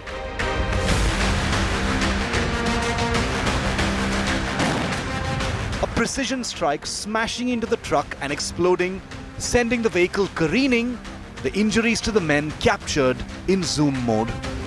What you've just witnessed is footage tweeted out by Ukraine's Interior Affairs Minister of what is possibly the lowest cost airstrike in existence. A method that's been used in the past by ISIS in Iraq and Syria, a method that's being tested by US Marines. And now using a definite degree of hardware improvisation deployed to devastating micro effect by Ukraine against Russian troops. What Ukraine has demonstrated is the use of drones across the damage spectrum over 2 months. From the use of drones to distract and then facilitate the sinking of Russia's biggest ship in the Black Sea, to the bombing of fast-moving boats, to devastating tanks and armor, to now even picking out individual groups of troops. The gap for escape is rapidly closing and at nearly no cost. Bureau Report, India Today. And I want to take you straight to Ukraine, where this video has been shot. India Today's defense editor Abhishek Balla reporting from the country. Also from Ukraine's capital right now is Rajesh Pawar, who is a combat veteran. He's also been reporting for India Today. Rajesh, I want to come to you first because, we've seen the use of, combat drones right through this entire conflict so far. But this video that's been put out by the Minister of Interior Affairs of Ukraine depicts what we, saw for the last time, perhaps somewhere in Iraq and Syria. ISIS has been doing this. We do know that this is a kind of technology that is under research in many countries, the ability to employ basic drones rigged with improvised explosive devices, to convert them into these very rudimentary but clearly very effective short-range bombers, which can drop grenades on small groups of troops or vehicles. And it appears from this video, Rajesh, that it has been, at least to a limited extent, successful. Very true. And this video, which we just saw of a basic drone being used to destroy a vehicle, this is the future of warfare. In the coming wars, we see the war will not be fought by tanks and guns so much. It will be more based on drones and technology. And a basic drone, if it can inflict this kind of damage on the equipment, which costs much more, it's a very, very low-cost option. And this is also, there's another frightening aspect to this kind of use of drones for military purpose is in the hand of terrorists. As you said, ISIS used it in Iraq and in Syria. And in coming days, we will see this, that even non-state actors, the terrorist groups, will be using these kind of low-cost equipment, low-cost drones to inflict heavy damage on expensive weaponry of the states. And in Ukraine war, we have seen right from the beginning, be it Bayraktars, be it switchblades, we have seen the amount of devastation they brought to Russian supply lines and armor when they were around Kyiv and north of Ukraine, and they were forced to retreat. Also, we have seen the Bayraktars used for the Raptor-class speedboats, two of them which were destroyed a few days back in Black Sea near the Snake Island. So the drones all across, from these low-cost drones to high-cost, high state-of-art drones, we are seeing somehow they are changing the course of this battle, and they are proving to be a deciding factor in this war, be it from Russian side or be it from Ukrainian side. And the scary part, like you rightly said, these are extremely low-cost weapons being used against much higher-cost things like vehicles and, of course, priceless human life. Abhishek, this is scary stuff because, according to some analysts and observers, a simple drone, which could be a Chinese drone or a, off-the-shelf drone rigged with a small release mechanism carrying a grenade, being able to view a target and then drop a grenade of this manner is an extremely high return on investment, if I can use that phrase, because such a weapon would cost maybe just a few $100s, but this video shows it can create real damage. It has probably killed and injured some of those Russian troops.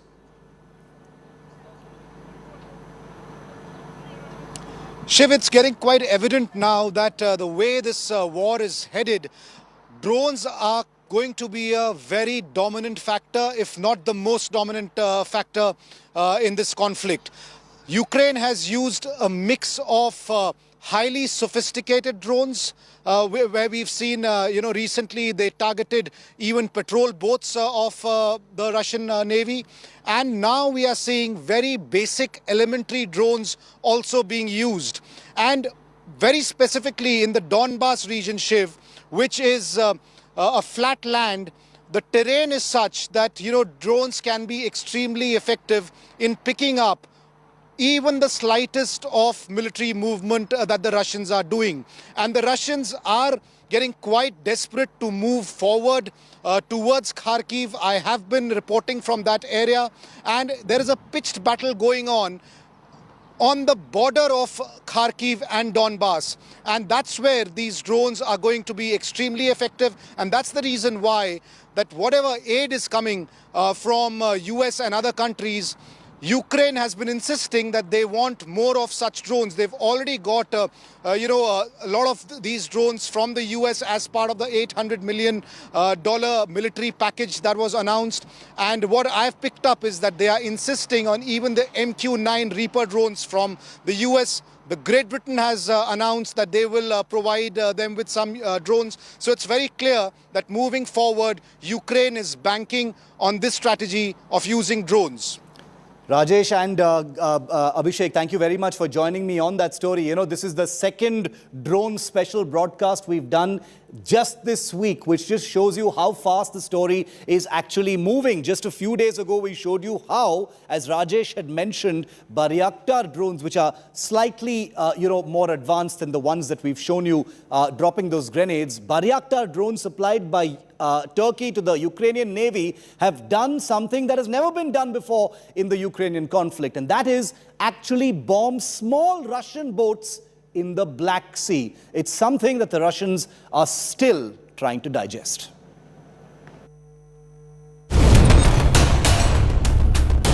An armed Russian boat prowling the Black Sea off the southern coast of Ukraine. The boat has no idea it has been spotted from the skies. And then this happens. In the blink of an eye, the 55-foot Russian patrol boat obliterated over the waves. Minutes later, a second boat is seen speeding away, but it's too late. This boat too has no escape because it's been struck from the skies by a relentless bombing machine. The Ukrainian government claims that these are images of two Russian Raptor-class high-speed coastal patrol boats, bombed into oblivion courtesy laser-guided bombs delivered by Ukrainian Bayraktar TB2 drones. The strikes on these two boats is enormously significant. They capture the first time in this war that these drones have actively engaged and destroyed Russian naval assets. In over 2 months of the war, Ukrainian combat drones have got a lot of success by hitting their targets. But now, for the first time, they have achieved this success over an open ocean. Now, there are reports that Ukrainian combat drones have successfully hit Russian boats in the Black Sea. The laser-guided munitions used in this new over-ocean attack are likely the Russian MAM, a smart micro-munition designed to hit both stationary and moving targets with devastating accuracy. The destruction of the two Russian Navy patrol boats will be a painful sting for Putin's war machine, coming 18 days after the sinking of the Black Sea Fleet's flagship cruiser Moskva, an incident that is still sending shockwaves around the world for what it means to Ukraine's defense capabilities. The two boats struck in this manner may be much smaller than the Moskva, but the signal from Ukraine is clear. No matter how small the Russian asset and no matter where it's operating, with the help of American and Western intelligence, electronics and targeting sensors, nothing will be out of reach for Ukrainian weapons. Bureau Report, India Today. Now, watching all this drone warfare happening in faraway Ukraine between those two countries, you're probably wondering, India's a much larger country. We have a large military. We've got a lot of enemies. We have troubled neighborhoods on our borders. Do we have combat drones as well? It's a bit of a mixed answer, I have to warn you. Watch this report.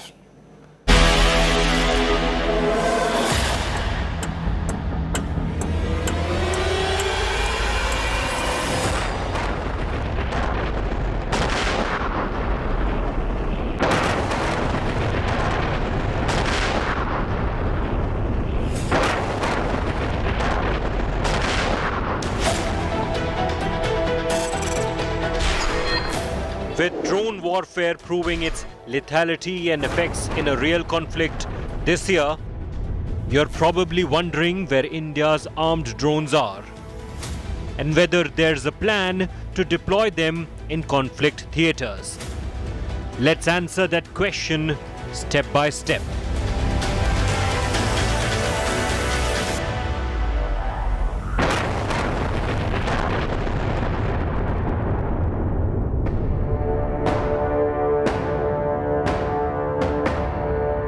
First up, The Israeli drones you see diving to attack Armenian assets in the 44-day war are called Harop.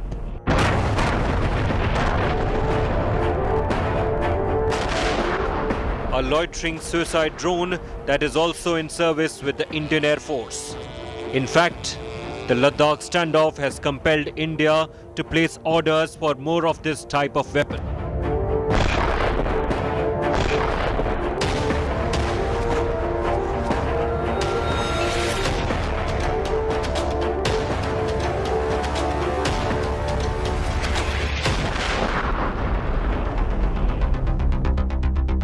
Second, the Indian Air Force is looking to weaponize its unarmed Israeli Heron surveillance drones.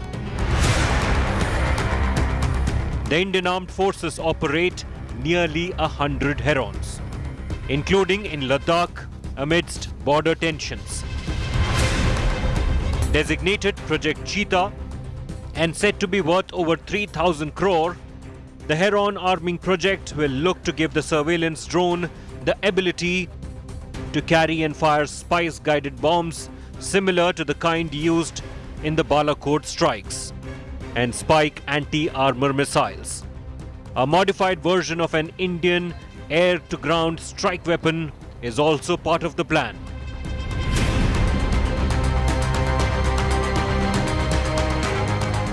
An interesting new Israeli weapon system that could be ordered soon is the Israeli Firefly loitering munition. A helicopter-style mini drone packing a sensor and warhead. Basically, used by infantry teams to hunt down, pinpoint, and attack, kamikaze style.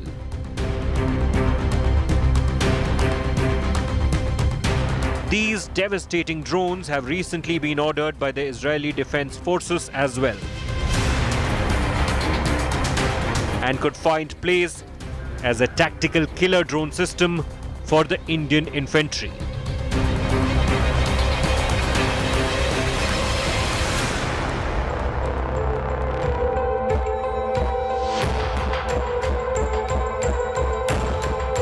Apart from the foreign drones, India is also developing and testing its own Predator-style drone called Rustam 2.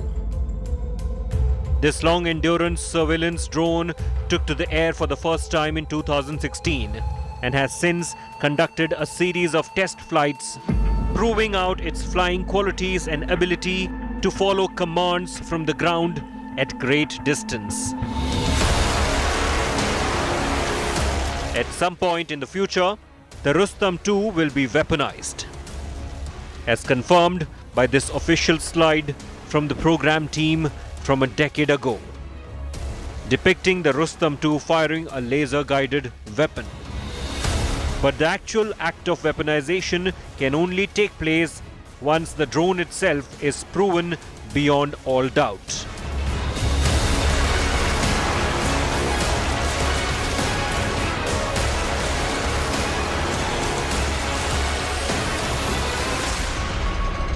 What we are trying to tell you is the Indian Armed Forces are fully in the picture on the effects of the drone warfare.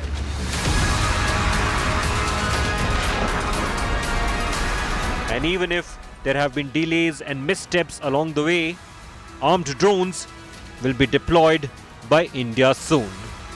Bureau Report, India Today. And coming up next, Pooja brings you the big dangal that's happening over loudspeakers in Maharashtra. Things have hit ahead with the legacy of Balasaheb Thackeray adding to the high decibel politics over loudspeaker Hanuman Chalisa versus Azan. The bhai of the Thackeray Parivar are at loggerheads. Who's going to win? Kaun karega Raj? Pooja has the lowdown next.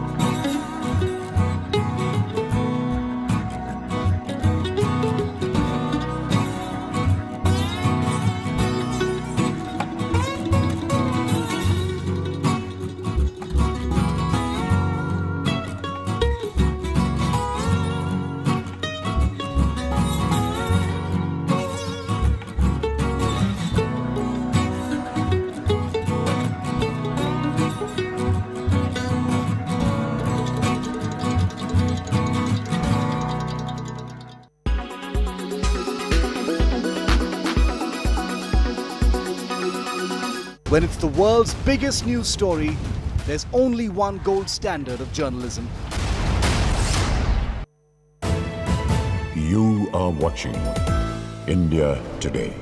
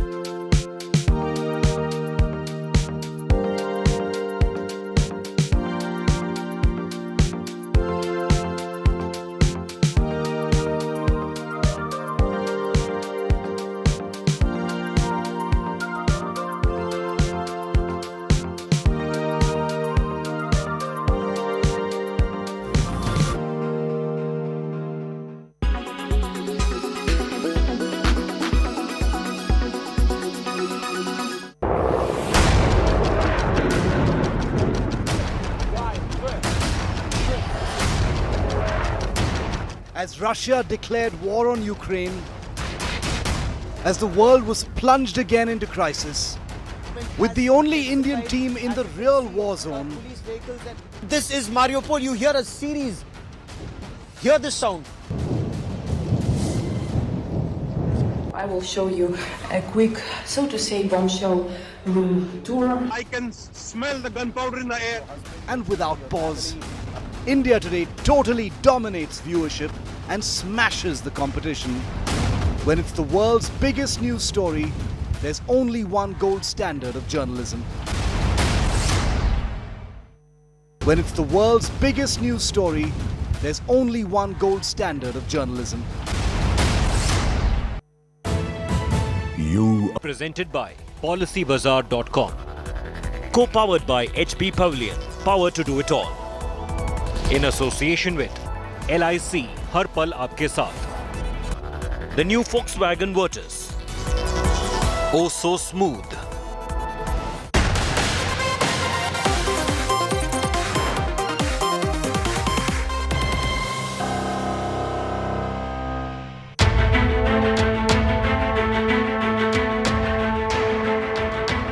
Maha loudspeaker dangal in Mumbai.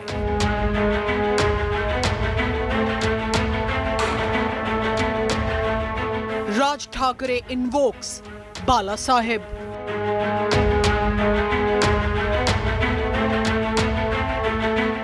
Raj roars a reminder.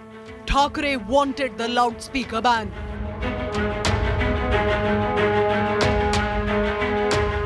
No bhaichara in the Thackeray Parivar. It is Thackeray versus Thackeray in Maharashtra politics. Top focus at 6 p.m. prime.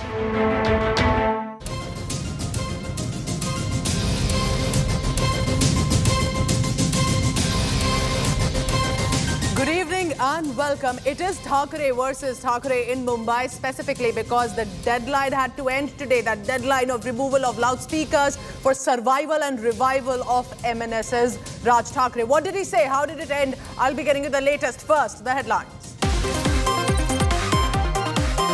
Rana couple granted bail, getter relief in the Hanuman Chalisa sedition case, but trouble is far from over. Now the Brihan Mumbai Municipal Corporation team reaches their residence over an alleged illegal construction issue notice. Rajasthan's Jodhpur remains tense after the clash on Eid festival. Rajasthan government allegedly ignored an intelligence alert on the 2nd of May about a possible communal unrest. Bharatiya Janata Party now gunning for Chief Minister Ashok Gehlot. Prime Minister has to set in land in Paris today. Spotlight on the new Rafale push. France could offer Indian Navy 4 used Rafale jets. Is this a big French move to trump US for the Navy deal? The city of Hyderabad sinks after just a few hours of rainfall. Streets are waterlogged. Residents are literally using boats to come out of their houses.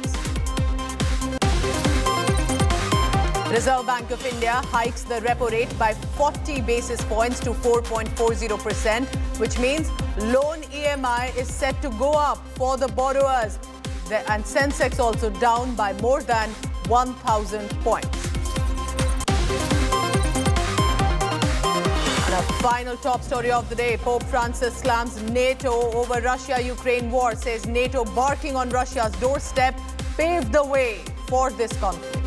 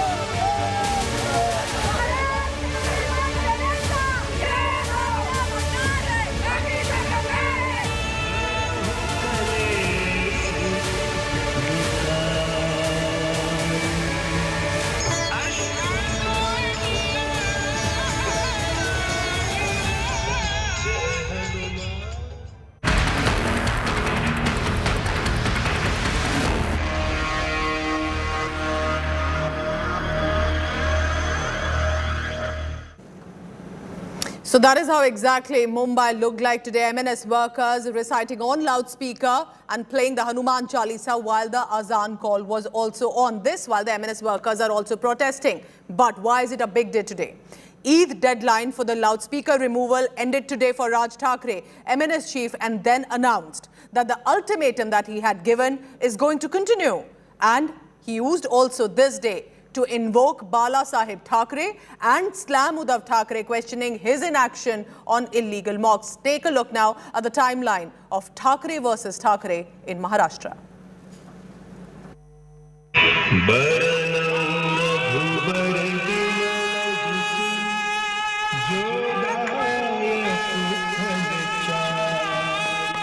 Raj Thackeray bumps up the volume in the loudspeaker debate.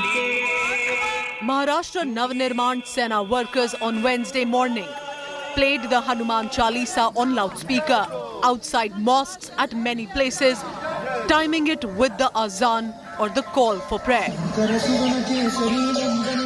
A police crackdown followed that saw many arrests and detentions. MNS chief himself was at home under the watchful eyes of the state police. While Raj Thackeray could not lead the protests against loudspeakers, he lashed out at the Shiv Sena-led government in Maharashtra, that in a hurriedly called press meeting. 1400 या 1500 कुछ मस्जिदें हैं और उसके ऊपर से 135 मस्जिदों के ऊपर सुबह 5 बजे के पहले जो सुप्रीम कोर्ट ने जो बताया वो नियम तोड़कर 135 मस्जिदों के ऊपर सुबह अजान लगाई गई लाउड स्पीकर के ऊपर। मैं पूछ रहा हूं महाराष्ट्र की पुलिस को, इन 135 मस्जिदों के ऊपर आप कौन सी कार्रवाई करने वाले हैं? Escalating the fight against Chief Minister Uddhav Thackeray, Raj invoked his uncle and Uddhav's father, Bala Sahib Thackeray. He tweeted an old video of the Shiv Sena founder, where he was declaring he will end the namaz in public places. ज्या दिवशी माझं सरकार या महाराष्ट्रामध्ये येईल त्यावेळेला रस्त्यामधले नमाज आम्ही पडल्या बंद केल्याशिवाय राहणार नाही.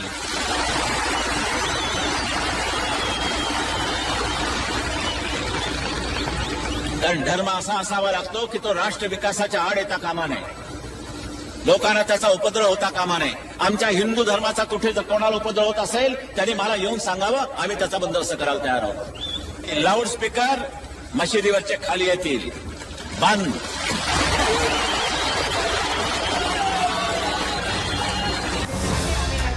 The Shiv Sena hit back with another set of Bal Thackeray videos slamming Raj Thackeray. पूर्वी ज्या स्टाईलमध्ये बोलत होतो अशी ही स्टाईल माझी कोणीतरी उचलली म्हणतात, मला माहित नाही कोणी.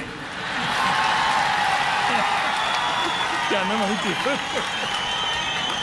म्हणजे मी माझ्या स्टाईलमध्ये जर उद्या बोललो तर मी त्यांची कॉपी करतोय असं म्हणताल तुम्ही कदाचित. एक विनोद आठवतो, मराठी मराठी मराठी. अरे झाल्यानं तुमचा जन्म झाला नव्हता त्यावेळेला मी मराठी काढलेली आहे महाराष्ट्रामध्ये. The Shiv Sena, in no mood to relent, launched a fresh offensive accusing Raj Thackeray of becoming a BJP puppet. ज्यांना बाळासाहेब किती आठवत आहेत त्याआधी पाहावं लागेल. खरे बाळासाहेब, ज्याने बाळासाहेबांना सोडलं, ज्याने बाळासाहेबांचा विचार सोडला,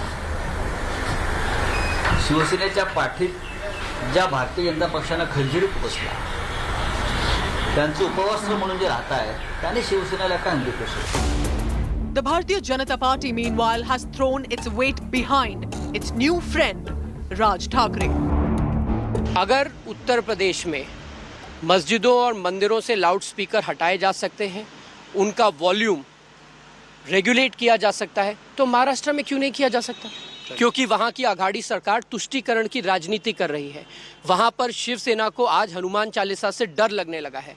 बाला साहब ठाकरे की पार्टी आज हनुमान चालीसा से भाग रही है. ये बड़ा राजनीतिक मुद्दा है महाराष्ट्र में. The battle of Thackerays could have major political ramifications, starting with the BMC elections later this year. The BJP is in a prestige fight to topple the Shiv Sena from its citadel. But can Raj Thackeray, who has so far been an election dud, make a big impact and dent the Shiv Sena votes? That remains to be seen. Bureau Report, India Today. Let's quickly go on the ground in Mumbai to understand what does the city look like today. Paras Dama has been tracking since the past few days this loudspeaker politics that is now ensuing there in the city. Paras, is this a time of perhaps a low profile for Raj Thackeray, or do you think he's only escalated the matter with his announcement? What next now for Raj Thackeray, and what did he say exactly today in that press meeting? In speaking with media, he just said one thing, the most important thing. He said, this Andolan is not over yet. This is not a one-day Andolan that I had started. I will fight till the last speaker will be of the mosque. He said that, and particularly he has focused more on this word, that it was not a one-day Andolan. He has said that he will continuously fight for what he has started, because he believes in Hindutva, and the way he is just on the he is just trying to take another stance, or another revival. We can say that it's another revival for Raj Thackeray in the political community right now, because we had seen Raj Thackeray a few years ago, and after that, after the loudspeaker controversy, he has been into active politics again. So right now his main focus is Hindutva politics, and Hindutva politics is loudspeaker that he is fighting for. He has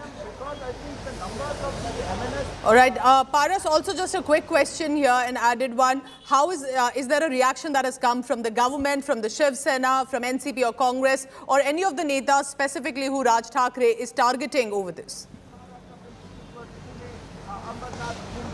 Right, after the press conference, Sanjay Raut, Shiv Sena leader, has also slammed Raj Thackeray. He has used one word, this is the black day. After whatever happening from last 15 days, Raut is already targeting Raj Thackeray about what he's speaking in Aurangabad, he's speaking in rallies and all that.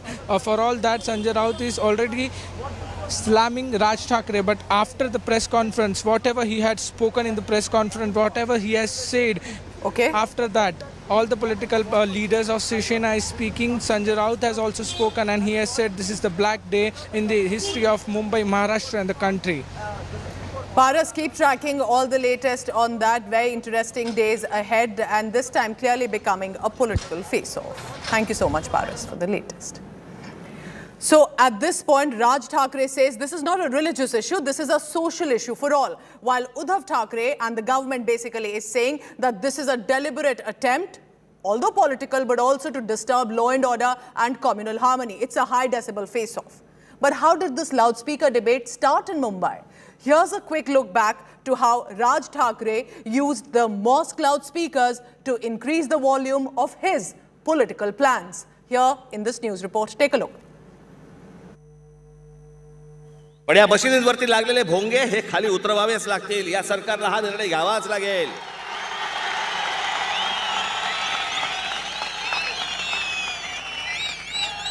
नाही तर आजच सांगतोय, आत्ता सांगतोय,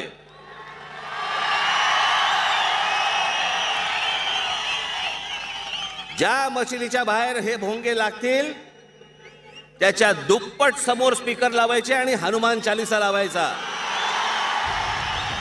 With this speech, Raj Thackeray was back into action. As loudspeaker debate raged in other states, Raj Thackeray raised the decibel level in Maharashtra against the Aghadi government.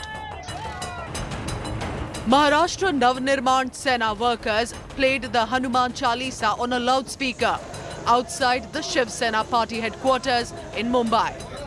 And their party chief announced the deadline. तुम्हाला जर काही नमाज पढायचा आहे, तुम्हाला जी काय अजान द्यायची घरामध्ये द्या.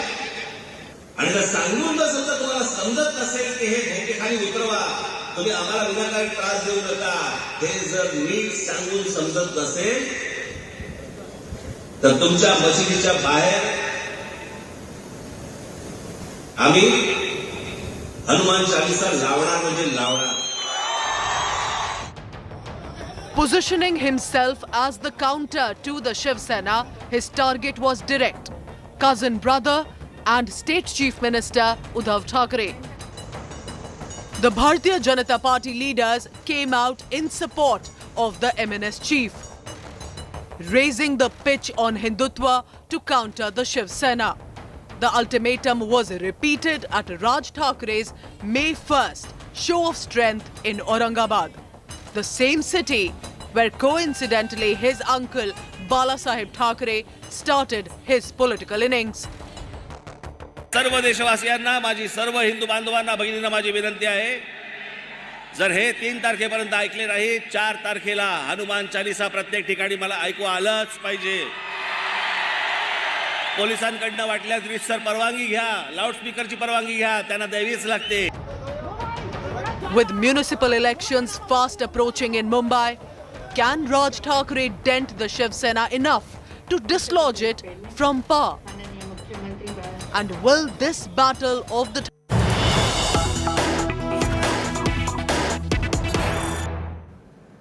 And on the final leg of his Europe visit, that is Prime Minister Narendra Modi now leaving for Paris. Remember, he's already been to Denmark, from where he's now heading over to France. This is going to be a very special meeting, also the last leg of his Europe visit in what has been clearly a packed itinerary of these 3 days of tour there. So remember, just about a few hours ago, he was also in Copenhagen, where he not only met all the top dignitaries, but also the royal family and interacted with the business honchos and the Indian diaspora. The first day, of course, remember, was in Germany, in Berlin, where he interacted with, again, the senior most officials, the delegation and the diaspora as well, receiving a rousing welcome.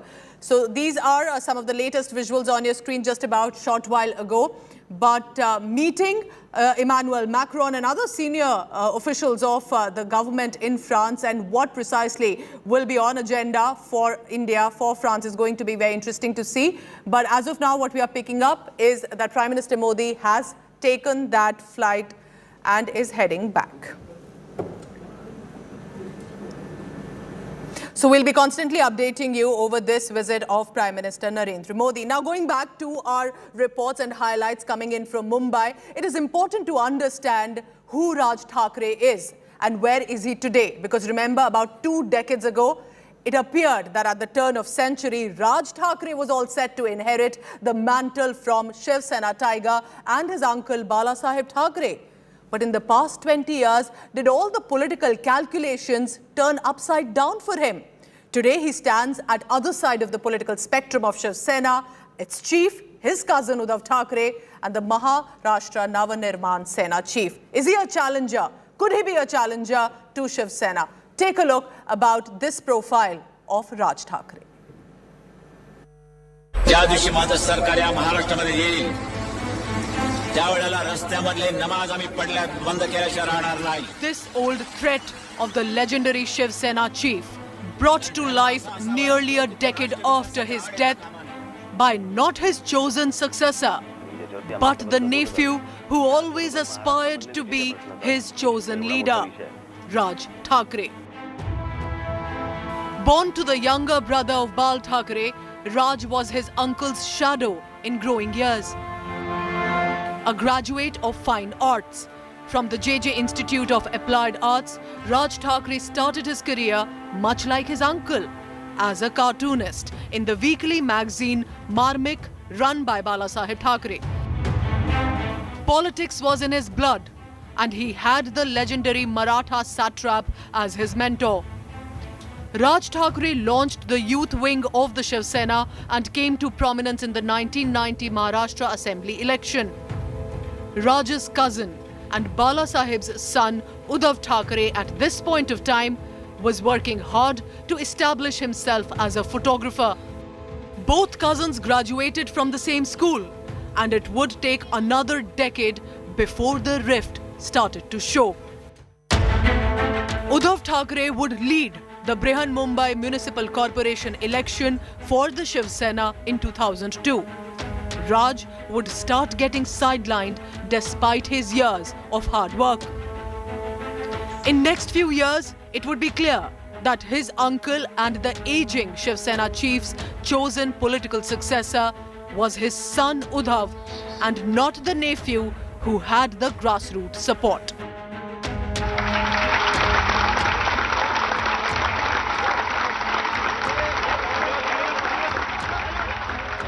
(9th March 2006).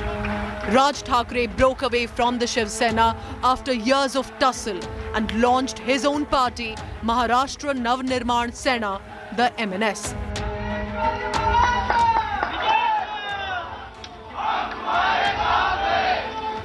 Initially written off as a fledgling of Shiv Sena, Raj Thackeray established himself as a challenger to Uddhav with his successful 2008 anti-North Indian campaign. He led the violent movement against migrants from Uttar Pradesh and Bihar working and living in Maharashtra. देखिए उत्तर प्रदेश की पानी पूरी खाते वक्त राज ठाकरे को देखिए कैसे पानी पूरी खाएंगे ये उत्तर अरे जानता रहा बड़ून के चिड़ले. Next, he led a successful strong campaign in favor of business signboards in Maharashtra being written in the Marathi language. 2 years later, in 2010, MNS along with Shiv Sena banned Australian cricketers participating in IPL 3 from playing in Mumbai as a protest against the attack on Indian students in Australia. This made many hope for the reunion of the Thackeray's, but that was not to be. 2 years later, in 2012, when Balasaheb Thackeray breathed his last, Uddhav Thackeray picked up his mantle. Thackeray cousins were united in their grief and family loss, but remained poles apart in their political dominance of Maharashtra. Raj Thackeray became the sworn political opponent of Uddhav and Shiv Sena in the state. He has not been able to cause much electoral dent in the poll politics, but has been the agitator who has been a thorn in the side for his cousin and now the Chief Minister of Maharashtra.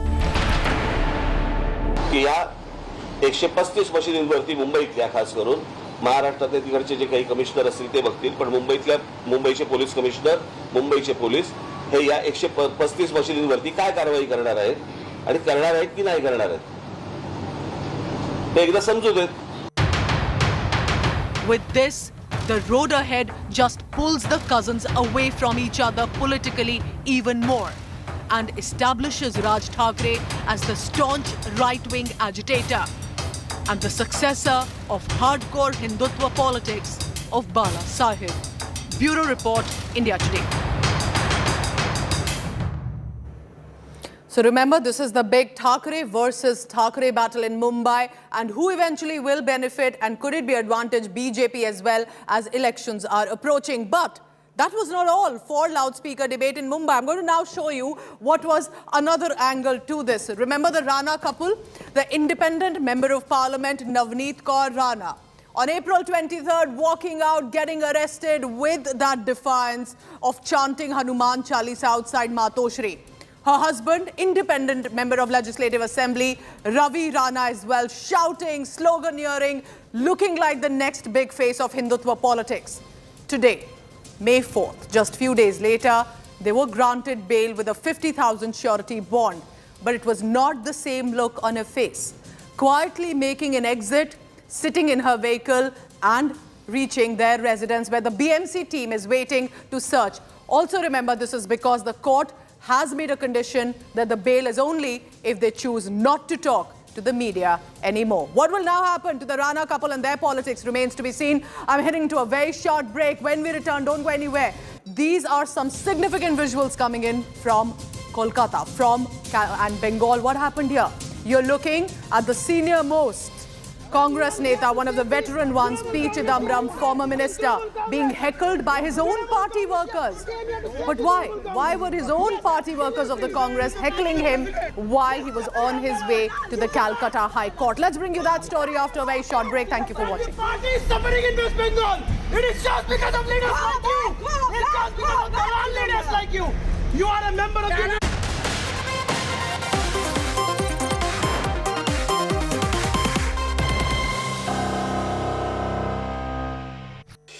India Today TV wins big awards at ENBA 2021, bags the best channel of the year, shines bright with 15 goals.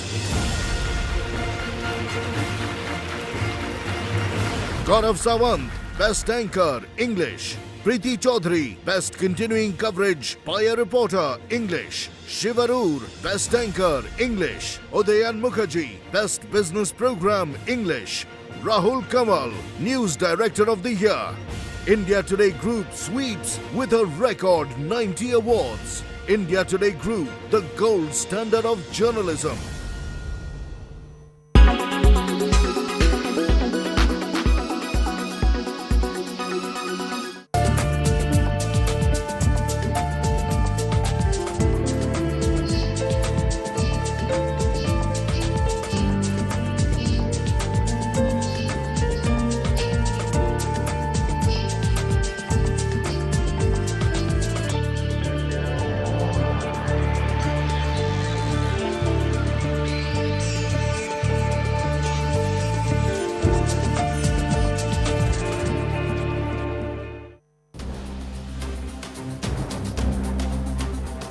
The war in Ukraine has created a ripple effect on the world's economy. It's also triggered the greatest supply shock in 50 years, says European Bank for Reconstruction and Development.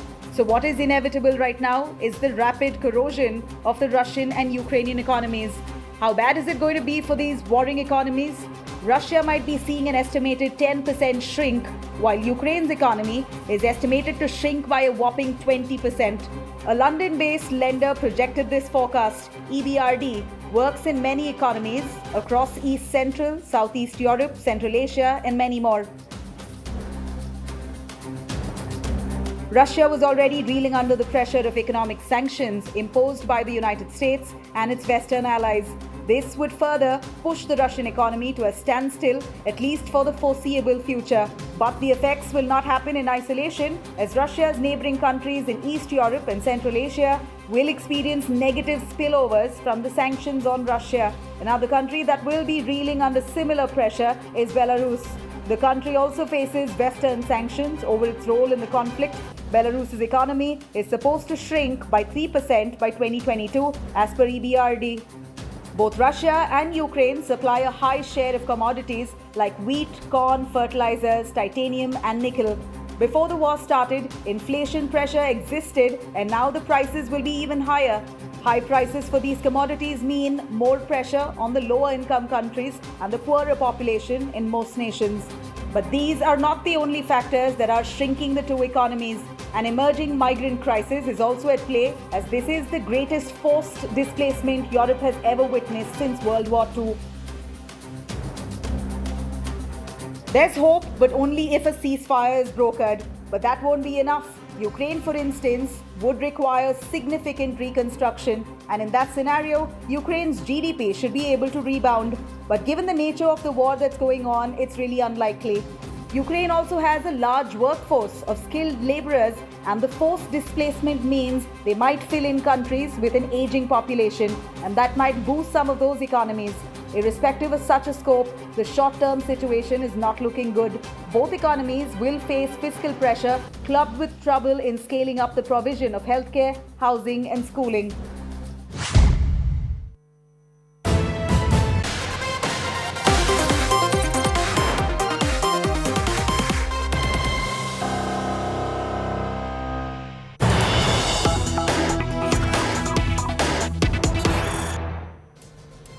Shocking scenes coming in from the Bengal High Court right outside it. Take a look at this. This is one of the senior-most Congress Member of Parliament and lawyer P. Chidambaram, who's also been a former minister in the Union government.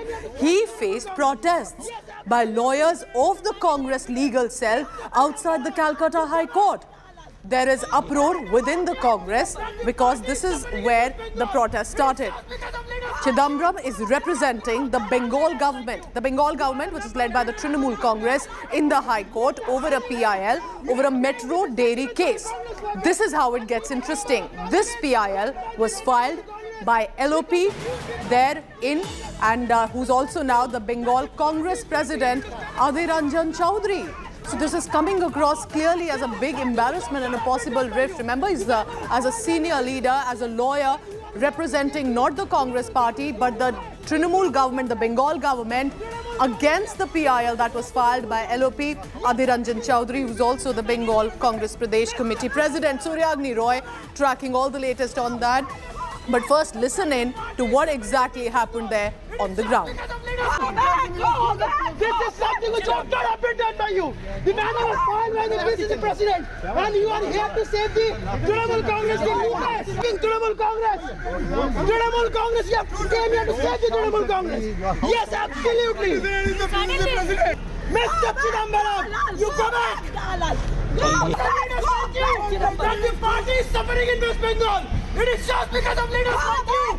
It's just because of the non-leaders like you. You are a member of the National Congress. Yes, absolutely. You are playing with the sentiments of the Congress workers. And being a member of Parliament, backed by the International Congress, because of you people, because of certain persons like you, that the party is not being able to stand on its feet. Let's go across on the ground to my colleague Suryagni Rao. Suryagni, what exactly happened? What are you picking up? Because he's a fairly known face, a senior face within the party. And then there is a legal case, a responsibility that he's also fulfilling. But what do you think really happened there on the ground? Well, Pooja, the word that should sum up this entire story is embarrassment, and it's an embarrassment not only for Chidambaram himself, but for the Congress, for the Pradesh Congress party as well. The reason why I'm telling you this is because what we saw today in front of the Calcutta High Court, where Chidambaram was, who was taking up the case of the Metro Diary, for the state government, which is led by Trinamool, as you rightly mentioned. The case was filed, the PIL rather, was filed by Adhir Ranjan Chaudhary, who is a senior congressman. He's an MP. He's a leader of opposition, leader of Congress at the Lok Sabha, and he's also the state president of Congress over here in West Bengal. This case, it dates back to 2019 when this PIL was filed. The stake of the West Bengal government was sold off to a private body of Metro Dairy, and what Adhir Ranjan Chaudhary has been stating in the PIL is that it had been sold at a very low price, and that is why the PIL was filed. Now the state government had hired P. Chidambaram, a man who's a very, very popular Congress face, and interestingly, Chidambaram was attacking the Trinamool Congress just a while back when he was campaigning in Goa.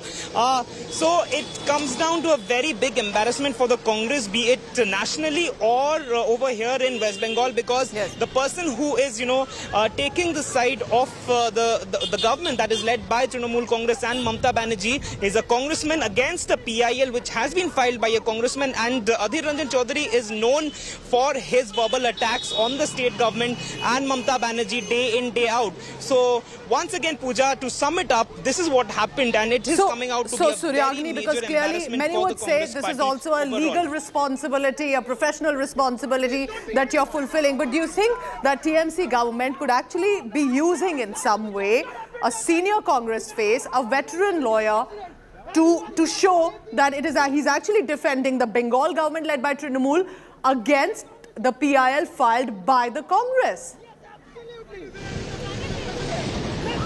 Well, absolutely, and somewhere this is what politics is all about, and we all are pretty aware of that. But interestingly, the Trinamool Congress has an array of very senior lawyers who were deployed. When we saw when the CBI and the ED were calling these Trinamool heavyweight leaders, the ministers of West Bengal government, be it Farhad Hakim or Subrata Mukherjee, when they were arrested by CBI, you saw a huge deployment of the Trinamool legal cell, which include their MPs, be it Kalyan Banerjee or whosoever you name them. They are very, very senior Congress member of Parliament, yet they choose a senior leader who's such a known face of the Congress party, and also, has been asking for reforms within the Congress for the longest time. But stay on with me, Suryagini. I want our viewers just to take a look at these visuals, these angry, agitating Congress legal cell lawyers asking, why are you representing the Bengal government against a PIL filed by the... This is something which ought not have been done by you. The matter was filed by the PCC president, and you are here to save the Trinamool Congress. Trinamool Congress, you came here to save the Trinamool Congress. Yes, absolutely. Mr. Chidambaram, you go back! That the party is suffering in West Bengal. It is just because of leaders like you. It's just because of the non-leaders like you. You are a member of the International Congress. Yes, absolutely. You are playing with the sentiments of the Congress workers. And being a member of Parliament, backed by the International Congress, because of you people, because of certain persons like you, that the party is not being able to stand on its feet. This is something which ought not have been done by you. The matter was filed by the PCC president, and you are here to save the Trinamool Congress. Trinamool Congress, you came here to save the Trinamool Congress. Yes, absolutely. Mr. Chidambaram, you go back! That the party is suffering in West Bengal. It is just because of leaders like you. It's just because of the non-leaders like you. You are a member of the International Congress. Yes, absolutely. You are playing with the sentiments of the Congress workers. And being a member of Parliament, backed by the International Congress, because of you people, because of certain persons like you, that the party is not being able to stand on its feet. This is something which ought not have been done by you. The matter was filed by the PCC president, and you are here to save the Trinamool Congress. Trinamool Congress, you came here to save the Trinamool Congress. So angry Congress lawyers there saying, go Chidambaram, go back. and that it's because of people like you that the Congress party is not united. I want to thank Suryagini Roy for getting us all the latest on this story. Suryagini, do let us know if there are reactions coming in from the Congress or, interestingly, from the TMC government as well. Thank you so much, Suryagini, for the latest. I'm heading into a short break. But when we return, we bring you Namaste Europe, because this is Prime Minister Narendra Modi's final leg of the Europe journey. He has left for Paris after, of course, high-level meetings in Denmark. What is on agenda for Paris and all that happened in the past few years? Let's now bring you that after a short break.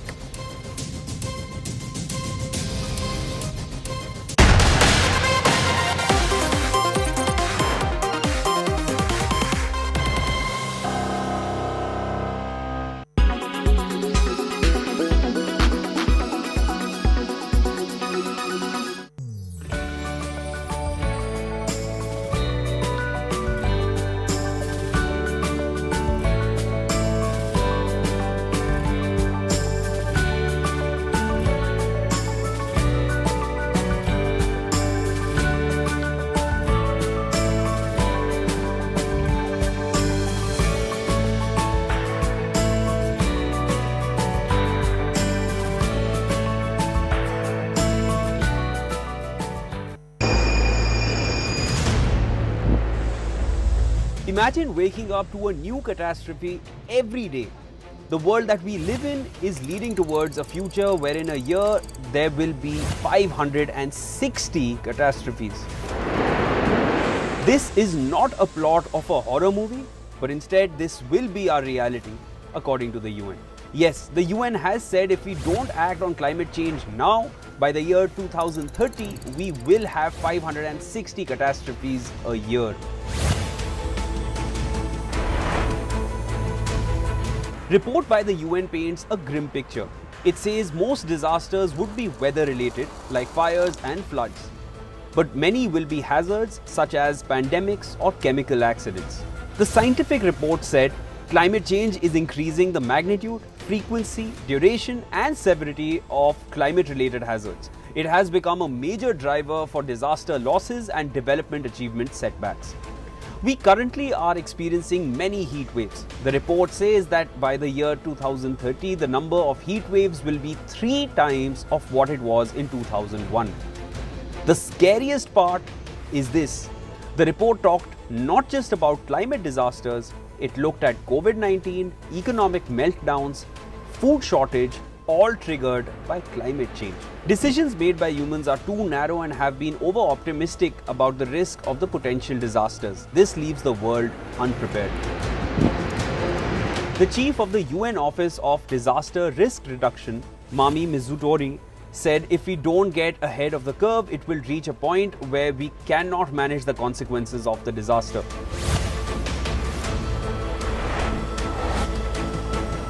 According to the World Meteorological Organization, India's average annual loss in 2020 was around $87 billion.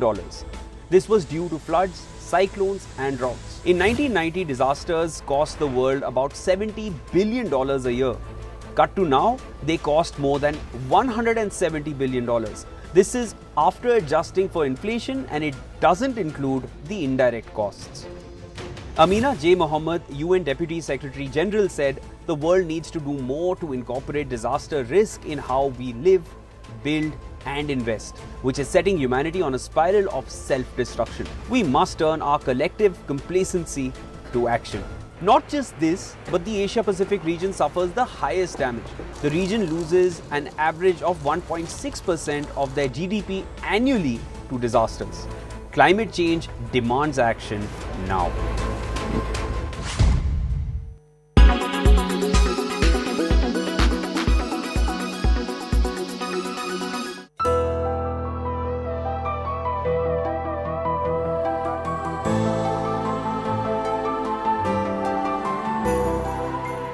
When it's the world's biggest news story, there's only one gold standard of journalism. You are watching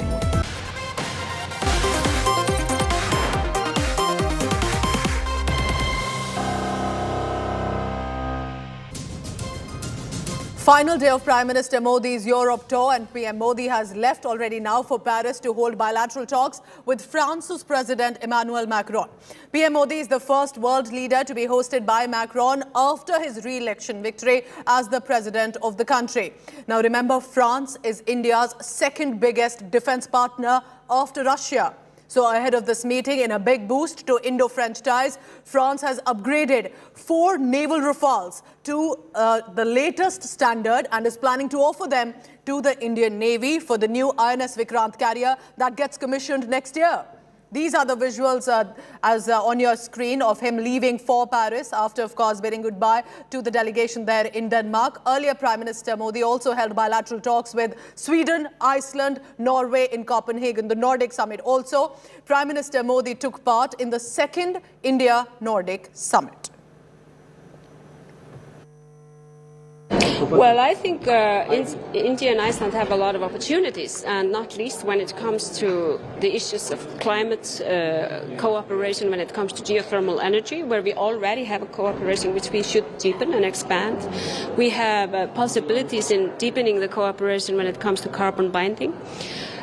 We have already also a cooperation when it comes to the fisheries sector, where we can do more when it comes to innovation. And there both India and Iceland can share with each other knowledge and capacities really to produce added value out of our fish. Then we also talked about other issues like culture, gender equality, and other areas where we actually have a lot of knowledge to share and can deepen our very good relation. Now, the loudest cheer clearly came from the Indian diaspora, the dhol nagaras and the colour. But there was also an outreach from the Prime Minister, and all of this, remember, in the presence of the Danish Prime Minister, Mette Frederiksen. Prime Minister Narendra Modi extolling India's achievements and, of course, receiving appreciation in return. साथियों, दुनिया भर में फैले भारतीय diaspora को अगर मिला लिया जाए तो उनकी संख्या कई देशों की आबादी से अधिक होगी।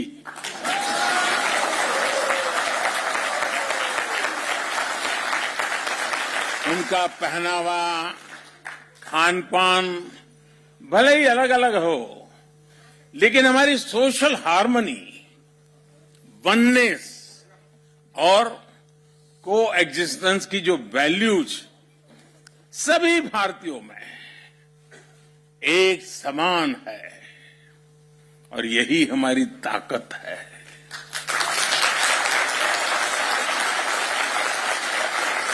और जिनकी रूट्स किसी भी तरह मां भारती से जुड़ी हैं, वे स्वाभाविक तरह से लोकतंत्र और रूल ऑफ लॉ के प्रति सम्मान रखते ही हैं।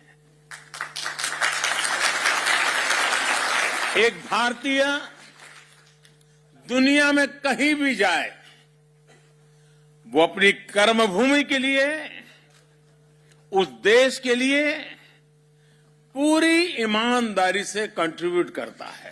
जब मैंने डिजिटल इंडिया की बात की थी, तो कुछ लोग कई तरह के सवाल उठाते थे।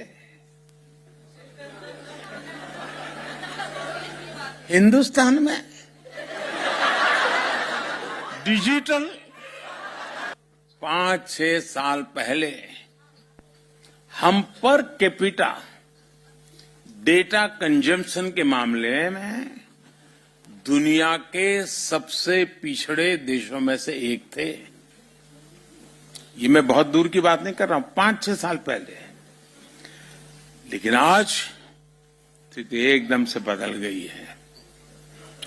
अनेक बड़े देश मिलकर जितना per capita mobile data consume करते हैं, उससे ज्यादा हम भारत में करते हैं। भारतीयता, सबका साथ, सबका और सबका। अब देखिए, घर घर बात पहुंच चुकी है और डेनमार्क में भी गूंज रही है। सबका साथ, सबका विकास, सबका विश्वास और सबका प्रयास, फार्मेसी ऑफ द वर्ल्ड, इस भूमिका में भारत ने मुश्किल समय में पूरी दुनिया का साथ दिया है। दुनिया के अनेक देशों को दवाइयां भेजी हैं ताकि हम संकट के समय मानवता के इस काम में पीछे न रह जाएं, दुनिया को संकट के समय मदद करें, ये सपना लेकर के काम करते रहे। And India Today will ensure all the latest updates coming in from Paris as well as and when Prime Minister Modi lands there. Now bringing you some other stories as well. This is after a spell of a scorching heat wave, heavy rainfall lashed the city of Hyderabad today morning. Called a high-tech city, but Hyderabad, just facing that heavy downpour of few hours, left many areas waterlogged in and around the city. Take a look at those visuals. People literally using boats to go from one location to another or to leave their house. Waterlogging reported in areas of Madina Nagar, Dhobi Ghat, Yakutpura, and with using these inflated rubber boats, clearly referring to how the situation is. Remember, there are gusty winds, uprooted trees that has also led to power outage and blackout in some areas. Areas like Bahadurpura constituency were badly hit with flood water entering into the houses. According to the Greater Hyderabad Municipal Corporation data, the city witnessed unprecedented rainfall of 72.3 millimeter in 1 hour.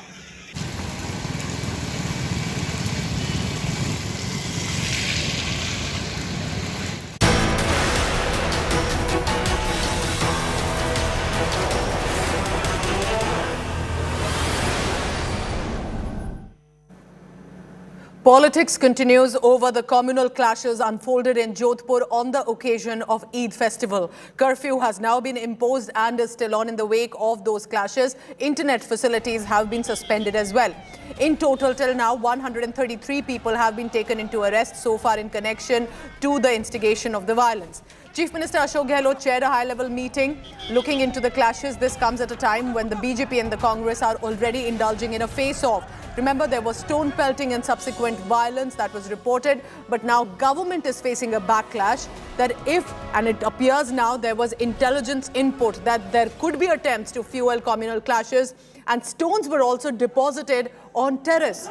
The Congress is blaming the BJP for instigating violence. Ashok Gehlot is claiming this is BJP behind instances of violence across Rajasthan. ये जो धज्जियां उड़ा रहे हैं संविधान के देश के अंदर, जिस रूप में ये लोकतंत्र की हत्या कर रहे हैं, पूरा देश देख रहा है। पूरा मुल्क के साहित्यकार, पत्रकार, लेखक सब चिंतित हैं और इनको कोई शर्म ही नहीं आ रही है। खुला नाच हो रहा है, दंगे भड़क रहे हैं, कानून की धज्जियां उड़ रही है, क्योंकि इनको घमंड आ गया बुलडोजर के माध्यम से। अगर ऑर्केस्ट्रेड है, अगर भारतीय जनता पार्टी ने कराए हैं, भारतीय जनता पार्टी के राष्ट्रीय नेताओं के इंस्ट्रक्शंस पे हुए हैं, भारतीय जनता पार्टी के हम सब कार्यकर्ताओं ने किया है, तो आपकी पुलिस आंख पे पट्टी बांध करके क्यों बैठी है? और आप गृह मंत्री होने के नाते आप क्यों चुपचाप बैठे हैं, क्यों कार्रवाई नहीं करते हैं? कल दोपहर से ऐसा कोई घटना नहीं हुई, परिस्थिति अभी कंट्रोल में है और पर्याप्त जाब्ता लगे हुए हैं। हमने मोबाइल लगाया, फिक्स पिकेट है, हमारे काफ़ी उच्च अधिकारी आए हैं, उनके निर्देशन में भी हम लोगों ने काम किया और मुझे लगता है हमने पर्याप्त जाब्ता लगा रखे हैं। मैं जनता से ये अपील करूंगा कि आप शांति बनाए रखें। That is all from me for today. Thank you for watching. But coming up after the break on the other side is our India Today Impact feature. Don't miss it. Thank you for watching. Take care.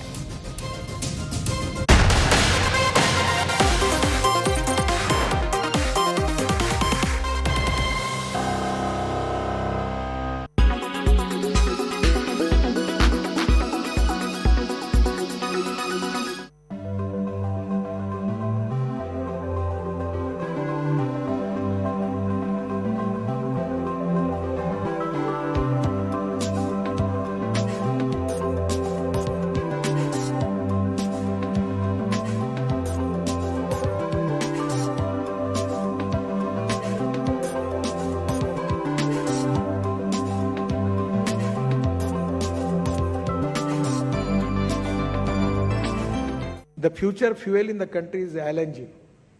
And as compared, if suppose the expenditure 100 rupees for diesel, for LNG it comes to 40 rupees and for CNG it comes to 50 rupees. You must have heard of LPG and CNG, but the new liquid gold is LNG. Nitin Gadkari echoed similar views by calling it the future fuel of the country. The Ministry of Road Transport and Highways will also encourage flexible fuel engines for the future, which can run 100% on bioethanol. His comments when the country is suffering from mounting fuel and CNG prices. So can LNG reduce the burden on the common man? Here's all that you need to know about it. Liquefied natural gas is an odorless, colorless, non-toxic, non-corrosive and non-flammable form of natural gas that's formed when natural gas is cooled to -162 degrees Celsius. The cooling process shrinks the volume of the gas 600 times, making it easier and safer to store and ship. In its liquid state, LNG will not ignite. Since 2000, global demand for LNG has grown 140% and now accounts for roughly 10% of the methane consumed worldwide. LNG is a comparatively sustainable fuel. Even though a fossil fuel, natural gas is far cleaner than the solid fuels like coal, wood, or liquid fuel like petrol or diesel. And transitioning to LNG will help India in weaning off non-renewable sources of energy. India, the world's fourth largest LNG buyer, currently has 6 LNG import terminals with a combined capacity of 42.5 million tons per year. LNG imports currently account for about half of India's gas demand. As domestic production is unlikely to keep pace with demand, the share of LNG in meeting demand is likely to expand to 70% by 2030. However, driven by the Russia-Ukraine crisis, LNG prices are set to soar as Russia's move to cut some supply to Europe is poised to further tighten the global market. LNG's price per unit is almost at par with diesel, but it's quieter and cleaner, with an emission factor 25% lower than diesel, which makes it a viable alternative. However, because LNG has a more involved production and transportation process, its prices are typically higher than CNG prices.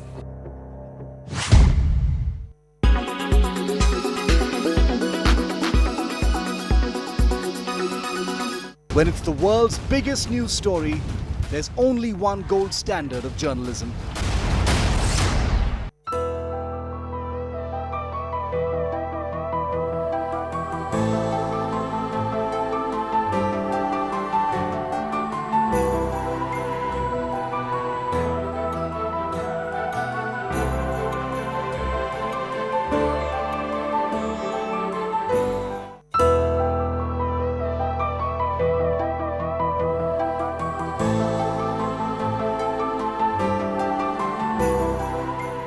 When it's the world's biggest news story, there's only one gold standard of journalism. You are watching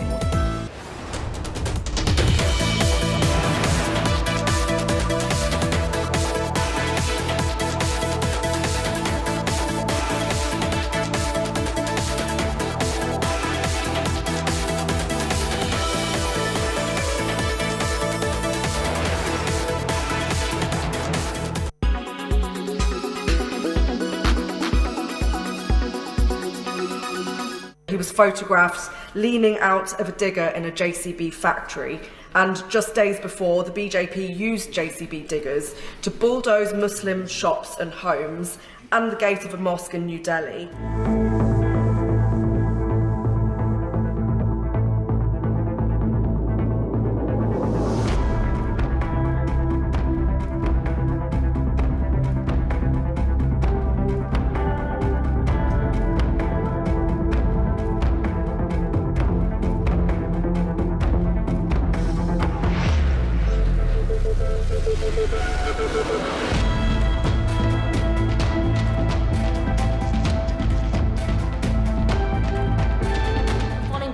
widespread anti-Muslim violence in India, which is widely seen as being whipped up by Modi and the ruling BJP.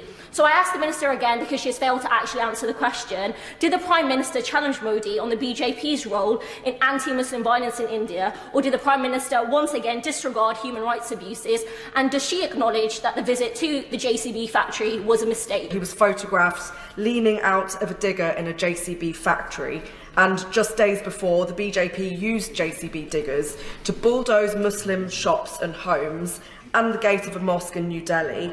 Local governments in a number of other Indian states have also carried out similar demolitions. So I ask again, did the Prime Minister raise this with Modi? If not, why not?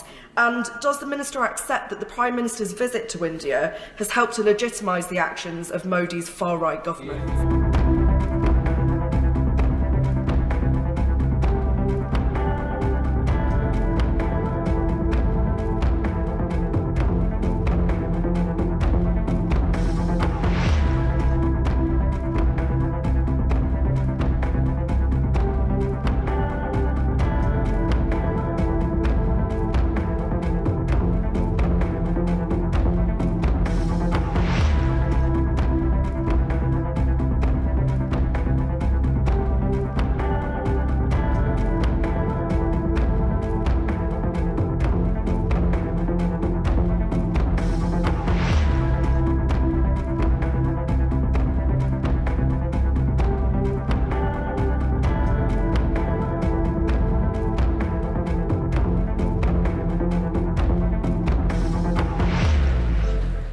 Mr. Speaker, we condemn any instance of discrimination because of freedom of religion or belief. I will say it again and again.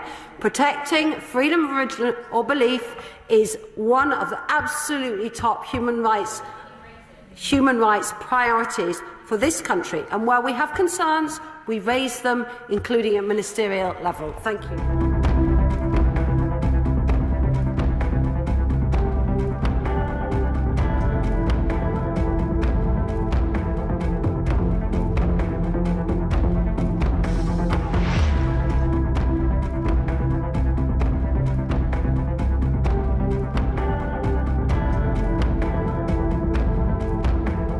India is a human rights abuser across all of its country, across for the Sikh community, for the Muslim community, for the Christian community, and particularly more strongly for the Kashmiri community. And when she talks about signing an agreement in coming up to Diwali, they will be dancing on the human rights and civil liberties of all those people who've been persecuted in India. And will she accept that is not acceptable to us as a democracy?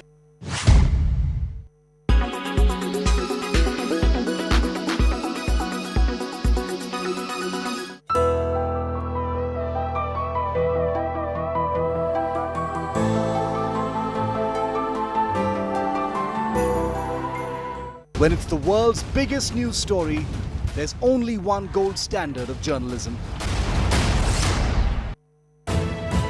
You are watching India Today.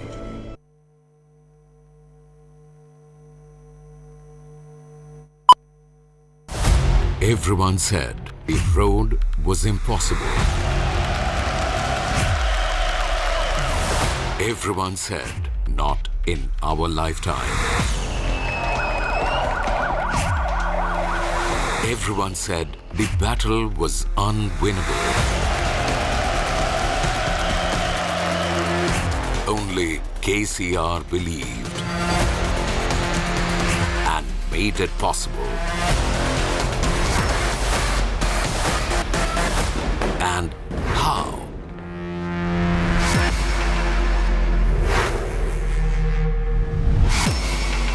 Despite decades of marginalization within the combined state of Andhra Pradesh, the people of Telangana never backed down. They fought for their identity, for equal rights, resources and opportunities, and won a spectacular victory. By the powerful people's movement led by the Telangana Rashtra Samiti and the People's Zone KCR. I think the ice out. The bill is past.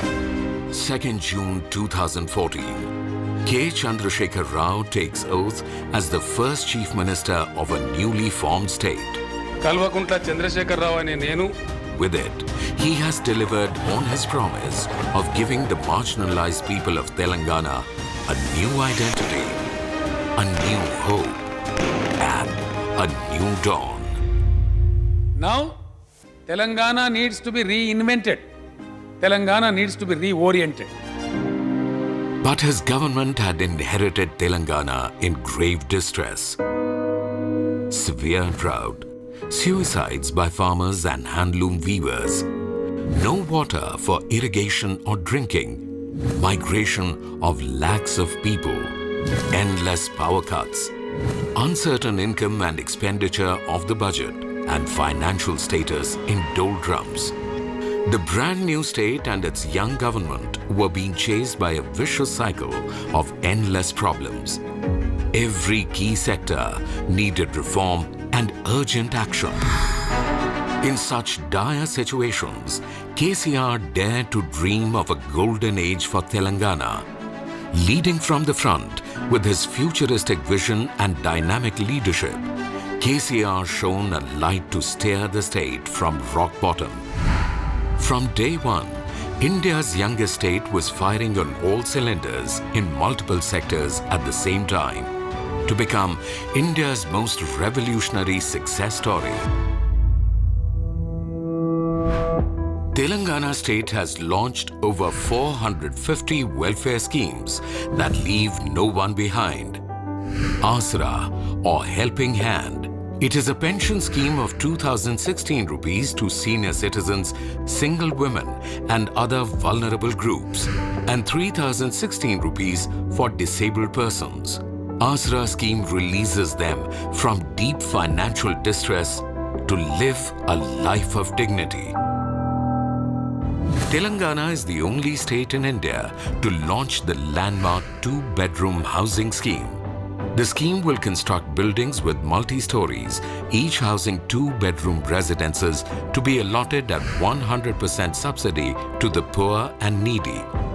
So far, over 3 lakh 2-bedroom houses have been sanctioned at a cost of nearly 20,000 crore rupees.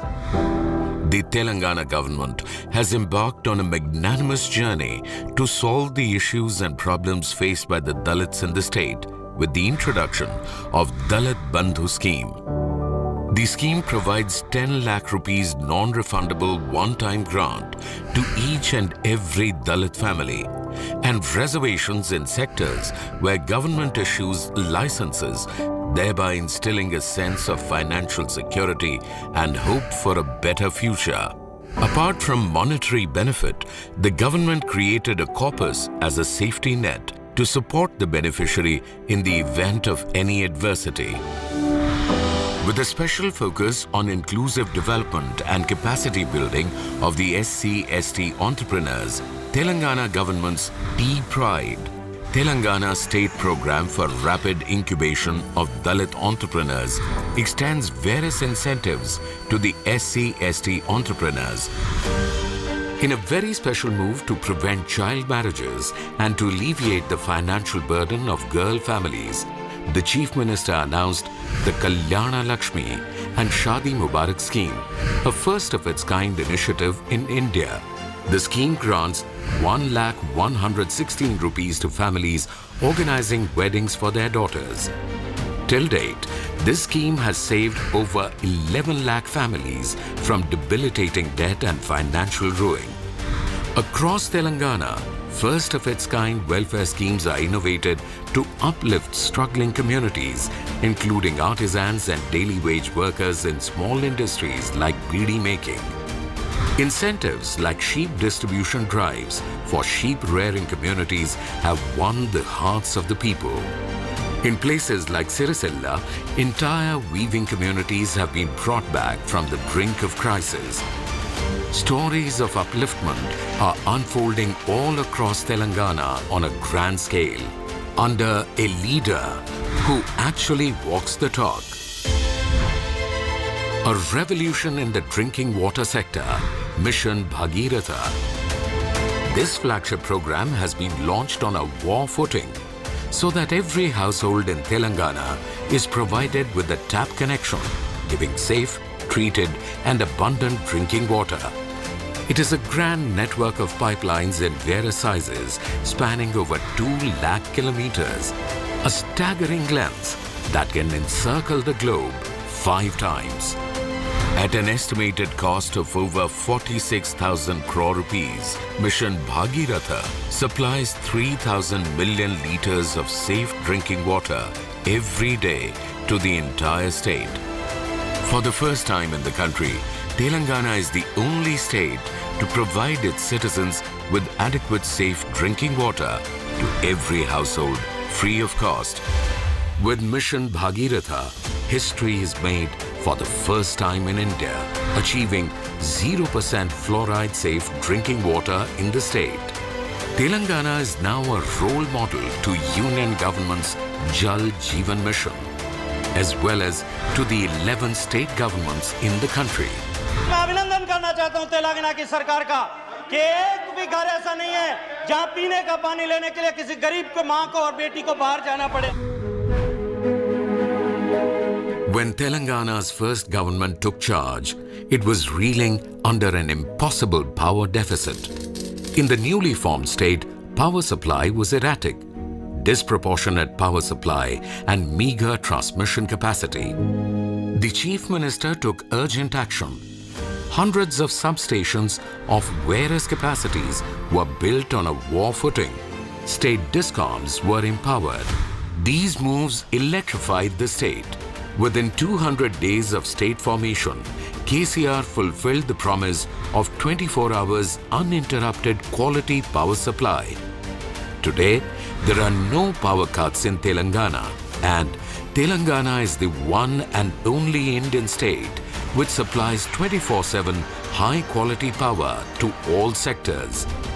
Within 7 years, the installed power capacity has increased from 7,600 megawatts in 2014 to 17,305 megawatts in 2021. And by 2023, Telangana will increase its total power capacity to an impressive 25,000 megawatts. Under KCR's visionary leadership, this will be achieved with the completion of ultra-mega power projects.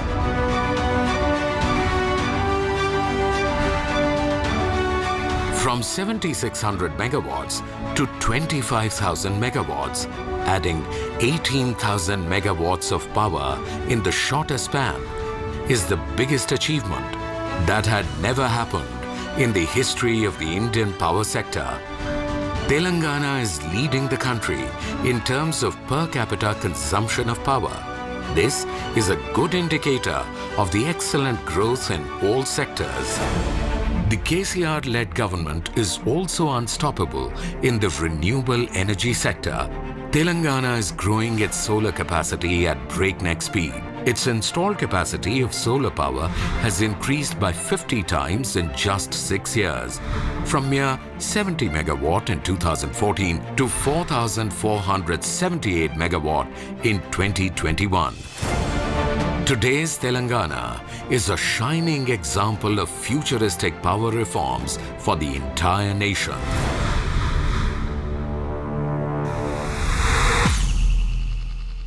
Before the state's formation, its irrigation sector was in a dismal state. After Telangana state formation in 2014, the government made bold moves to boost irrigation.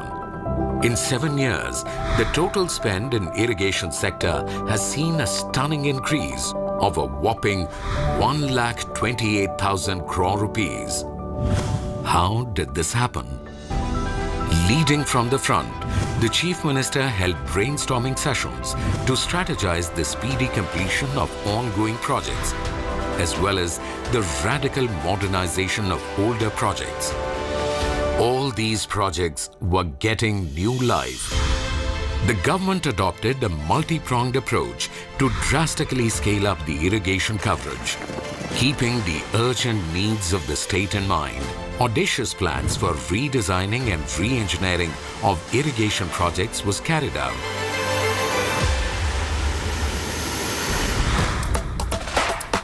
Palamuru Rangareddy and Sitarama lift irrigation projects, Devadula lift irrigation scheme and Kaleshwaram lift irrigation scheme. Kaleshwaram multi-stage lift irrigation scheme is the world's largest lift irrigation project.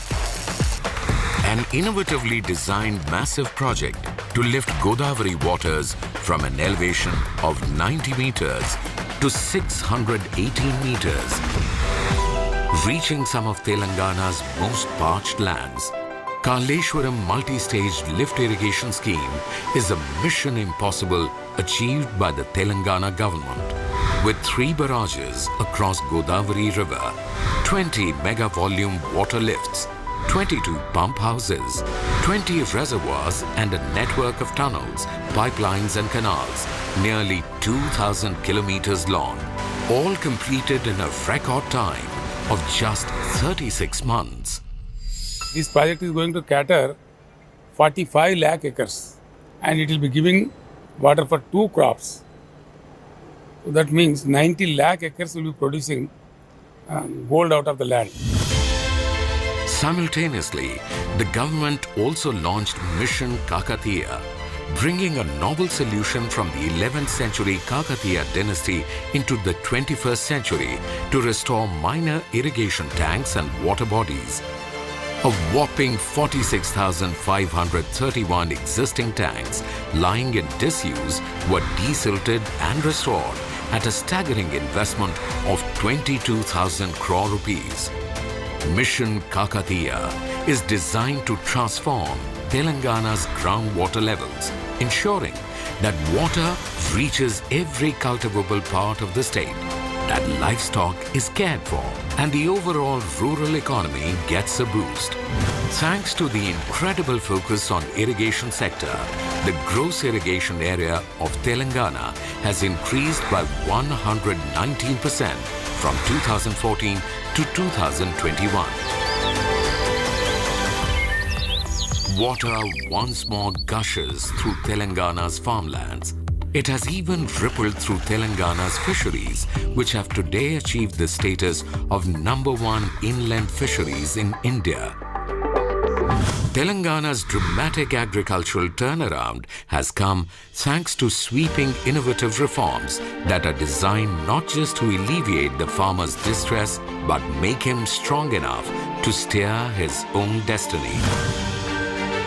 This has happened because of political willpower to fulfill promises, including all stakeholders as partners in brainstorming and planning schemes, and a detailed and strategic execution of farm reforms that has never happened in the country before.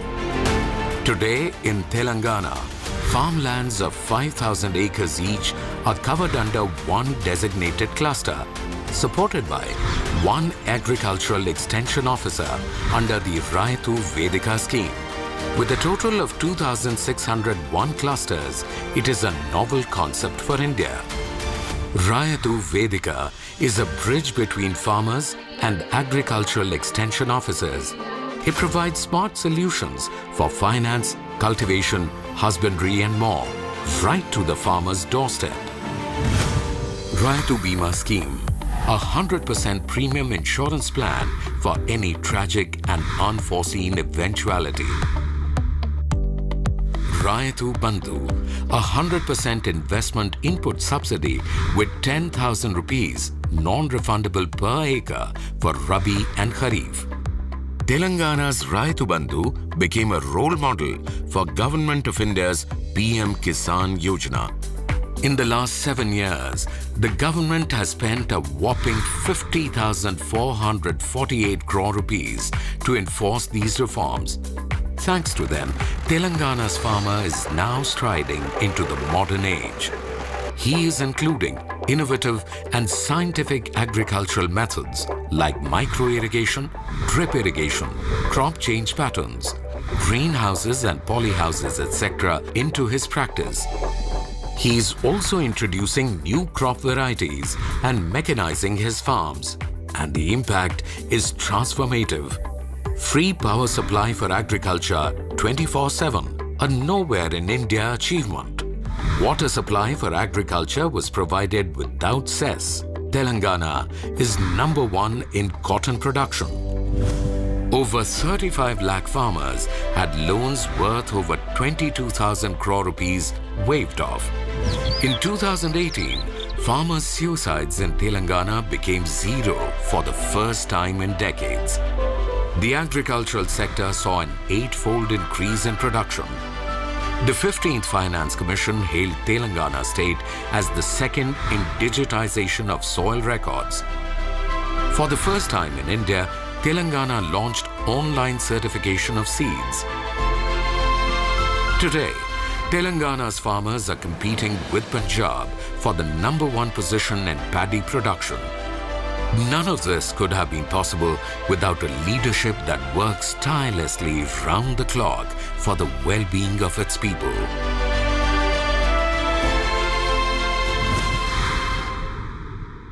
One of the key areas Telangana has worked on in a mission mode is healthcare. Kanti Velugu, the world's largest eye screening camp, has already reached a population of 3.5 crores since 2018. From free eye screening and vision testing to free eyewear and surgery, create awareness about eye care and prevention of serious eye diseases. With the new medical colleges and the hospitals, there is a sweeping change in every neighborhood too. Basti Davakhanas are a network of primary healthcare centers that have come up to serve the urban poor. These are easy to access and free of cost. 350 Basti Davakhanas offer free consultation, medicines, and a variety of diagnostic tests. Schemes like these reach the people quickly and efficiently, thanks to a total upgrade in healthcare from top to bottom. The biggest beneficiaries have been Telangana's women. Amma Vodi scheme, having a total of 300 ambulances, provides free ambulance-driven diagnostic services for pregnant women. The ambulance picks them up, provides free tests and checkups at the hospital, and drops them back home.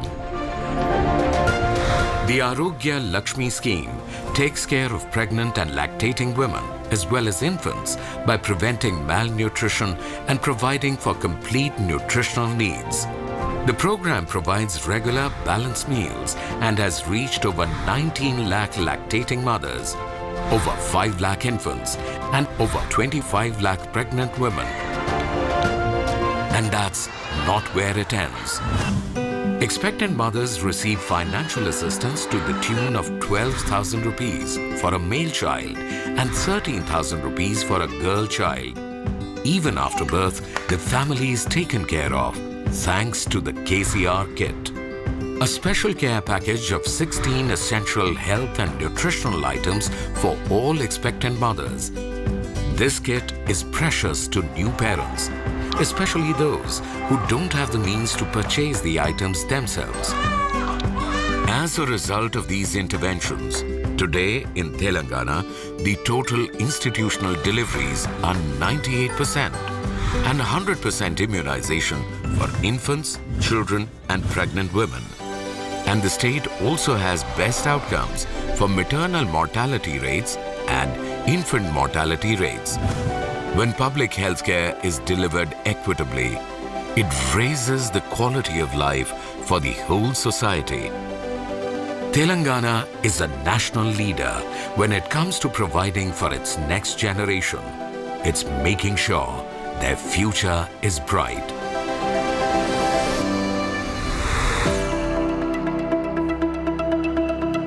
Let each child have the benefit of quality education, from primary level to higher education.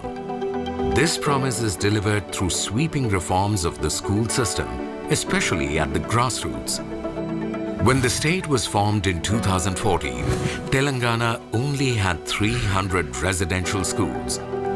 By 2021, it had established nearly 1,000 residential educational institutions, a threefold increase that no other state has been able to achieve in such a short span. Mana Uru Mana Badi program is a game changer. With an allocated budget of over 7,200 crore rupees, it will benefit nearly 20 lakh students across 26,000 schools in rural and urban Telangana, which will be digitized and brought to international standards. Today, Telangana tops the country in the residential educational system Avasiya Vidya, with a total budget of over 6,000 crore rupees per annum, spending 1,25,000 rupees on each student yearly. This will benefit over 5 lakh students with excellent education. The state also offers a scholarship of 20 lakh rupees per beneficiary to pursue higher studies overseas. By bringing government schools up to standard, students can now compete with and surpass those in expensive private schools. The results are clear to all. Telangana schools have seen a drastic reduction in dropout rates. Armed with quality education, Telangana's talented Gen Next can reach for the stars. But talent without opportunity has nowhere to grow. That's why Telangana is steering dynamic growth in industry and business. Ease of business, a simple statement that backs a punch. In Telangana, it is more than a mere slogan on a poster. It brings in investment and sparks the spirit of entrepreneurship. Invigorating this space are the Telangana State Industrial Policy, TSI Pass and TSB Pass, the Dharani portal. Designed for minimum inspection and maximum facilitation, TSI Pass is a lightning-fast approval process by which permissions are granted within 15 days. Today, Telangana boasts of an enviable 20,000 industries which have been accorded approvals through Telangana State Industrial Policy. Come to Telangana, invest in Telangana, let us grow together. Together, they have made Telangana flush with an investment of over 2,32,000 crore rupees in just 7 years. Not surprising then that international giants and multinational corporations, especially in IT, are turning to Telangana and Hyderabad.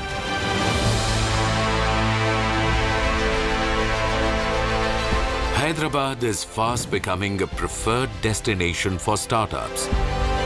Today, it's home to over 6,600 startups, some of them close to receiving $1 billion valuation or unicorn status. With 14% growth, IT exports are over 1.5 lakh crore rupees in 2021-22. But the Telangana government has set its sights even higher. It is aiming at 3 lakh crores in the next 3 years. Genome Valley in Hyderabad is the vaccine capital of the world. 33% of global vaccines are produced in the Genome Valley. And soon, a world's largest pharma city for R&D and manufacturing is coming up in Hyderabad. It is expected to attract an investment worth $9.7 billion and create employment for an estimated 5,60,000 people. This progress is not just in big cities, but in every village of Telangana. It is a rural development unlike any other state in India. Thanks to a Telangana leadership that places village infrastructure development at the very heart. In Telangana, there are 12,769 village panchayats, and each village panchayat is a model, Palle Pragati, to improve the quality of life in the rural areas. Palle Prakruti Vanam. Each village has pristine landscape parks, which include eco-parks and open gyms. Palle Davakhana. Each village has quality primary healthcare centers, pakka houses and streets with proper lighting. Every village has a nursery to increase the green cover. Every village has a tractor for village development works as well as garbage collection. Integrated markets for all the daily needs. Every village has state-of-the-art crematoriums and funeral services. Vaikuntha Dhamam. In just 7 short years, Telangana's villages have turned the tide, having all the amenities, a first time in any state in India. Telangana's Harita Haram, the largest plantation and reforestation drive in India, third only to Brazil and China in the world. It is a mega push to cover the map with a blanket of green from 24% to 33% forested area. A whopping 242 crore seedlings are already planted across the state. The drive will involve the people of the state by creating nurseries at the village level to steer this 21st century green revolution. By harnessing the participation of the common man, Harita Haram has delivered a strong message. The government will take a lead in fighting climate change.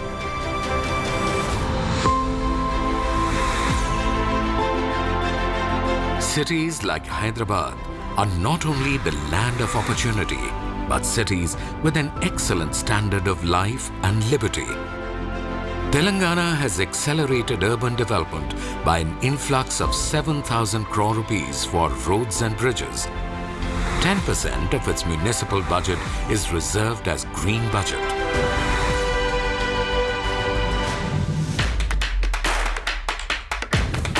Today, Telangana can proudly claim to have some of the most state-of-the-art law and order infrastructure in place. She teams, alert, modern and high-tech police systems geared especially towards the safety of women.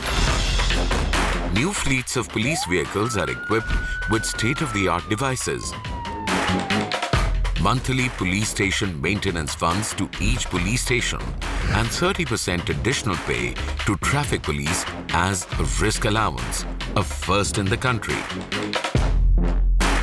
High-tech world-class police command control center. The state government has knitted a grand Telangana cultural and spiritual canvas, strengthening the social fabric with its diverse cultures and celebrating festivals of all faiths. As one of the major state festivals, Bathukamma is a floral festival celebrated by the women of Telangana on a grand scale across the globe.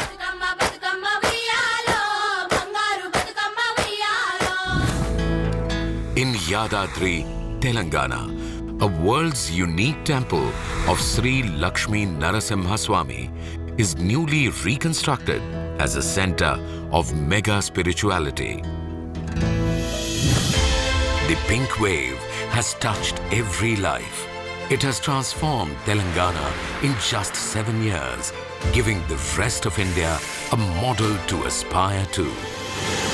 In 7 years, India's youngest state has proven that effective governance is the only path to progress.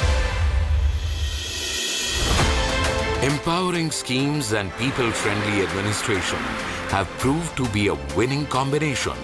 Telangana's per capita income has more than doubled from 1.24 lakh rupees in 2014-15 to 2.78 lakh rupees in 2021-22.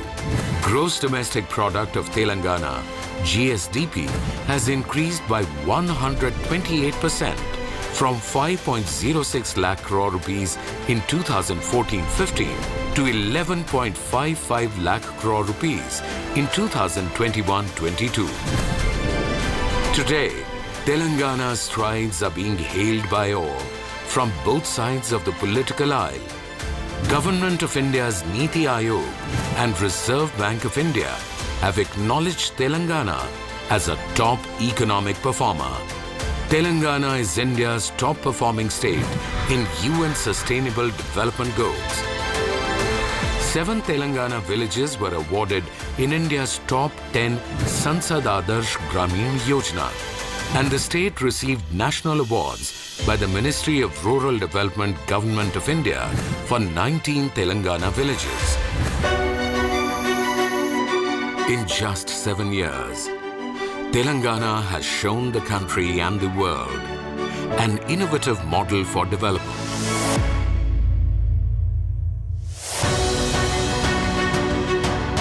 Telangana's rise is like a phoenix. From one of India's most deprived states to top performer on the national stage. It is an undeniable model for the rest of India. The kind of development we dream of is no longer a distant one.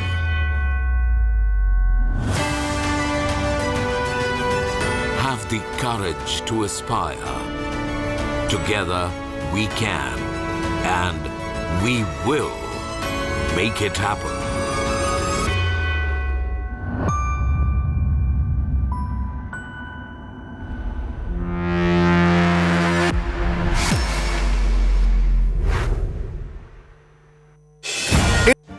Make your media plan smarter with India Today Live TV on your connected devices.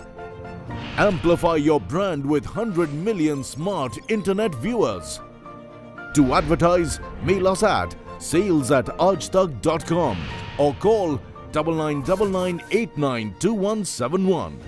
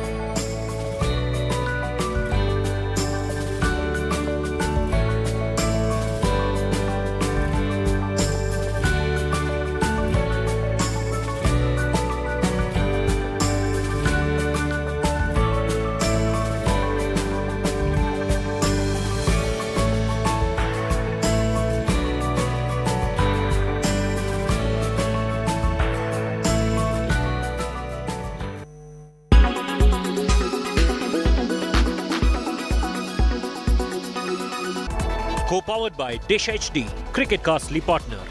In association with Philips Beard Trimmer. Adapts to you.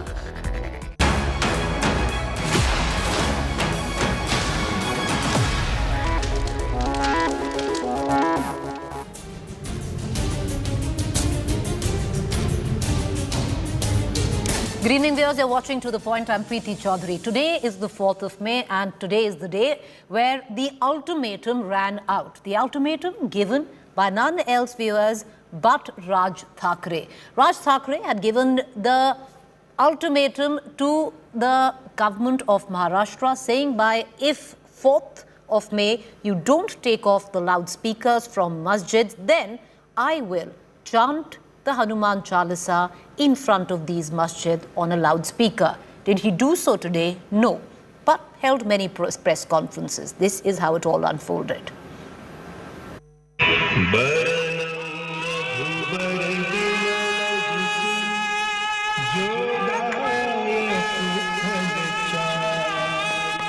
Raj Thackeray pumps up the volume in the loudspeaker debate. Maharashtra Navnirman Sena workers on Wednesday morning played the Hanuman Chalisa on loudspeaker outside mosques at many places, timing it with the azan or the call for prayer. A police crackdown followed that saw many arrests and detentions. MNS chief himself was at home under the watchful eyes of the state police. While Raj Thackeray could not lead the protests against loudspeakers, he lashed out at the Shiv Sena-led government in Maharashtra, that in a hurriedly called press meeting. 1400 या 1500 कुछ मस्जिदें हैं और उसके ऊपर से 135 मस्जिदों के ऊपर सुबह 5 बजे के पहले जो सुप्रीम कोर्ट ने जो बताया वो नियम तोड़कर 135 मस्जिदों के ऊपर सुबह अजान लगाई गई लाउड स्पीकर के ऊपर। मैं पूछ रहा हूँ महाराष्ट्र की पुलिस को, इन 135 मस्जिदों के ऊपर आप कौन सी कार्रवाई करने वाले हैं? Escalating the fight against Chief Minister Uddhav Thackeray, Raj invoked his uncle and Uddhav's father, Bala Saheb Thackeray. He tweeted an old video of the Shiv Sena founder, where he was declaring he will end the namaz in public places. ज्या दिवशी माझं सरकार या महाराष्ट्रामध्ये येईल त्यावेळेला रस्त्यामधले नमाज आम्ही पडल्यात बंद केल्याशिवाय राहणार नाही.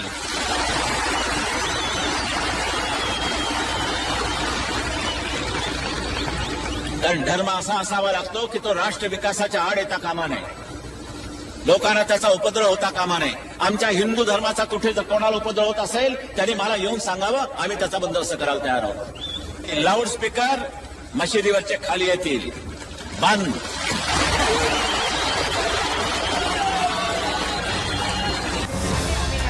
The Shiv Sena hit back with another set of Bal Thackeray videos slamming Raj Thackeray. पूर्वी ज्या स्टाईल मध्ये बोलत होतो अशी ही स्टाईल माझी कोणीतरी उचलली म्हणतात, मला माहित नाही कोणी. त्यांना माहिती. म्हणजे मी माझ्या स्टाईल मध्ये जर उद्या बोललो तर मी त्यांची कॉपी करतोय असं म्हणणार तुम्ही कदाचित. एक विनोद आठवतो, मराठी मराठी मराठी. अरे झाल्यानं तुमचा जन्म झाला नव्हता त्यावेळेला मी मराठी काढलेली आहे महाराष्ट्रामध्ये. The Shiv Sena, in no mood to relent, launched a fresh offensive accusing Raj Thackeray of becoming a BJP puppet. त्यांना बाळासाहेब किती आठवत आहेत त्याआधी पाहावं लागलं. खरे बाळासाहेब, ज्याने बाळासाहेबांना सोडलं, ज्याने बाळासाहेबांचा विचार सोडला, शिवसेनेच्या पाठीत ज्या भारतीय जनता पक्षानं खंजीर बसला, त्यांचं उपवस्त्र म्हणून जे राहत आहेत त्याने शिवसेनेला काय अंगी कसं. The Bharatiya Janata Party, meanwhile, has thrown its weight behind its new friend, Raj Thackeray. अगर उत्तर प्रदेश में मस्जिदों और मंदिरों से लाउड स्पीकर हटाए जा सकते हैं, उनका वॉल्यूम रेगुलेट किया जा सकता है, तो महाराष्ट्र में क्यों नहीं किया जा सकता? क्योंकि वहाँ की आघाड़ी सरकार तुष्टीकरण की राजनीति कर रही है. वहाँ पर शिवसेना को आज हनुमान चालीसा से डर लगने लगा है. बाला साहब ठाकरे की पार्टी आज हनुमान चालीसा से भाग रही है. ये बड़ा राजनीतिक मुद्दा है महाराष्ट्र में. The battle of Thackerays could have major political ramifications, starting with the BMC elections later this year. The BJP is in a prestige fight to topple the Shiv Sena from its citadel. But can Raj Thackeray, who has so far been an election dud, make a big impact and dent the Shiv Sena votes? That remains to be seen. Bureau Report, India Today. So viewers, is loudspeaker the route for Raj Thackeray to once again become politically relevant? Let's take it to our panelists. I have Sahil Joshi, Senior Executive Editor, Aaj Tak; Anand Dubey, Spokesperson, Shiv Sena; Shalini Thackeray, Spokesperson, MNS. Before I cut across to our political panelist, I want to go to Sahil first. Sahil, what's of grave interest is the ultimatum was issued for today. The ultimatum day is gone. Raj Thackeray is still inside his house with an FIR lodged against him. He threatened that he's going to chant the Hanuman Chalisa on a loudspeaker outside the masjid. He didn't quite do so today. How much do you see this as an entire battle to stay politically relevant, looking at these local body elections which are coming up in months from now? Well, it clearly can be seen that Raj Thackeray, who was searching for a political ground in Maharashtra after 2019 experiment which which gave rise to a Mahavikas Aghadi government, which included Shiv Sena and Congress and NCP. The parties poles apart came together to form the government against the BJP. Now, it impacted BJP, of course, but it also impacted politics of MNS and Raj Thackeray. So, of course, he was searching for a political ground. He decided to shift his plan from a Maharashtravadi regional party to a Hindutvavadi party, which is MNS today. And he wanted to attract attention, the issues which Shiv Sena used to rake up when Shiv Sena was a strong Hindutvavadi opposition party. The clip which we showed about Shiv Sena Chief Balasaheb Thackeray making a speech exactly talking about the same issues which Raj Thackeray raised today in couple of last days.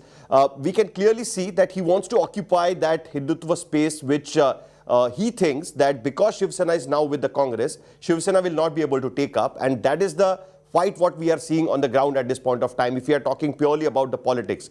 Now, as far as the loudspeaker issue is concerned, now what we can see is that there is some kind of an action from the police as well. Today, what we saw since morning is that the police was purely on the ground, and they not only arrested MNS workers and leaders across the state, but they also gave 149 notice under section 149, which prevented them from taking part of any kind of agitation. Even though Raj Thackeray's letter yesterday, which he released as an appeal to the people, in that he did not specifically made appeal to the MNS workers, but he tried to make it to the larger Hindu audience, and he said that they should also be taking part in such kind of agitations. But normally we know that such kind of agitations can only happen if you have a political backing or if you are a political worker, and that's what the MNS workers tried to do today.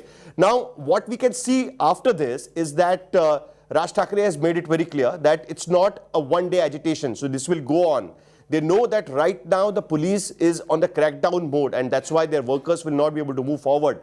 But they will be under completely scrutiny of the Maharashtra police, and that's why he has said that this is going to be a prolonged battle. He also added one point today that not only masjids, but even the temples which might have loudspeakers without permission should be taking, even the temple should be taking it down, and police should look into it. That's what he's trying to take. He's trying to take a larger view on that. But given that, what I can see is that now the municipal corporation elections will be approaching soon, and till then we will see this charged up atmosphere across Maharashtra. BJP targeting specifically Shiv Sena, whereas Raj Thackeray, even if he's taking the Hindutva issue, he's targeting more on NCP chief Sharad Pawar, at least in his rallies, what we can see right now. So there will be a charged up atmosphere, political atmosphere, and this is not going to die down just by a day. It's going to go, there will be certain more issues coming up. There are a lot of issues which Balasaheb Thackeray himself has raised, and even though he knew, because that clip which we were running, in which Balasaheb Thackeray was saying, if my government come to power, these issues will be sorted. And after this speech, twice Shiv Sena BJP government came to power, but still today what we are seeing that the same issue is being discussed and talked about. Well, appreciate you joining us, Sahil. So at least from here on, what we are going to look at is that this entire issue is going to keep simmering on the boil, but just, to make sure that it doesn't boil over. Possibly one of the reasons that you did not see Raj Thackeray today take an aggressive stand of going out and chanting the Hanuman Chalisa in front of mosques. He stayed put at his residence. Many would suggest, one could have seen a head-on collision with the police of Maharashtra. That didn't quite happen. So keep the issue burning, especially till local body elections later on in this year. Connecting right now to our political panelist, Shalini Thackeray, spokesperson MNS. Want to cut across to her first before we go to Mr. Dubey from the Shiv Sena. Shalini ji, Raj Thackeray ji ने तो एक ultimatum सा दिया था कि वो आज अगर ये लाउड स्पीकर नहीं हटते हैं, मस्जिद के सामने लाउड स्पीकर पे हनुमान चालीसा का पाठ पढ़ेंगे. वो तो नहीं हुआ, वो घर में ही रहे, एक प्रेस कॉन्फ्रेंस की. राज साहब ने अल्टीमेटम दिया था कि 3 तारीख तक अगर ये नहीं हटे लाउड स्पीकर तो 4 तारीख के बाद वो किसी की सुनेंगे नहीं, और वो ही किया उन्होंने. वो चाहे घर पे बैठे थे, that was not the issue.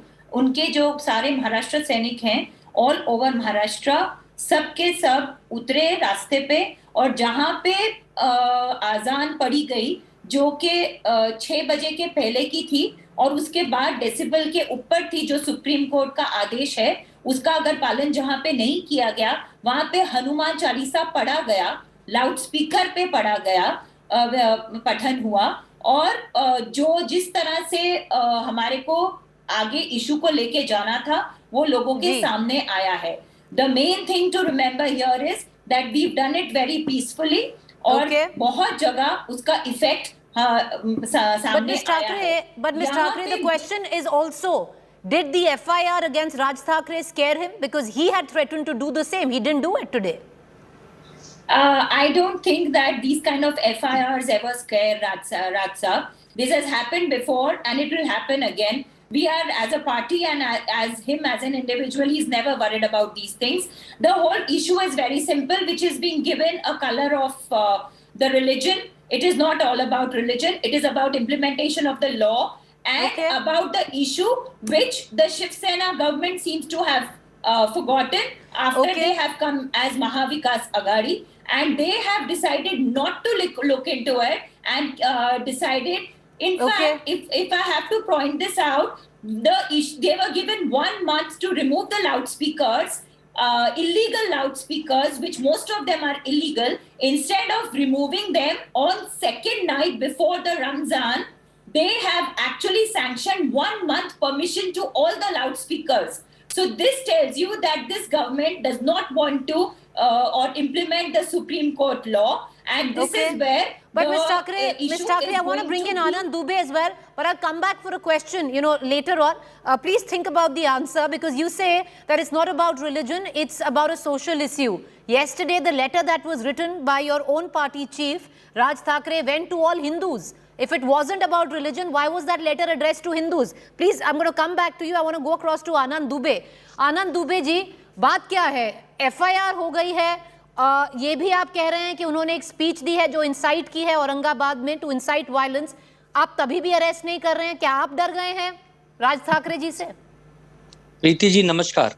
नमस्कार. पहले जब महाराष्ट्र और उत्तर प्रदेश की तुलना होती थी तो उत्तर प्रदेश को पर्वत समान दिखाया जाता था और महाराष्ट्र को खाई समान.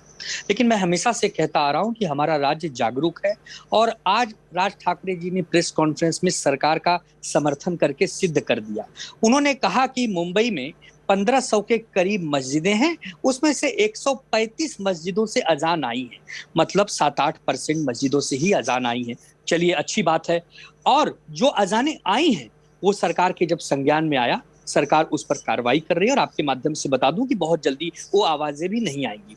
तो ये सिद्ध होता है कि हम सब कानून व्यवस्था को मानने वाली पार्टियां हैं. जब आदरणीय सुप्रीम कोर्ट ने आदेश दे दिया तो चाहे उत्तर प्रदेश हो, चाहे मध्य प्रदेश, चाहे महाराष्ट्र, सबको एक समान लागू करना है. और दूसरी बात, आज जो मनसे के कार्यकर्ताओं पर FIR हुई है या उनकी गिरफ्तारियां हुई हैं, तो इसलिए कि पुलिस को इनपुट्स है कि भाई ये जगह जगह कानून व्यवस्था बिगाड़ सकते हैं, ये उपद्रव कर सकते हैं. तो हमारी प्राथमिकता तो भाई पहले कानून व्यवस्था को बनाए रखनी है. पॉलिटिकल पार्टियां क्या करती हैं इससे हमें कोई लेना देना नहीं है. हम विकास का मॉडल लेकर चलने वाले हैं. अभी आपके चैनल पे तेलंगाना का विकास का इतना अच्छा मॉडल चल रहा था, वही मॉडल हम करना चाहते थे, लेकिन कुछ लोगों ने यहाँ पर हनुमान चालीसा और अजान में सरकार को उलझना शुरू करा दिया. खैर ये गैर जिम्मेदाराना आप दोनों से पूछूंगी. दुबे जी, आप तो, अगर आप नवनीत राणा को, उन्होंने भी यही बोला था ना कि मैं जाकर उद्धव ठाकरे जी के घर के बाहर हनुमान चालीसा पढ़ूंगी, उन्होंने तो पढ़ी नहीं, आपने उनको अरेस्ट किया, सेडिशन चार्ज लगाया. राज ठाकरे जी ने तो एक स्पीच भी दी है, तो उनसे डर लगता है क्या?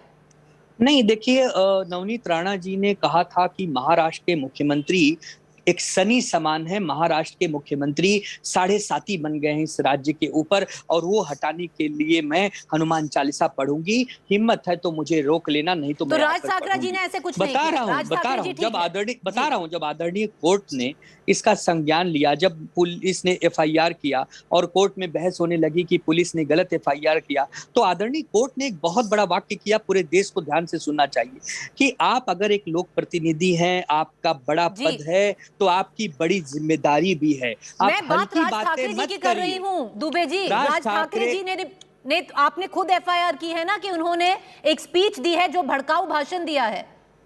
बिल्कुल दी है। उन्होंने संभाजी नगर में एक स्पीच दी थी जिसमें वो कह गए कि एक बार हो ही जाने दो आर पार की लड़ाई। इसका मतलब क्या है?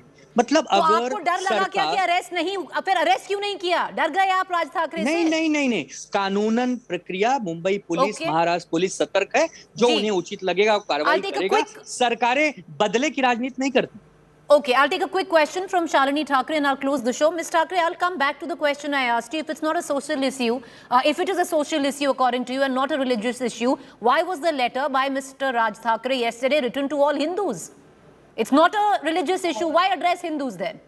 It is a social issue and we have always maintained it. And then why was that letter addressed only to Hindus, madam? Written to you have not read the full sentence. Hindu and my fellow countrymen.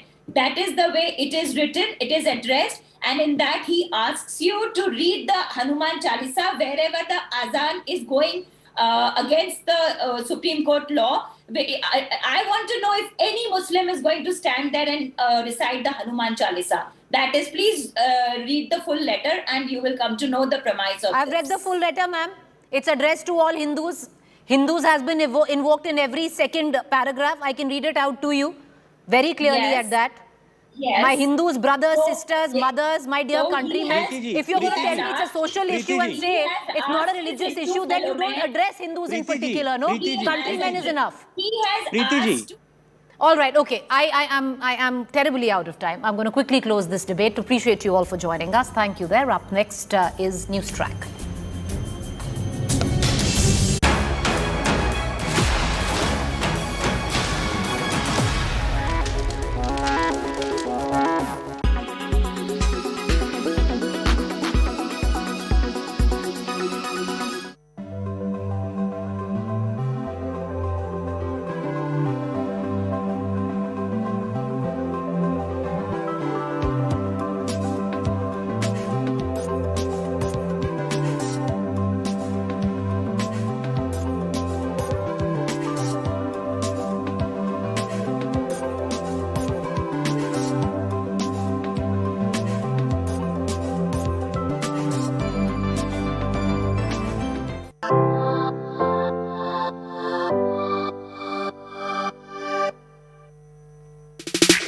I'm sure you know of the BTS band, and I know you're crazy about it because they have all my heart too. But do you know what BTS means?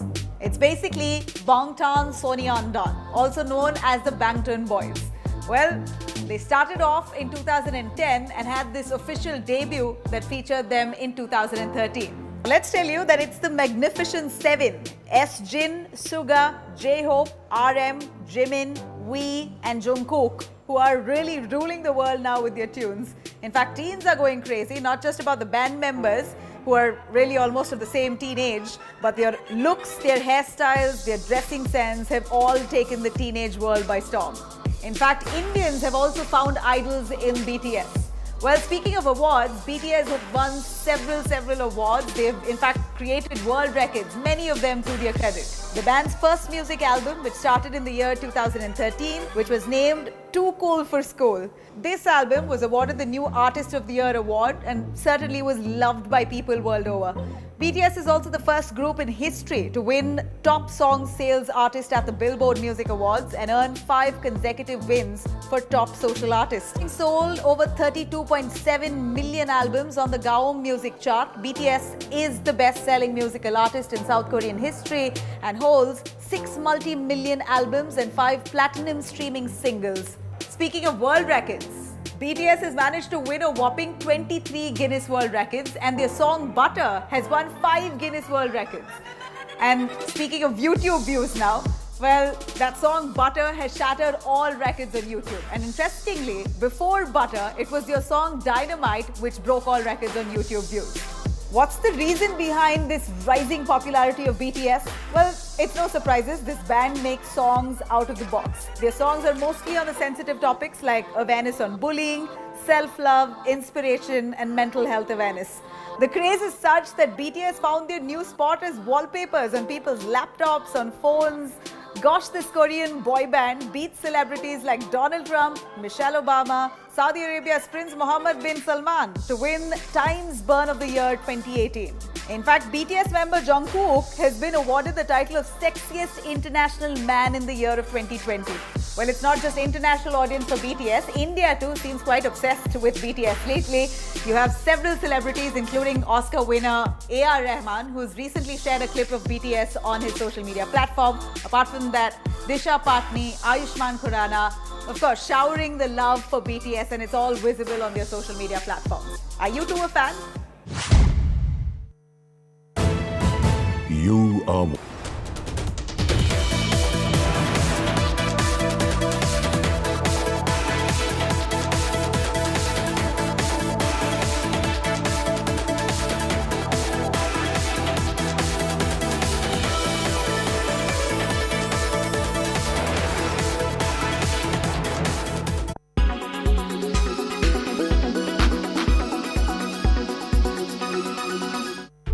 This is A.G. Pirarivalan.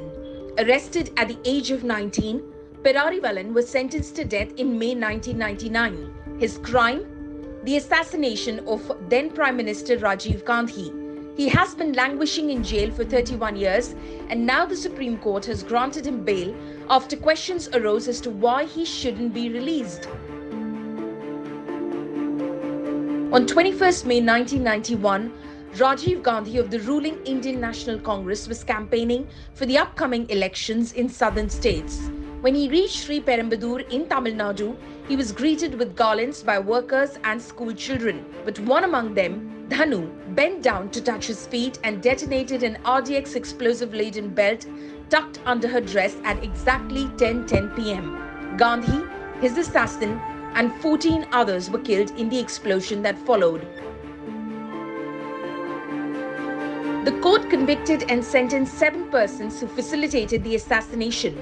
Murugan, a LTTE operative from Sri Lanka; Nalini, an Indian citizen and wife of Murugan; Santan, Robert Pius, Jayakumar, Ravi Chandrana are Sri Lankan nationals; and A.G. Pirarivalan, an Indian citizen who was arrested for supplying a 9-volt battery for the explosive device. The main assassin belonged to LTTE, the Liberation Tigers of Tamil Eelam, a Tamil militant organization that was based in Sri Lanka. Discriminated by the Sri Lankan government, they aimed to get an independent state of Tamil Eelam. In 1998, Pirarivalan was sentenced to death based on a confession statement recorded by CBI. However, in 2013, the now retired CBI officer revealed that he had altered Pirarivalan's statement to make it a confession statement. Pirarivalan had told him that he was not aware of the reason for buying the batteries. In 2015, Pirarivalan filed a remission plea before the Tamil Nadu governor under Article 161, pleading good behavior, no criminal antecedents, and the fact that he was the only son of his parents. But the Tamil Nadu government declined it, stating that it will set a dangerous precedent and have international ramifications. In November 2020, the CBI told the Apex Court in an affidavit that Pirarivalan has nothing to do with the further investigation conducted by the agency and that the governor is... Presented by RP Sanjeev Goenka Group. Growing Legacies. Co-presented by Sensodyne.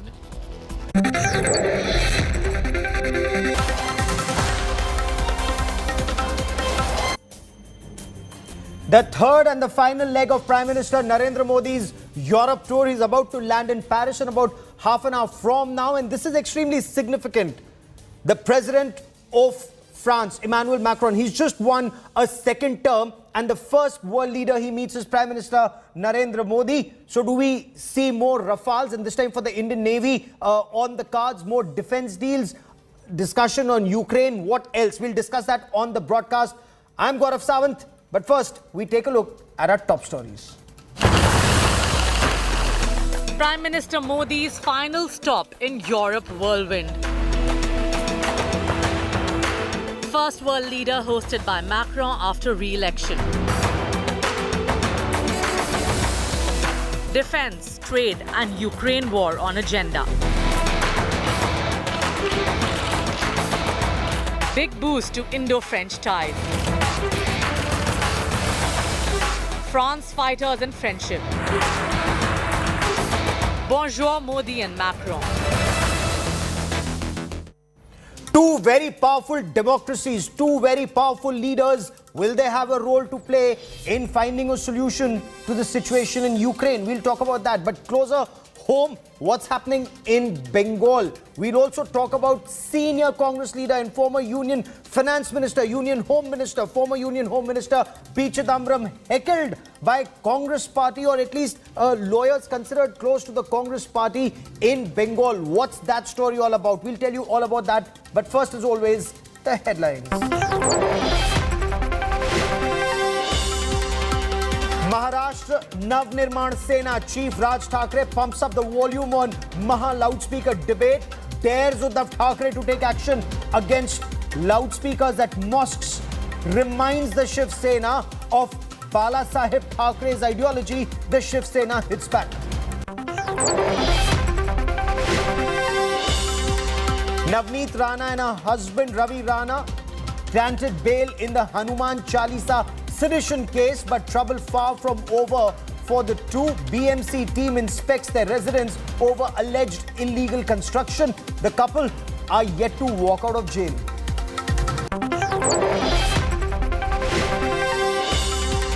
Jodhpur remains tense after Eid clash. Reports say Rajasthan government allegedly ignored intelligence alert on the 2nd of May about possible trouble.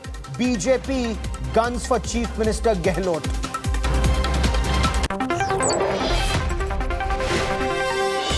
The Reserve Bank of India hikes repo rate by 40 basis points to 4.4%. Loan EMI set to go up for borrowers. Sensex down by more than 1,000 points. Pope Francis slams NATO over Russia-Ukraine conflict, says NATO barking on Russia's doorstep paved the way for conflict.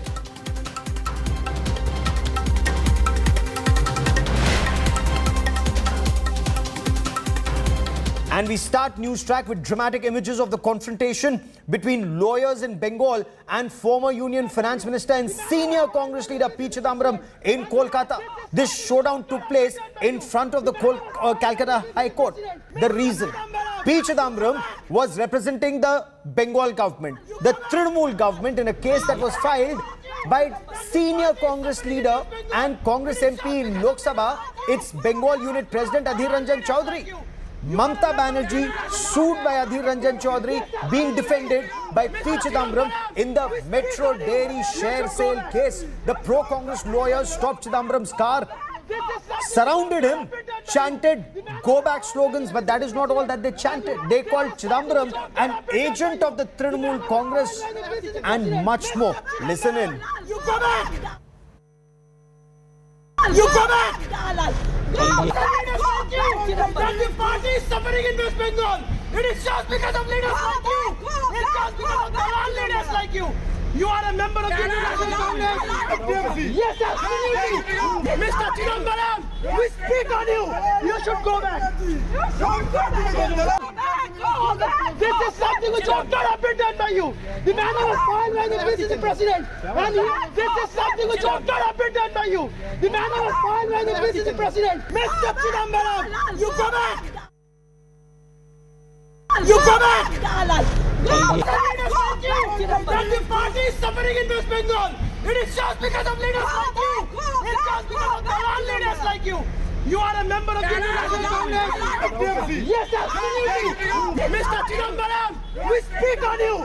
You should go back. This is something which ought not have been done by you. The matter was filed by the PCC President. And this is something which ought not have been done by you. The matter was filed by the PCC President. Mr. Chidambaram, you go back. You go back! That the party is suffering in West Bengal. It is just because of leaders like you. It's just because of the leaders like you. You are a member of the International Congress. Yes, absolutely. Mr. Chidambaram, We speak on you. You should go back. This is something which ought not have been done by you. The man was fined by the PCC president. And this is something which ought not Mr. have P. been done by you. Chidambaram, ace lawyer, former finance minister of India, former union home minister of India. Here, he was defending the Bengal government in the Keventer's Metro Dairy case. And these are lawyers who are saying that because of you, the Congress is suffering. This is a case where Adhir Ranjan Chaudhary, against the senior Congress leader and member of parliament, Adhir Ranjan Chaudhary, the Bengal unit chief, he's accused the Mamata Banerjee government or the Trinamool Congress in Bengal of misappropriation of funds. And lawyers here accuse Mr. Chidambaram of trying to save Mamata Banerjee. I have Sanjay Jha, formerly with the Congress, joining me on the broadcast. He's an analyst. And Sanjay Jha, help us understand. So there is Mr. Chidambaram, the lawyer, and there is Mr. Chidambaram, who's a very senior Congress leader. Are these lawyers making the mistake of not distinguishing between the two, or somewhere down the line, for the sake of the Congress party, should Mr. Chidambaram have drawn a line? Gaurav, before I answer your question, I need to first tell you, because we haven't spoken for a long time, that you did an outstanding job when you were covering Ukraine. So a brilliant job. I think you're fantastic. Moving on to your question, I do believe that, politicians do wear several hats. And while I understand the compulsions on Mr. Chaudhary to kind of attack the Mamata Banerjee government because the Congress has been wiped off and he has to do something to resurrect the Congress, and that is understandable from his point of view, it will be a little unfair to target Mr. Chidambaram, because he also happens to be an eminent lawyer. And, he has to take briefs that he believes is, consistent with whatever are his professional, standing. And sometimes, you might come in conflict with what your political institution stands for. Although I wish in this case that because of the fact that one has to recognize that the Congress is at the moment, frankly speaking, non-existent in West Bengal, it is imperative that, there is a conversation between senior leaders. Mr. Chidambaram has been a former finance minister. Adhir Ranjan Chaudhary happens to be the chief spokesperson of the party in the Lok Sabha. Yes. So this doesn't make the Congress look good at all. I think from the perception standpoint, you're absolutely right. This is embarrassing, because somebody will say the Congress talks with a forked tongue. And, while you and I may be able to understand that Mr. Chidambaram can also be a lawyer, the fact of the matter is that, in the general perception of the people, they will say the Congress is actually a very confused party in contradiction with itself.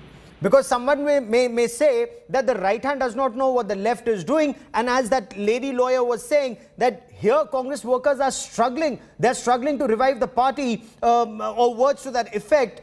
And here Mr. Chidambaram is saving the Trinamool Congress that Adhir Ranjan Chaudhary is accused of misappropriation of crores of funds in the Metro Dairy case. So should the lawyer in Mr. Chidambaram have pulled back for the political leader in Mr. Chidambaram, or are these lawyers wrong in targeting him? Gaurav, in my personal view, because I also wear a couple of hats, okay, and I do believe that, as long as you believe that you're principally not doing anything that will damage the party's prospects, I think you have your professional independence and your fundamental right to do what you want to do. Mr. Chidambaram is not canvassing for the TMC. He's not campaigning for any party. He's taking a stance on an issue where he believes he has a compelling argument, which as a lawyer he would like to win. On the other hand, don't forget that our colleague Abhishek Manu Singhvi is a Rajya Sabha member, and he's from Bengal. So, there are these, and this is also the case with the BJP. Some of the lawyers from the BJP have contested for corporates that necessarily the party hasn't been in favor of in the past. So I think these are little grey areas, but I do hope that the West Bengal Congress focuses, instead of focusing on Mr. Chidambaram and trying to attack him because that will get you a lot of media coverage, I think they should go back to the grassroots and build the Congress back from bottom up. Okay, stay with me, Sanjay Jha. I also want to bring in my colleague Preeti Chaudhary, who's been tracking this story. Preeti, have we been able to get a reaction from the Congress party on this, especially at a time when the Congress party is trying to revive itself in Bengal? And here you have Mr. P. Chidambaram being accused of defending the Trinamool Congress government, being accused by Adhir Ranjan Chaudhary of massive corruption in the Metro Dairy case.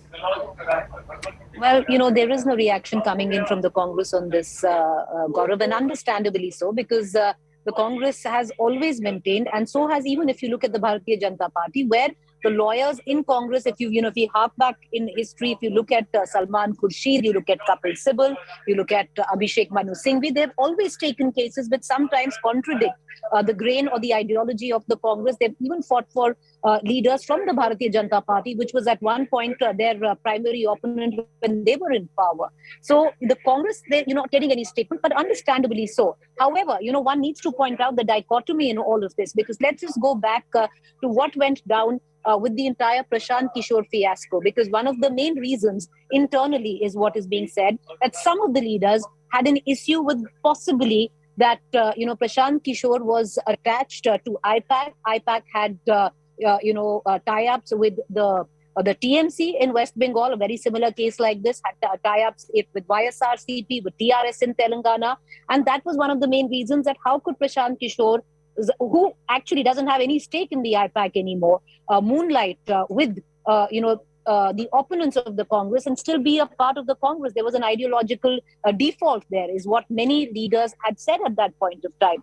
But, if you look at it, this is not very far from that, because at the same time here, you have Mr. P. Chidambaram, who technically, because he is a lawyer, is fighting a case for the TMC. In a state where Congress was the primary opposition to the TMC at one point of time, before the Bharatiya Janata Party came in West Bengal. So the situation is not very, very different than what happened. So many would suggest this is hypocrisy as well, because where Prashant Kishore's case was concerned, he really had no stake in IPAC. Okay. And, what would he disassociate himself of? But here, you have the tallest leaders who are part of the core group there at that point of time, defending a political party in a state where they were at one point of time the primary opposition. So, a lot of thinking that the Congress might have to do. It's not the old times, like it was earlier, where because this is all out in the open. Lawyers could actually hold, could defend people from opposite parties, and it's happened both ways. We've seen Mr. Arun Jaitley take cases for the Congress leaders as well in the past. Okay, stay with me for a moment, and before I bring in Sanjay Jha once again, let's listen in to what actually transpired on ground, with lawyers going to the extent of calling an eminent lawyer and former finance minister of India, TMC ka dalal, or words to that effect. Let's listen in. This is something which ought not have been done by you. The man was filed by the PCC president. And this is something which ought not have been done by you. The man was filed by the PCC president. Mr. Chidambaram, you go back. You go back. That the party is suffering in West Bengal. It is just because of leaders like you. It is just because of the leaders like you. You are a member of the National Congress. Yes, absolutely. Mr. Chidambaram, we speak on you. You should go back. Sanjay Jha, according to, those close to Adhir Ranjan Chaudhary or the Bengal Congress, this could have been a golden opportunity for the Congress party to show or expose, as the Congress puts it, corruption in the Bengal government. This could have been a golden opportunity. But should Mr. Chidambaram win this case against Adhir Ranjan Chaudhary, it's advantage TMC, and either ways disadvantage Congress. Well, Gaurav, let me tell you, if Mr. Chaudhary and the Congress, and I'm not trying to hold any counsel from Mr. Chidambaram here, I just want to say this up front. If Mr. Adhir Ranjan Chaudhary and the Bengal Congress believe that this is the only defining way by which the Congress is going to come back in Bengal, clearly they are living in a fool's paradise, right? You need to go down to the grassroots level, find out where the organization is vanished, why are we down to 0 seats, what are the kind of issues that concern the common people of Bengal, right on from violence down to agrarian distress, price rises, the local lack of industry, lack of jobs. So I think the Congress has to go back to the fundamental politics that it understands. But, to merely try and explain as if this issue alone is going to damage the Congress's prospects in the future is, I think, being disingenuous. Okay. Maybe there is some kind of a visibility that this entire campaign gives the Congress party there. But the truth is, Mr. Chidambaram is fighting this case. This case is not the only issue that Bengal is confronted with. To take on Mamata Banerjee or the BJP, I think the Congress should focus on the BJP as well. I mean, it's going to take a lot of hard ground work. And I think the Congress here is missing the woods for the trees. Okay, and this fratricide then you're saying will get them nowhere. But for joining me here, Sanjay Jha and Preeti Chaudhary, many thanks.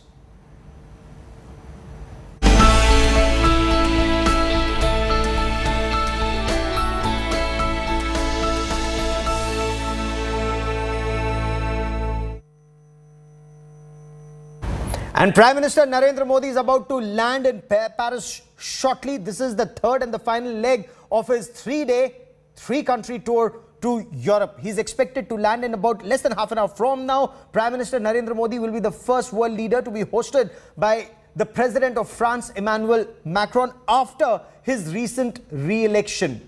What's on the cards? Defense deals, and there could be forward movement and talk on Rafale marine fighters for the Indian Navy, trade deals, and of course, extremely important, the Ukraine conflict. Very high on the agenda. Prime Minister Narendra Modi's visit to France is being seen as a huge boost to India-France relationship being taken to the next level. In a few hours from now, the newly re-elected French president will conduct his first in-the-flesh meeting with a world leader. And that leader is Emmanuel Macron's friend, Indian Prime Minister Narendra Modi. Modi's arrival in Paris will mark a lightning-quick showstopper to a whirlwind Europe tour. But the air of Paris is thick with substance for one of India's most important relationships in the continent. At the Champs-Élysées, the two leaders will talk extensively about the Ukraine war, with Modi already making clear during this visit India's clear stand. Ukraine के संकट के आरंभ से ही हमने तुरंत युद्ध विराम का आह्वान किया और इस बात पर जोर दिया था कि विवाद को सुलझाने के लिए बातचीत ही एकमात्र उपाय है. But beyond the deep diplomatic engagement, there's plenty of the tangible on the Indo-French table.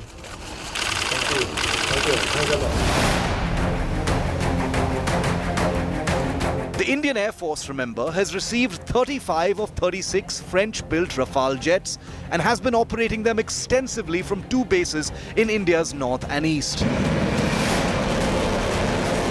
France is now pushing hard for India to sign on for even more Rafale fighters, including a made-in-India version.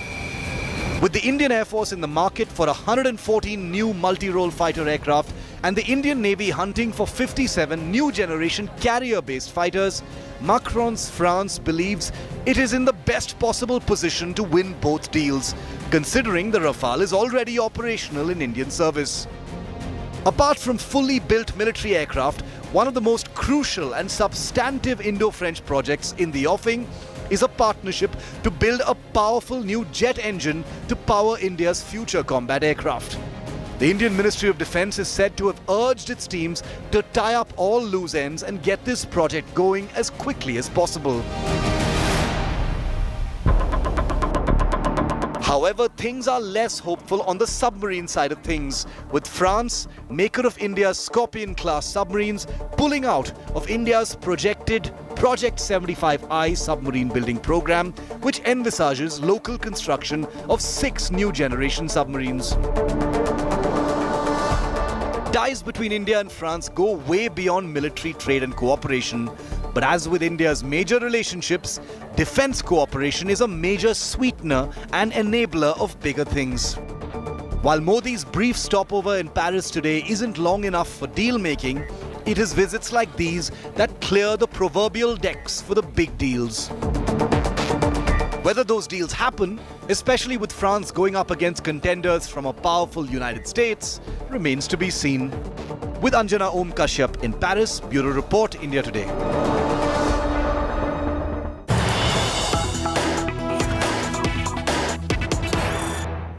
And news coming in, France has upgraded 4 naval versions of the Rafale fighter jets, Rafale Marines, to the latest standard and is planning to offer them to the Indian Navy for extensive trials for the new INS Vikrant aircraft carrier that gets commissioned next year. Now, this is intended to give France an edge, an advantage over the United States, which has offered the FA-18 Super Hornet fighter jets. Overall, the requirement of the Indian Navy is for 57 jets. So France feels that if it quickly offers these 4 jets, it will basically perhaps score a big win with the Indian Navy.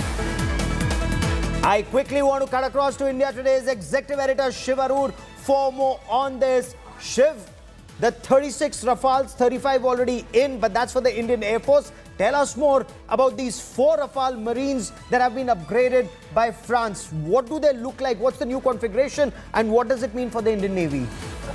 You know, this is a very, very smart move that appears to be in the offing from the French side, Gaurav. The Indian Navy is looking for 57 new generation fighters that it can operate off its current and future aircraft carriers, including the indigenous INS Vikrant that enters service with the Indian Navy next year.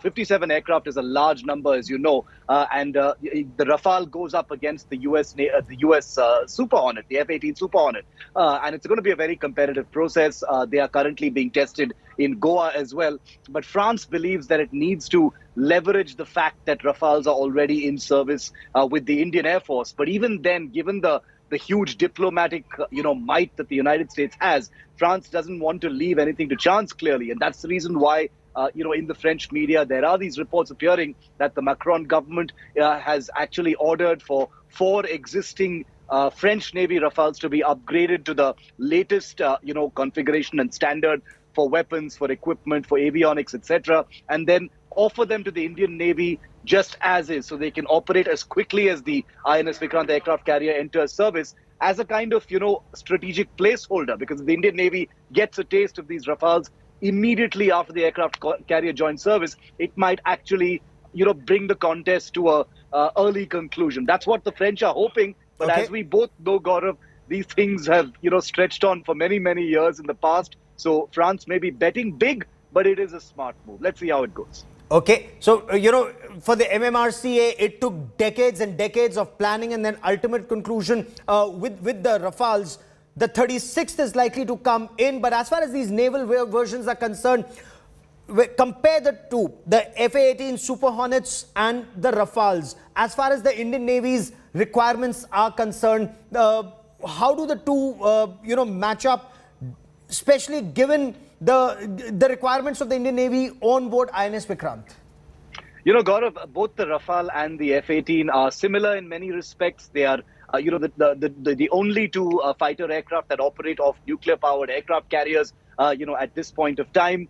They're the only aircraft, only fighter aircraft that are in this contest, because even though they are built for catapult launches of carriers that you and I have both visited of the US Navy, both these aircraft have actually demonstrated to the Indian Navy that they're capable of operating off ski jumps, which is the launch feature on Indian aircraft carriers.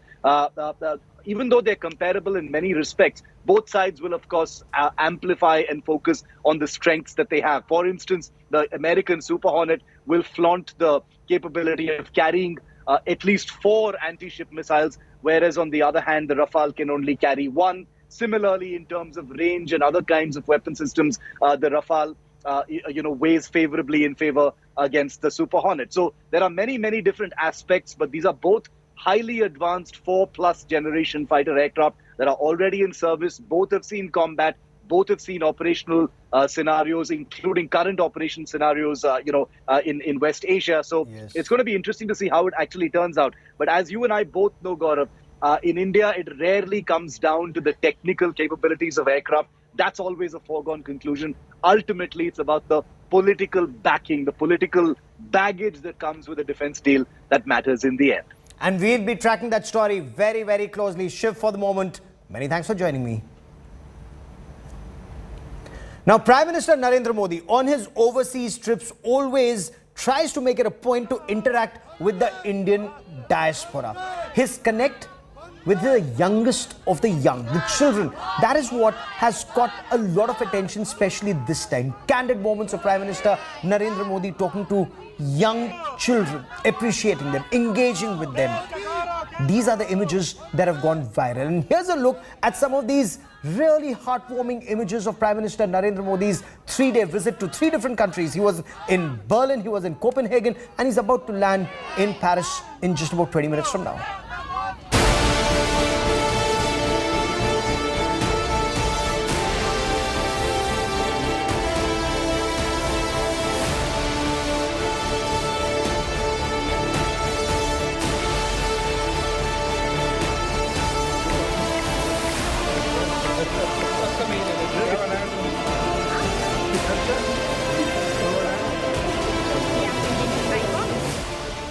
A new resurgent India shining in all its glory.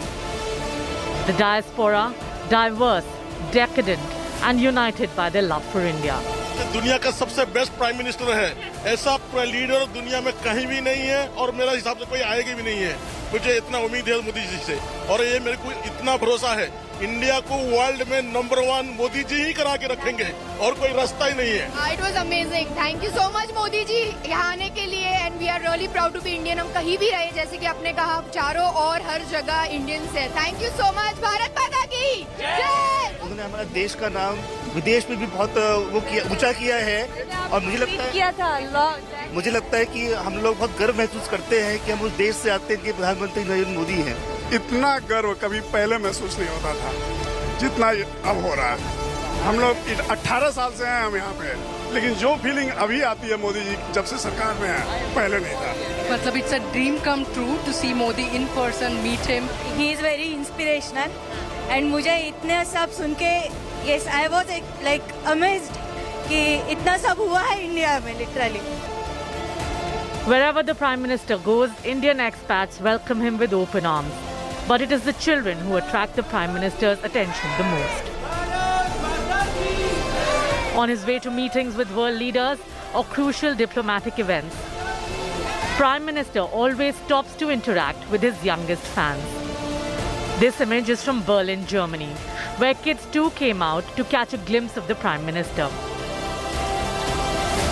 As the diaspora cheered for Narendra Modi, he entered, looked at a child who was being cradled in his mother's arms and went straight for him.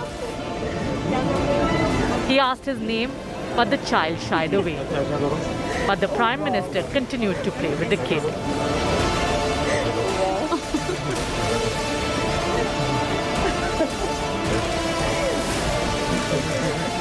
He patted the child and then carried on. The Prime Minister makes it a point to interact with the future of India. The children wait for him, make presents for him, like this little girl who gifted a portrait of the Prime Minister. The message on the painting read, "Dear Prime Minister, welcome to Berlin." Narendra Modi took his time to appreciate the portrait and then asked a bystander to click his picture with the little girl. क्या बनाया तुमने? अच्छा, क्या बनाया? क्योंकि आप मेरे कुछ आइकॉन हो।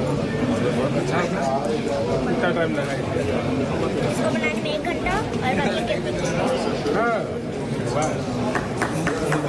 बेटे आपको साइन करवाने थे। बेटे आपको फोटो निकालो। The girl who presented the Prime Minister with his portrait is Manya Mishra. कैसा रहा आपका इनकाउंटर आज तक पे? आपको पूरे देश में लोग देख रहे हैं इस वक्त आज तक पे, क्या बोलेंगे आप?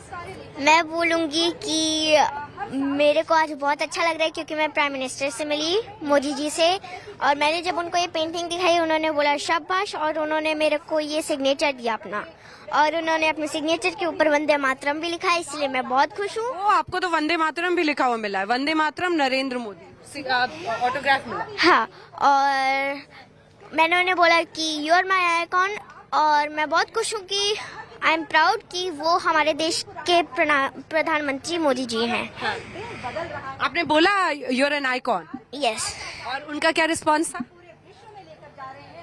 Like he did like this. तो हाउ आर यू फीलिंग? अब आपके लिए कैसी खुशी है? It was like my dream came true. ये आपने खुद से बनाई है ना? तो ये कितने दिन में बनाई? 1 डे। 1 दिन में? मान्या मिश्रा, जय हिंद लिखा आपने? हाँ, yes. और फिर बना के और आज पीएम को दिखा दिया, तो मतलब जो काम जहाँ पहुँचना था वो हो गया। Yes, yes. अब फीलिंग रिलीव्ड? अभी भी धड़कन तेज है? यस। धड़कन तेज है, excited? Yes. So Manya is happy now. Yes. Since 2014, Prime Minister makes it a point to connect with the diaspora during his trips abroad, and children are very much part of his outreach.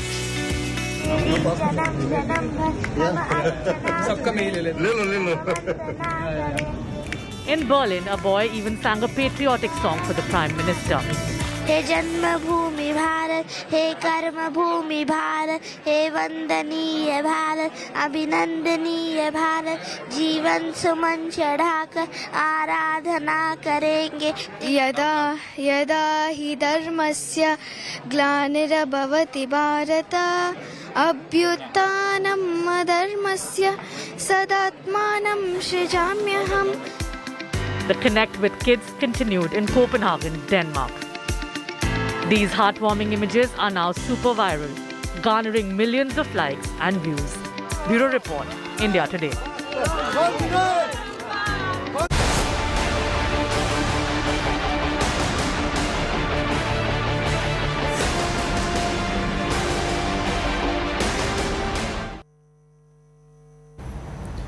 Day 70 of the Ukraine-Russia conflict, and Ukraine has unleashed its killer drones in the skies, and these are drones with a difference. There's a new video which has been uploaded by Ukraine's Interior Ministry, by the minister himself. It shows relatively smaller drones being used to target the Russian armed forces, especially their military convoys, and these drones are capable of hitting targets, as you will see in these images, with pinpoint accuracy. Take a look.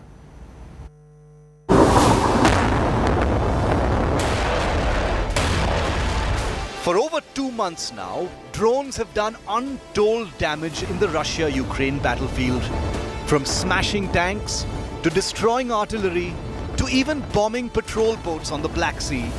Drones armed with laser-guided missiles and suicide drones, where the drone itself is the missile, have defined a high-technology battlefield where few targets are beyond reach. And now, a newly revealed chapter of this escalating drone war in Ukraine.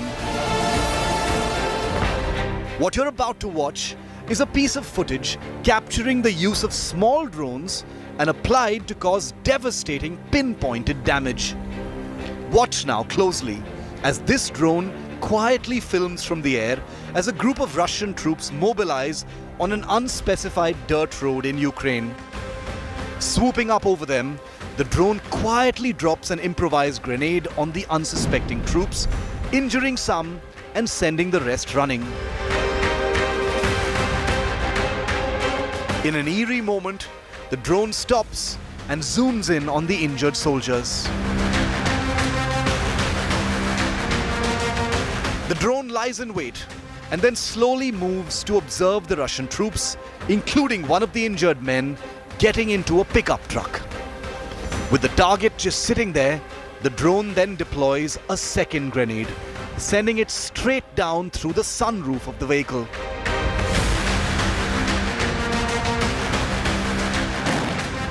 A precision strike smashing into the truck and exploding, sending the vehicle careening, the injuries to the men captured in zoom mode. What you've just witnessed is footage tweeted out by Ukraine's Interior Affairs Minister of what is possibly the lowest cost airstrike in existence. A method that's been used in the past by ISIS in Iraq and Syria, a method that's being tested by US Marines, and now using a definite degree of hardware improvisation deployed to devastating micro effect by Ukraine against Russian troops. What Ukraine has demonstrated is the use of drones across the damage spectrum over 2 months. From the use of drones to distract and then facilitate the sinking of Russia's biggest ship in the Black Sea, to the bombing of fast-moving boats, to devastating tanks and armor, to now even picking out individual groups of troops. The gap for escape is rapidly closing and at nearly no cost. Bureau Report, India Today. And I want to bring in India Today's editor defense Abhishek Bhalla for more on this. Abhishek, these drones, first in the Azerbaijan-Armenia war, a major game changer for Azerbaijan, and now in the Ukraine-Russia war, truly a game changer, a Brahmastra of sorts for Ukraine. Russia has nothing to counter these weapons on ground, it seems. Well, Gaurav, this is just a glimpse of where this war is headed now, because, you know, until now, Ukraine had used some very sophisticated drones, but the latest video, it seems that these are basic elementary drones that can be picked up from anywhere, and these are suicide drones where, you know, the drone itself can go and bomb any target that they fix onto, and, you know, especially in the eastern part where the war is really fierce, the terrain is such, those are vast tract lands, flat lands, and that's where the Russian mobilization is happening in a big manner. And if these drones are going to be used there, then obviously it can cause a lot of damage to the Russian forces. We've already seen how these drones were effectively used. Those were sophisticated drones were used against Russian armor. That's when you were here as well. And if Ukraine is going to continue with this tactic, and if they are going to be supplied with more drones from their Western partners, then it's going to be a very lethal, potent weapon for the Ukrainian forces against the advancement of the Russian forces. And look at the number of drones that they're operating now. So they have the Bayraktars, the Turkish drones, they have the Switchblades, they have commercially available drones that they're rigging to either be kamikaze drones or just drop grenades on troop convoys. This will actually cause havoc as far as the Russian advance is concerned, Abhishek. Definitely, Gaurav, and you know that is a matter of big concern for the Russian forces, because they are still trying to make an advancement in the entire Donbas region. There has been a fierce battle raging, especially in the Donbas region. I was at the border of the Donbas region a couple of days back, entire Kharkiv region. That's where the Russians are trying to cut off the supply lines for the Ukrainian forces that are still holding on to their positions in some of the key locations in the Donbas region. And if they are not successful in cutting off these supply lines, then the Ukrainian forces on the ground, backed by such drones, can be a very stiff target for the Russians as well. Especially now when they're getting more disruptive technology. For joining me here, Abhishek, many thanks and stay safe, my friend. So this isn't the first time that Ukraine has used drones to hit hard the advancing Russian forces. Earlier, Ukraine had claimed that destroyed 2 Russian Raptor boats in the Black Sea using drones. Raptor boats, incidentally, are equipped with machine guns. They can carry up to 20 sailors. They're fast-moving boats. This, again, was a big hit claimed by Ukraine, especially after destroying the Moskva, the flagship of the Russian Black Sea fleet. An armed Russian boat prowling the Black Sea off the southern coast of Ukraine. The boat has no idea it has been spotted from the skies.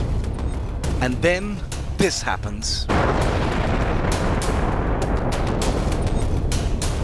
In the blink of an eye, the 55-foot Russian patrol boat obliterated over the waves. Minutes later, a second boat is seen speeding away, but it's too late.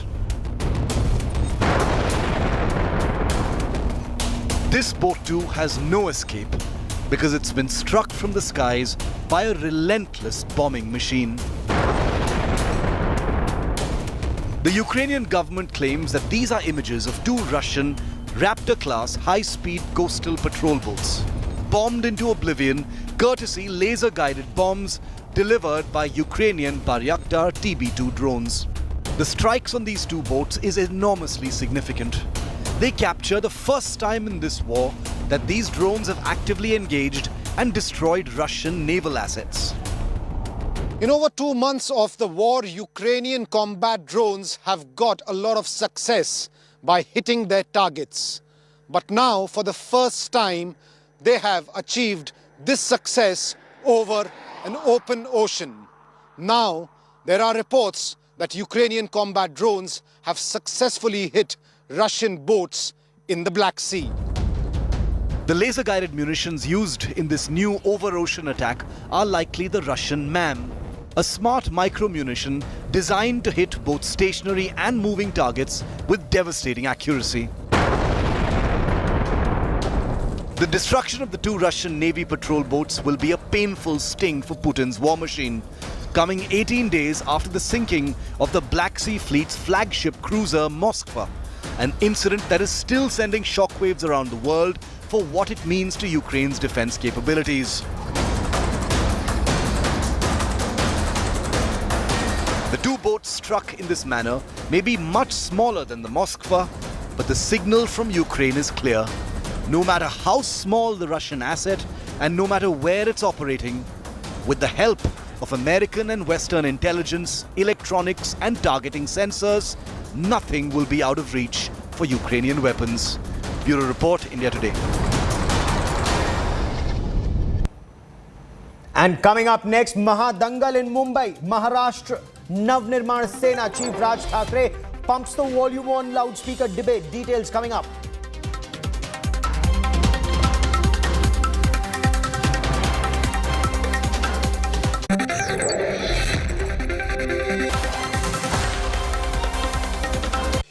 India Today TV wins big awards at ENBA 2021. Bags the best channel of the year. Shines bright with 15 goals. Gaurav Sawant, Best Anchor, English. Preeti Chaudhary, Best Continuing Coverage, Paya Reporter, English. Shivarur, Best Anchor, English. Udayan Mukherjee, Best Business Program, English. Rahul Kamal, News Director of the Year. India Today Group sweeps with a record 90 awards. India Today Group, the gold standard of journalism. You are...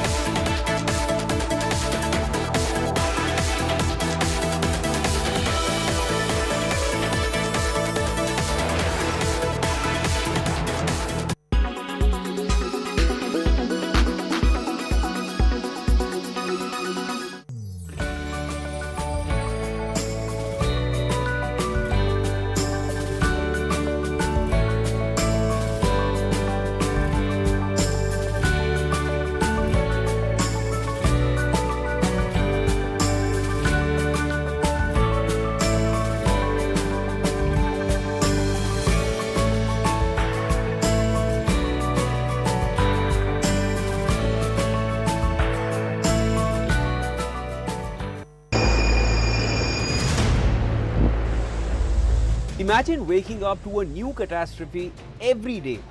The world that we live in is leading towards a future where in a year there will be 560 catastrophes. This is not a plot of a horror movie, but instead this will be our reality, according to the UN. Yes, the UN has said if we don't act on climate change now, by the year 2030, we will have 560 catastrophes a year. Report by the UN paints a grim picture. It says most disasters would be weather-related, like fires and floods. But many will be hazards such as pandemics or chemical accidents. The scientific report said climate change is increasing the magnitude, frequency, duration and severity of climate-related hazards. It has become a major driver for disaster losses and development achievement setbacks. We currently are experiencing many heat waves. The report says that by the year 2030, the number of heat waves will be 3 times of what it was in 2001. The scariest part is this. The report talked not just about climate disasters, it looked at COVID-19, economic meltdowns, food shortage, all triggered by climate change. Decisions made by humans are too narrow and have been over-optimistic about the risk of the potential disasters. This leaves the world unprepared. The chief of the UN Office of Disaster Risk Reduction, Mami Mizutori, said if we don't get ahead of the curve, it will reach a point where we cannot manage the consequences of the disaster.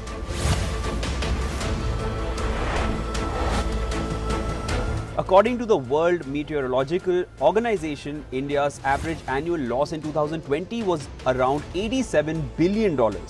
This was due to floods, cyclones and droughts. In 1990, disasters cost the world about $70 billion a year. Cut to now, they cost more than $170 billion. This is after adjusting for inflation, and it doesn't include the indirect costs. Amina J. Mohammed, UN Deputy Secretary General, said the world needs to do more to incorporate disaster risk in how we live, build and invest, which is setting humanity on a spiral of self-destruction. We must turn our collective complacency to action. Not just this, but the Asia-Pacific region suffers the highest damage. The region loses an average of 1.6% of their GDP annually to disasters. Climate change demands action now.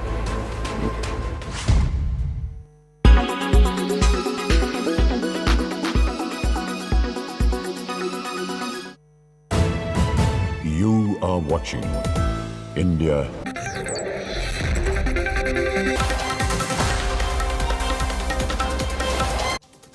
Welcome back. Defiant after being booked, Raj Thackeray of the Maharashtra Navnirman Sena came out roaring against the azan on loudspeakers today. The MNS chief has promised to carry out his Hanuman Chalisa chanting campaign and has dared his cousin and Maharashtra Chief Minister Uddhav Thackeray to take action against mosques and other religious institutions that are using loudspeakers beyond permissible limits.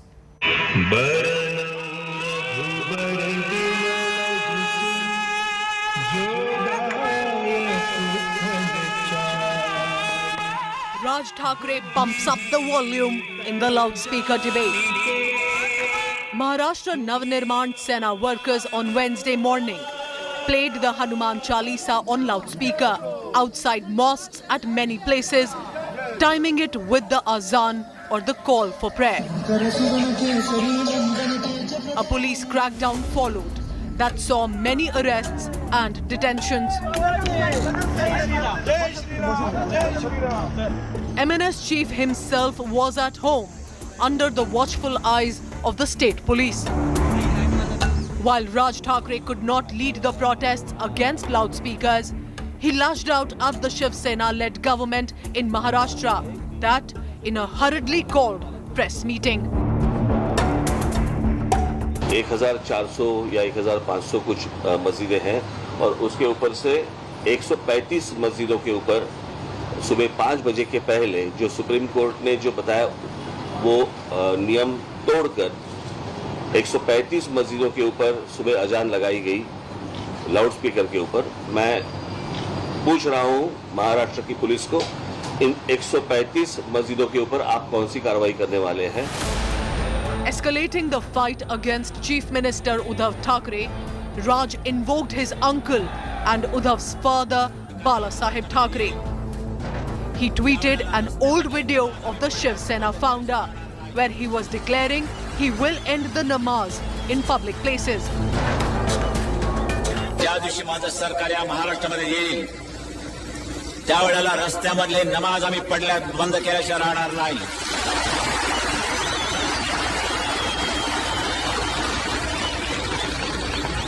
कारण धर्म असा असावा लागतो की तो राष्ट्र विकासाच्या आड येता कामा नये, लोकांना त्याचा उपद्रव होता कामा नये. आमच्या हिंदू धर्माचा कुठे जर कोणाला उपद्रव होत असेल त्यांनी मला येऊन सांगावं, आम्ही त्याचा बंदोबस्त करायला तयार आहोत. लाऊडस्पीकर मशिदीवरचे खाली येतील, बंद.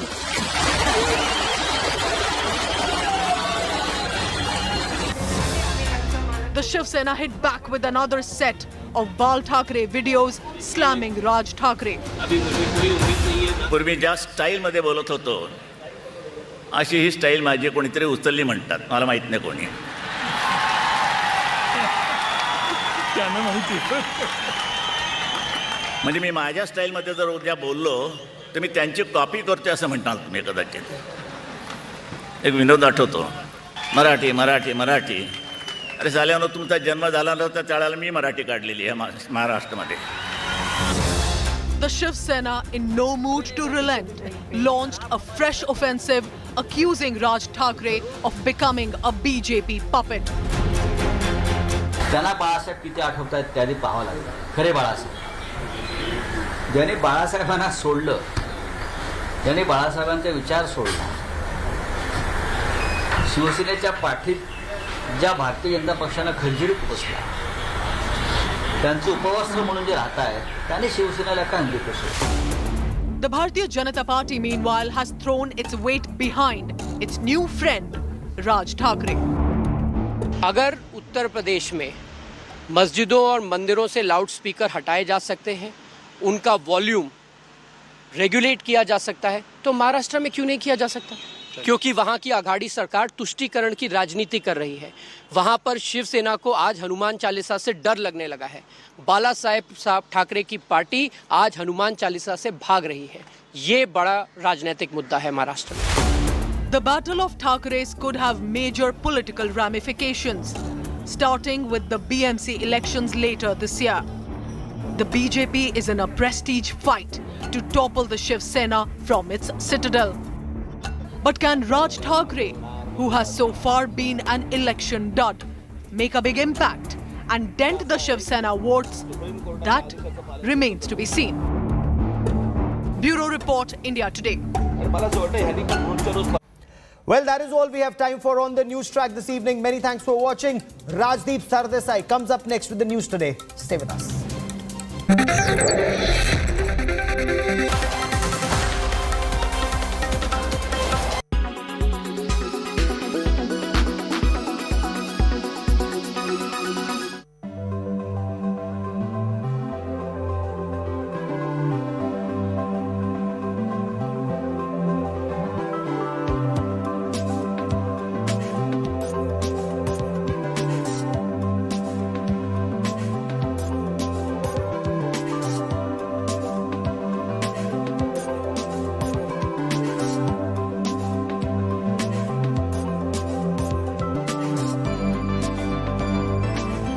The future fuel in the country is LNG.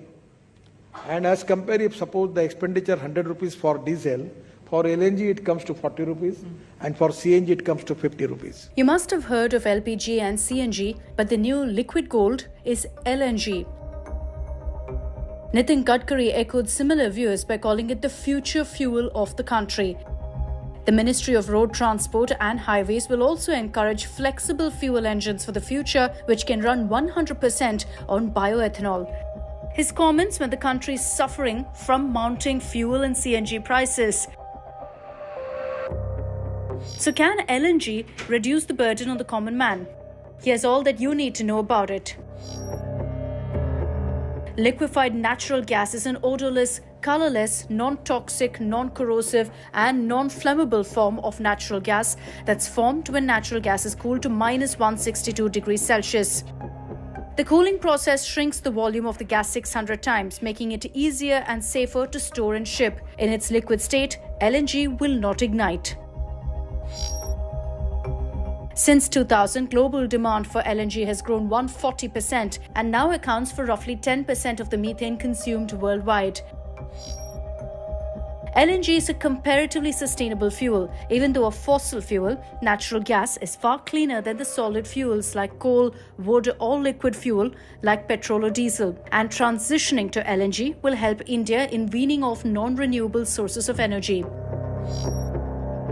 India, the world's fourth largest LNG buyer, currently has 6 LNG import terminals with a combined capacity of 42.5 million tons per year. LNG imports currently account for about half of India's gas demand. As domestic production is unlikely to keep pace with demand, the share of LNG in meeting demand is likely to expand to 70% by 2030.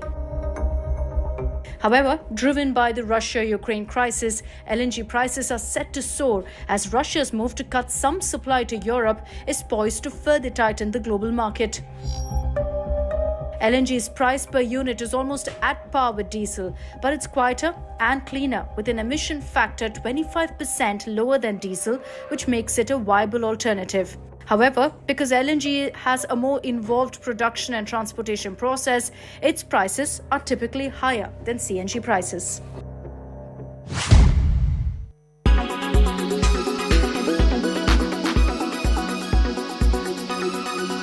When it's the world's biggest news story, there's only one gold standard of journalism.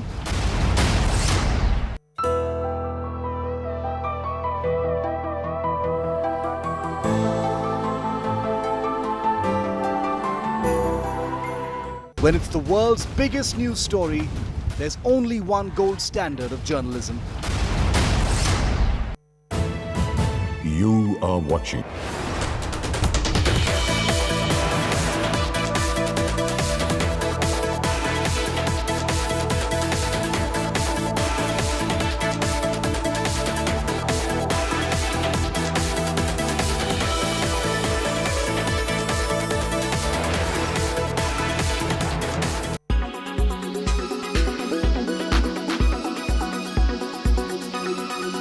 He was photographed leaning out of a digger in a JCB factory, and just days before, the BJP used JCB diggers to bulldoze Muslim shops and homes and the gate of a mosque in New Delhi.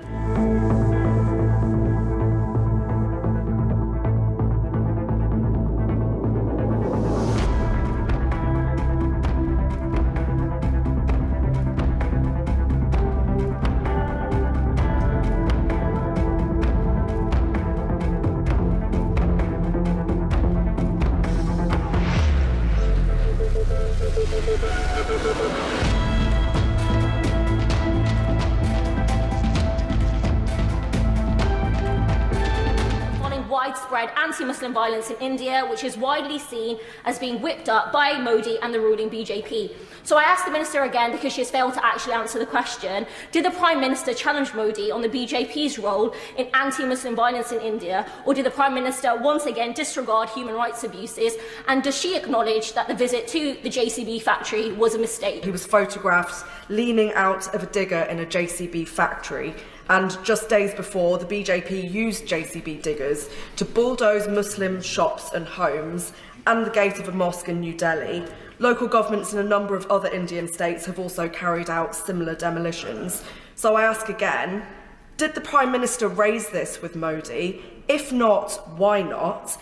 And does the Minister accept that the Prime Minister's visit to India has helped to legitimise the actions of Modi's far-right government?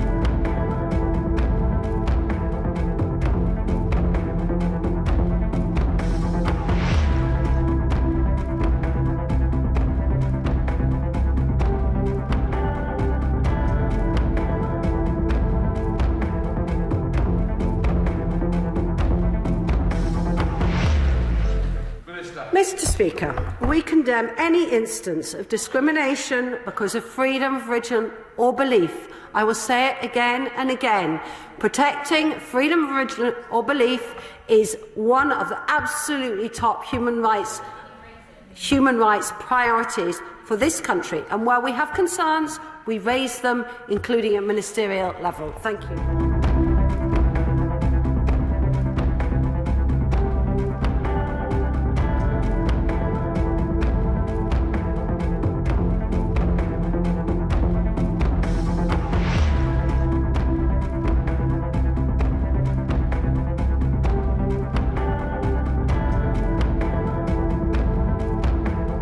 India is a human rights abuser across all of its country, across for the Sikh community, for the Muslim community, for the Christian community, and particularly, more strongly, for the Kashmiri community. And when she talks about signing an agreement in coming up to Diwali, they will be dancing on the human rights and civil liberties of all those people who've been persecuted in India. And will she accept that is not acceptable to us as a democracy?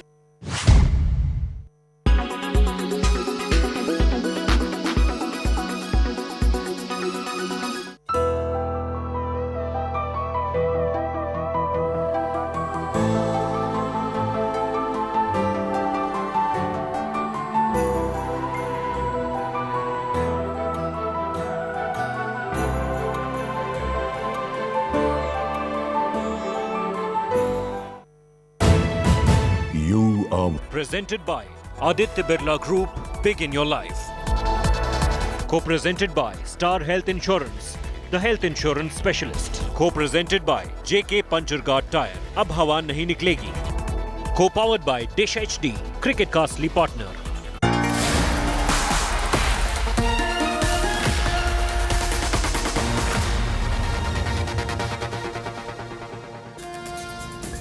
Good evening, hello and welcome. You're with the news today, your prime time destination Wednesday night. The big talking point, Prime Minister Narendra Modi is on a European blitz. Will be landing shortly in France. I'll be joined by the former NSA and Foreign Secretary Shyam Saran on the big question, New World Order, can India seize the moment? Also in Mumbai, it's now becoming Thackeray versus Thackeray, the big Maha face-off. That too on the news today. But first, as always, the 9 headlines in 9. After 2 years, the Reserve Bank of India hikes the repo rate by 40 basis points to 4.40%, clearly suggesting inflation is now a big worry. Loan EMI set to go up for borrowers, Sensex down by more than 1,000 points. LIC holds the record for the fastest 2 million IPO applications, policyholders and retail portion oversubscribed on day one. Prime Minister Modi to hold talks with French President Emmanuel Macron. France could offer Indian Navy 4 used Rafale jets. Ukraine war to figure prominently in the talks. MNS chief Raj Thackeray pumps up the volume on the loudspeaker debate in Mumbai. Dares Uddhav Thackeray to take action against MOS as Maharashtra government cracks down on MNS workers violating prohibitory orders. The Rana couple, MLA and MP, are granted bail in the Hanuman Chalisa sedition case, but trouble far from over for the duo. Now the BMC team inspects their residence over illegal construction issues. Jodhpur remains tense a day after a clash on Eid. Reports say Rajasthan government allegedly ignored an intel alert on May 2nd about possible unrest. 13-year-old gang raped in UP's Lalitpur. Accused inspector was absconding, arrested in Prayagraj. All police in Lalitpur police station now suspended. Pope Francis slams NATO over Russia-Ukraine war, says NATO paved the way for conflict by barking on Russia's doorstep. Trouble mounts for Sri Lanka. Nation's usable foreign exchange reserves drop below the $50 million. Increase worry to repay massive foreign debts and provide food, fuel and essential goods for citizens.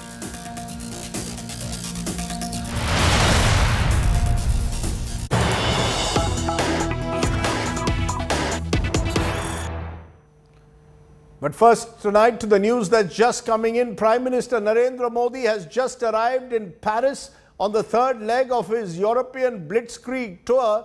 Prime Minister Modi and French President Emmanuel Macron set to hold bilateral talks over Ukraine war, also trade, defense on the agenda. The Prime Minister, remember, was first in Berlin, then moved to Copenhagen yesterday, has now just arrived in France a short while ago. Those are pictures that are just coming in from France at the moment. Prime Minister Modi reaching Paris for what is seen as the third and many say more crucial leg in terms of defense ties, in particular in France at the moment. Well, Prime Minister Modi will be meeting French President Emmanuel Macron shortly as part of this 3-country visit of his. The Prime Minister is the first world leader to be hosted by the French President, who was re-elected, remember, only last week. The two leaders expected to hold discussions on several issues, the critical issue also being the ongoing war in Ukraine. Now remember, on Ukraine, right through this trip, Prime Minister Modi has stuck to a firm stand of neutrality, not willing to outrightly condemn the Russians, but instead calling for a cessation of violence and saying there will be no winners. Now this stand has not gone down well with some Western nations. Here is a report on why, therefore, Mr. Modi's Europe tour is crucial for India's point to be made to the larger world. Germany, Denmark, France. Prime Minister Modi's whirlwind European tour comes in the middle of a raging war between Russia and Ukraine. India's neutrality has ruffled many feathers in the West, especially the US. PM Modi's visit to Europe has given New Delhi the opportunity to make its stand clear. First in Germany in his meeting with the Chancellor Olaf Scholz, then at the Indo-Nordic Summit. And now in France, where he meets French President Emmanuel Macron. The message is unambiguous. India will not take sides in the war that has sent shockwaves across the globe. Ukraine के संकट के आरंभ से ही हमने तुरंत युद्ध विराम का आह्वान किया और इस बात पर जोर दिया था कि विवाद को सुलझाने के लिए बातचीत ही एकमात्र उपाय है। हमारा मानना है कि इस युद्ध में कोई विजयी पार्टी नहीं होगी, सभी को नुकसान होगा। If Germany was more accommodative of India's stand, then the US, Denmark urged India to lean on Russia to end the war. The war in Ukraine reminds us that democracies, that democratic nations like India and Denmark all over the world must stand up for the principles and for the values we believe in. The Russia-Ukraine war has forced a sudden change in the world order. India is walking the tightrope, but has made it clear time and again it will not give in to arm twisting. It would remind you that there are equally pressing issues in other parts of the world. I mentioned Afghanistan. I mentioned the challenges which we faced in Asia. And if I were to put those very challenges in terms of principles, I mean, when a rules-based order was under challenge in Asia, the advice we got from Europe is do more trade. At least we're not giving you that advice. Neutrality is not new to India. India remained non-aligned during the entire Cold War. But times have changed and India has emerged as a stronger and bigger player. And with the emergence of China as a superpower, New Delhi will have to make some tough choices in the time to come. With cameraman Yogendra Singh, Anjana Kashyap from Paris for India Today. The big questions then tonight at the top. Is neutrality over the Russian-Ukraine war really working to India's advantage? In a new world order, can India seize this moment? Should India be asserting more vigorously or tread more cautiously? Is containing China still the principal challenge? Those are some of the questions, and I'm going to be joined by a special guest, Shyam Saran, former National Security Advisor and Foreign Secretary, and rated and seen as one of the most credible foreign policy voices in the country. Join me. Appreciate your joining us, Mr. Saran. I want to turn at this moment, when the Prime Minister is on this Whirlwind Europe tour, to something, Mr. Saran, you've just written in an article where you've said India must make the most of the diplomatic attention it's getting at the moment. Do you want to elaborate, Mr. Saran, on that? Why do you believe that the Russia-Ukraine war in a way presents India with an opportunity to make its presence felt not just in Europe but across the world? I think there are several reasons for this. As you know, there is a tremendous churn taking place in the geopolitical landscape thanks to the war in Ukraine, which is still ongoing. I think it has shaken a lot of assumptions with regard to, the trend lines in the world in terms of politics, in terms of economics, in terms even of technology. So we are in the midst of very, very, monumental change that is taking place. And I think as far as the United States and the Western countries are concerned, and in that I include also our world partners like, for example, Japan and Australia, that there is a need to see how we can shape what is going to be the emerging architecture of the global environment in ways in which our interests can be safeguarded. And I believe that at this particular point of time, one of the most important objectives of India's foreign policy is really to bring about the transformation of India itself in terms of its economy, in terms of its technological upgradation. And India is one of the most important economies, is still one of the emerging economies that is growing the fastest, even though there has been a kind of a slowdown. So the opportunities that India offers as a large growing economy is one factor. The second factor is that if we are looking at a whole series of global challenges, whether it is climate change, whether it is a pandemic, many other issues as well, India's role, India's participation is indispensable in terms of the solution of those issues. So it really makes sense, both for India as well as for the West, to really allow a stronger partnership to develop between them. That is why I feel that it is a sweet spot. There is a mutual need in a sense on both sides. Don't forget that when you had the joint statement, very important joint statement issued by China and Russia in February at the time of the Olympics, China and Russia were really contemplating a very different international order. An international order which would be dominated by these two countries. Now, whatever issues we may have with the Western-dominated, global system, we certainly do not have much interest in seeing an alternative international order which is dominated certainly by China as the senior partner. So I think that there are important reasons why we should be looking at this visit by the Prime Minister to Europe as a great opportunity for us to really forge that kind of strong partnership. As you've seen, Mr. Saran, there are European countries at the moment that want India to take a stronger, more well-defined position, if I may use the word, on the war in Ukraine. You've got Denmark, which has come out very strongly today and said India must take a position which is more critical of Russia, name Russia as the aggressor, Ukraine as a victim, and shedding what is being described, as I said by some, as India's neutral position. The Prime Minister in Germany saying there will be no winners in this war, trying to walk this tightrope. Do you believe India has to shed its so-called neutrality at the moment in any way and be seen to be aggressively siding with one side or the other while the Prime Minister is in Europe? Well, first of all, I don't think it is correct to say that we are aggressively siding with one party. I think it is clear that India does not support Russian aggression against Ukraine. That I think is quite clear. I think it would be a mistake to look at India's relations with the West narrowly through the prism of India's relations with Russia. Yes, certainly I agree with you that the West would like India to take a more vocal stand on Russian aggression against Ukraine.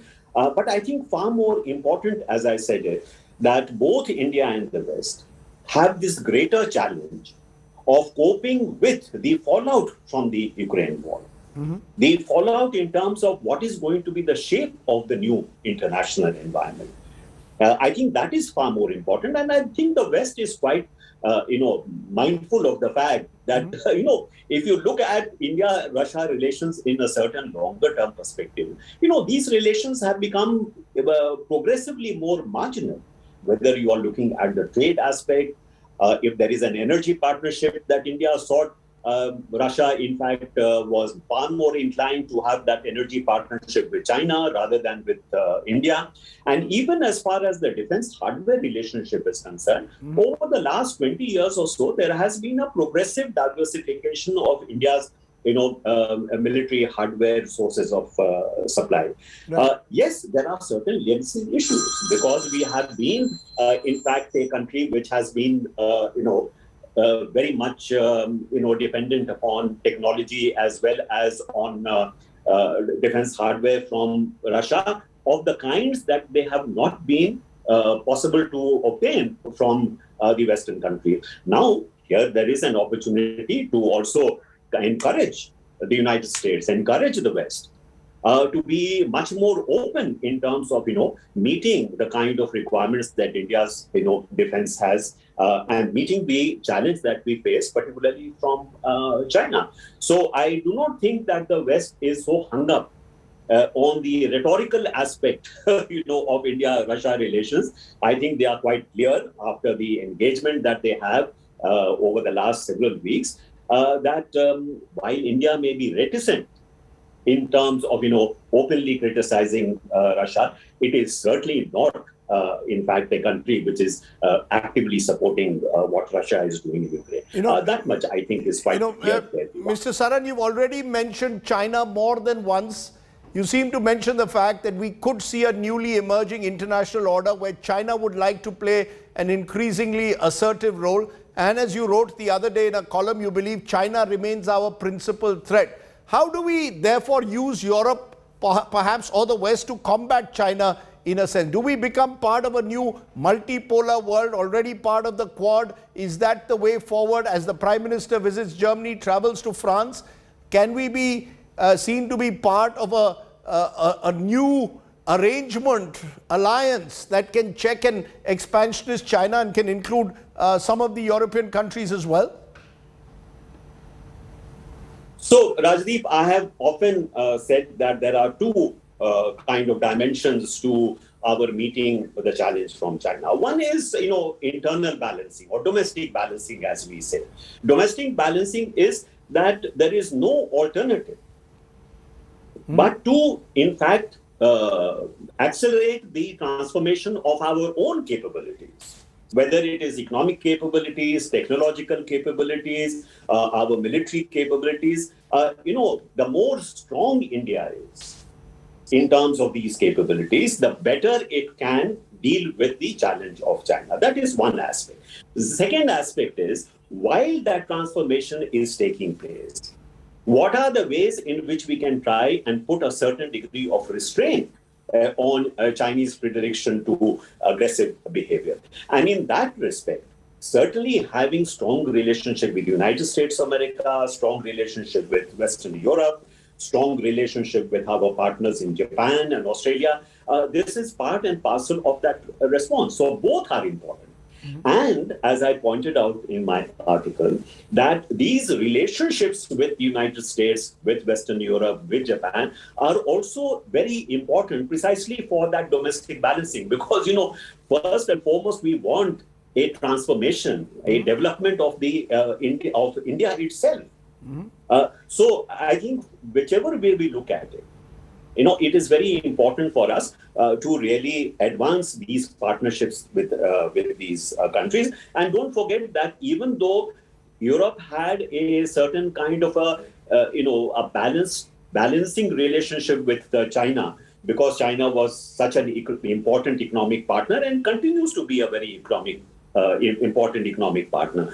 But thanks to what happened in February with the joint statement, thanks to China's support to Russia despite the Ukraine war, there are now questions being asked about whether or not it is really prudent on the part of Europe to have this strong kind of economic exposure to China, which may work against them in the long run.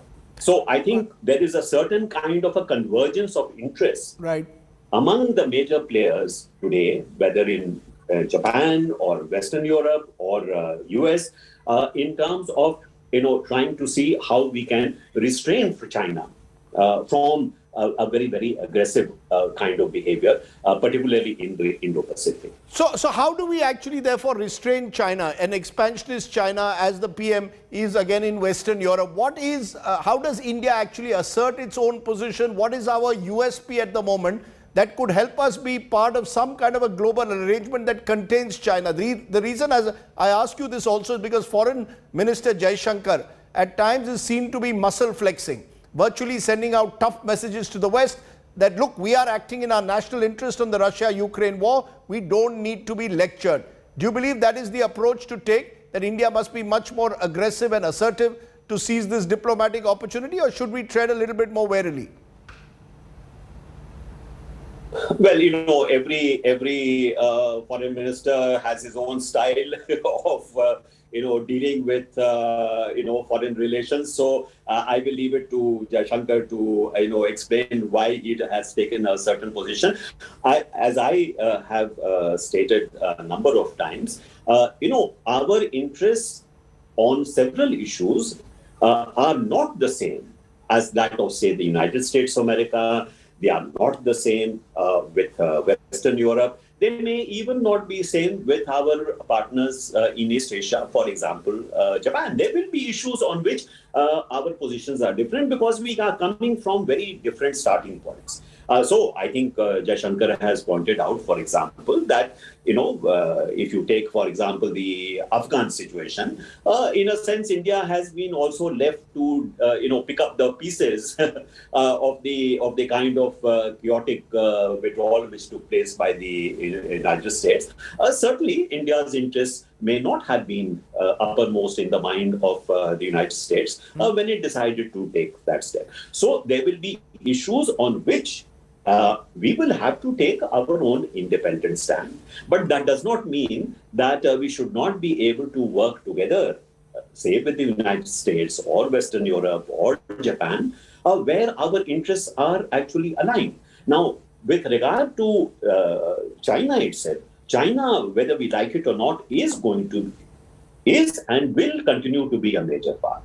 We may have to work out some kind of a relationship with China, which allows both countries, in a sense, not to become, sort of implacably hostile to one another.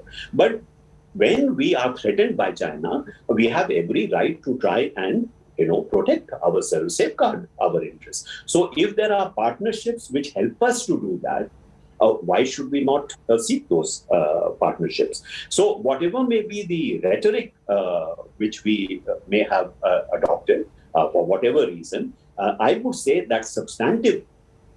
I certainly believe that there is a strong outcome in favor of, particularly, say, utilizing the current visit of the Prime Minister to force those kind of partnerships, not only in terms of dealing with the Chinese challenge, but also, as I mentioned very importantly, that if India wants to transform itself, transform its economy, upgrade its technology, who are its best partners?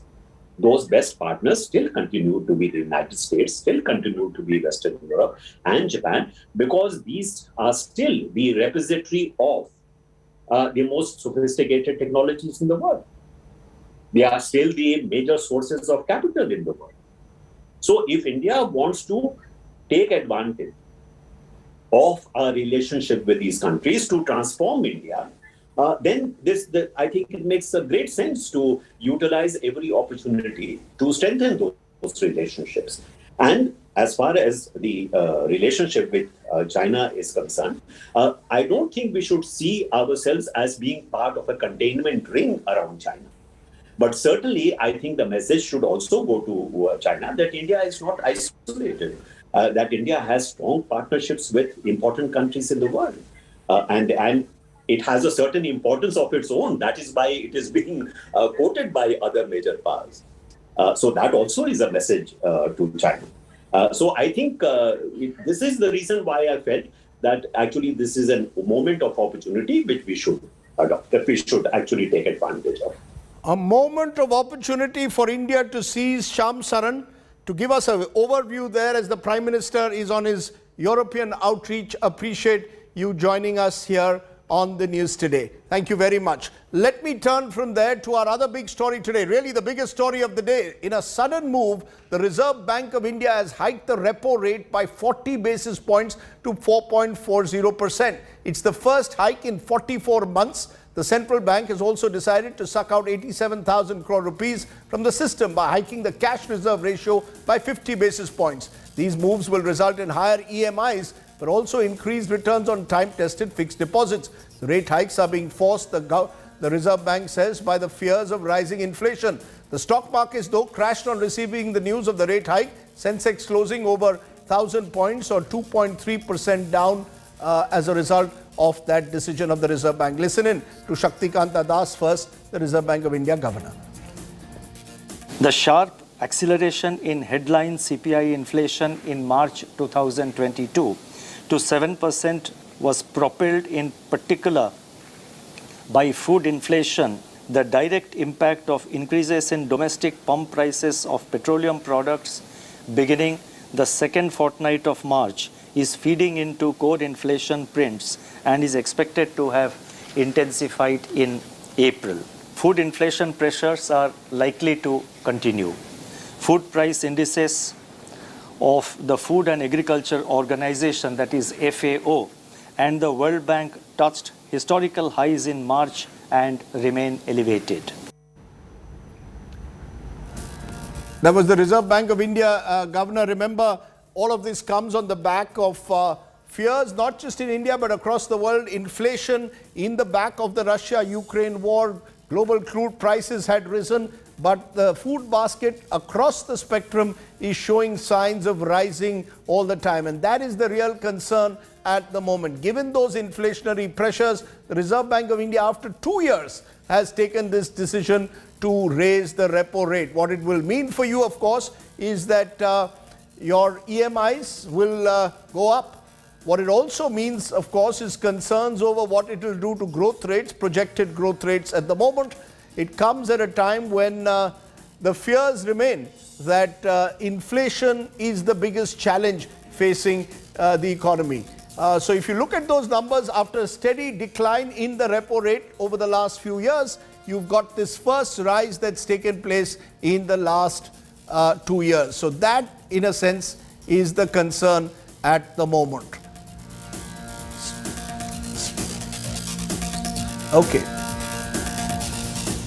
We'll have more on that, I can promise you, tomorrow night when we will look more closely at just why inflation is the big challenge. Let me turn from there to our political headline of the day, where the fight over loudspeakers has simply got bigger in Mumbai. Today, Raj Thakre's Maharashtra Navnirman Sena acted on its threat to disrupt Azan. MNS workers began playing Hanuman Chalisa on loudspeakers outside mosques, leading to a police crackdown and the arrest of several MNS workers.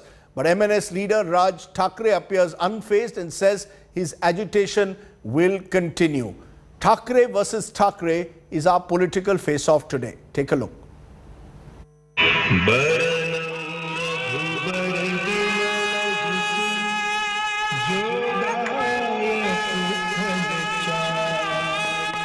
Raj Thakre bumps up the volume in the loudspeaker debate.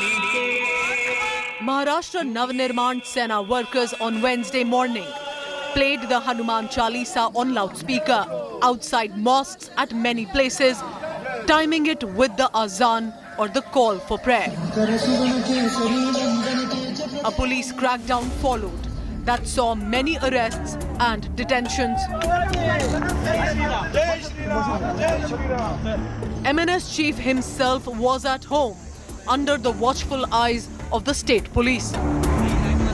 While Raj Thakre could not lead the protests against loudspeakers, he lashed out at the Shiv Sena-led government in Maharashtra, that in a hurriedly called press meeting.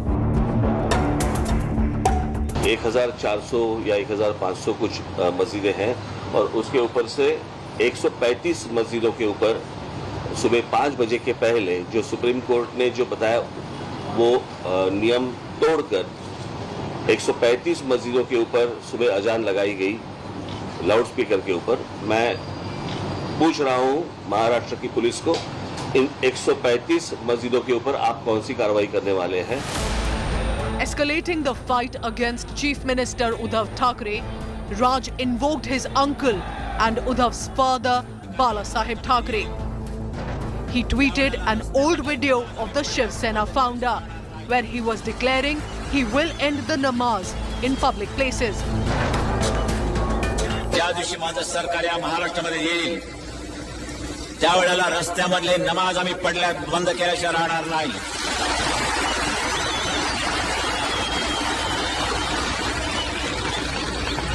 कारण धर्म असा असावा लागतो की तो राष्ट्र विकासाच्या आड येता कामा नये, लोकांना त्याचा उपद्रव होता कामा नये. आमच्या हिंदू धर्माचा कुठे जर कोणाला उपद्रव होत असेल त्यांनी मला येऊन सांगावं, आम्ही त्याचा बंदोबस्त करायला तयार आहोत. लाऊड स्पीकर मशिदीवरचे खाली येतील, बंद.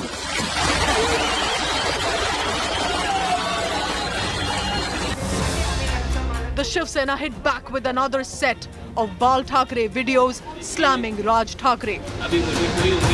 पूर्वी ज्या स्टाईल मध्ये बोलत होतो अशी ही स्टाईल माझी कोणीतरी उचलली म्हणतात, मला माहित नाही कोणी. त्यांना माहिती.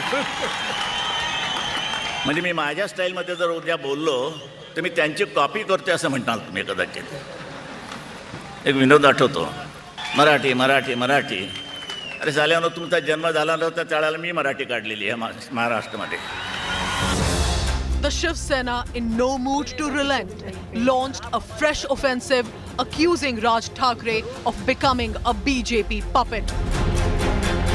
त्यांना बाळासाहेब किती आठवत आहेत त्याआधी पाहावं लागलं. खरे बाळासाहेब, ज्याने बाळासाहेबांना सोडलं, ज्याने बाळासाहेबांचा विचार सोडला,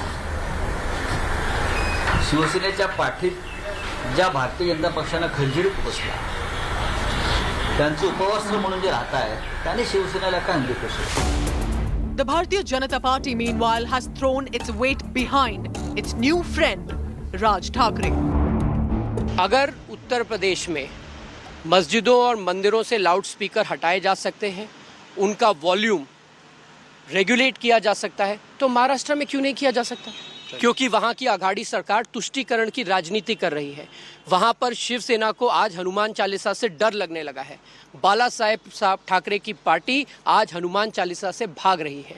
ये बड़ा राजनीतिक मुद्दा है महाराष्ट्र में.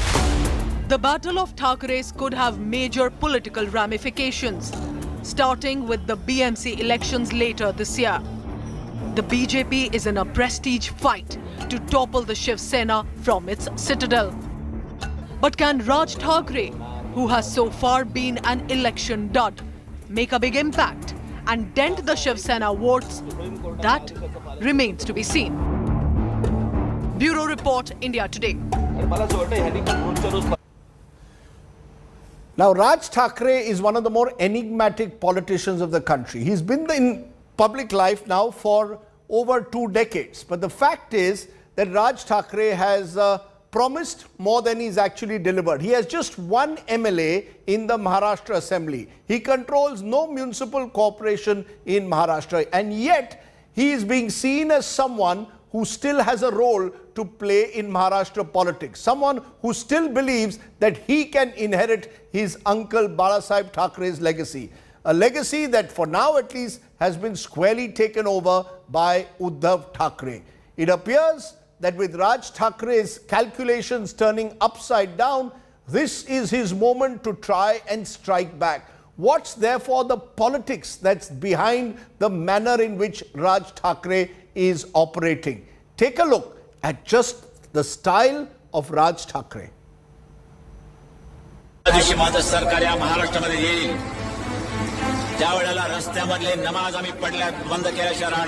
This old threat of the legendary Shiv Sena chief, brought to life nearly a decade after his death by not his chosen successor, but the nephew who always aspired to be his chosen leader, Raj Thackeray. Born to the younger brother of Bal Thackeray, Raj was his uncle's shadow in growing years.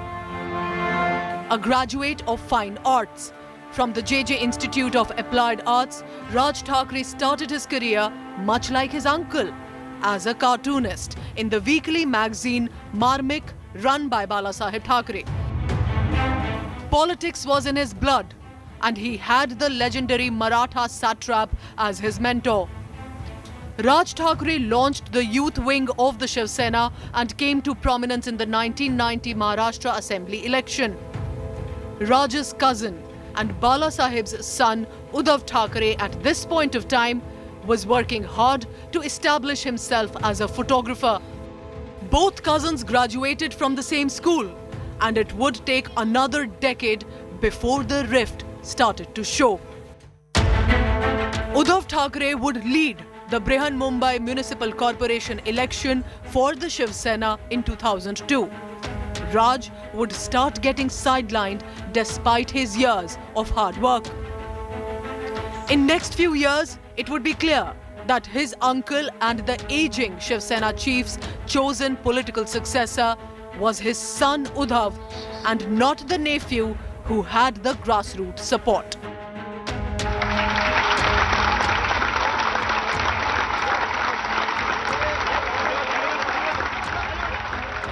9th March 2006.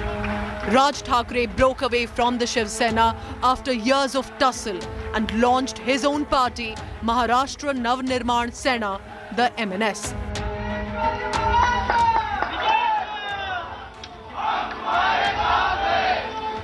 Initially written off as a fledgling of Shiv Sena, Raj Thackeray established himself as a challenger to Uddhav with his successful 2008 anti-North Indian campaign.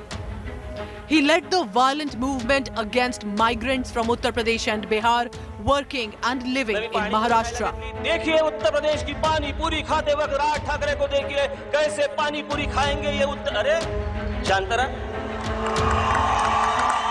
म्हणून ते चिडले. Next, he led a successful, strong campaign in favor of business signboards in Maharashtra being written in the Marathi language. 2 years later, in 2010, MNS along with Shiv Sena banned Australian cricketers participating in IPL 3 from playing in Mumbai as a protest against the attack on Indian students in Australia. This made many hope for the reunion of the Thackeray's. But that was not to be. 2 years later, in 2012, when Balasaheb Thackeray breathed his last, Uddhav Thackeray picked up his mantle. Thackeray cousins were united in their grief and family loss, but remained poles apart in their political dominance of Maharashtra. Raj Thackeray became the sworn political opponent of Uddhav and Shiv Sena in the state. He has not been able to cause much electoral dent in the poll politics, but has been the agitator who has been a thorn in the side for his cousin and now the Chief Minister of Maharashtra. 135 मशिदींवरती मुंबईतल्या खास करून महाराष्ट्रातले तिकडचे जे काही commissioner असतील ते बघतील, पण मुंबईचे पोलीस कमिशनर, मुंबईचे पोलीस हे या 135 मशिदींवरती काय कारवाई करणार आहेत आणि करणार आहेत की नाही करणार आहेत ते एकदा समजू देत. With this, the road ahead just pulls the cousins away from each other politically even more and establishes Raj Thackeray as the staunch right-wing agitator and the successor of hardcore Hindutva politics of Bala Sahib. Bureau Report, India Today.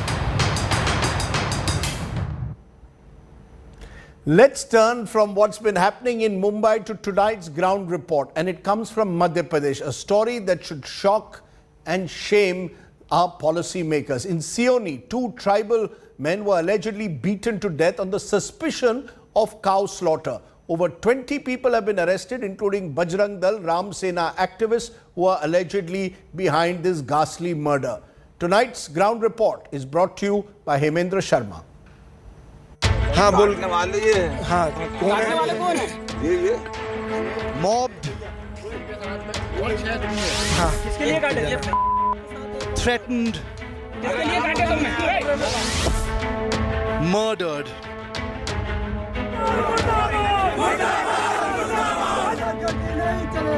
Outrage grips the tribal-dominated district of Sivni in Madhya Pradesh. 2 fellow tribals beaten to death by a mob of cow vigilantes. अभी तक 12 लोग गिरफ्तार हो गए हैं. बजरंग दल के इसमें 3 लोग हैं और श्री राम सेना के हैं इसमें 6 लोग हैं. 3 अन्य हैं जो किसी दल से संबंध नहीं है उनका. Up to 20 cow vigilantes pounced on the tribals and allegedly murdered them in the intervening night of Monday and Tuesday over suspicion of carrying cow meat. Phulvati's 50-year-old husband was the sole breadwinner of the family. She says a mob barged in and woke him up in the dead of night and dragged him out. The family wants eye for an eye justice and bulldozers on the homes of the attackers. उसको फांसी का सजा ही चाहिए सारा और उनको घर पे बोझ चलने चाहिए. Mathobai and her 2 daughters weren't home when her husband was attacked. हमको जियान का जियान चाहिए और उनका मकान में बुलडोजर चलना चाहिए. The administration has moved in and has announced a financial assistance of Rs 8.25 lakh to each family and a government job to the survivors. But this murderous attack by cow vigilantes has left the state's tribal communities shaken to the core. Local tribals have held angry sit-ins and road blockades in protest. The Congress has accused the BJP of spreading hatred and violence against scheduled castes and scheduled tribes in the state. एक तरफ मुख्यमंत्री जी कह रहे हैं कि गुंडों को हम लोग पनाह नहीं देंगे, उनको 10 फीट गड्ढे में गाड़ेंगे और उनके मकानों को, और एक उन्हीं की सेना, बजरंग दल तो उन्हीं के हैं हाथ पैर, राम सेना, बजरंग सेना ये उन्हीं की है. जो माननीय मुख्यमंत्री जी कर रहे हैं, गुंडों के घरों को तोड़ रहे हैं, वो आप इनके घरों को तोड़ो और इन लोगों को परिवार को 1-1 करोड़ रुपए दो. Vigilantism in the name of cow protection, turning lethal and murderous once again. Mob lynching has happened in Madhya Pradesh for allegedly carrying cow meat. But this is the first time that tribals have been targeted. And tribals have a sizable vote share in the state. And this particular incident could adversely affect the Bharatiya Janata Party in the elections in 2023. With Puneet Kapoor in Sioni, in Bhopal, Hemendra Sharma for India Today. Let's turn from there to a story that has seen dramatic images coming in of a confrontation between members of the Congress party's legal cell in West Bengal and former Finance Minister P. Chidambaram. The showdown took place in front of the Kolkata High Court. The reason P. Chidambaram was representing a party in a case that was filed by a Congress-owned leader and Bengal President Adhir Ranjan Chaudhary. Mr. Chidambaram was representing a company which had been the beneficiary of disinvestment by the West Bengal government, and the Congress legal cell therefore accused Mr. Chidambaram of indirectly supporting the Mamata Banerjee government. That's the accusation. Listen in to what they had to say first. This is the president, and this is something which ought not have been done by you. The manner was fine by the vice president. Mr. Chidambaram, you go back. You go back! That the party is suffering in West Bengal. It is just because of leaders like you. It's just because of the leaders like you. You are a member of the National Congress. Yes, absolutely. Mr. Chidambaram, we speak on you. You should go back. This is something which ought not have been done by you. The manner was fine by the vice president. And this is something which ought not have been done by you. Those are those dramatic pictures of Mr. Chidambaram being carried out by Congress legal cell members accusing him of supporting a business house which they say was the beneficiary of Mamata Banerjee's disinvestment in a company there, Metro Dairy. Let's get our correspondent Suryagni Roy to give us more. Suryagni, what exactly happened? How did this actually take place? What was the background to it? Well, Rajiv, this case brought back to 2015 when Metro Dairy, which was a partly state-owned, partly center-owned and partly private company-owned, dairy firm, was the stake of the West Bengal government was sold to a private, dairy-operated business firm that was a Kevinters. Now, Adhir Ranjan Chaudhary, in 2019, he filed a PIL at the Calcutta High Court wherein he stated that the amount that there was alleged corruption in the sale of the stake of West Bengal government, and he clearly mentioned on multiple occasions that the West Bengal government had sold their particular stake, which should have been in thousands of crores at a very, very nominal price to the Kevinters organization. And over here, P. Chidambaram is, representing the Kevinters organization, which is a party to this particular, high-profile case. Now, this PIL was filed by Adhir Ranjan Chaudhary, leader of the House of the Congress Party at Lok Sabha, and he's also the state president of the Pradesh Congress in West Bengal. So, and he is one of the. So you're saying that Mr. P. Chidambaram is being accused by the Congress's legal cell in West Bengal of appearing for a company which is the beneficiary of that disinvestment process by the Mamata Banerjee government, a disinvestment process that Adhir Ranjan Chaudhary, the Congress leader in the Lok Sabha is calling illegal and corrupt, and therefore finds himself in a very difficult position. And that's why the Congress's legal cell had ghered out Mr. Chidambaram. I'll leave it there, Suryangani Roy, for giving us a sense of why we've seen those dramatic pictures outside there in the Calcutta High Court. The perils of being both a lawyer and a politician, at times you have to tread a very fine line, and Mr. Chidambaram there finding himself in a spot of bother. Okay, time for a break. On the other side, our good news today story. It again comes from Kolkata. We'll tell you more. You're watching the news today. News without the noise.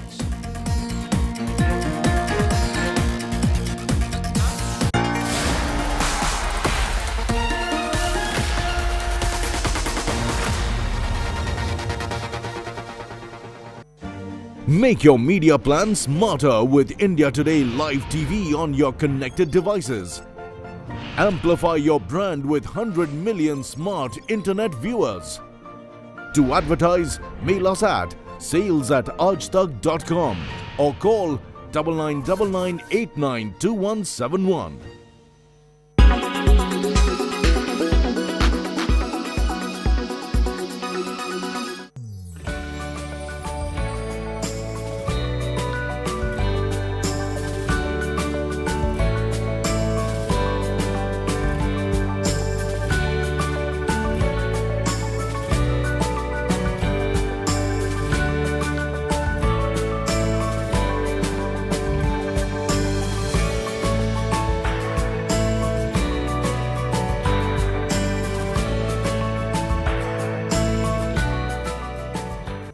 So it is actually unreal to see the kind of attention every tweet from Elon Musk gets.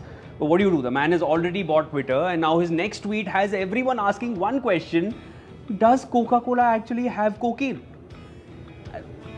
Is he joking? Or did the company actually add cocaine to its product? Well, the short answer is yes and no.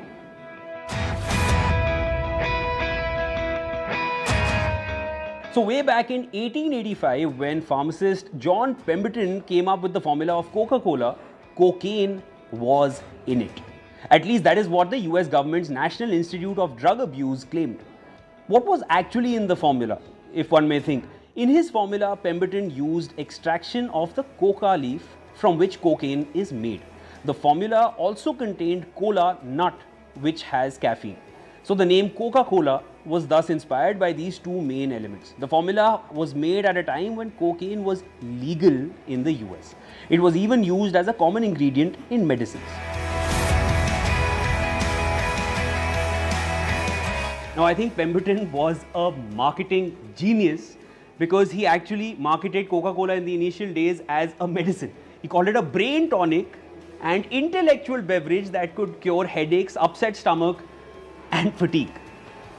Unlike today, since there were no regulations on medicines in the 19th century, many got away with adding addictive ingredients to their products and branding them as having health benefits. In around 1891, some Americans spoke out against the use of addictive ingredients in patent medicines. So following this, manufacturers in the US slowly reduced the content of such ingredients in their products, and Coca-Cola also complied. They began reducing the content of cocaine in the product and removed it completely by 1929. You are watching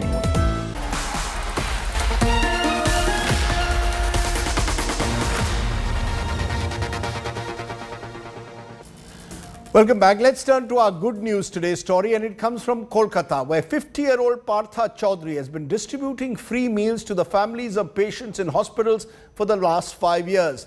He even continued to do so right through the COVID pandemic. Ritik Mondal brings you tonight's good news today story. You stay well, stay safe. Good night, Shubhratri, Namaskar. Thanks for watching. Meet Partha Kar Chaudhary from Kolkata, popularly known as the hospital man. Partha has been serving free meals to relatives of patients in government hospitals for years now. Even the COVID pandemic did not bog Partha down. He continued his mission without a break. ये 5 साल से चल रहा है और ये जो patient है, ज़्यादातर पेशेंट और पेशेंट पार्टी जो लोग पेशेंट के साथ आते हैं, बहुत दूर दूर से आते हैं हॉस्पिटल में, इन लोगों के लिए ही 5 साल से मेरा ये कोशिश चल रहा है। Every day, the 50-year-old resident of South Kalighat cooks, transports and distributes meals to over 150 people. Partha does this 3 times a day and covers 4 government hospitals in the area. He also runs a free medical camp every Sunday. मेरा वो तबीयत थोड़ा ख़राब हुआ था तो मुझे वो हॉस्पिटल में भर्ती होना पड़ा था। तो मैं जब हॉस्पिटल में गवर्नमेंट हॉस्पिटल में भर्ती हुआ तब देखा कि हर पेशेंट के सामने एक साथ में एक आदमी आता है जो रहता है उनके साथ, वो घर का आदमी होता है और उन लोगों का खाने का कोई ठिकाना नहीं रहता है। वो लोग सुबह से रात तक वो पेशेंट के साथ ही रहता है, कभी वो डॉक्टर के पीछे जाता है, कभी दवा खरीदने के लिए जाता है, सुबह से रात तक ये लोग पेशेंट के पीछे ही रहना पड़ता है।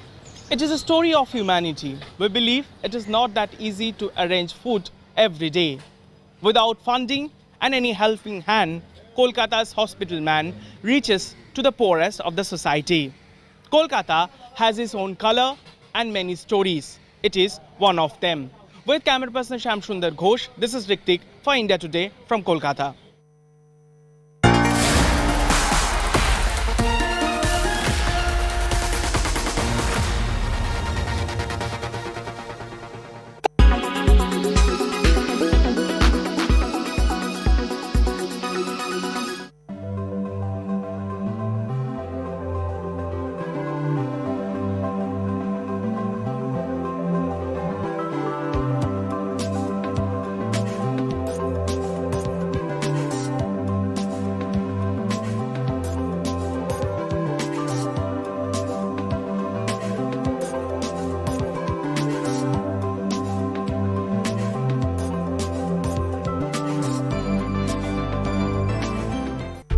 This is A.G. Perarivalan. Arrested at the age of 19, Perarivalan was sentenced to death in May 1999. His crime? The assassination of then Prime Minister Rajiv Gandhi. He has been languishing in jail for 31 years and now the Supreme Court has granted him bail after questions arose as to why he shouldn't be released. On 21st May 1991, Rajiv Gandhi of the ruling Indian National Congress was campaigning for the upcoming elections in southern states.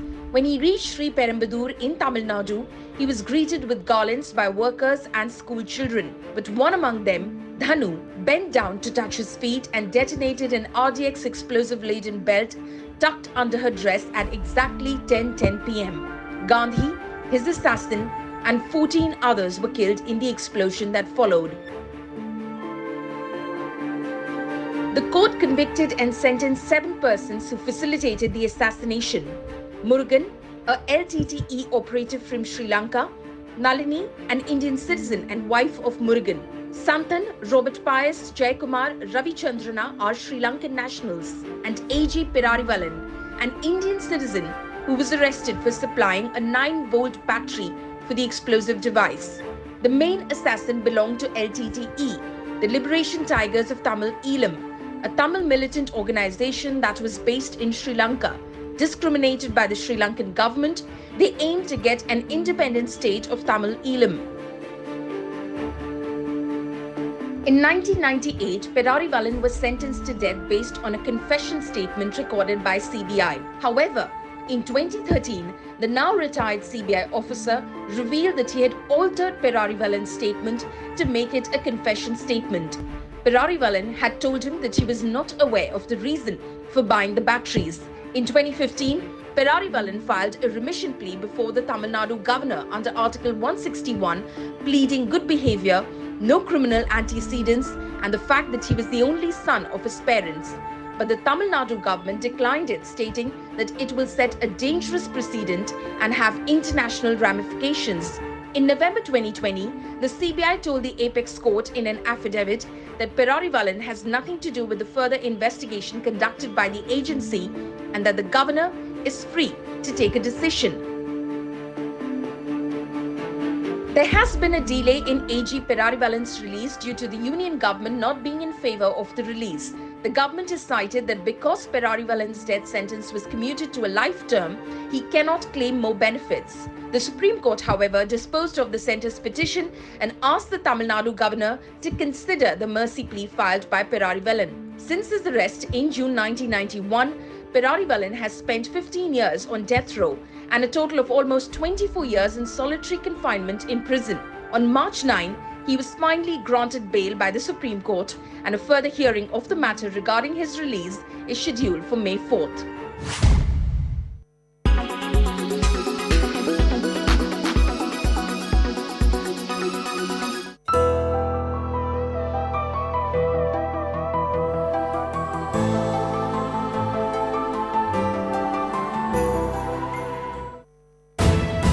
You are watching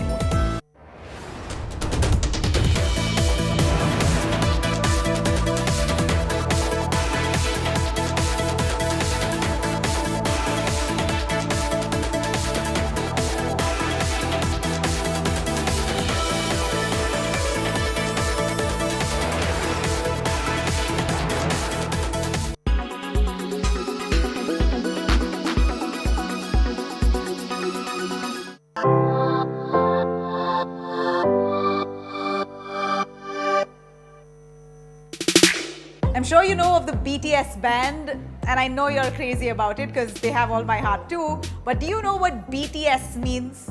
It's basically Bangtan Sonyeondan, also known as the Bangtan Boys. Well, they started off in 2010 and had this official debut that featured them in 2013. Let's tell you that it's the Magnificent Seven: S-Jin, Suga, J-Hope, RM, Jimin, V, and Jungkook, who are really ruling the world now with their tunes. In fact, teens are going crazy, not just about the band members, who are really almost of the same teenage, but their looks, their hairstyles, their dressing sense have all taken the teenage world by storm. In fact, Indians have also found idols in BTS. Well, speaking of awards, BTS have won several awards. They've in fact